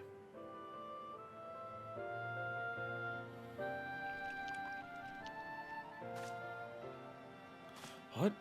It sends its kind from a vast distance. Amazing! Such an ability to make the task of tracking down invading voids in a breeze! The great showed a great assistance in this matter. I'm confident that I convince my superiors to forge a pact with it.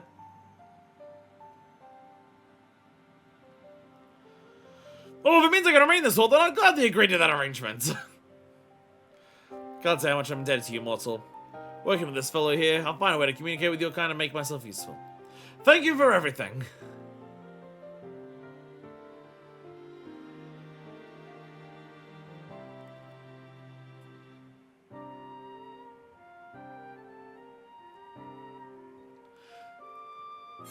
We did it! Throw some apples at him every few days and he'll tell you where the enemy is spawning.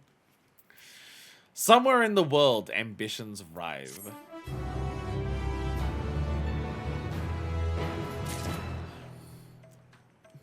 Straight up New Game Plus chapter added. Regards to communications, great appears to understand our words. I shall begin by teaching it letters. With some effort, I'm confident we'll be conversing ere long. I'm almost back until I forged a pact. Something short of a dream come true to be in this world. I'll do whatever it takes to remain. Hey, we're just like chilling with Voidset now. And like ones that don't even look like incredibly beautiful humanoid people. Just ones that are like giant eyeballs. We're doing it. We're friends now.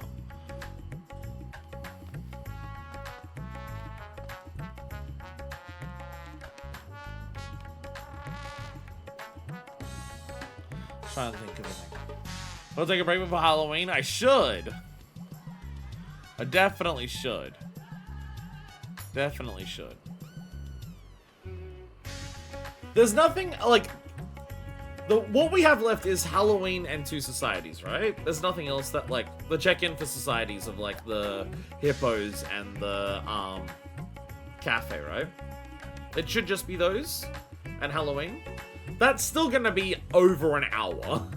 That's still gonna be longer than an hour. But I'm just trying to think, just like, in case I forget anything.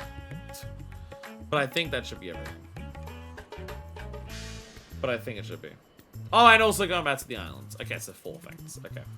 I'm gonna get up and walk around, try to wake up a bit. And I actually do need to go to the bathroom this time. So I will do that. It's like 6:30 p.m. for me. We just hit the 9-hour mark. Dear God. Long streams. But I'll be back. And we're back. First thing we're gonna do, Halloween. Where's Halloween? Which of our cities? It's usually Gridania. It's you. Yeah. Okay. On a year-to-year basis, I can usually work it out.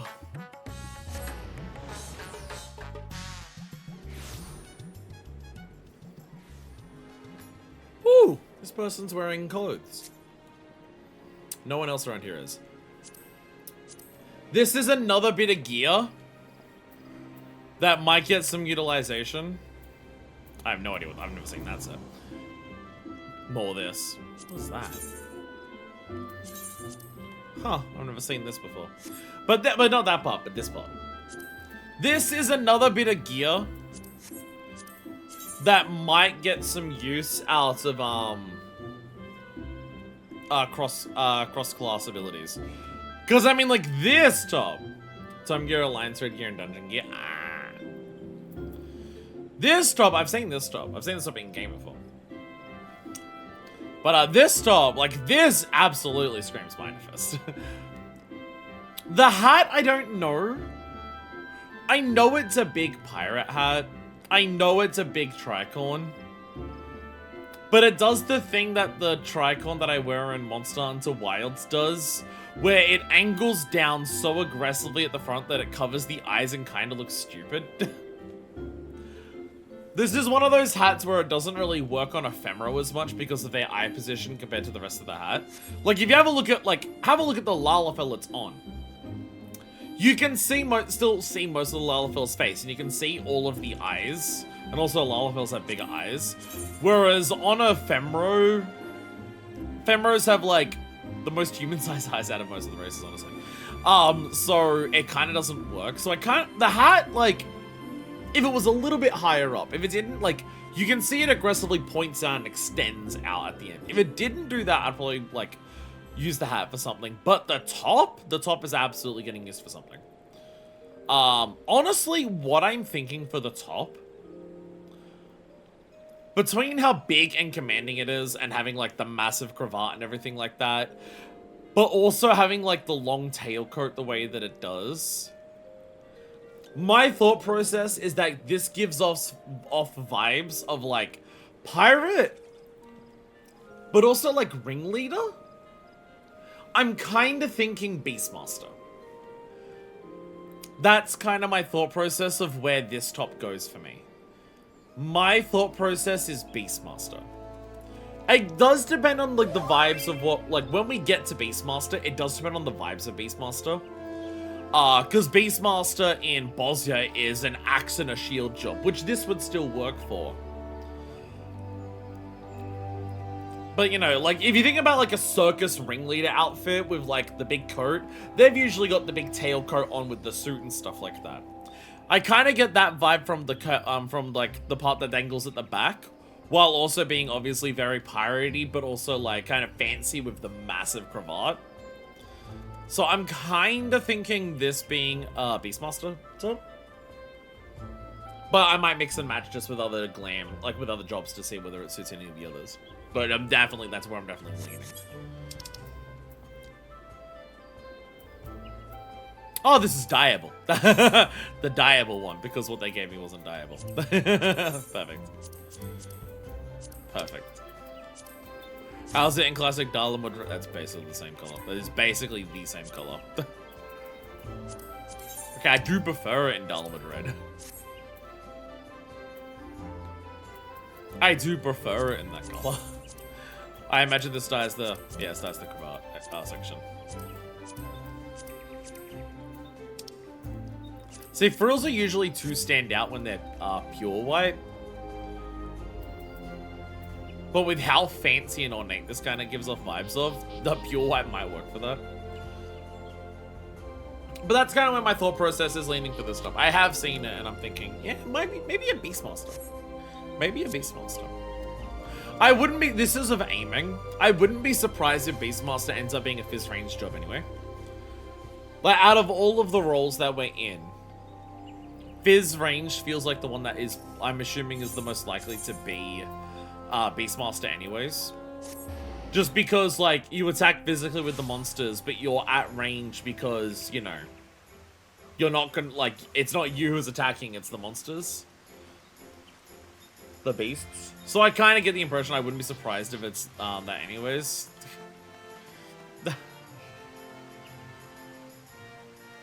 Oh my fucking god, can you believe this? A moon cat in Gridania. A moon cat in Gridania. Oh my god. Shady Smut, Continental Circus Vendor. Okay, you'll be available afterwards. Oh my god. A Duskwhite Ella. Can you believe it? A Duskwhite Ellison in Gridania. They're trying to. They're doing their best. Gridania is doing their best to beat the racism allegations. Well, they're at least giving it an attempt. People saw her in Amelia and give me the emote now. Yeah, the pose that she's making. What are you wearing? Oh, it's the, no wonder I don't recognize what that fucking top is. The hat is. Right, it's the fucking Shadowbringers thing that no one ever uses. Pumpkinhead Apparition! See, this is truly best girl. Frights of Fancy. Pumpkinhead Apparition, a proffers out a hand and invitation. Heh, we meet again, adventurer. It's appropriate to do after the voice center quest we just did. Enjoying the festivities, I trust.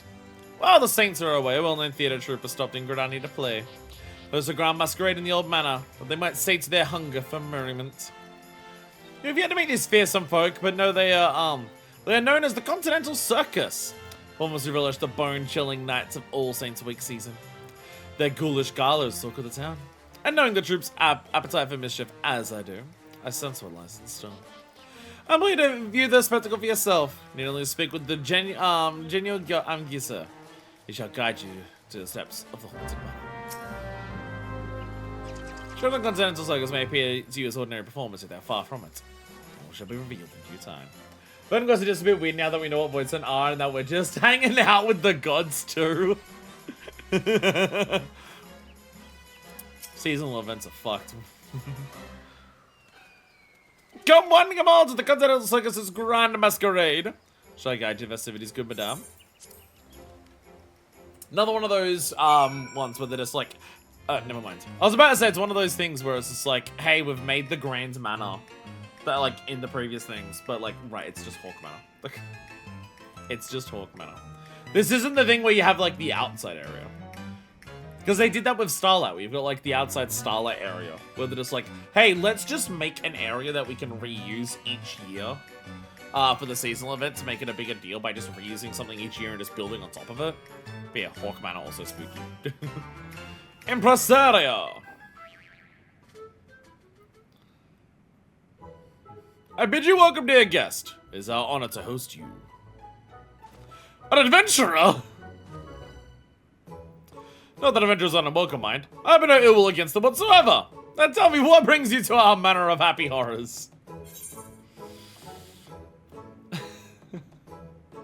Suspicious introduction for one who claims to have no ill will. I'm here for the masquerade, of course. Can't you tell by my outfit? Oh, you know. Now, so you forgive me my initial scrutiny. Past experiences made me rather wary of adventurers, let us say.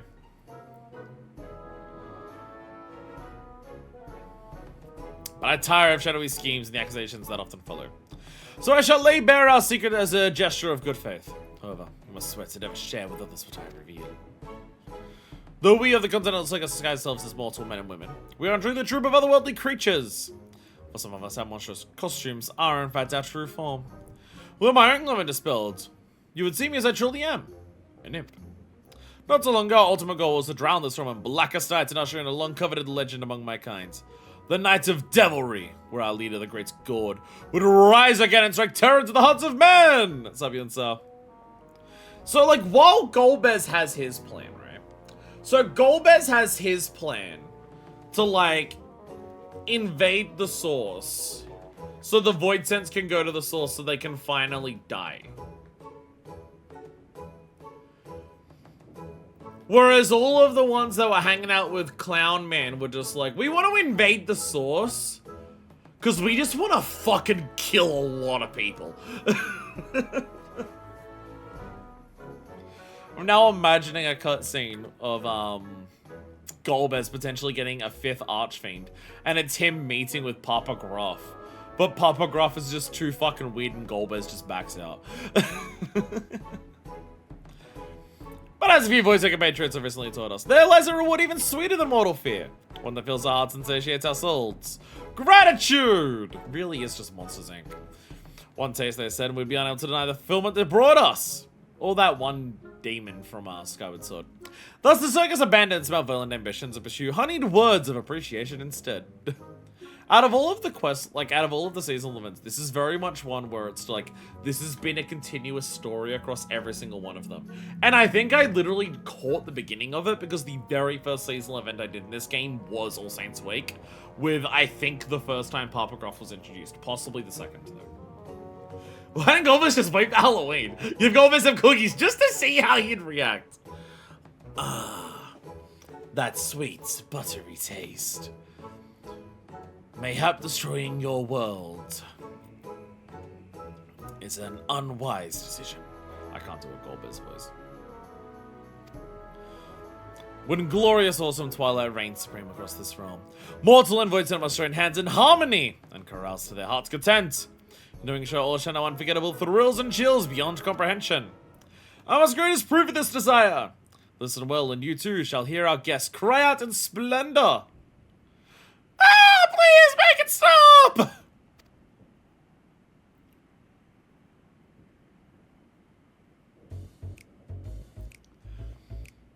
Ah, I'm scared! I want my mommy!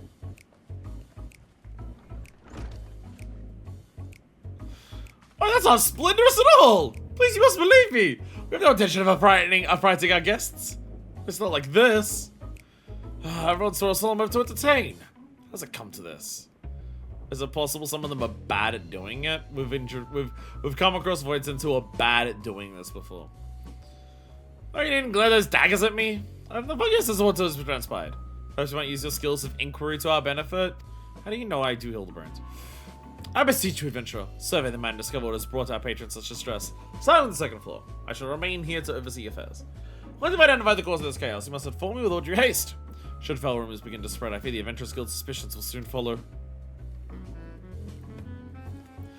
Hey, we can use mounts in here. What's my spookiest mount? What's my spookiest mount? Do I have any spooky mounts?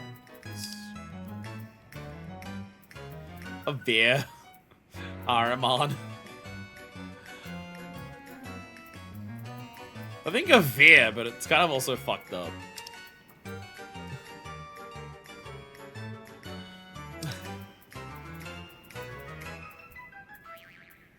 Do you have the fat cat mount? I do not. I have not purchased that from the mug shop. Nothing scarier than Jim Bunyan.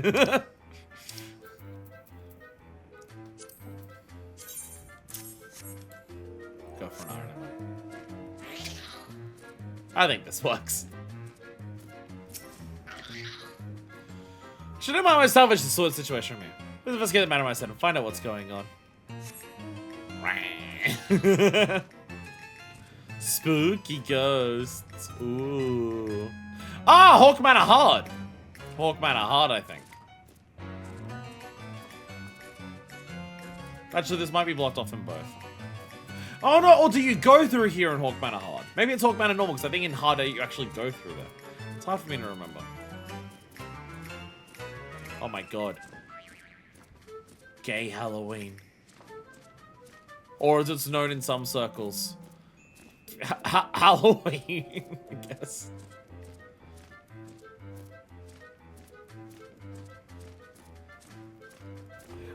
This is like the perfect type of thing to do for a seasonal event in terms of just like asset reuse. To be fair, this is probably still a lot of effort to reuse this asset to like do it up as much as they do.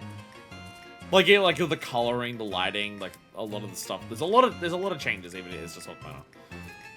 But that's like all like asset stuff on the sides. You don't have to like worry about modeling or rigging or like collision detection or anything like that. It is just like what it normally is. Oh no.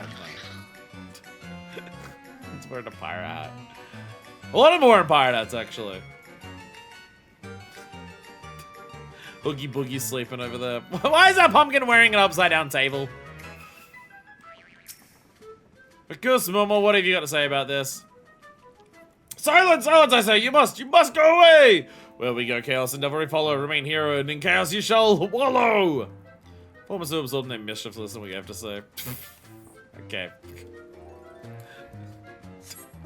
Okay then.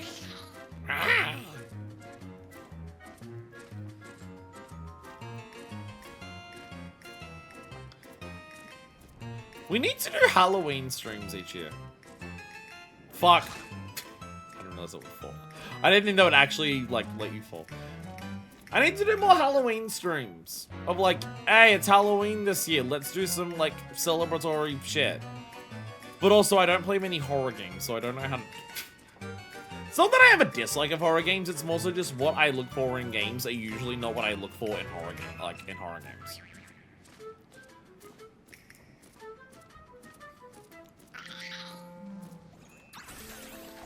Like, my biggest thing with most horror games is more so just, like, movement's too slow and, like, not interactive enough. Like, it's literally why I love watching people play Resident Evil, but I don't play Resident Evil myself just because, like, your movement is too slow and, like, you don't do much with it that I, like, get kind of bored by it. I've mentioned it before. I imagine if I was, like, forced to sit down with a Resident Evil game and, like, continuously play it, that I would get past that and I'd enjoy the Resident Evil games for what they are. Which, like, their design philosophies and everything about it. I love watching that play out when I watch other people play it. But, like, for me, it's, like, movement is, like... The movement being not interesting is a big, like, blockade for me to get into a lot of horror games. Like, I have a look at people who play stuff like Amnesia or, what's the other thing that I'm thinking of? What's the one that's, like, you've got the camera and you're going through, like, the... mid-2000s depiction of an insane asylum, aka a bunch of violent people who try to hurt people in a rather distasteful like depiction of it, but you have like a camera. That begins with C. Condemned! Condemned. Condemned, I think. Oh, Outlast. I know what I'm thinking of then. I know what I'm thinking of then. I'm thinking of something C. I don't know. I might be thinking of Outlast that, and I'm just getting the name mixed up with like another C game. Or maybe Condemned. I don't know. But like, I think of games like that, or even like something as simple as like Slenderman or something like that, where it's just like, that's the thing that usually stops me from getting into horror games. It's usually that. Usually, like, the horror games that I've gotten into and, like, enjoyed playing are games where I'm able to work past that because there's enough other shit going on. Something like Dead Space. Your movement in Dead Space is slow and clunky, but you're in, like, a fucking space mining suit, so it, like, makes sense. And also, you feel the weight behind that with, like, your swings being, like, what they are and your stomps being so powerful as to break shit apart. So the fact that you move around in that slow, deliberate way, like, feels like a worthwhile payoff because of how, like, you, like... It makes sense story-wise why your character moves that way, and you do get some bonus of, like, power behind that weight. So I enjoy something like Dead Space for that. Again, I know it's the type of thing where it's like, if I sat down with a horror game on stream and I was, like, played through it, I would get past that. I would get past that by being able to talk and focus on all the other things. But yeah, I'm the weird person where it's like, I don't play many horror games. Not because I don't like being scared or anything like that, but because of, like, movement. it's just movement. It's like movement in games is important for me. So yeah. Hungry pudding inside the hole. Arms zombie justice down the stairs. There's zombies masquerade would have been running for my life. That's what I signed up for. So the masquerade was gonna be fun. Classic Monsters Inc. problem. They're you know what? Actually, no, this isn't even Monsters Inc. This is actually just Nightmare Before Christmas. This is actually just Nightmare Before Christmas. Making Christmas, and they're just making a bunch of, like, fucked up, horrifying things because they're like, well, we like the fucked up, horrifying shit. So why wouldn't the rest of the people? And it's just like, a lot of people don't want to be scared for Halloween. They want the spooky aesthetic. They don't want to actually be scared. They want to indulge in the spooky aesthetic because the spooky aesthetic is fun.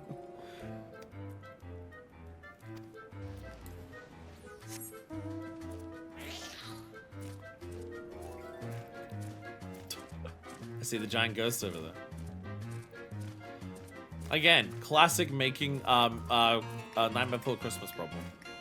So that's the real answer when I talk about, hey, we need to play a game for, hey, Magic Pot. We need to play a game for Halloween and have fun with it. That's the real answer.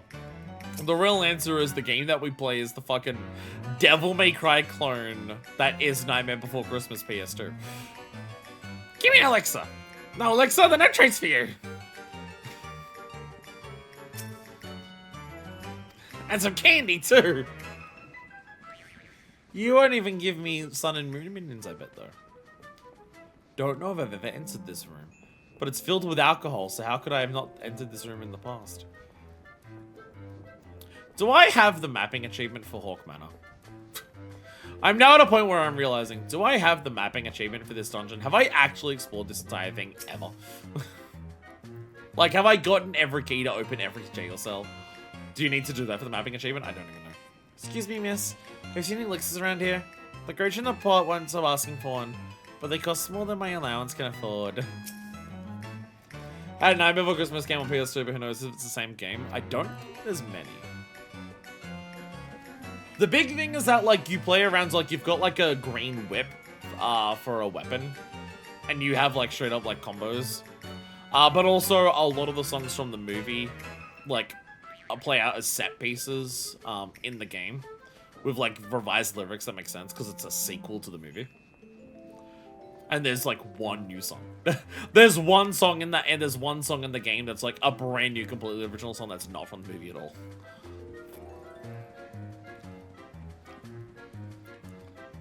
Spookiness. Oh, it's a piano! Jump, jump, jump! Ah, run away. This ghost is trying to do an orchestra for the guests. The guests are dying to see this performance. Yeah, it was great. We never really made it far. I think it was. I was thinking of emulating it. Ah, they're playing all the instruments. You are trying your. Shout out to the people who are modeling this to like shove this ghost on an angle inside of the tuba to actually try to get its mouth somewhat close to the actual blowhole. Shout out to the person who was just like, you know what, I'm gonna make this kind of work. I'm just gonna shove them in there.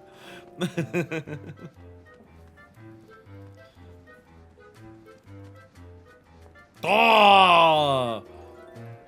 Big pumpkin.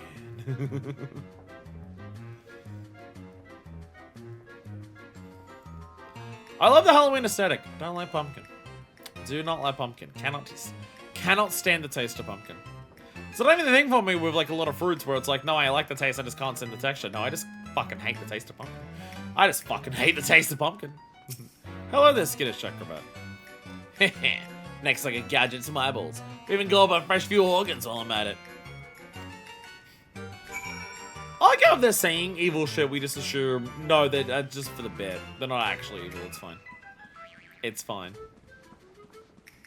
They'll be fine, don't worry about it. Anything going on in this room?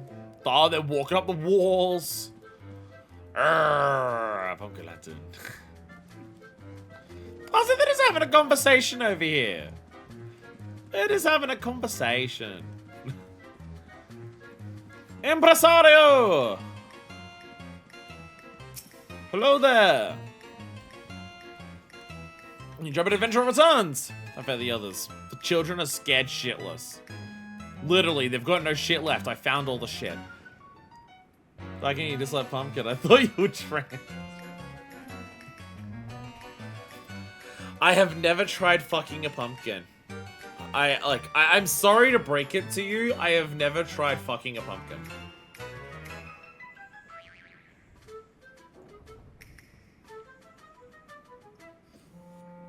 Surely it wouldn't feel good. Like, not knocking people for just being like, that's too weird, stop doing it. Like, fuck whatever you want as long as it consents. Or if it's an inanimate object so it can't consent, as long as you own it. Like, fuck whatever you want. Like, who fucking cares, right? I'm not judging it in terms of just like, oh my god, that's too perverted, stop doing that. Like, no, I don't care. But how can it feel good? Like, it's just like, thinking of the texture of the insides of a pumpkin. And thinking about the texture of things I like my dick being inside of. That's not a Venn diagram that has an overlap.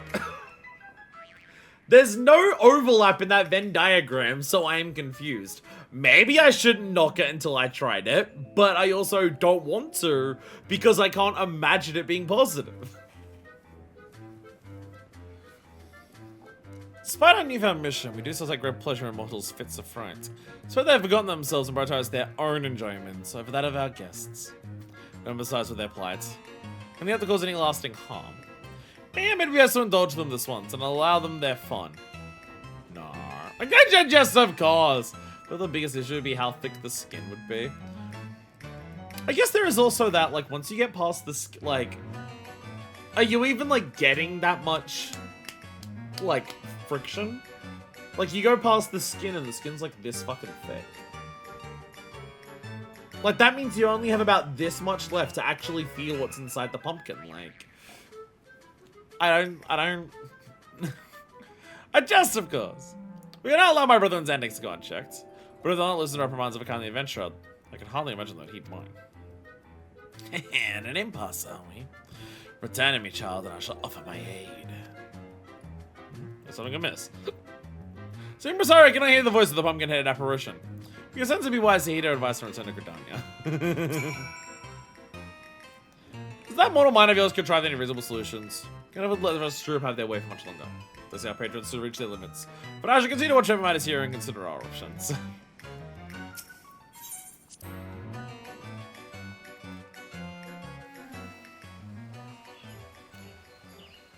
So here's the real question. Do you think there is porn of this character? I mean, she has skin and obviously has boobs, so I'm gonna guess the answer is probably yes, but like... Do you think they keep the pumpkin head, or do they just like replace it with a generic here head? You are returned. The children of the circuit, like Papa, like Lady Graf, absolutely, no fucking question. But she's just a Midlander, so like, she's a Midlander in rebel boots, of course. You have returned. The children of the circus are a fascinating bunch, are they not? Their antics never fail to amuse me. So I guess for this pumpkin, the hole is the mouth. So if you can get some suction on there, maybe this one particular pumpkin. Well, this character maybe not, but I have seen Lady Pumpkinhead in general. While their intentions are pure, we must calm those who have lost themselves in feats of fear. If I can conjure something that'll do just that. I shall begin the preparations. Your part, I'd ask you to procure a few necessary ingredients. I require all Saints cookies and a decorative pumpkin. A shady smuck over yonder is like to have a few cookies to spare. As for the pumpkin, the Botanist Guild possesses a pumpkin patch for our needs. Seek out the Great Limb Gourd Keep. They'll be happy to oblige you. We modeled a sexy cat girl. Please talk to her and realize how sexy the cat girl. Jesus Christ. Dear God. My God. Okay. Wow. Wow. What leggings are they? They almost feel too big in a sense where they make the arse model actually bigger. Sorry, dear. We're not selling them. You're a mother of a pumpkin head, you say? Well, it's for her. I suppose I can make an exception. We just keep it a secret from our other guests. There you go. One bag of freshly baked All Saints cookies. Send the pumpkin in my regards, won't you? They're one of the swimsuits. This feels like it has the 2B effect of making the arse actually bigger. Are you a player? Yes, you are. Melt Medru, okay. I imagine all of the characters don't appear until after we finish it. We finish it and then the characters will appear. Like the fucking Four Lords in costume. Pifisher! Hey, going. Hang on, Pifisher. Turned out to be quite the adventure. I'm glad to have worked with you. Yup. I definitely remember the last adventure we had. I definitely remember what it was. Did we go to Kugane? Stormblood said, did we go to Kugane? The decorative pumpkin, are you? Where you look? I've got a plump and round one here. Freshly carved, no less. We the bonus going to take part in our pumpkins, and I'm glad to share them with one and all. They make for sweet treats and charming decorations this time of year. Hope you make good use of yours. Decorative pumpkin! Lovely raisin, hand carved by the Great Limb Grower's Bonus. Plump, smiling gourd is a staple of the All Saints Week seasons.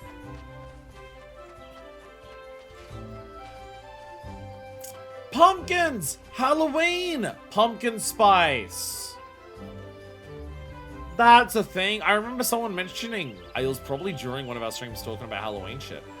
Someone mentioning that pumpkin spice isn't actually pumpkin flavored. It's just the flavor of the spices that they put into pumpkin pie. Because pumpkin pie is spiced with, like, you know, cinnamon, nutmeggy kind of spices. So pumpkin spice flavoring is just all of that shit. And I love that shit. I fucking love, like, cinnamon, nutmeg, clove. I love all that shit. I am obsessed with that shit. So absolutely. Oh, the fuck, I'm gonna bring it up. I'm gonna, you know what, I'm now thinking about it. I'm gonna bring it up. I'm gonna fucking, I gotta find some. We're getting close to Christmas, so we'll actually have some. Every time it comes around for Christmas, I gotta buy some. It's fortunately every single year. I've never seen a year where they don't do it. But oh my fucking god, holy shit. It is so fucking good. I'm bringing up a photo. Can't stop me. Won't open the image. Open just the image. There it is. There it is. Holy shit. Bam! Spiced ginger beer. It's ginger. This is Bundaberg ginger beer, which is the best ginger beer out there. It's the best ginger beer on the planet, I dare say. But it's, they do this, they sell this every Christmas. It's spiced ginger beer. It's ginger beer with cinnamon and clove. Oh my god, it's so fucking good. Holy shit. It is, every Christmas I buy a shitload of this. They usually sell it for like 2 months leading up to Christmas, which is basically starting right now. And, oh, fuck, it's so good. Oh my god. Oh my god, it's so fucking good. Bundaberg ginger beer is just also like the best ginger beer I've ever had. I've not tried every single ginger beer in the world, because obviously. But out of every ginger beer that I've ever tried in Australia, it is by far the best one. Ginger ale is a soft drink that is ginger flavored. Ginger beer is a properly brewed drink, and that's I think a big reason why the Bundaberg stuff is so good. Bundaberg also do that for all their soft drinks, where they actually brew the drink over a couple of days. You know how like it goes viral on like TikTok and shit like that of like make your own ginger bug at home to make your own soft drinks by like getting the jar and fermenting the stuff in there for a couple of days to make your own like super good soft drinks at home. That's what Bundaberg do for like all of their flavors of soft drink, but also their ginger beer. And just like you combine it with Australian sugarcane, which is a very good quality sugarcane, and you combine it with actually brewing it, and stuff like that. Oh my god, Bundaberg ginger beer is so fucking good. Absolutely incredible shit. A few places do now put actual pumpkin into pumpkin spice things, probably because people got confused at the lack of pumpkin. I wouldn't like it then, because I don't like the taste of pumpkin. But pumpkin spice I would probably love, because it's just all of the like spices that I do like. Like it's all of your like sweet dessert spices. It's like the same shit they put like when they do like Captain Morgan. It's a spiced rum. It's spiced with the same shit. It's spiced with like cinnamon and vanilla and stuff. Have you gathered the ingredients? I still haven't made a homemade spiced rum that quite hits the mark that I want it to. I haven't found the right combination of spices to put in there in the right amounts. It's either I end up trying something in there that I end up just realizing I don't actually like. I've tried aniseed, and aniseed is so powerful, if I put it into a spiced rum, it overpowers everything. I've tried the orange rinds, but if you put the orange rind in there, it gets citrus oil flavor in there. And while I love the flavor of citrus acid, I don't like the flavor of citrus oil. So it just makes, to me, because I taste it very strongly, the entire rum tastes like citrus oil. So there's no. And I've never gotten vanilla to come out strongly in a spiced rum. But that is the one that is really hard to do. It is very, very, very hard to infuse vanilla into flavors just because of how vanilla beans are. It's the type of thing where it's like, if I was and next time I try it, I'm probably going to put the vanilla in like a week early before I put in everything else, just to give vanilla its own time to get in there, because it will take a shitload of time. Small stack nearly filled a bursting would like to be sweet pumpkin cookies. Lovingly raised and hand-carved by Gregland Growery's botanist, this plump, smiling gourd is a staple of the All Saints Week season. Excellent, excellent. This will make for a most magnificent result. Now she can cut the creation that will strike terror into the hearts of naughty children who have forgotten their purpose, and joy into the hearts of weeping mortals.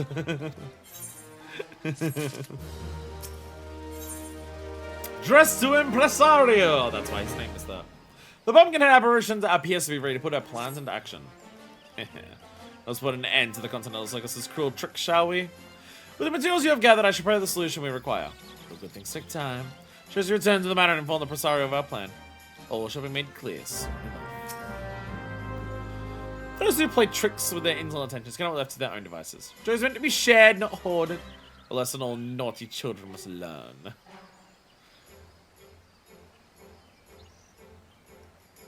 What if Medial was blue? And also ready for the beach? I'm told there is a situation occurring at Masquerade, but I faith you'll solve it. Shall I guide you to the manor? Yes. Impresario! Ba-da-ba-ba-ba-da. Welcome back. Our great hope that circumstances remain unchanged here in the manor. Have you any new ideas to share? Our pumpkinhead has a friend. And got to the creation, you say? Of what kind?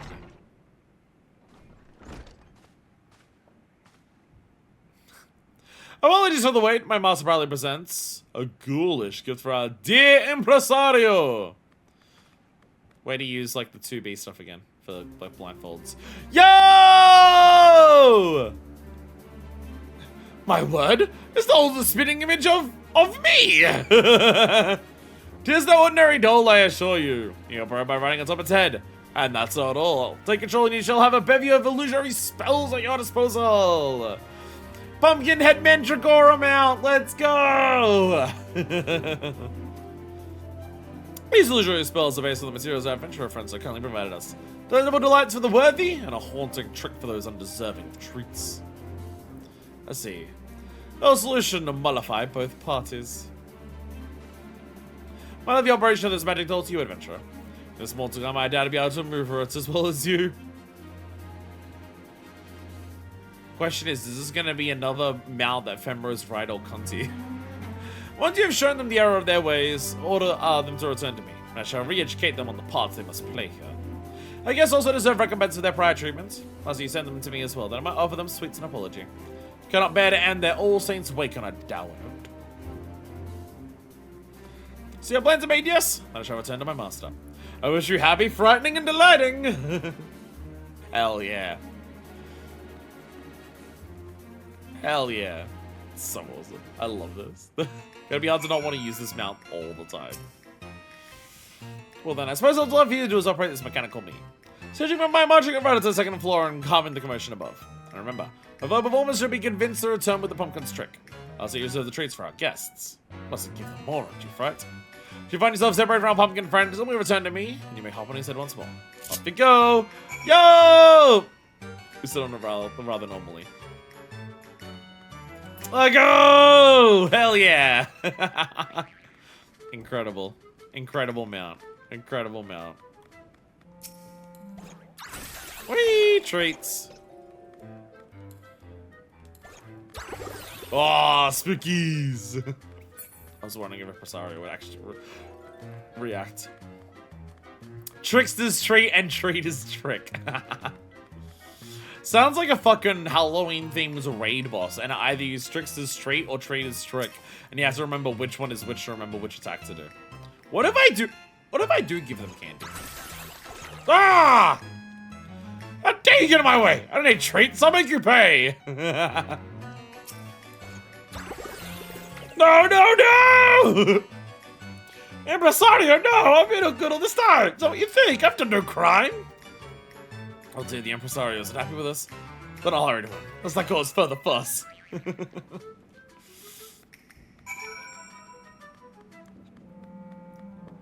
Run! Is that a male lily on the door there? Oh, it's a subtle hint to the fact that everyone who's ever been part of Hawkman is fucking dead. No, the butler. Never mind. Not all of them. The butler survived. The butler survived. He's just tormented forever. Oh, boo! What now? No! You're the ringlet going to the circus, aren't you? Please have mercy. My heart can't take much more. I offer candies! Magic candy. So you're doing? Offering cookies and candy as apology, you say. Gods, I deserve a treat after all this. I'll be on my way then. Candy! Yeah! Whee! Skittish acrobat candy! You're not a guest. Can't even be a treat, but I must abstain. Please refrain any touching any nearby weaponry. And it's just a fucking rifle.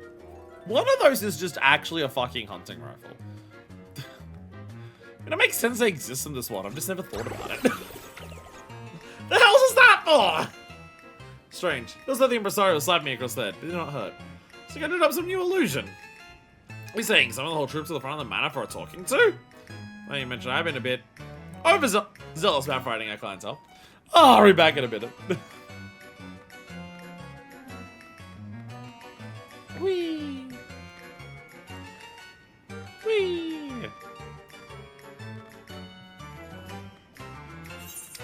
Where are people? Oh.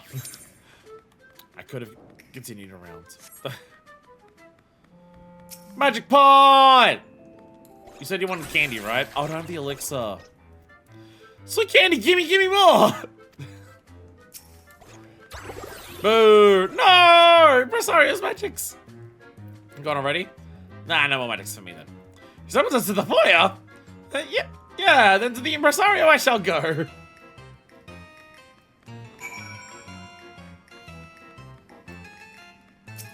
Oh, I'm a dick. No strange pumpkins. But I mustn't get distracted. I still need to find that elixir. This kid just can't be scared. It's raining candy. Oh, there it goes. You're giving away free treats. Hooray! Then I'm on trying to tell Impresario and tell him to give me candy. Can I go downstairs? What spookiness is happening down here? Ghost, you don't belong in the wine rack. What are you doing? You silly ghost. You don't belong down there. Moogle heads everywhere. Spooky beds everywhere. Spooky posters everywhere. Pretty sure half of the decorations on the wall are just like previous year's decorations you buy in the shop. That they've just now put around everywhere to decorate the place.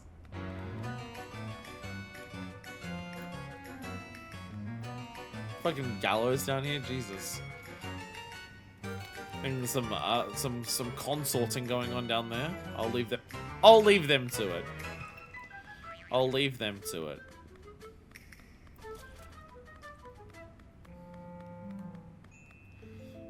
You know, if your warship's into freaky stuff, this would be a perfect opportunity.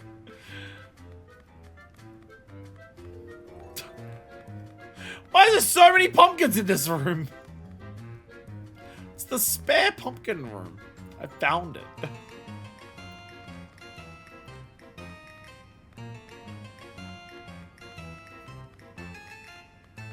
Nothing particularly major down here. Oh, okay, this looks cool though. This is a spot for like glam shots. Like lots of lighting and everything everywhere. Look how this map is special Halloween version. This is cool. There's so much cool Halloween shit going on. As in the actual map.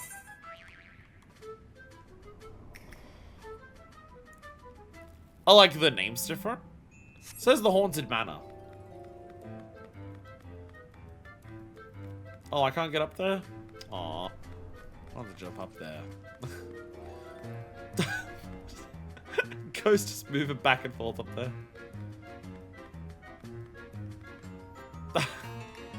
Didn't even notice the pumpkins up. You zoom out, it's got ghosts and bats and stuff. Okay, that's adorable.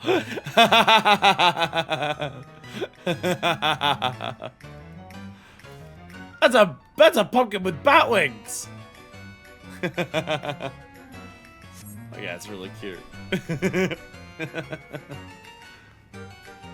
That's not a Maya lily. That's a yellow flower.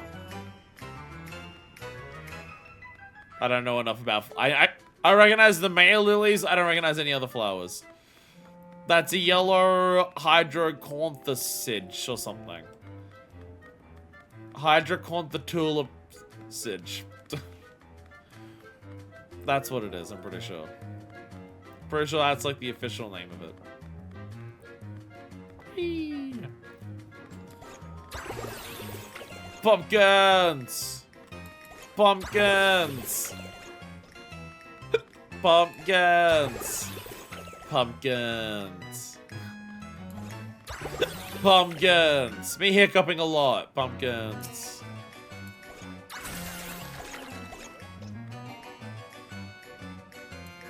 There we go.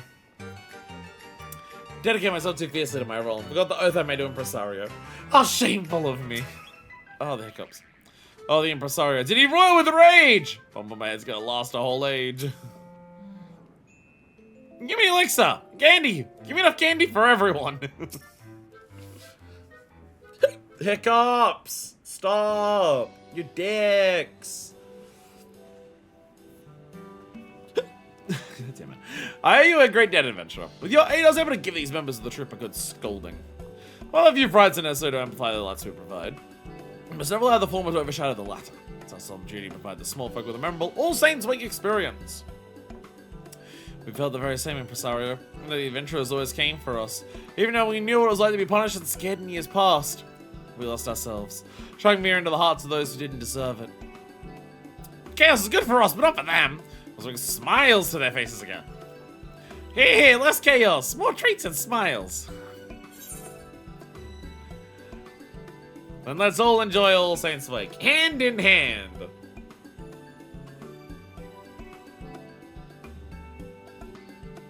Indeed. We shall do our part with a performance worthy of the season. Alright, my fellow thespians, time to greet our guests with a good cheer. Return to your places and give them all the masquerade they deserve. Ah!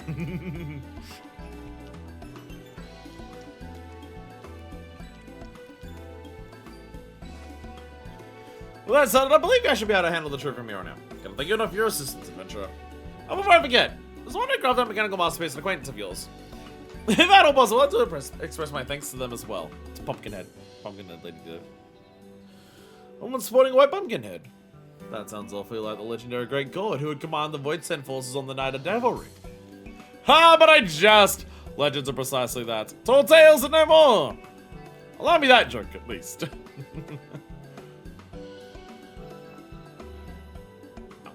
In any event, you mentioned you await your return and make us sympathetic, did you not? Allow me to join you. Would you very much like to meet this pumpkin-headed acquaintance of yours?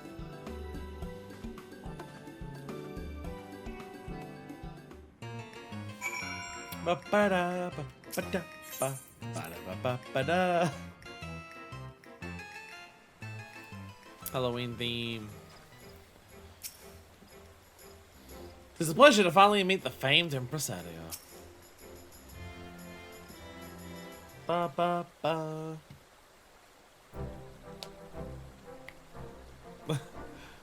Damn, girl! So this one you spoke of. She does exude a legendary sort of aura. If you had told me she was the great god, I'd certainly believe it. Well, of course, that is simply not possible. Of course not. All's well that ends well, I say. Was my clockwork creation of assistance? Indeed it was! Our residents remember their duty to entertain, and I dare say our guests shall be all the merrier for it. That as well. I trust you'll continue to give this city's mortal residents an exhilarating All Saints Week experience. Trust me, it's lots of fun in the manor. Let's all go! Yeah, candy, yeah! You sure? The scary monsters won't eat me up? Might give you a bit of a fright, but it's all in good fun. We give away lots of treats too. Candy. Oh, I'll take candy. If you say so. You other ones, you'll stay with us the whole time. Of course. I won't leave you two behind. Come on, let's go. Kids, it can't be scarier than the final days. You'll be fine. Yes, all is well. The children smiles approve of it. How strange. Also, I'm truly enjoying All Saints Week for the first time. It's rather refreshing, actually. As you can see, to put forth my best effort that the Continental Circus's name might be known in every corner of the realm. But for the present, my duties call me to the manor. Thus do I ask of you, adventurer, to spread word of our deeds and speak of us fondly in your travels. Like all creature you possess is a reflection of myself, and of my troop as well. Use it with pride, and perhaps others will want to know more of us in doing so. A sound plan. Yours is the face of the Continental Circus, after all.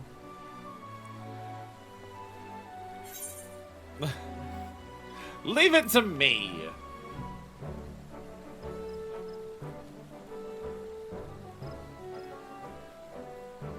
One day, perhaps tales of my troop will overshadow even those of the great god. But until then, I shall continue my work. Convey the realm all that the week can offer. That's the time. This time, my return. As you all know, I cannot leave those scoundrels out there ringleader for too long. We shall be bombing at the manor for the remainder of the season. Should you wish to join our festivities, you're welcome to visit us as often as you please. Well, I guess I too shall open my haunted home to you, adventurer. Join me in my gardens, if you dare. Ah, so that one is also back. Okay, so you've got both. You have the Haunted Hawk Manor, and you also have, like, her mansion from previous years. Season of Devilry and Revelry lingers yet. We shall fry upon it. May you carouse to your heart's content this All Saints Week. Hey! Ambulario! Automaton designed in the likeness of the impresario stands ready to bear you forth. Love you, fiendish spirit of All Saints Week. Yo! Season mount. Seasonal mount. Let go. I'm gonna yawn. Sorry. Hey, Sneaky Hollow. And the Shady Smog will sell you things. The Void is back in town. Void's back in town. Okay, so if I go here, last time we went here, there was glam options. Yeah, this is the entire thing, yeah. No spooky map for this one.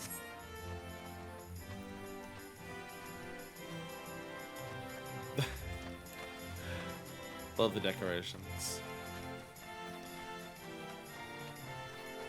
Pumpkin apparition, there you are. Hello. What would you like to know? You need something about it. Yeah, the usual picture taking areas. We can go up to the top. Some people are definitely are they in G-pose? They are not in G-pose. I was about to say some people are up to some stuff up here, but they're not G-posing, so it's fine. There's a bit of murder back here.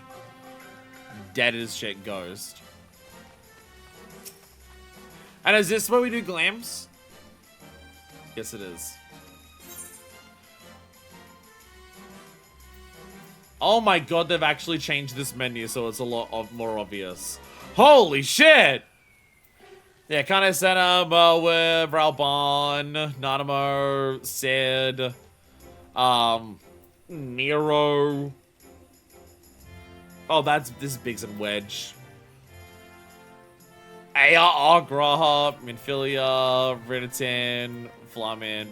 I love that that's the picture that they used. Nashu, Zaru. This is very well done. This is very well done. I'm glad that they've actually gone to the effort of like making this UI better. Go to Stormblood. Oh my god. That one has special ones.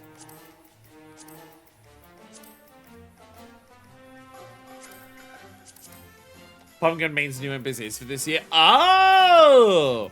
Oh, of course these ones are here. Of course these ones are here, because tactics. Because the tactics remake. That's why these ones are here. The tactics remake. So you have Ramza.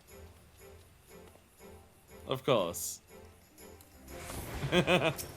Of course.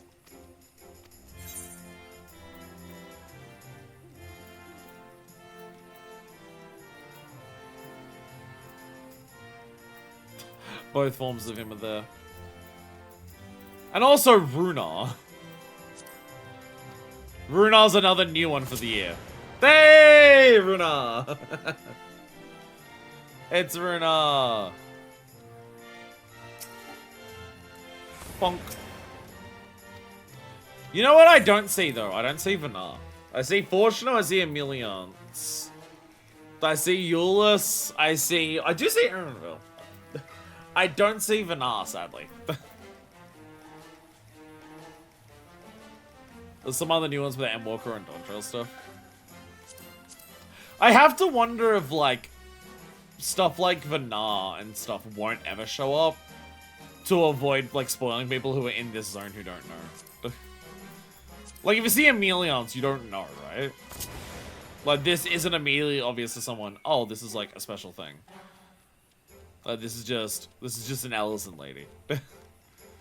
But, like, all of the Opus squad are, like, in the specific robes. They're in the specific robes, and once you get the Shadowbringers, you know what those robes mean. Does that make sense? They're quite dainty. Oh, this is actually Minfilia Rain, before she's Rain. Not sure if spoilers are an issue. If I recall correctly, Xenos won't show up because he's like his own special skeleton. Yeah, Xenos is like a unique rig.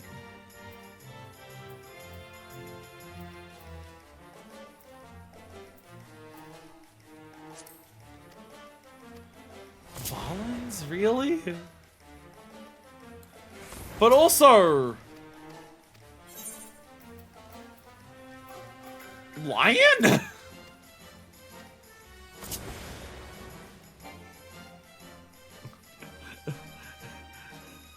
Lion's one of the options?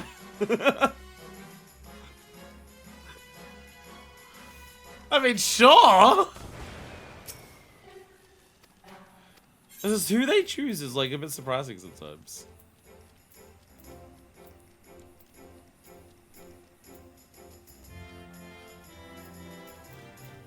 Like even your rivals here. Even your arch nemesis is here. We can't have Xenos, we can't have Reen, but we can have Pagaga. But we are allowed to have Pagaga.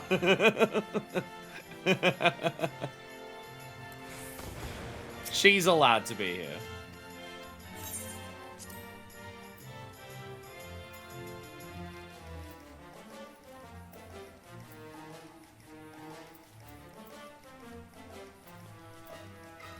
Trying to see if there's any weird ones here. This one's just fitting because of today. This one's fitting given what we've done today. Hell yeah. I don't have the Phoenix Blade. I can't unsheath. Sadly. Oh, Jesus. God, no.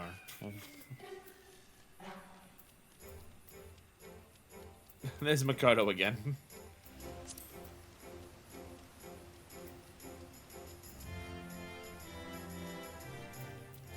All the Sky Pirates are here. All the Sky Pirates are here. Yo, Hilda, let's go. Hilda, let's go. Hell yeah. Hilda, one of the more unique models in the entire game because she's a Hyur with L's and ears. Literally one of the only few cases in the game where there's someone who actually has, like, different parents. I'm shocked that that hasn't come up, like, that's not what I meant. I'm shocked this hasn't come up more, honestly. Like, for characters who are, like, mix. I'm honestly shocked that hasn't, like, come up more as a thing in the game.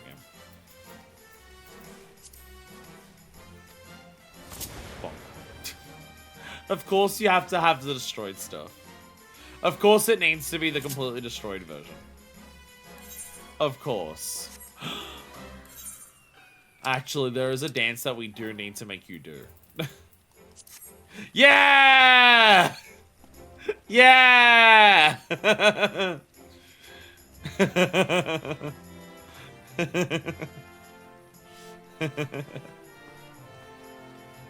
Hell yeah.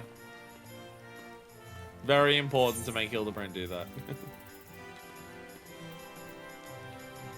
I think it's a matter of not wanting to bother with special models and stuff, having to like specify things in lore.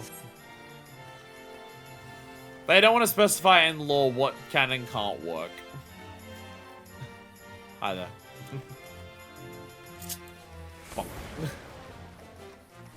But give us more. It's cool. Like it's weird that there's one. It's weird that it's only one.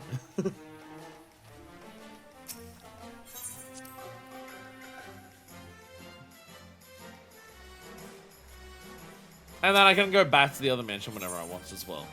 Is there anything unique in here now that we've like finished this?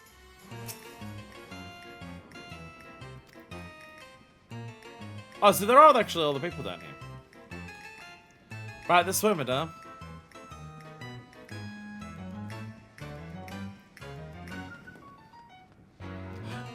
So you're here as well to do the same thing in this one. Yeah.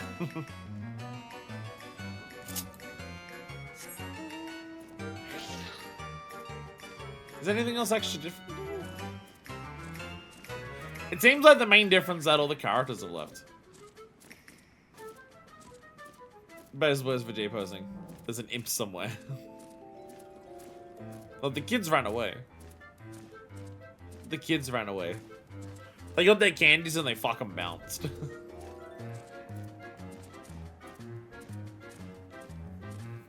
Yeah, I feel like doing, because you don't want to take too many resources away from the rest of development for like seasonal events. I mean, one, they're literally seasonal, they're not around for long.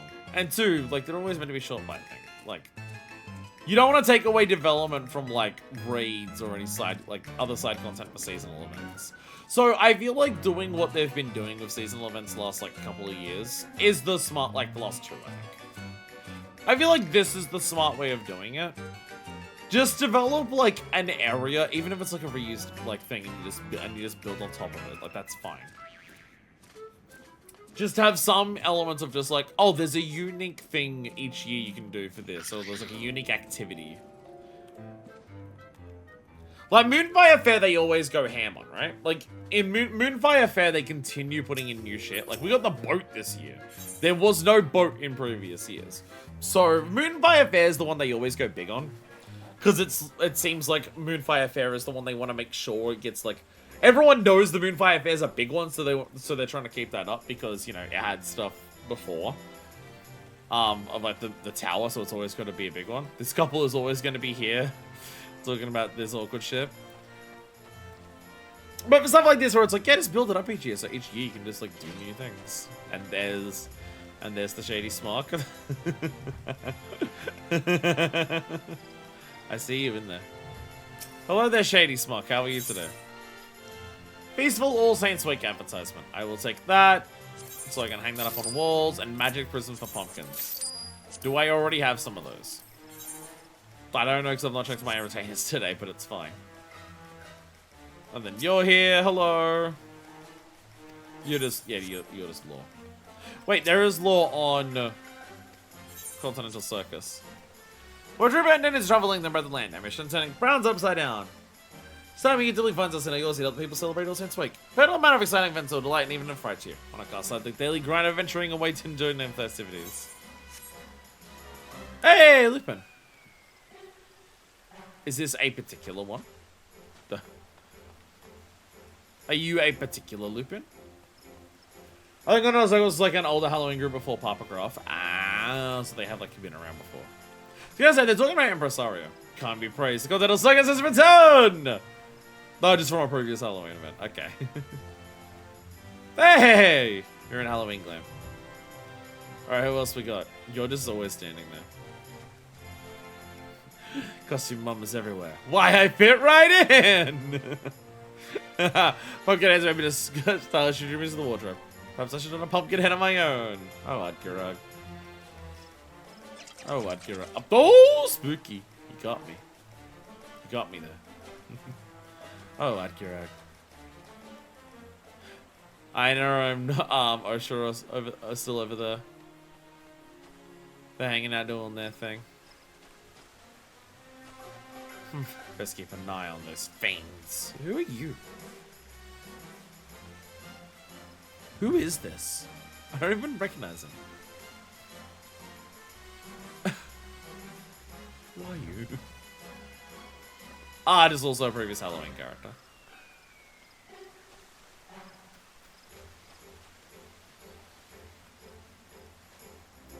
To see how pumpkins decorate Gardania is quite the honor.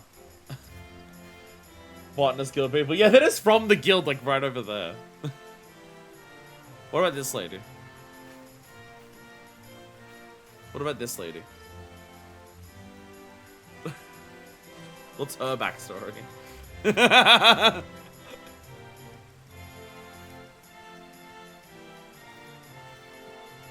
I can't work out hers. I don't recognize her.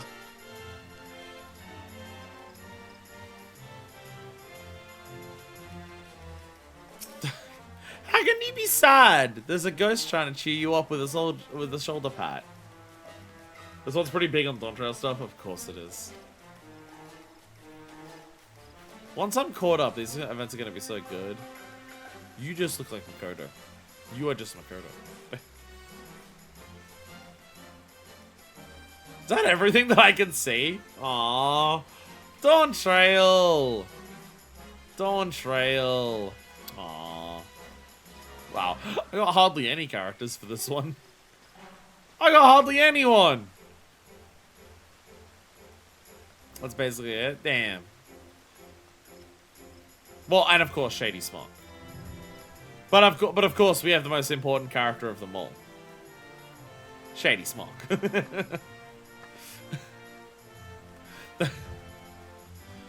Alright, my headphones died once again. Shady Smoke makes up for them.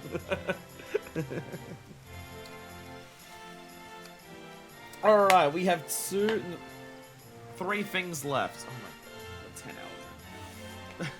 We have 2 things left. Unfortunately, one of them's gonna take a long time. Unfortunately, one of them is actually gonna be long. I wouldn't mind less big events, but like give us more NPCs or something. Yeah, the NPCs you just gotta chuck down and just like give a line or two of dialogue. Like flood it with like have like 10. Have like 10 or more and even more NPCs. You just gotta chuck them down and give them a line of dialogue. I mean, I know just give them a line of dialogue also means they have to translate that into every language that the game's in. I know just give them more dialogue isn't as simple as just give them more dialogue. But like it's not like it's more simple than like, you know, building cutscenes and shit. Or building like new things or new cat girl asses to stare at. Probably still simpler than that. Alrighty. Last headphone switch. Oh god, it's gone really loud again. Ow. Ow. But anyway, who's ready to head to Great Work? Let's head into the Great Work. We have Hippo Riders. We have our Society quest handle. I think this is going to be a big quest. Because this is at the rank where normally Society quests have their big moment here. We're about to hit the rank where they're about to have their big moment, confront the bad version of them. And then the next one's just like the little epilogue wrap-up. That is this. These ones are usually a touch longer and have like big animated cutscenes. So doing that after 10 hours of stream is definitely a good idea. Definitely a good idea. Leader to leader. Tender shoulders are thrown back and her stance is braced. Normally drove your gaze like steel for trouble. Manifest, I'm glad to see you. Haven't made too much headway in our Gajasura problem, but let me tell you about the rest of it.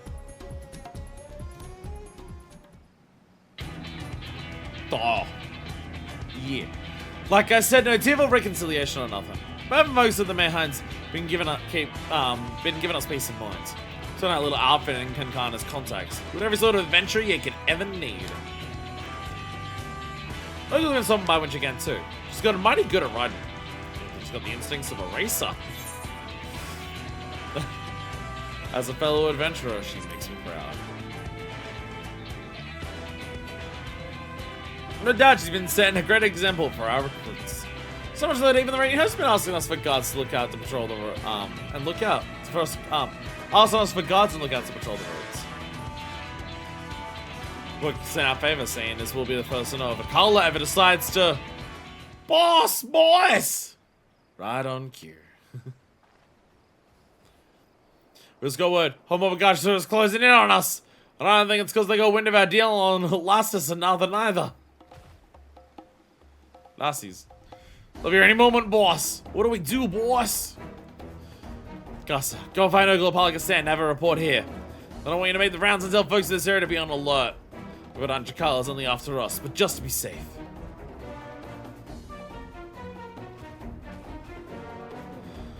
Mara, I want you to keep your maintenance on the cards. No need to panic, but I should run a riot. I want everyone to leave. Understand?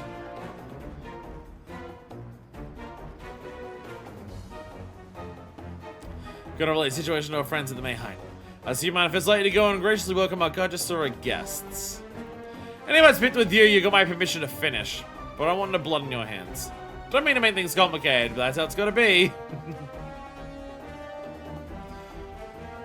I'll owe you one. Report back when you got a handle on things, yeah? Don't kill them, but you have my permission to absolutely fuck them up. I don't want them dead, but absolutely ruin them. Go for it. Like, fucking... Surely me alone. They'd just be like, alright, we're never fucking with you again. You have that on your side? Nope, fuck that. Surely, right? Oh, the little baby. Who's that little baby who's gonna eat shit and die? It's you. Ah, yes, it's you. Who's gonna fucking eat shit? Oh, it's you. Dead. Dead, actually murdered. Murdered to death. Murdered to death by being killed.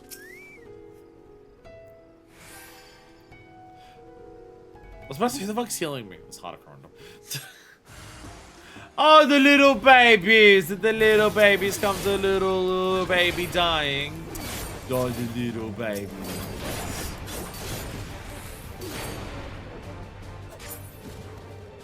Oh, the little babies die. Oh shit, Aaron. That's alright, I'm slowly working on my nuts. I got 2,800 nuts. I want to see if I can cap out before I go into Dawn Trail. I mean, that's like 6 weeks away that I cap out, so I'd fucking hope so. Can't imagine we'll be in Dawn Trail in 6 weeks.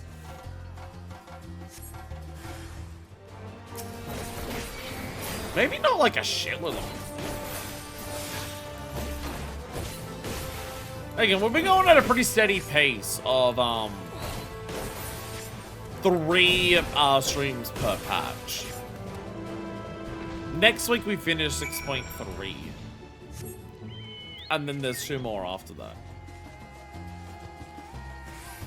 Because there's no major battle content as a big thing in Endwalker, that probably speeds it up a bit. Probably speeds it up a bit. There's no like... The major battle content is like variant of it. Oh shit. Oh shit, they're over here. There you go. There you go. Your home conquest for Akala. Guys, promise this situation. I came as quickly as I could. Glad I made it in time, but think a whole horde of bloodthirsty countries may not be far behind. You'll be fine, Ogle. I gotcha.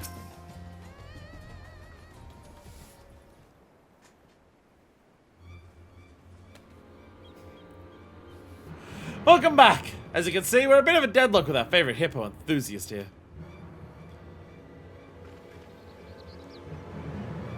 It's hardly time to be glyphed here now. Rest assured that I am prevented all that is necessary in self-defense. Even though that should be a swift and decisive offense. Hold on a moment. I'm angry, Eagle. I think Mordecai's stolen and who he's hurt. I start boiling like afternoon soup. But securing him ain't gonna solve the bigger issue. It's like, you know how we had in Stormblood, how there was like the 2, like there was the good dwarves and the bad dwarves? And like the whole point of that questline was the joke about how previous society quests have been structured with the good ones and the bad ones. And the whole dwarf questline was like making fun of that shit for how like silly it was that they did that for so long.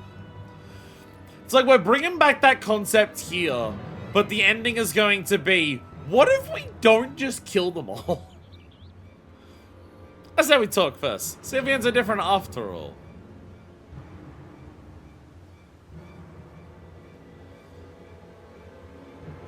You're too weak for Akala, leave! Leave, hippos, go! You must leave Savannah? An option, and you know that.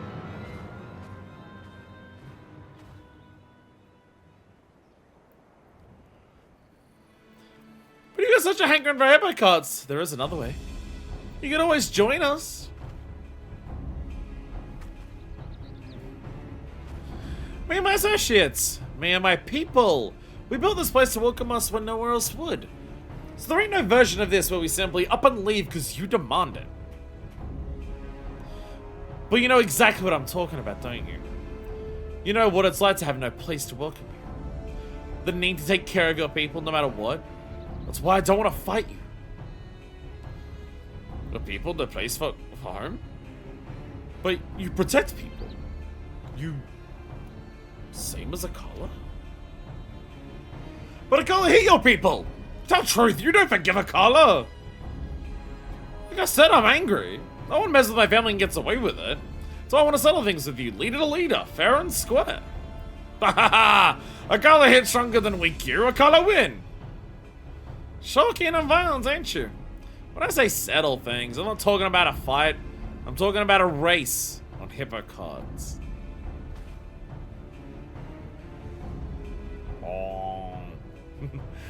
If I lose, I swear on my honor as a racer that I'll agree to your terms. But if I win, you repent for what you've done, and you join us. Peaceably. Deal? Fool! A color when racing hippo stick wagons! You can try. We'll start the race from that harbor town right there. And ride the high road all the way up past the quarry further on. Agree. Color way to town. But a color wait not long.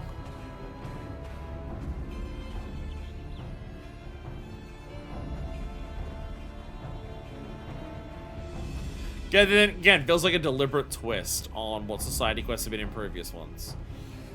The dwarf quest line just turns it into a joke in terms of like, wow, it was really silly that we did this for so long. Where this one is deliberate. Hey, let's bring back that idea. And instead of doing it stupidly the way that we did it for a long time, and instead of just like laughing at our previous mistakes that we made, how about we do this better? How about we introduce that concept and just be like, oh, they're not bad guys. They're just literally us when we started this questline. Because that was like the whole thing here.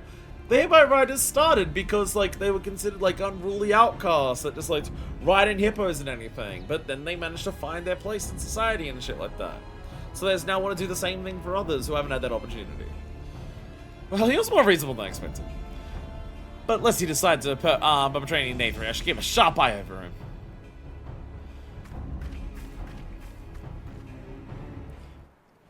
I mean, I did murder several of their children, like, a couple minutes ago, but, like, I'm sure they'll be chill about it. I'm gonna go back on what I said. Probably shouldn't have called a Carla out like that. Not because I think I'll lose your life. But we had to crawl our way up from being nothing but reckless misfits. And now that we've made something of ourselves, I'm gonna ride the high road and blow whatever respect we earn to the wind. Done is done, I guess. I was gonna focus on keeping things fair. I want a Carla working a traverse around us. Not everyone's futures are at stake. Damn it all, how am I supposed to make this work? Find a crowd to watch. But also, like, smooth things over with, like, you worrying about you ruining your rep. Show people how fun it can be to do your thing. You found a place by, like, giving everyone else around here what they wanted in terms of, like, your deliveries and shit like that. Give them something they don't even realize that they want. Fun, excitement that this place fucking needs after what it's been through. It's genius, Manifest. An official hippo race between the Yakasodra and the Gajasura. That'd be, well, legendary. If we do that, not only do we say legitimate, we'd be hosting an event that everyone can enjoy, like a festival. No, I said a racing days were over. There's gonna be one for the Chronicles Manifest. I'll show you a race you'll never forget. Alright, we'll have equal smooth things over the Radiant Host while my associates spread the word about our upcoming scurry. Come and meet me in Nidlamad. Can't keep a Carla waiting too long. Hell yeah. Hell yeah! This is an awesome, like, way to, like, do this, to turn the storyline. This is an awesome, like, way to wrap things up here. I like it. I like it a lot! I mean, this is not surprising for me. I know I was talking shit about, like, all the stuff I said about, like, how previous societies were handled. And the game agrees with that. The game itself agrees with, like, it was handled poorly. But I have consistently always found the society quest to be some of my favorite parts of each individual expansion. Even if, like, up until, like, Stormblood, so many of them devolved into good ones versus bad ones. What they did with the good ones has still been interesting and, like, fun to explore. Consistently since A Realm Reborn. Leave Supervisor Nicole to me. Very sure I shall not be fainting anytime soon. Mind over matter, as grandmother would say. Mind over matter. Like I said, the Radiant Host was a little perplexed, but they gave us their blessings nonetheless. Best of the differences peacefully in their words. My associates are out gathering locals, so let's talk terms with the Carla while we can. You're not ready? Carla ready? Carla, no patience! Keep your armor on. We're gonna wait for our audience to show up. Don't want to start without our kinsfolk cheering us on now, do we? Kins? Race, battle, not show off, no kins!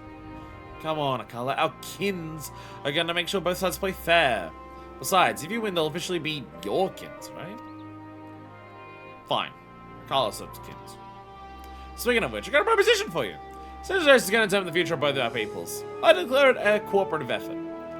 Only two of us will be riding the track, of course, but my team's going to be backing me up from the sidelines. You're going to do the same if you like. Battle or Carla win alone. Carla strong. Is that so? Alright then. Manifest, let's talk. We're kids. Color Eater wins. Don't need kids. I need you to throw a banana in front of his car from the sidelines. I need you to turn this shit into some real Mario Kart nonsense. Because I was saying that this very soon is about to happen like this. The whole island, the people on it, counting on this. This is my plan. I'm gonna give you a link pearl like the ones me and my associates use. That way we can be in contact during the race. I'll have Mario and Gus to stand by key points on the track so they can give you updates on our progress. Please even make sure to advise me during the race. Sound okay? Oh god, what if I fuck up and fail? Not a layer, no pressure or anything. I take full responsibility of our ride. Just in case I lose my head. I need to keep me focused. I think I already lost my head somewhere, but I'll do my best. Chief Strategist reporting for duty. Spectacles, hell yeah. Thanks, pal. Can't. Oh, is that just getting sorry I'm ready to run. There ain't nothing stopping us. She likes those bright colors. What are the chances are of a rainbow conveniently popping out of nowhere, eh? If only. If only this was Dawn Trail, we could pick them up. I made it, boss. I'm here, boss. Mario, what happened? What are you doing here? It's not like ogling that gush ahead. What happened? What's the matter? Nothing, boss. Brought you something for your race, boss. So he goes wild for the bright colors, right, boss? Slightly similar to a glue to make a rainbow, boss. Just throw this and you'll perk right up for sure, boss.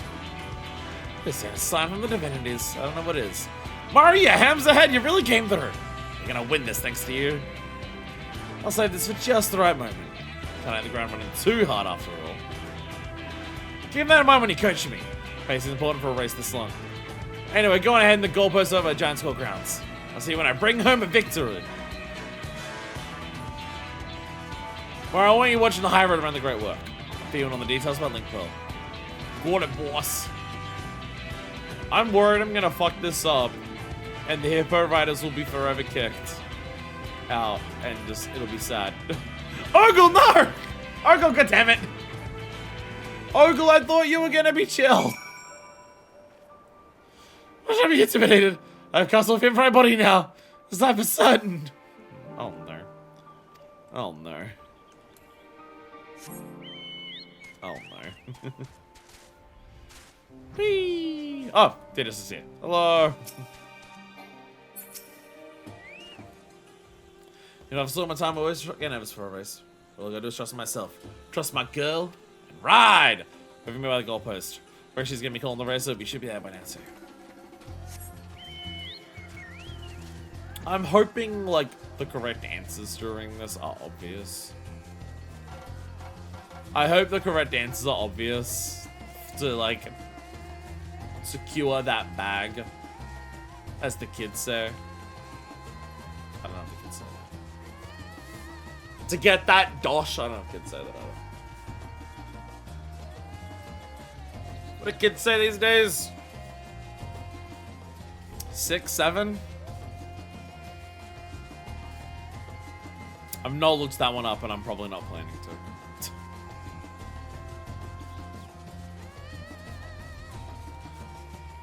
My assumption is that 6, 7 is the equivalent of a bit of that thing from SpongeBob where they literally just talk about funnier numbers and just say the next number up. Or it's just a different version of the 21. It's one of those two. I'm just assuming it's one of them. Rockashare! Really hope Tina wins the race. Front teacher says if the guy just ended up taking over Thumbnail, we're all in trouble!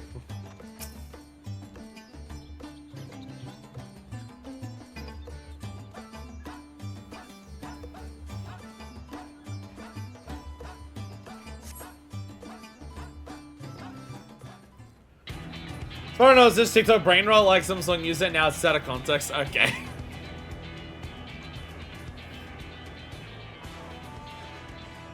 Teacher, we're already over here. Oh, hell yeah! We got transitions in this! Hell yeah!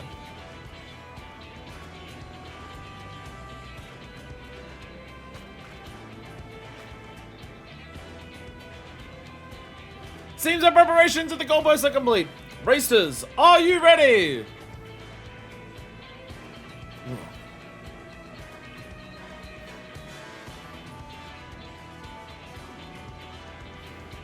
Citizens of Fathonair, welcome to the very first Harnish Hippo Hustle!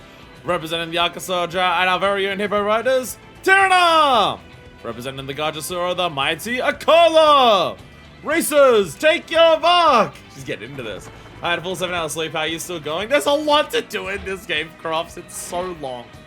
There's so much shit happening. But you've tuned in just in time to watch Hippos race, so it's a good time. Get set! Go! Oh, Akala's pushing his ride way too much. Akala win! Run, run! Conquest for Akala! Yeah, you're pushing it way too much, way too quickly.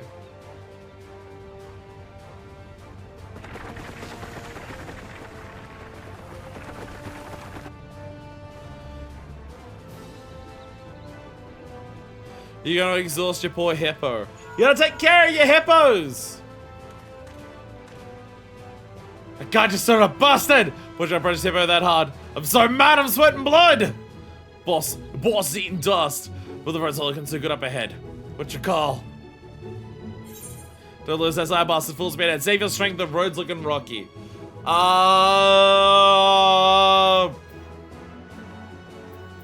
Save the strength for now!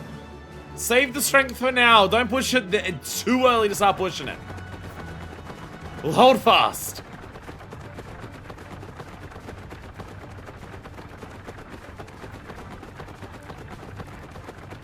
Akala's gonna push it way too hard.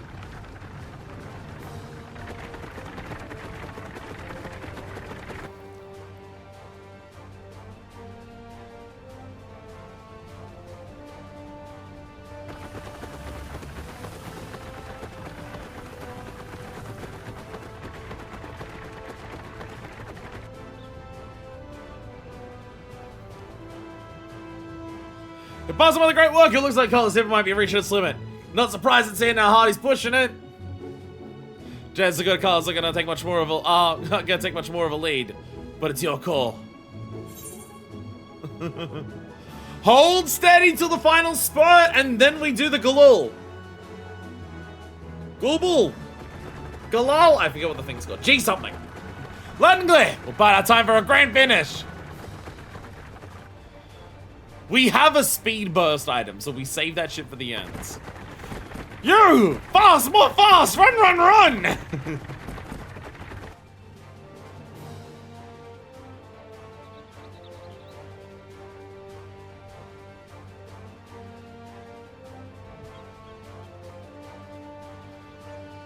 We're showing up to the end! We're making ground! Tubercar turns towards the goal at breakneck speed. Give your final piece of advice to Tina for the win! Unleash the rainbow!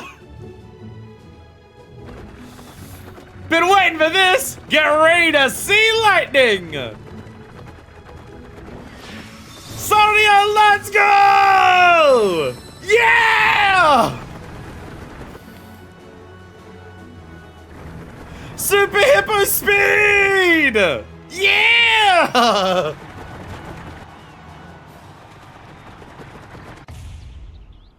Oh!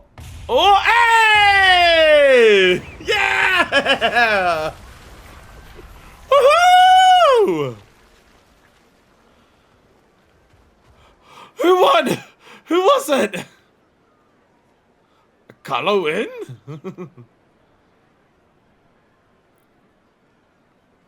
A red car style tongue first win. Fire Hippos knows the victor of the Harnish Hippo Hustle is Tirana! Da da da da da da.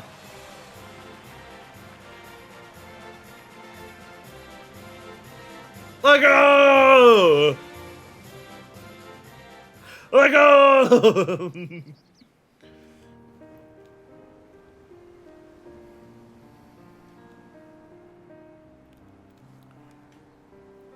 I imagine the idea is that doing the rainbow at the end, like, wins you no matter what. No idea if there's actually multiple outcomes for this.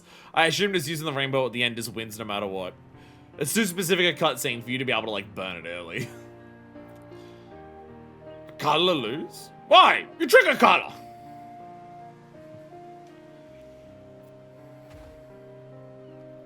No, we didn't trick you.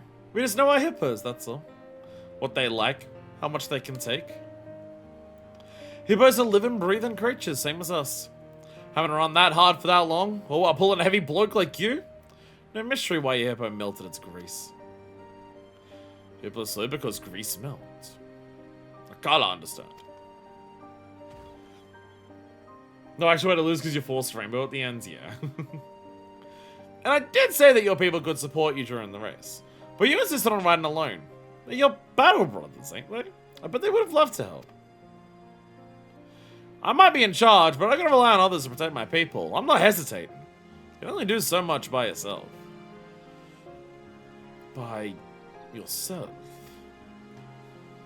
Of course, trusting folks enough to do that didn't exactly come naturally to me neither. Me and my people, we used to be nothing but a bunch of misfits. We didn't really belong nowhere. And no one really wanted us around in the first place. People like us ain't got a lot of options. Either scrape by on the outset so they ain't a bother, or leave for someplace new and hope you can prove yourself somehow. Fuck, this sounds beautiful.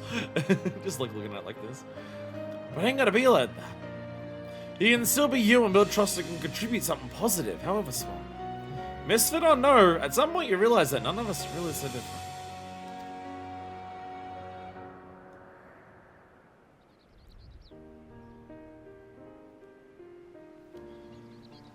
So I believe in you, Akala.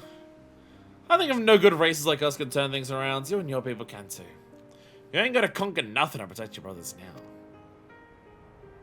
Deal's a deal, right? Join us. Become a hippo rider and see where the cart takes you.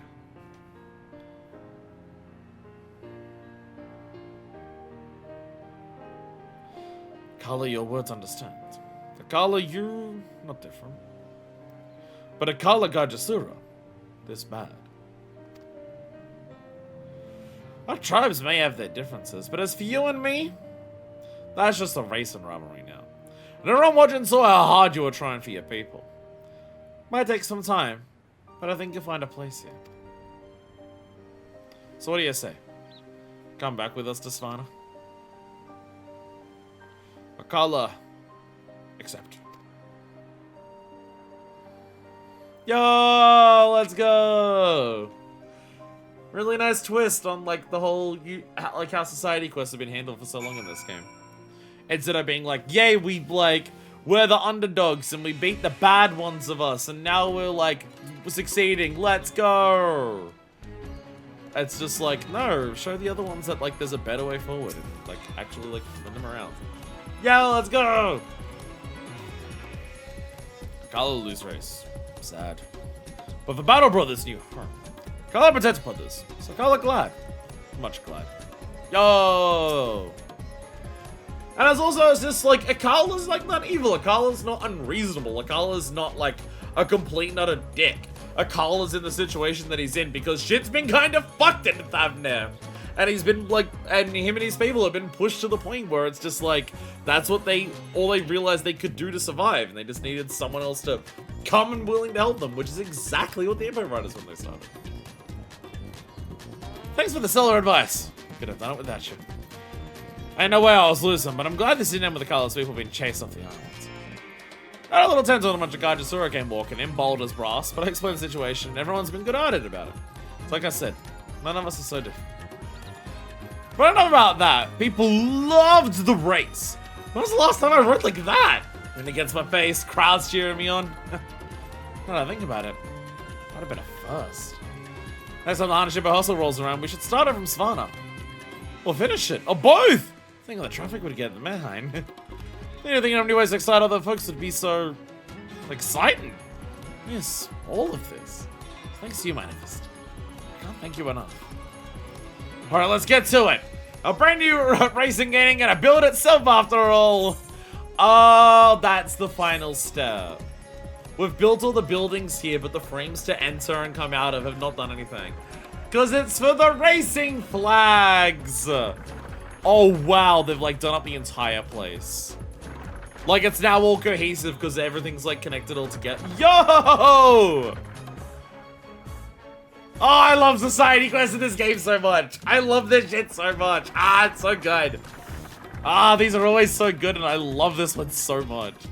In commemoration of the historic race between the representatives of Akasoja and the Gajasura people, and the peace thereby achieved, a game has been written in Smyrna. Like, they've also, like just paved the area here for, like, the tires to go by easier. Hero Rider's reputation has soared to legendary heights.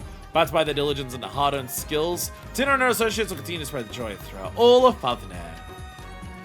Yo, let's go!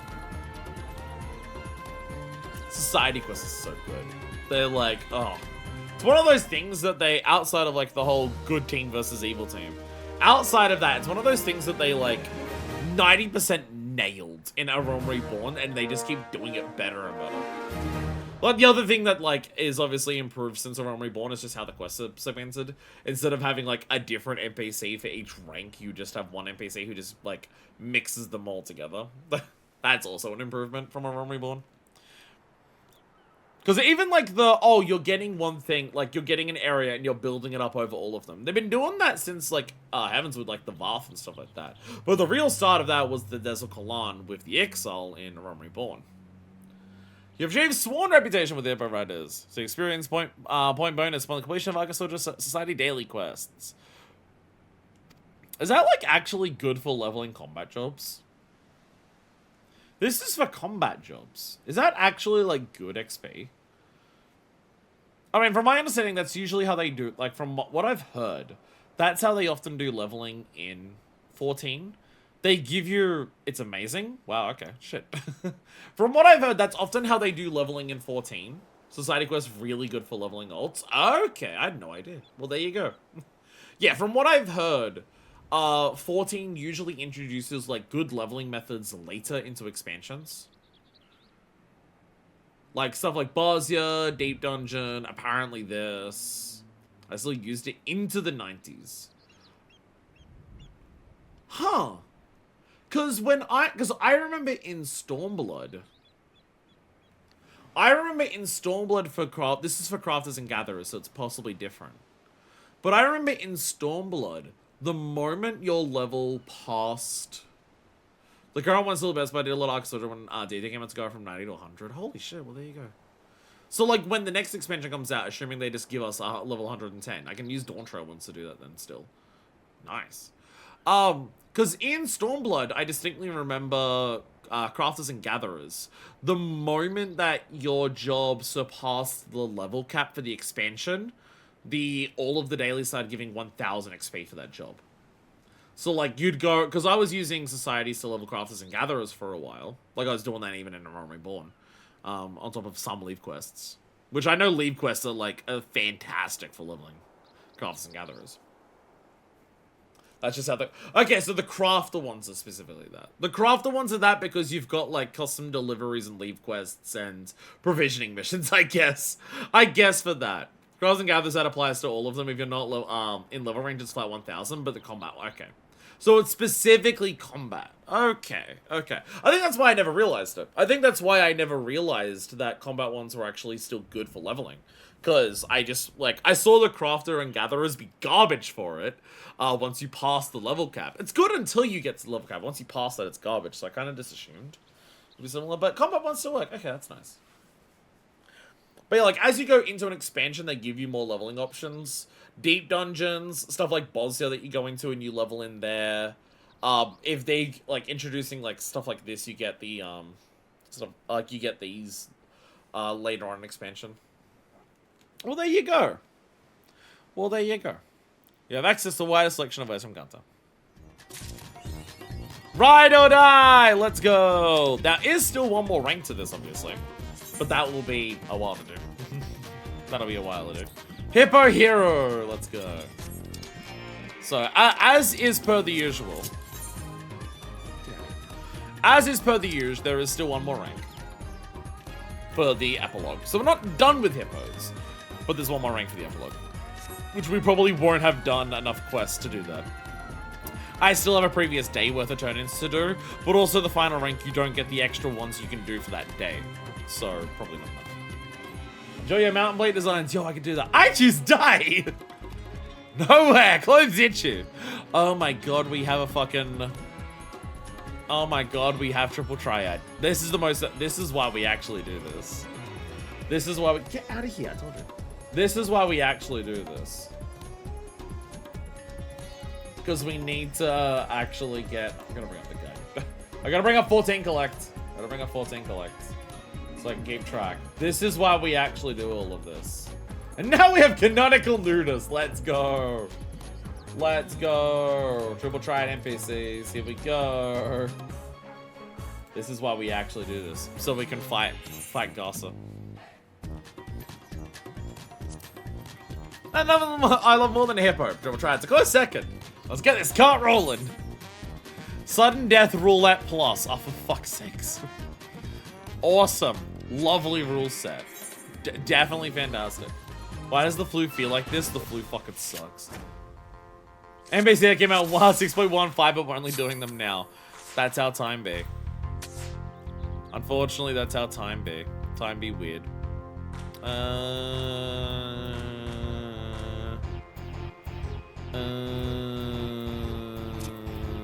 This.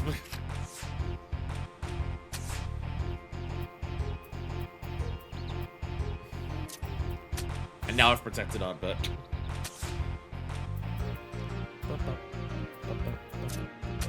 Go, Alpha, go! Oh no, if you have doubles on that, it's gonna...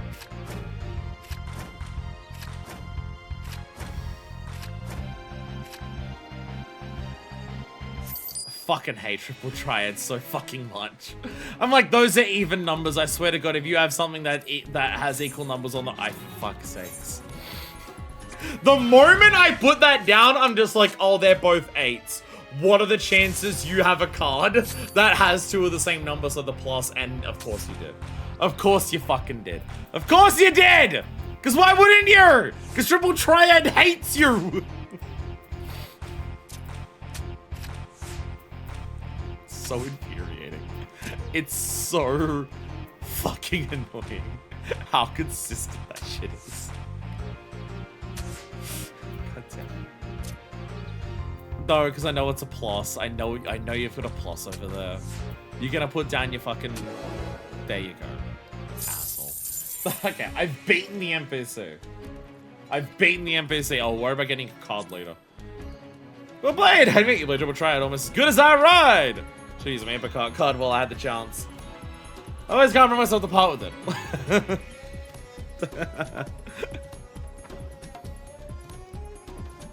Okay. We got like a lot of people here now. Like this final step here really like did a lot for this place. It's awesome as hell. A lot changed here, like with one addition. Yo, you got the bar over here. Pretty sure this has existed before. This is the Mayheim, but yeah. I don't think I actually checked this out when I unlocked it earlier. Probably because I was really tired after that stream or whatever. Yo, but you got your drinks in here. Hell yeah. Unless that is also new for now. Glad tidings indeed! Yeah, they're hanging out. They're all hanging out. See, this is the spirit of the founding of Fathernet. Those have been picking up recently. Oh, you got some food there? Hell yeah. Hell yeah. This is lively, like, are people moving around about? Hey, Carlos is hanging out too. More difficult sometimes, but here because. And good taste food. Battle Brothers no more hungry. So color try work. But Battle Brothers, color try hard. Ever since Endwalker really until they're preparing to phase up PS4 support just because of how much more dense areas are? Yeah. Yeah. Because it's so hard to phase out the PS4, like, PS3 to PS4. PS4 ended up getting really popular. But, like, phasing out the PS4 and making console only PS5, it's just like, look at the sales numbers of the PS4, look at the sales numbers of the PS5. It's so much harder to justify it. It's so much harder to justify it. like, I wouldn't be surprised if 8.0 is still PS4, and it's not until 9.0 that it's like PS5 exclusive. I would expect 8.0 to still be PS4, honestly. That might be part of the reason why they're working on a number of like engine improvements on their end to try and make it last on PS4. Like, some of it might be try to like optimize how their game works so they can have it run on PS4 for as long as they can. And I also got Mario Road before, but riding that high road was a hippo of another color. Can't wait till we got another race. It is funny, like, because that's like how this questline started. But anyways, here we are with Ganta. Stuffed of all of them. Skydasura card, which I already got. Hippo cart horn, let's go. Oh, no actual framer kit yet. I guess framer kits for the epilogue. No actual framers kit yet. There's the other stuffed sisters. There's the other stuffed cinders, because I think only one of these was available like last time. But we got the minion a bit before, we got the Skydasura card before, but yeah. Hippo cart horn. Canvas got Arkansas Decide, Zarya Pants out of this. They had, like, in earlier expansions that you could dress up as the race that, like, you were helping out. They stopped doing that. But if we're not gonna get that, like, give us their clothes, like, modified for, like, human-shaped people. That'd be nice. I'd like to be able to wear, like, what they wear is really nice. I would like people to be able to wear this as well. That would be cool. But now, we have our own hippo carts somewhere. There it is. They need to kill Davi Dappa to get an elephant suit. Yeah, and it's like not, and the thing is, like, the Varth and the Vanu Vanu, those were like realistic replicas, just shapes differently. Whereas the elephant suit, the frog suit and stuff like that are like clearly like stuffed costumes. Drawing upon the design of the Chocobo carriages, a collective Arcasodra youths invented this two-wheeled hippo drawn cart. The sunshade cloth incorporates techniques used in crafting Corvosi flying carpets and grants cart and hippo both the ability to soar on the skies.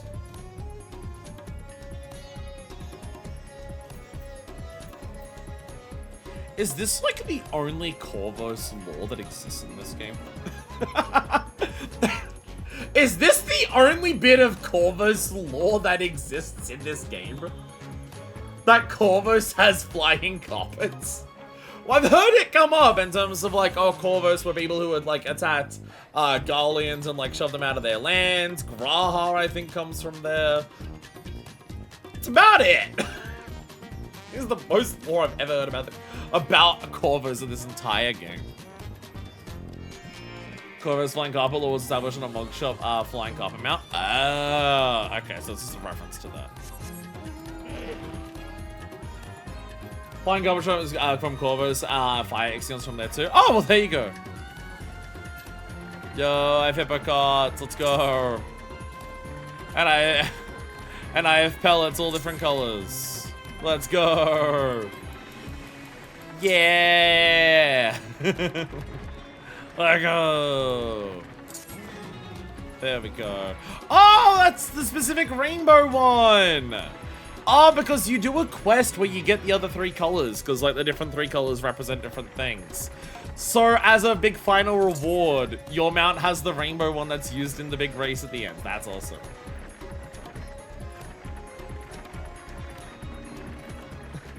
What's wrong with the mount's wheels being so loud?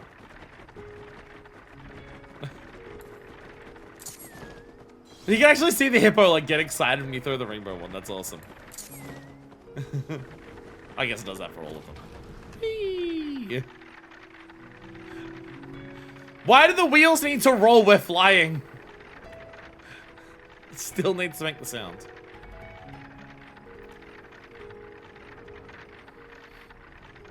So wait, Corvos is... Corvos position-wise, it's like between Fathernet and Garlemald, right?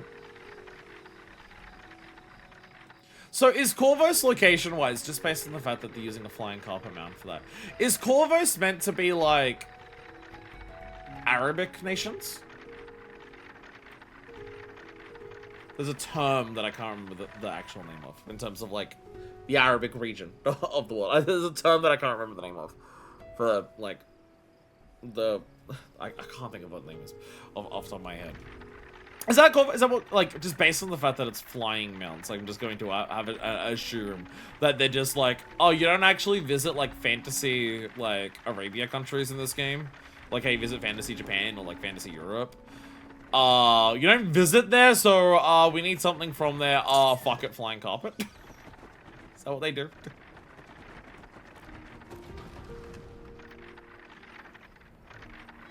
Because that also then brings me to the question, is flying carpet Orientalism, or is flying carpet, like, an actual, like, historical slash mythical slash storied thing in, like, actual, like, Arabic country history?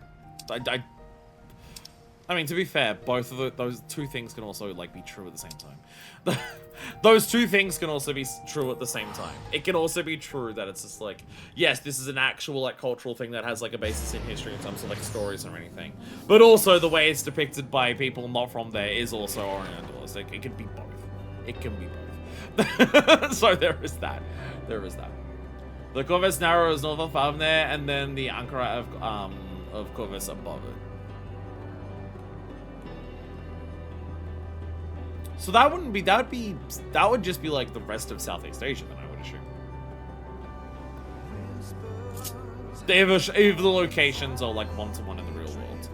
Which just as the longer the game goes on, the more they use like one-to-one locations. So like, oh, this place is in this spot of the world, so it represents this spot in like the real world kind of thing.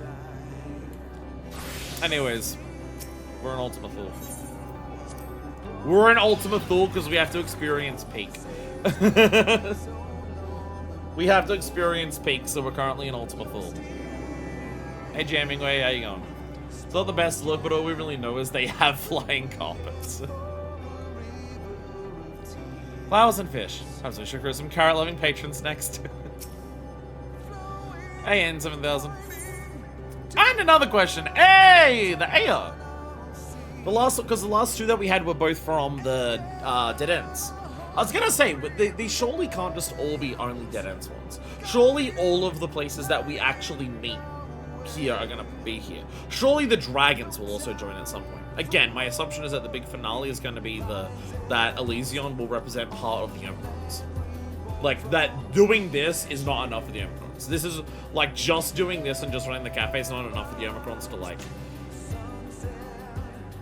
it's not enough. They've got to, like, find their own real quick. Doma being a China and Korea pastiche with ninjas is so... It's... again, it's something that I've mentioned before. Of... What's the balance line between representing a real-life place realistically and honestly and respectfully, and also making a fantasy land in a fantasy, like, world that doesn't just feel like you're copy and pasting real life into your fantasy lands, and you're, like, using that inspiration to do something new and unique in that setting. What's the line where you do both of those things at the same time? And in general, Stormblood fails. And in general, Stormblood just completely fucks that up.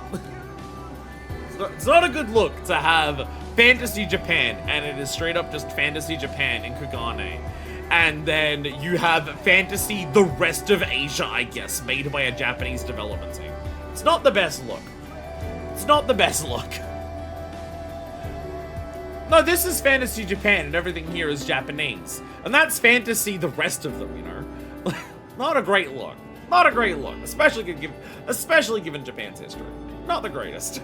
Not the greatest. I do agree. I do understand that part. N7000 would laud you for your service to the cafe.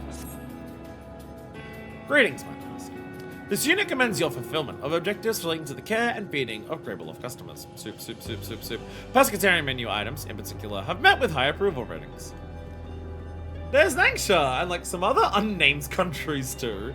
Right, Dalmasca does exist. We see it in 1.5 alliance raids. Current mission is proceeding. as audio records indicate your people would say. Swimmingly! Ha ha ha! We've learned much from the Corellians and Gravelofts. And the last Strix is now the site of joyful cultural exchange. But don't take our word for it. Come and see!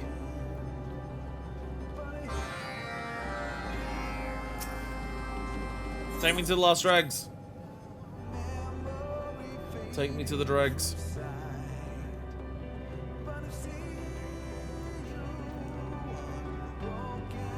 So we have to check him with the most important NPC in the world.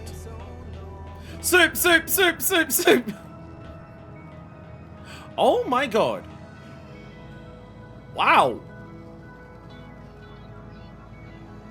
I was not expecting them to just show up like this. I don't actually know their name. I read in the book for the others for the Grey Wolves and Corellians. I actually forgot their name. I have forgotten the name of the final star. Ra-La follows. Gateway status, moderately busy. Waiting time's nominal.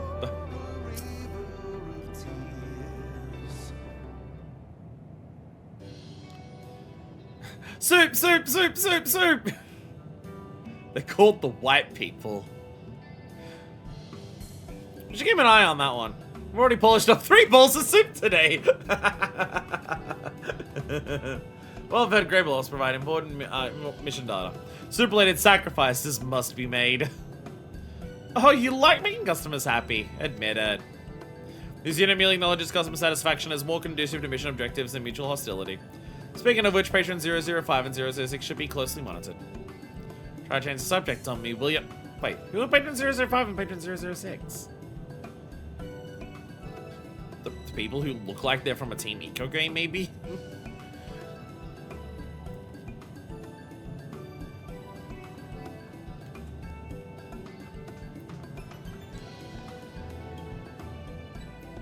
Hey, all newcome patrons! I, Jamming Way, would like to personally welcome you to the Last Strix. Can you tell me a bit about your home star?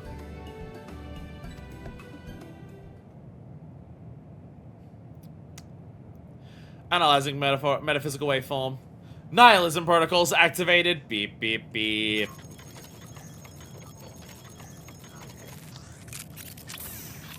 No! You made the bartender depressed, how dare you! It is shared in our truth and shed the self. This as well. The universe too is finite. Only in death when we embrace true infinity. Did you just assassinate my barista? Why would you do that?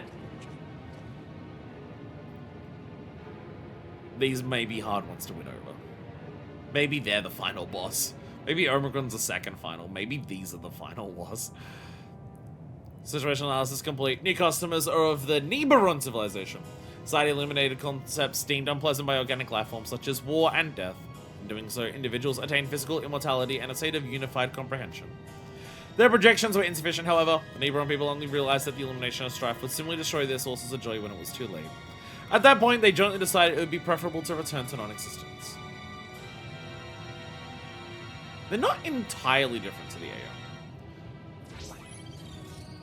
Like, the AO does, like, realize that things will come to an end, so, like, nothing, like, joy is never permanent. It will eventually come to an end, so what's the point in ever trying to achieve it if it's inevitable to lose it? Pardon this unit for a moment. Holding shutdown processes. Troubleshooter initialized. Repair function self-determination. Algorithm restored.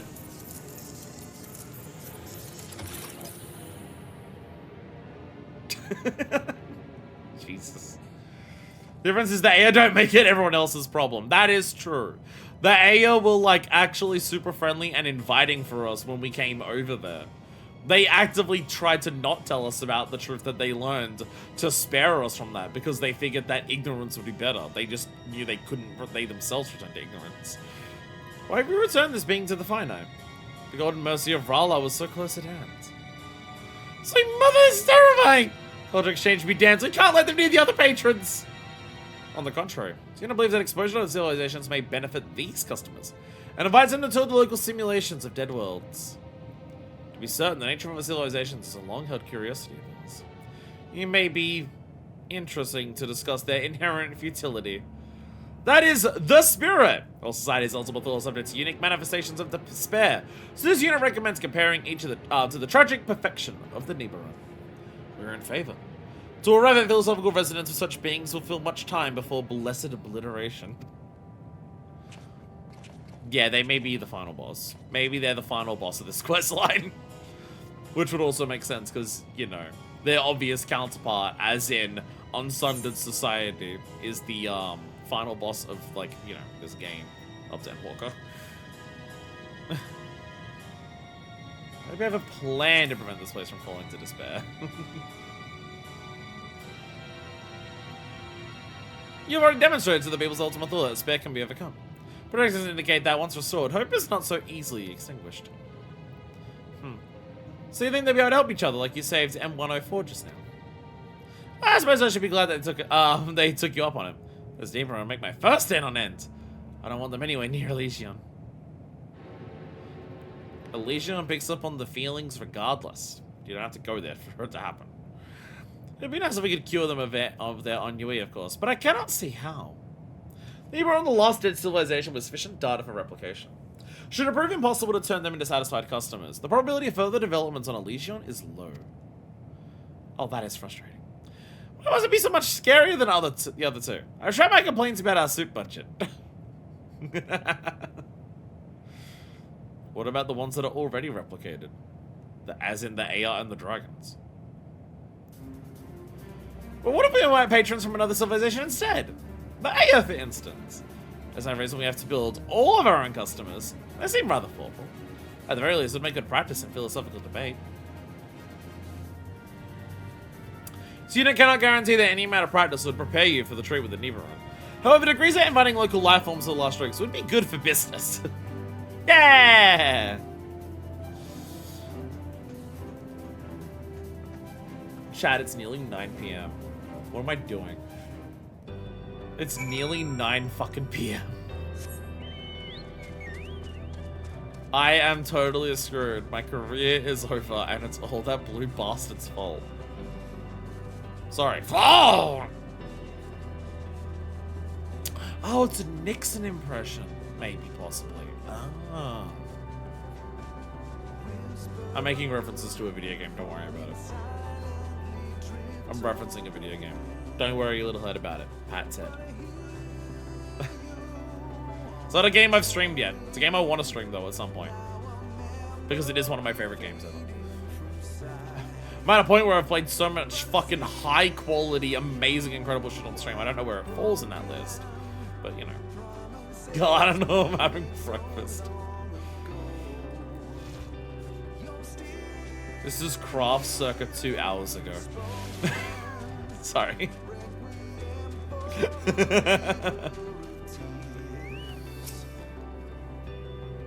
Probably should have asked for it, but they have mouths. It's like a rather important detail in this context. They absorb aether by standing in a circle. Maybe they'll enjoy being able to have food that they can actually have. Maybe it'll help. Current objective. Convince prospective AR patrons of the desirability of Lost existence. We'll search potential customers in this vicinity. Can you ask around the scary sound circle where everyone stares at the sky? Thanks in advance!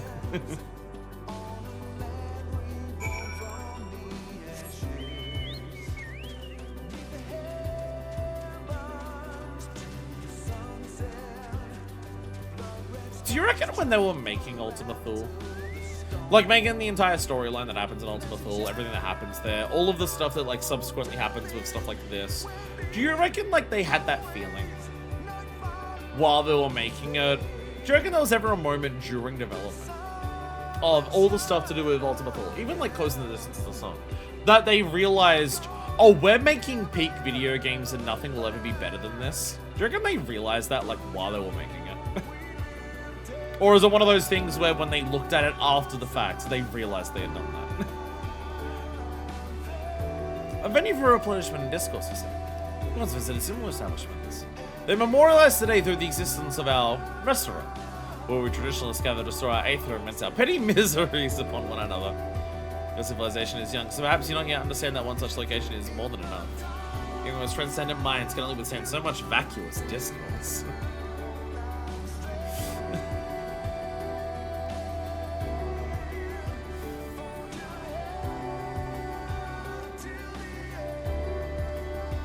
What about the sophist one? The corporeal beings drive meetings from patronizing this cafe, you say. Felicitations. Personally, I've long since parted from such material concerns in favor of staring inevitably into the abyss. To begin chasing hopes and dreams now would betray my very principles.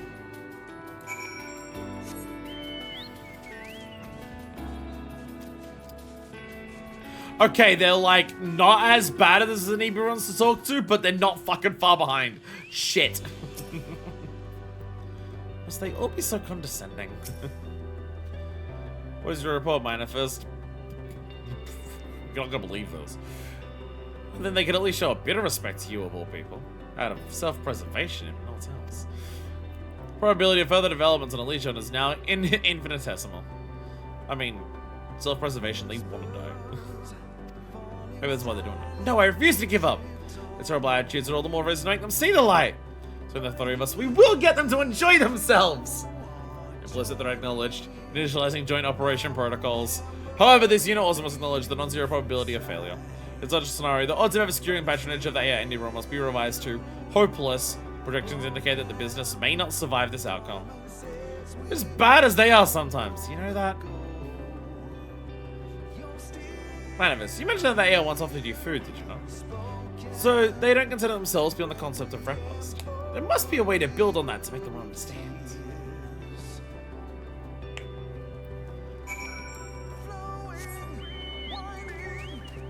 So, like, because the last two, the Grellians and Grabelovs, they were faced with hopeless situations that happens to them. Well, did to themselves, really, but, you know, more complicated than that. Whereas these ones are like, this is the Nibiru. They're choosing this because of, like, what they are aware of. So it's way harder to convince them.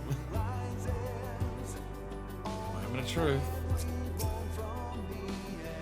We don't attempt to analyze Aya through the patterns of her vulnerabilities. You interrupt my staring once again. Curious. Is this a physical compulsion? No. I was missing an enlightened opinion. You seem very focused, so surely no one better suited to answer a few questions. I suppose I would be within the balance of my principles. And as time is inherently meaningless, you'll not cost me what might otherwise have mattered. Pray wait a moment, I'll see if other rationally minded individuals are interested in this diversion. Huzzah! They're debating you manifest. See if you can stimulate their inquiring minds, drawn off with them to the cafe. Choose your appropriate phrase to generate interest in the last strikes. Oh, fucking... Okay. As warning, pontification may take several minutes. You may wish to cancel any duty finder ones. Oh, no. Chat, we need to sell 3 fish, or otherwise we get the bad ending. I'm not gonna sell 3 fish. I'm terrified. Oh, no. But I must sell 3 fish. Ultima Thule hit different when there's no closing the distance. As in, it hits depressing. As opposed to closing the distance playing, where it's depressing but uplifting. Oh, awesome! We get the landing version of the song. Surely there is no like a rousing examination to take one's mind off ceaseless torment of existence.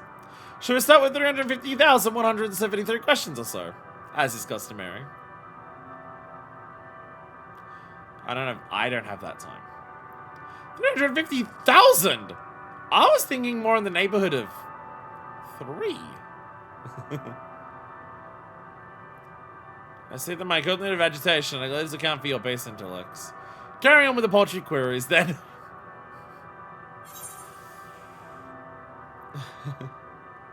Do you have any interesting gustery sensations? Do you enjoy a good meal? Novelty. They enjoy novelty. We'll then go abandon pursuit of gustery sensations. Though we yet consume either the same ourselves, we don't experience a particular sensation beyond the satiation of hunger. That's perfectly sufficient. Though I am curious. You indicated that many beings gather consume sustenance at your cafe? Do these beings experience gustery sensations in unison? Does this not confuse and upset them? Why, the opposite. Taste is key to customer satisfaction. Our customers are very satisfied, I assure you.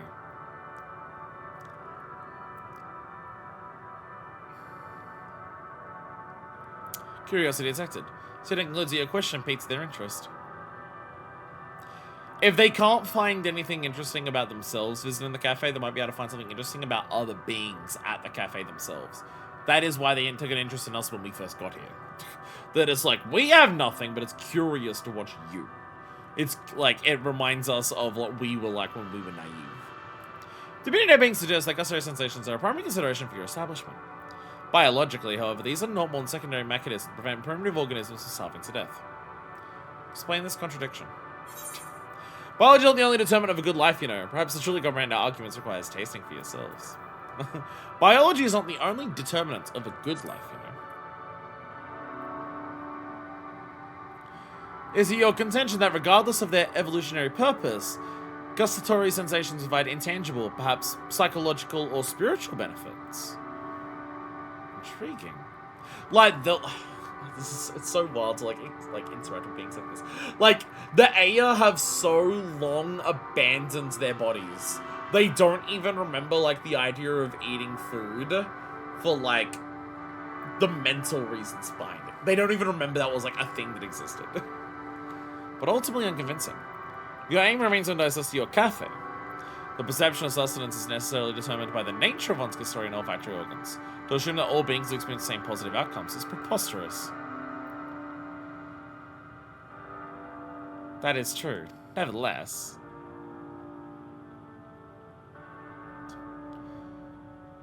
Oh, I guess I had to invite them for a meal. In other simulations, present curious levels are not yet critical. This unit proposes additional discourse.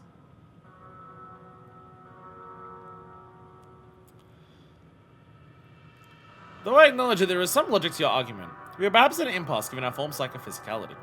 Nevertheless, I'm curious to know what matter of taste you would present us with, had we gustatory organs.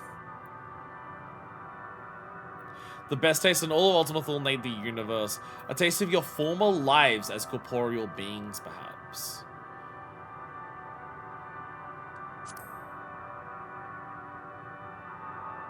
Indeed, it is rational to assume that as corporeal beings with unique gustatory organs, we too once found certain sensations particularly stimulating.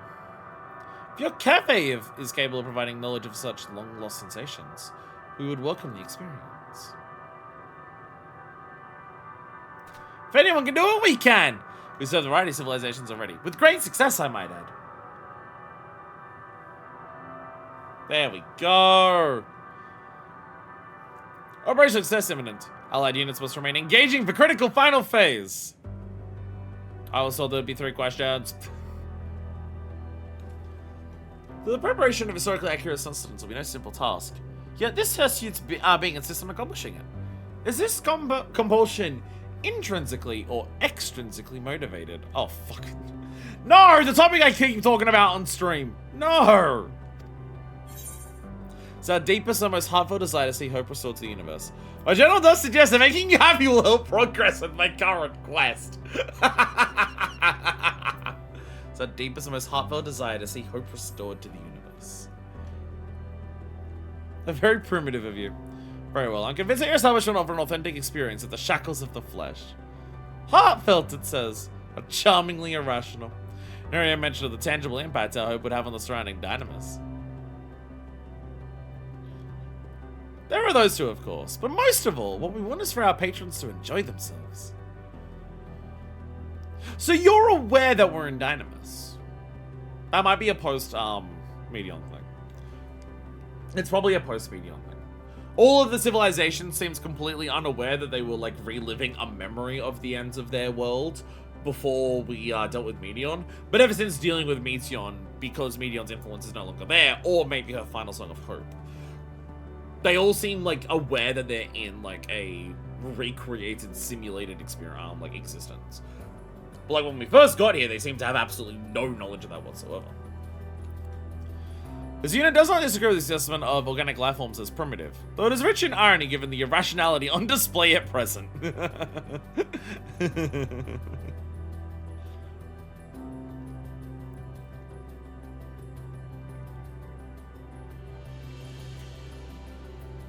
In any case, mission objective completed.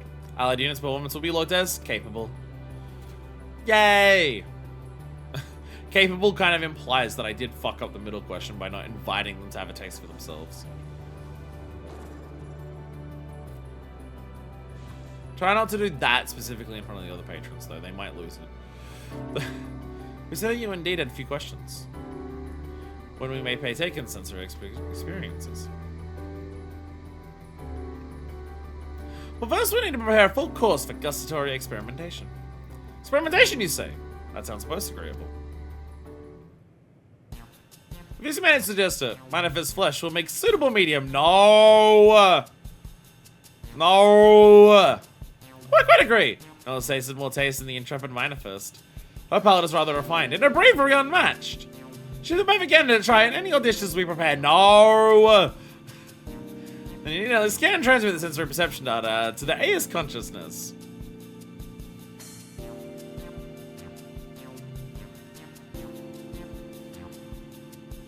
God fucking damn it.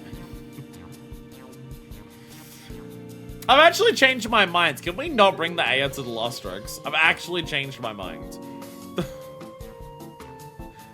I've actually changed my mind. It's alright. We ate a bunch of, like, ground spicy beef back in Armor Ring. What's the worst that a bunch of food made out of nothing but matter that responds to emotions can do to me? It's unclear person what their people may have eaten their corporeal days. We remember adding what sort of taste they enjoy. Then refine the recipe from there. Regardless, we shall need to fire up the ovens immediately. Last I checked, the inventory of the kitchen's also with vegetables, fish, and Charlie and Co. Don't. I swear to God, if you make Archon loaf, you're going to. If you make Archon loaf, you're going to make all of the AI like kill themselves instantly. Probability that AI's historical diet was identical to that one. Our life forms of Aetheros is astronomically low. This unit proposes incorporating ingredients from other worlds as well. Scanning flavorsome category for ingredient data. There's some moss on a rock. Go and get it. No. Flora near the vitrified bullet may contain condensed view says seasoning. That indicates that organic life forms love seasoning. Well, what if they're white? Oh shit! I just saw a Nebron in the background. That is a taste test in the field. What have I gotten myself into? Running guide units should proceed last strikes for recipe analysis. This unit will answer any further questions.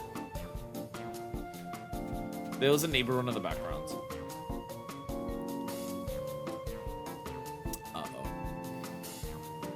The Neberons are out spreading despair. The final bosses have shown up. I swear I saw one over here talking to the ones over here. I swear I saw one in one of the cutscenes. As it flicked over and they were like chatting them up with them back here. I swear I saw it. I swear I saw it. Alright, gather pinches of... Oh, it's cumin! Oh, that's fine. Oh, let's fucking down space cumin made out of nothing but dynamis. Let's fucking go. Let's fucking... It's cumin. How bad can cumin be? God, there's a 50% chance I just die, but man. I just want to float in the wellspring of regret. Be a chilled out pool to just like sit down and lie in.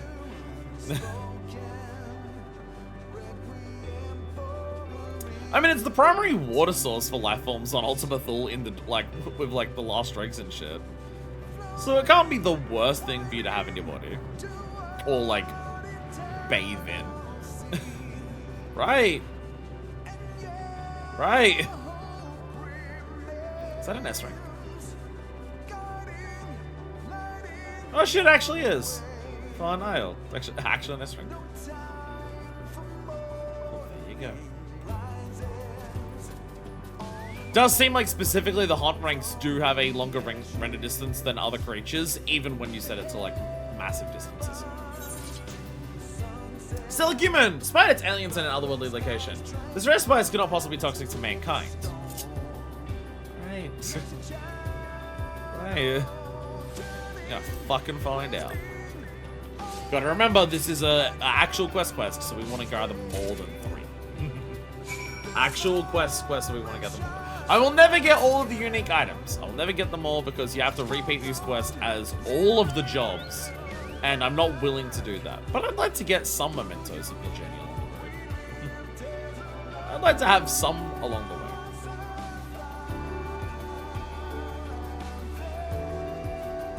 Am I going to Drake's or... No, I'm going to research.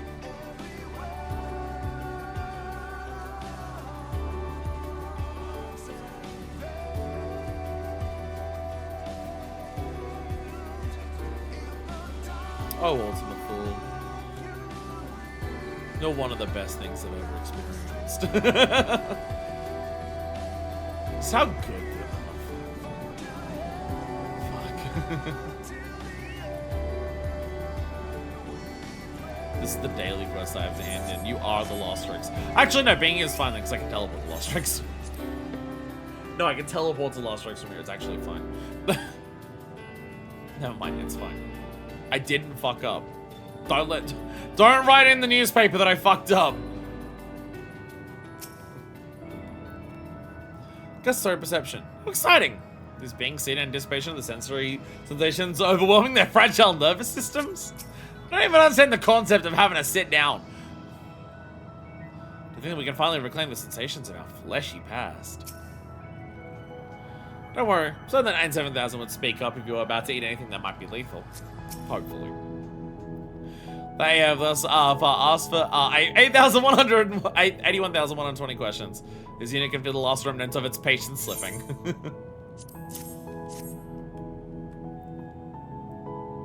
The cafe remix of Close in the Distance is so cute. Well, cafe, I think it's also the same one in Elysium.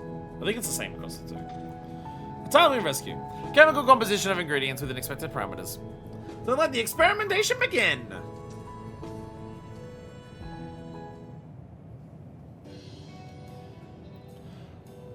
I mean, one of those is a burger. The other one's just a fucking fish. The other one's spag bowl, I think? Yeah, yeah. We got spag bowl, a burger, and a fucking fish. That doesn't look cooked, it just looks dead. Not bad if I do say so myself. Begin manifest. All of these are cumin. To be fair, a burger with cumin in it would go fucking hard as hell. Initialize and progressive scan of gustatory inputs.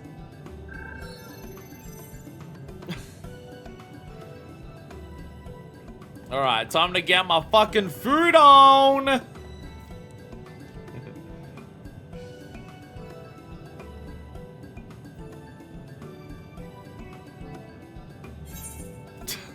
Perfectly ordinary pasta, the seemingly innocuous hamburger, the vaguely terrifying fish. As a baseline, the pasta. The pasta's a baseline because it's just fucking like, carbs and meat. And sauce. Perfectly ordinary pasta, made with the finest 10 pixels that you can muster up.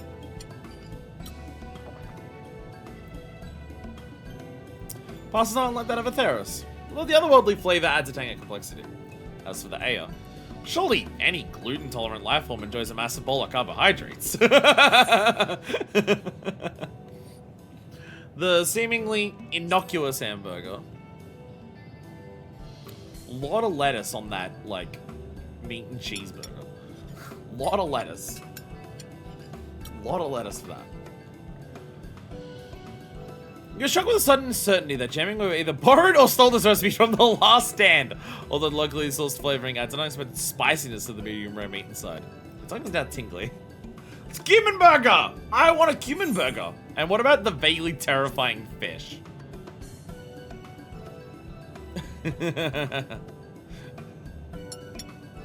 I guess if you do a Fisher quest, you're just picking up this fucking thing.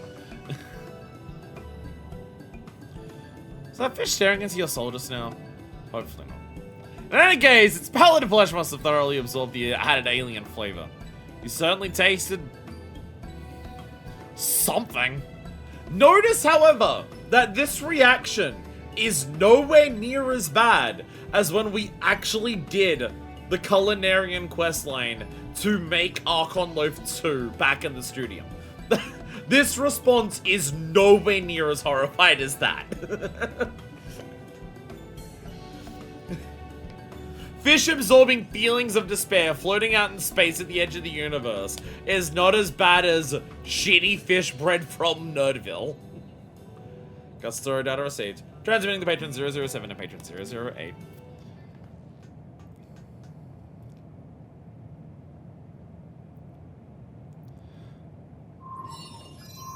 Whoa! So these are the flavors of which you speak. Thank you for helping categorize each as sweet, salty, sour, bitter, or savory. I fear I am quite overcome by the medley. It is impossible to say whether sensory or assault is identical to what I might have once felt when consuming sustenance. Yet is it a useful reference to ruminate upon nonetheless. That was well worth the effort in my book. Tell me, did any of this just strike you as particularly enjoyable? Don't say the fish, don't say the fish, don't say the fish, don't say the fish, don't say the fish. Don't say the fish, don't say the fish, don't say the fish, don't say the fish.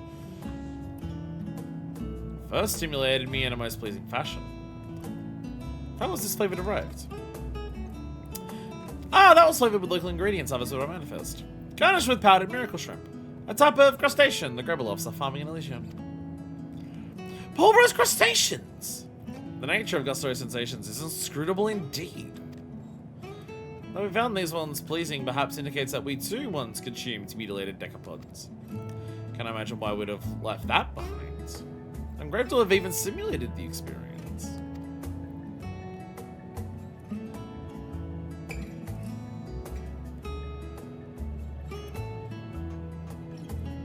There we have it. I mean, this will be enough to bring about more changes to Elysium. Inconclusive. You don't propose the allied unit to send to scan for signs of change.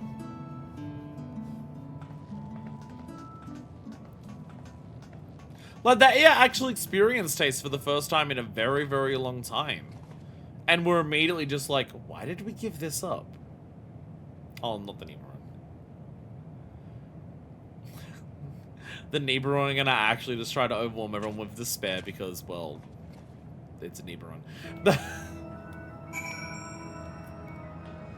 Soup, soup, soup! Soup, soup, soup, soup, soup. Have I mentioned that Ultima Thul's awesome? Have I mentioned that Ultima Thul's amazing? Has it come up lately? I don't know if I've mentioned it anytime recently. Quite curious what changes to trains might come with the AS emotions. As a people, they do tend toward the abstract. Sigma 4 confirms the alterations have occurred. Let us proceed with the scan.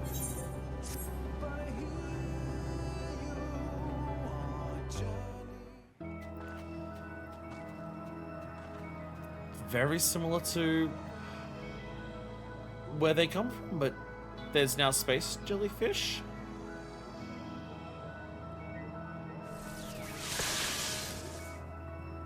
Whoa! Yeah, this is like theirs, but like, not ruinous.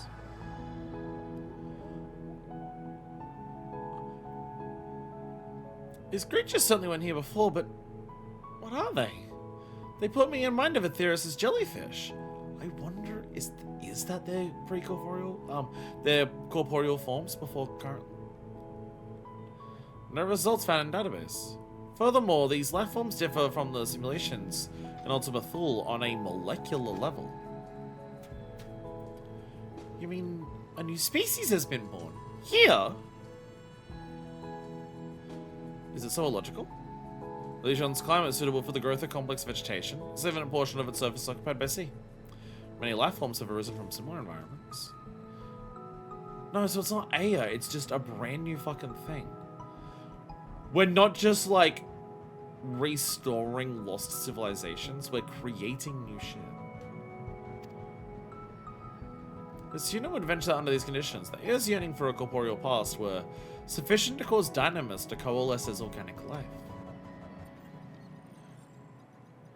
That's incredible. New life. That I guess would by definition be all Enteleckies, because they're all Dynamis.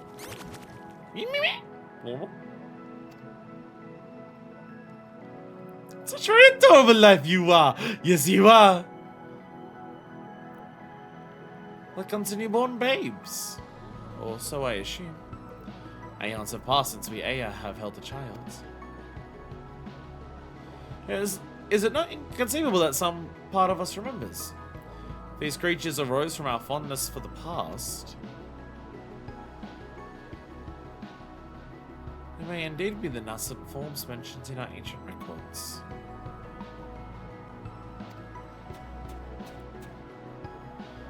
Do you see a certain resemblance? Would you like to give these little ones a name then? We lost the meaning to our names long ago. Leaving us only a simple phonemic system we now employ for individuals. The suggestion that we might impart the significance of these children via nomenclature is depressingly ludicrous. Nevertheless, wish I can call them Eomutes. A peculiar name to share perhaps, but one we may find the meaning in together. I cannot spell it to save my life, but it sounds lovely! I should like to remain with the Eomutes for a time. They doubtless know much of gustatory sensation and other such facets of corporeality.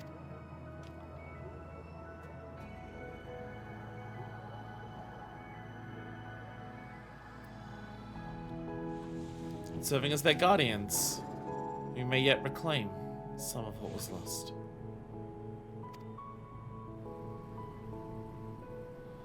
New life has arisen from the Aya's longing. Nurture and protect the Eomutes, for they have much to share. There is yet room for illusion to grow and change. What other hopes will the power of Dynamis bring to life?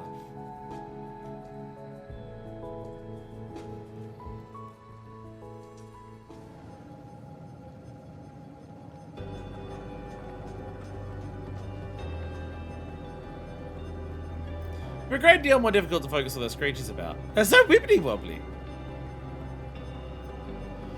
So you don't request you contain yourself. Energy levels are already low due to Patron's ceaseless querying. However, this unit does admit curiosity regarding the new life forms. Though it is probable that Eomutes share data with the Aya's genetic memory, possibilities for the development are infinite. This differentiates them from other Dynamis-based life forms. Or maybe that is one more indication that you lot aren't doomed after all. This place is built for endings, it's true, but we have seen many a beginning. Let's get the trend going, shall we? Affirmative. Motion remains one constant among many variables.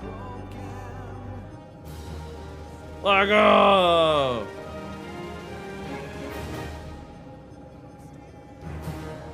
Respected, yeah.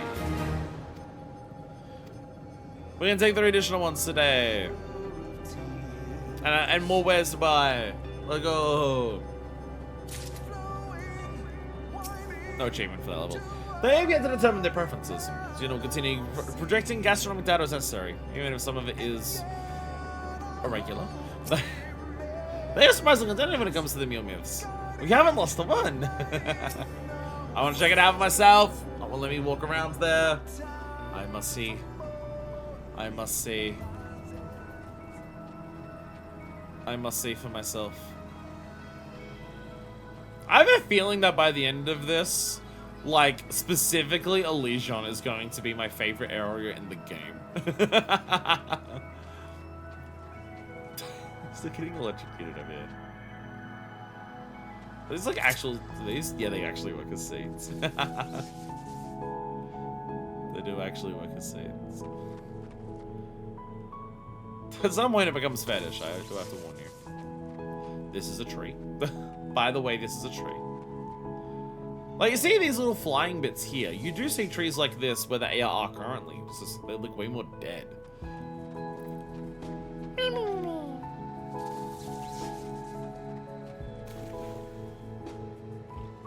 was gonna try and dive into there, but I realized I don't know what the end of that is. May not be a wise idea. Hello. They're just chilling out in there. So this is still their relaxation pods, which exist, like, these pods exist because of their incorporeality. Because they're incorporeal, they sleep within these crystals because, you know, they're just aether-based. So this seems to hint that, like, this is an era of their civilization where they had shed their corporeal nature, but before they became nihilistic. They're already pleasingly gelatinous. Because I'm going to assume them giving up their corporeal forms was the start of their ennui that they start experiencing. And it's not they shed their corporeal forms. Because, like, the whole thing is, like, they want their corporeal forms back so they can enter Oblivion because they want to experience their own Oblivion before, you know, the universe Oblivions. Fear the levitation faculties are still developing. It's going up a it's trying to go up a slide. No! I believe in you, don't you worry. And like that there, like... Because these are also still like the reading things. Of how like they read and store information. The fucking bread we started.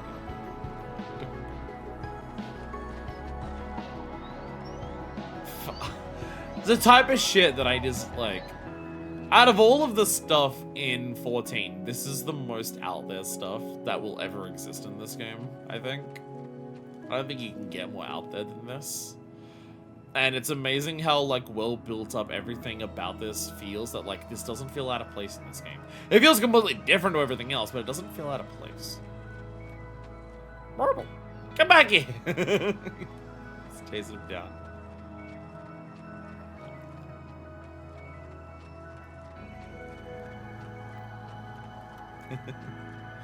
Look at him go.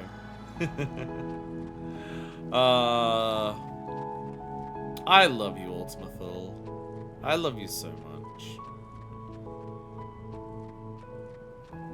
Ultimathul, you are peak. Anyways, we have one last destination for the day. And it better be quick because we're about to hit 12 fucking hours. Give it up for hour 12! It's alright, with the amount of breaks that we've had. With the amount of breaks that we've had, the VOD won't go over 12 hours. But it's gonna get fucking close. Actually, the amount of breaks that we've had, it might actually go under 11. But still, though. We have one last destination, and that is to just check in with our islands. To see our pasture and farm increase. Because that also happens while we were gone. Nothing else is going to be finished. Some of the stuff is like 11 to 12 hours to finish. So we did it as literally the first thing of the stream that would have worked, but... There we go. Oh, so we finished one of the granaries. Right, yeah. We built a second granary. That one actually is done. That actually is done. I need to get rid of the stone here. I need to get rid... The stone units doesn't make sense for the animals. And I'm probably going to turn this back into level 2. This looks too much like a hotel resort. I don't want it to be a hotel resort. I want it to be a chilled out home for me. I do like the stone steps though. I'll probably keep those.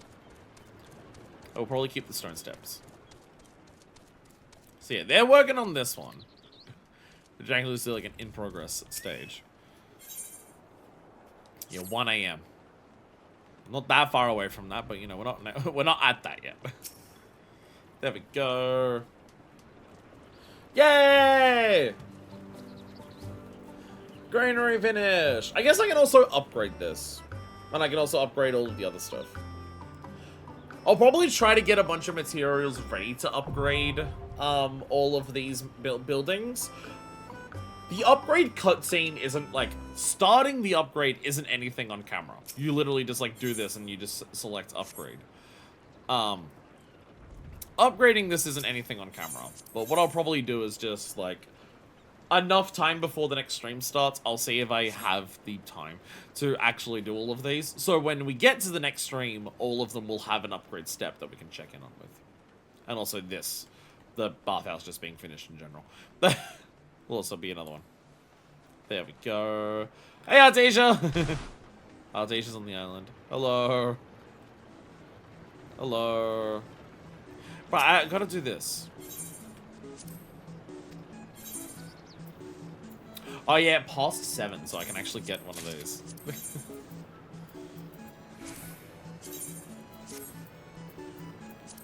There we go. So now I'm gonna get double these amounts. I'm gonna get double these amounts. Actually, oh, I probably shouldn't have done that.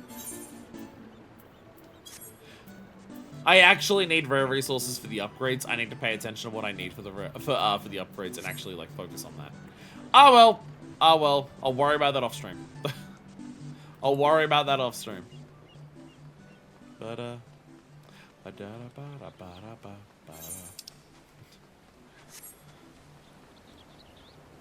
Should need the garnets? Yeah.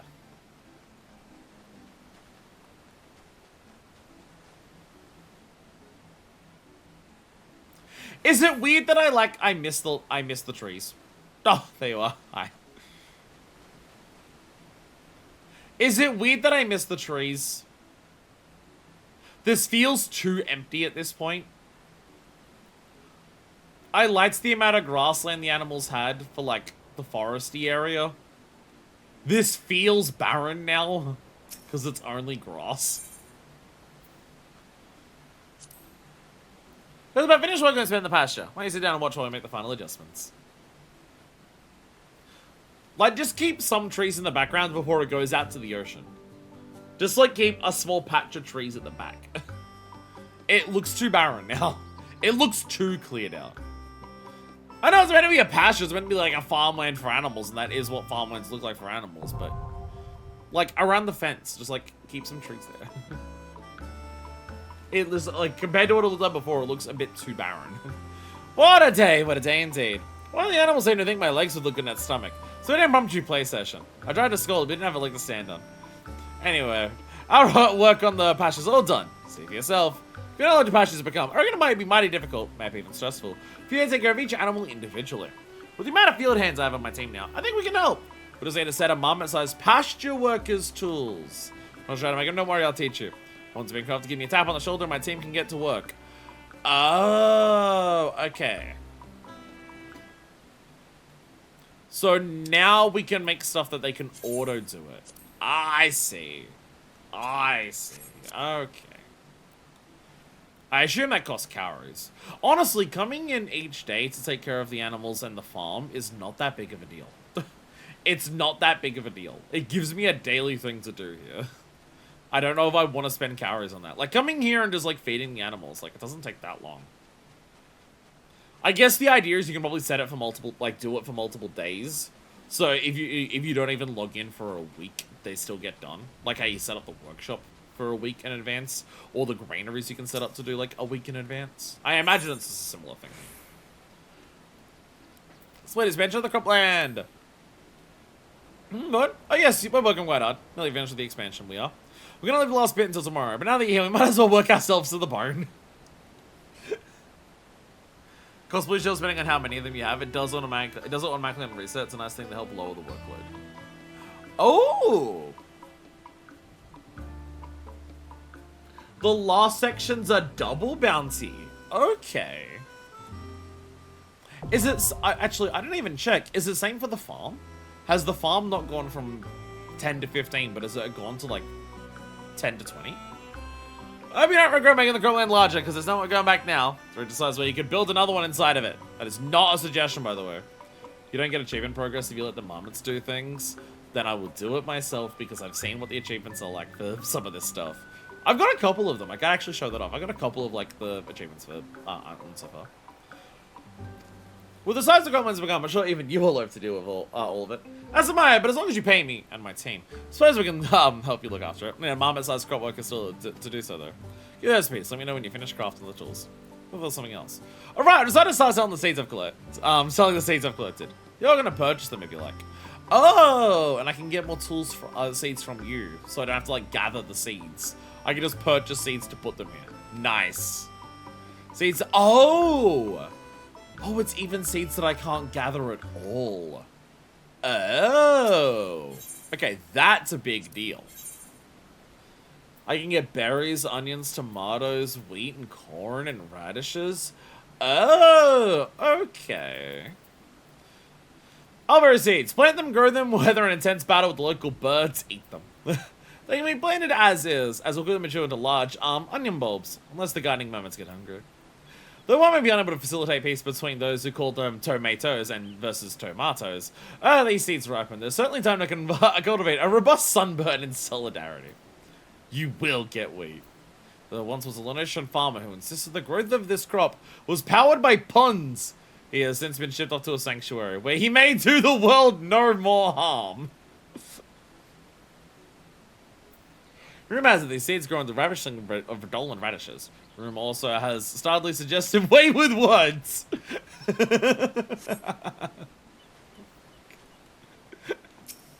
Who wrote this shit? Was it Koji? Or was it someone else? Yeah, straight up doubled it to 20. Holy shit. I didn't feed my animals yesterday, so they're on lightning. It's because I was playing Monster Hunter, so maybe the mammoths would have helped then. But yeah, it's actually straight up doubled the pasture to 20. The final step was a huge one. Holy shit, we can go up to fucking 20 of the animals now. Oh my god. And yeah, this also has 20. For all of this. I'm not gonna worry about like planting and you watching me do all of that. Alright, I have to craft the shit. So what do I need for these? I can just straight up make the crop worker tools now. To making new tools, it'll also give like, a nice little bit of experience. Bestis tools! Bestis tools, when did that appear? When did Bestis appear? Is it that you can't, is it that you're not allowed to expand even further until like the farms are done? And maybe you're not allowed to expand further until like your cabin's level 3? I don't know when this appeared. But we checked earlier and it was not there. I'm gonna make these ones and then we're gonna have to go out and, oh, I can't. Oh, I need 10 of all of it. Oh, I need 10 of all this shit. Oh god, okay, we need to go gathering shit. It was after the granary. Oh, you have something built in all of them, maybe? Maybe. We're gonna go gather some shit. I'll come back to you in a second. We have to go gather some shit. Shit, maybe this VOD will be over 12 hours. Fuck, we're gonna run. Okay, so what do I need for the best tools? Okay. Iron ore, quartz, and Luca granite. We get all of that up the mountain. And then hemp and clay. Okay, so I need clay, so I need to go along here first. Along here, I can get some clay. Uppos. Uppos. Oh, I gotta make soporifics. I can actually do that now. I can make some soporifics. Specifically, I can make 2 soporifics, because then I'm gonna need jellyfish. I'll have to gather more of those. But I can make some soporifics. We can catch a big animal while we're out here. We'll catch a big animal while we're here.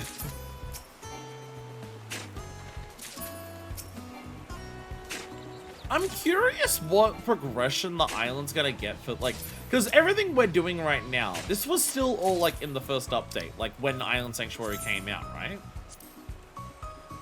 I have enough clay. We need a bunch of hemp. Sugarcane doesn't give hemp. I don't think. The wild ones give you hemp, or is this, the other one? No, that's Isle Ward. I know down by the beach I can get hemp. There's the agave plants. Or cotton balls. Which one was actually down? 1 to 10, still the original. So, yeah, everything we're doing is still part of, like, when this was originally introduced. And I feel like we're doing a lot. I feel like we're making still a lot of, like, we've done a lot. I mean, I guess it makes sense that the first update has a lot in there to give people a lot to chew on, and then the subsequent updates are smaller, like, things to come back to. When it's first there, you get a shitload. And in the future patches, like, you've got other stuff as happening at the same time, so you don't get as much each time. I guess that's kind of, like, the idea. But it kind of makes me wonder what, like, the future upgrades for the island are going to be. Because I feel like by the end of 1 to 10, like, we're going to have most of the tools to gather most of the stuff on the island. I mean, at this point, I don't think we've come across anything I can't gather yet. And also, like, our pastures are being expanded to as big as they will get. Like, there's physically no more land. So it expands the farm any further. So what are the rest of the updates going to be? Do the rest of the updates have to do with these sections of the island we can't explore? Maybe that's the idea? Maybe the idea is, well, you've made the hideaway so expansive. It's as big as it can be. But you've not explored the whole island, so the further updates are about helping you to explore the rest of the island. It could be that. It could be that. Do I have enough for my tools now? I have 11 hemp. I don't need hemp for that. Is there any overlap in this at all? No, but I need some copper and island logs. But there's no overlap in that. Actually, down here is copper. Copper's over here. We have to run as fast as we can so I can actually finish this before the stream gets too long. Gonna pass 12 hours purely because of islands for sure. So we don't have to gather much over here.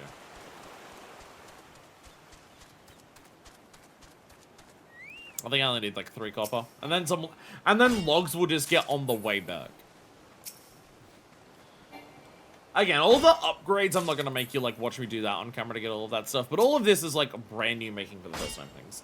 Upgrades are just same house, but bigger. All of this stuff is brand new thing. Yeah, so we're enough for that. So it's just, yeah, iron ore, quartz, and liquid granite up the mountain. And then get a couple of logs on the way back. We'll also work out how to get back. That's why I teleported last time. Trying to get back up here is a little confusing. I'm making a lot of progress. Oh, I can catch one of you now, actually.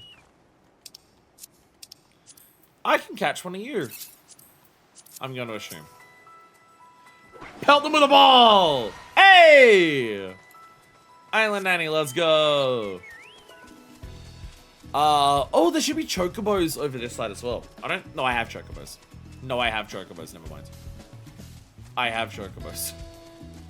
Chocobos with... I don't know what else you capture with the soporifics then. What else am I saying? Liptodons we also got with the net. Do we have any domes? No, I think I do have a dome. I think I have a dome. The Aurochs! The Aurochs, you are right, yes, the Aurochs. They are actually over here. Actually, I'm pretty sure, aren't they up there? Well, the Aurochs are up this side here. Or are they down further here?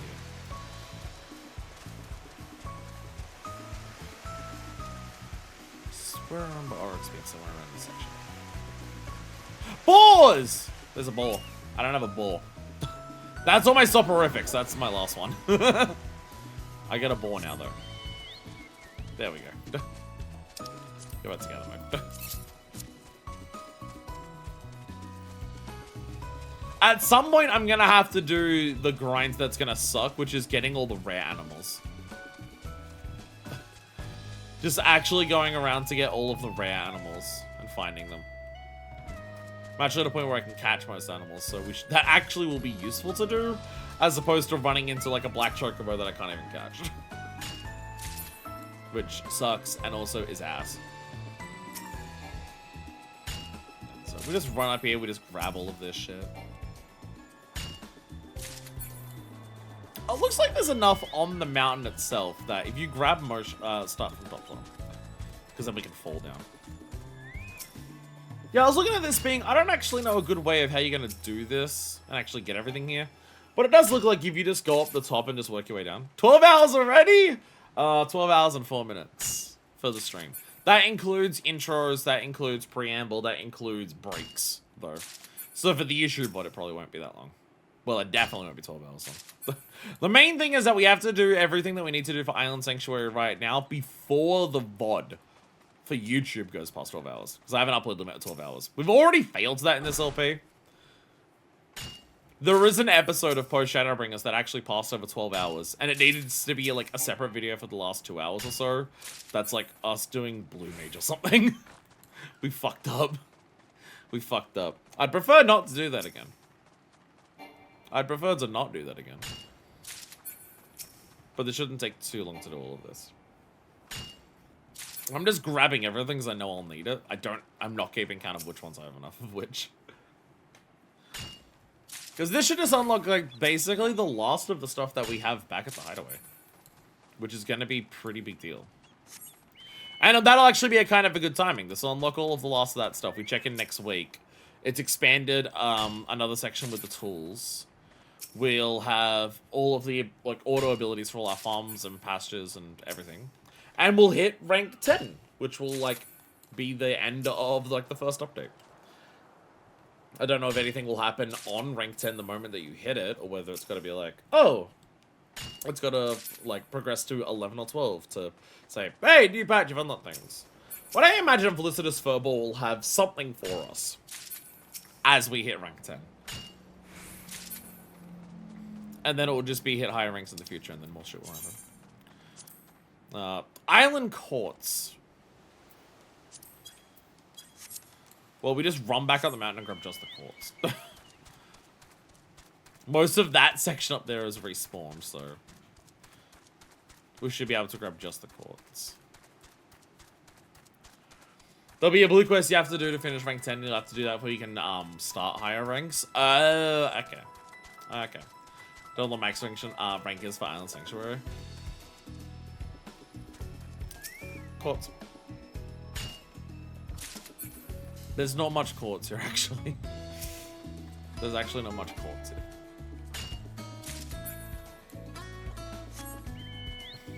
Other stuff hasn't respawned. Was there any courts down here?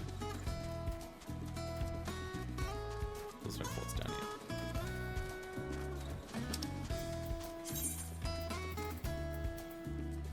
Courts. Shit. We've actually got everything on the list so far, though. Like, for my gathering list, I've actually completed everything up to this section. I was missing a couple of things because I was missing clams. I was missing a couple of the water things because I never dived into water. Because it looks like it's in order of just like everything you gather without tools and then all of those same areas, but you do have tools. Which maybe that's what part of it is. Maybe a part of it is there'll be more tools for every rank. And just, oh, you have more tools for the next, for this, go back to those same gathering spots and you'll get 3 items per day. They could do that. They could do that. Again, I'm going to assume some of it is going to these areas on the map that you can't go to. Like, looking there at this looks like this continues into this, but...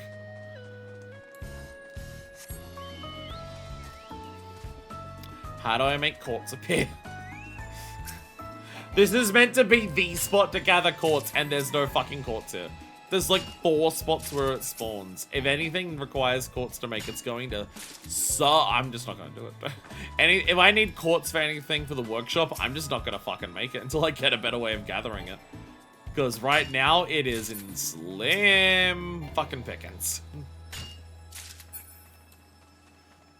There is a couple of spots of it, and that is about it.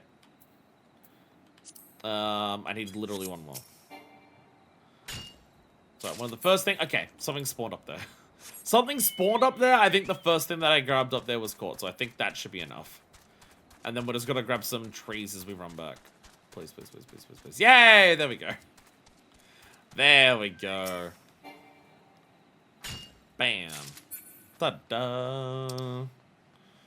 Ta-da. So, what am I looking at? Crafting log. Bestest tools! Yeah. Ta-da! Another 1,200. How do I now be expanded with the tools you crafted? Let's go. So yeah, just some mammoth pasture work tools. We need some we need 6 logs on the way back. And then we're good. And then we're good. So, Deku, just as a confirmation, I'm just thinking in terms of how this will work for the stream. So the blue quest will appear. And we can't get any more experience? Does it lock experience behind the blue quest as well? Like, oh, you have a blue quest to do. You can no longer get experience until you do that blue quest. Does it work that way? Because if it does, my thought process is I want to make sure I can, like, get close to getting the next rank. Or pretty damn close to it before the next stream. When we come to the island on the next stream, immediately hit that rank, do the blue quest, and then I check my crafting workshop. Because if I check my crafting workshop when I only need like 2,000 experience left to level out, then I might waste a bunch of that craft shop experience. So I'll want to actually make sure I get the experience. Yeah. Record Gridley will just be locked to 10, so no more XP. Okay.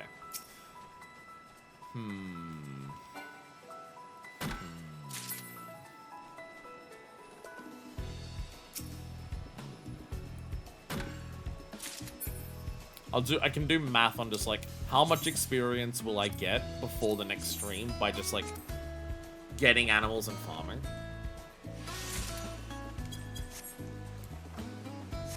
I guess the way that I do it is when I set up my workshop to build, each day when I come in to, like, check on my animals and everything, if need be, just, like, check in the workshop during the week to get, like, a certain small amount of that XP.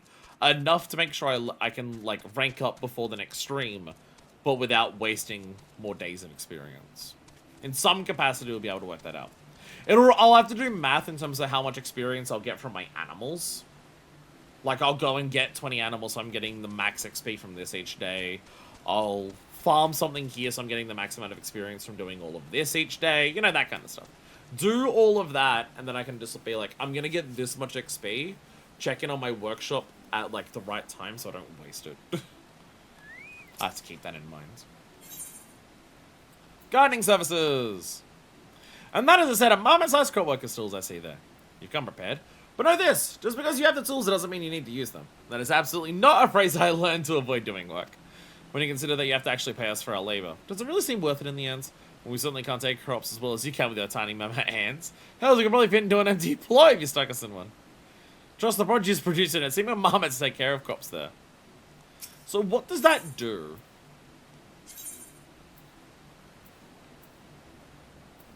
Daily care fee, collect all.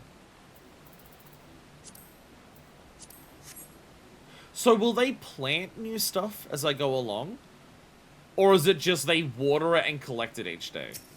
Can I set them to, like, plant new stuff and grab it? Like, is this fully automated, or do I... Because if I need to do the planting and gathering, like, if I need to do the initial planting and stuff, then I might as well just do the whole fucking thing myself.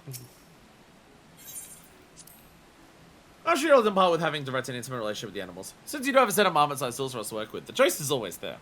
We can't give them the same level of loving care that you would, but we'll do our darndest. So as ours have a source, quite small daily fee for each animal you trust to us. Please keep that in mind.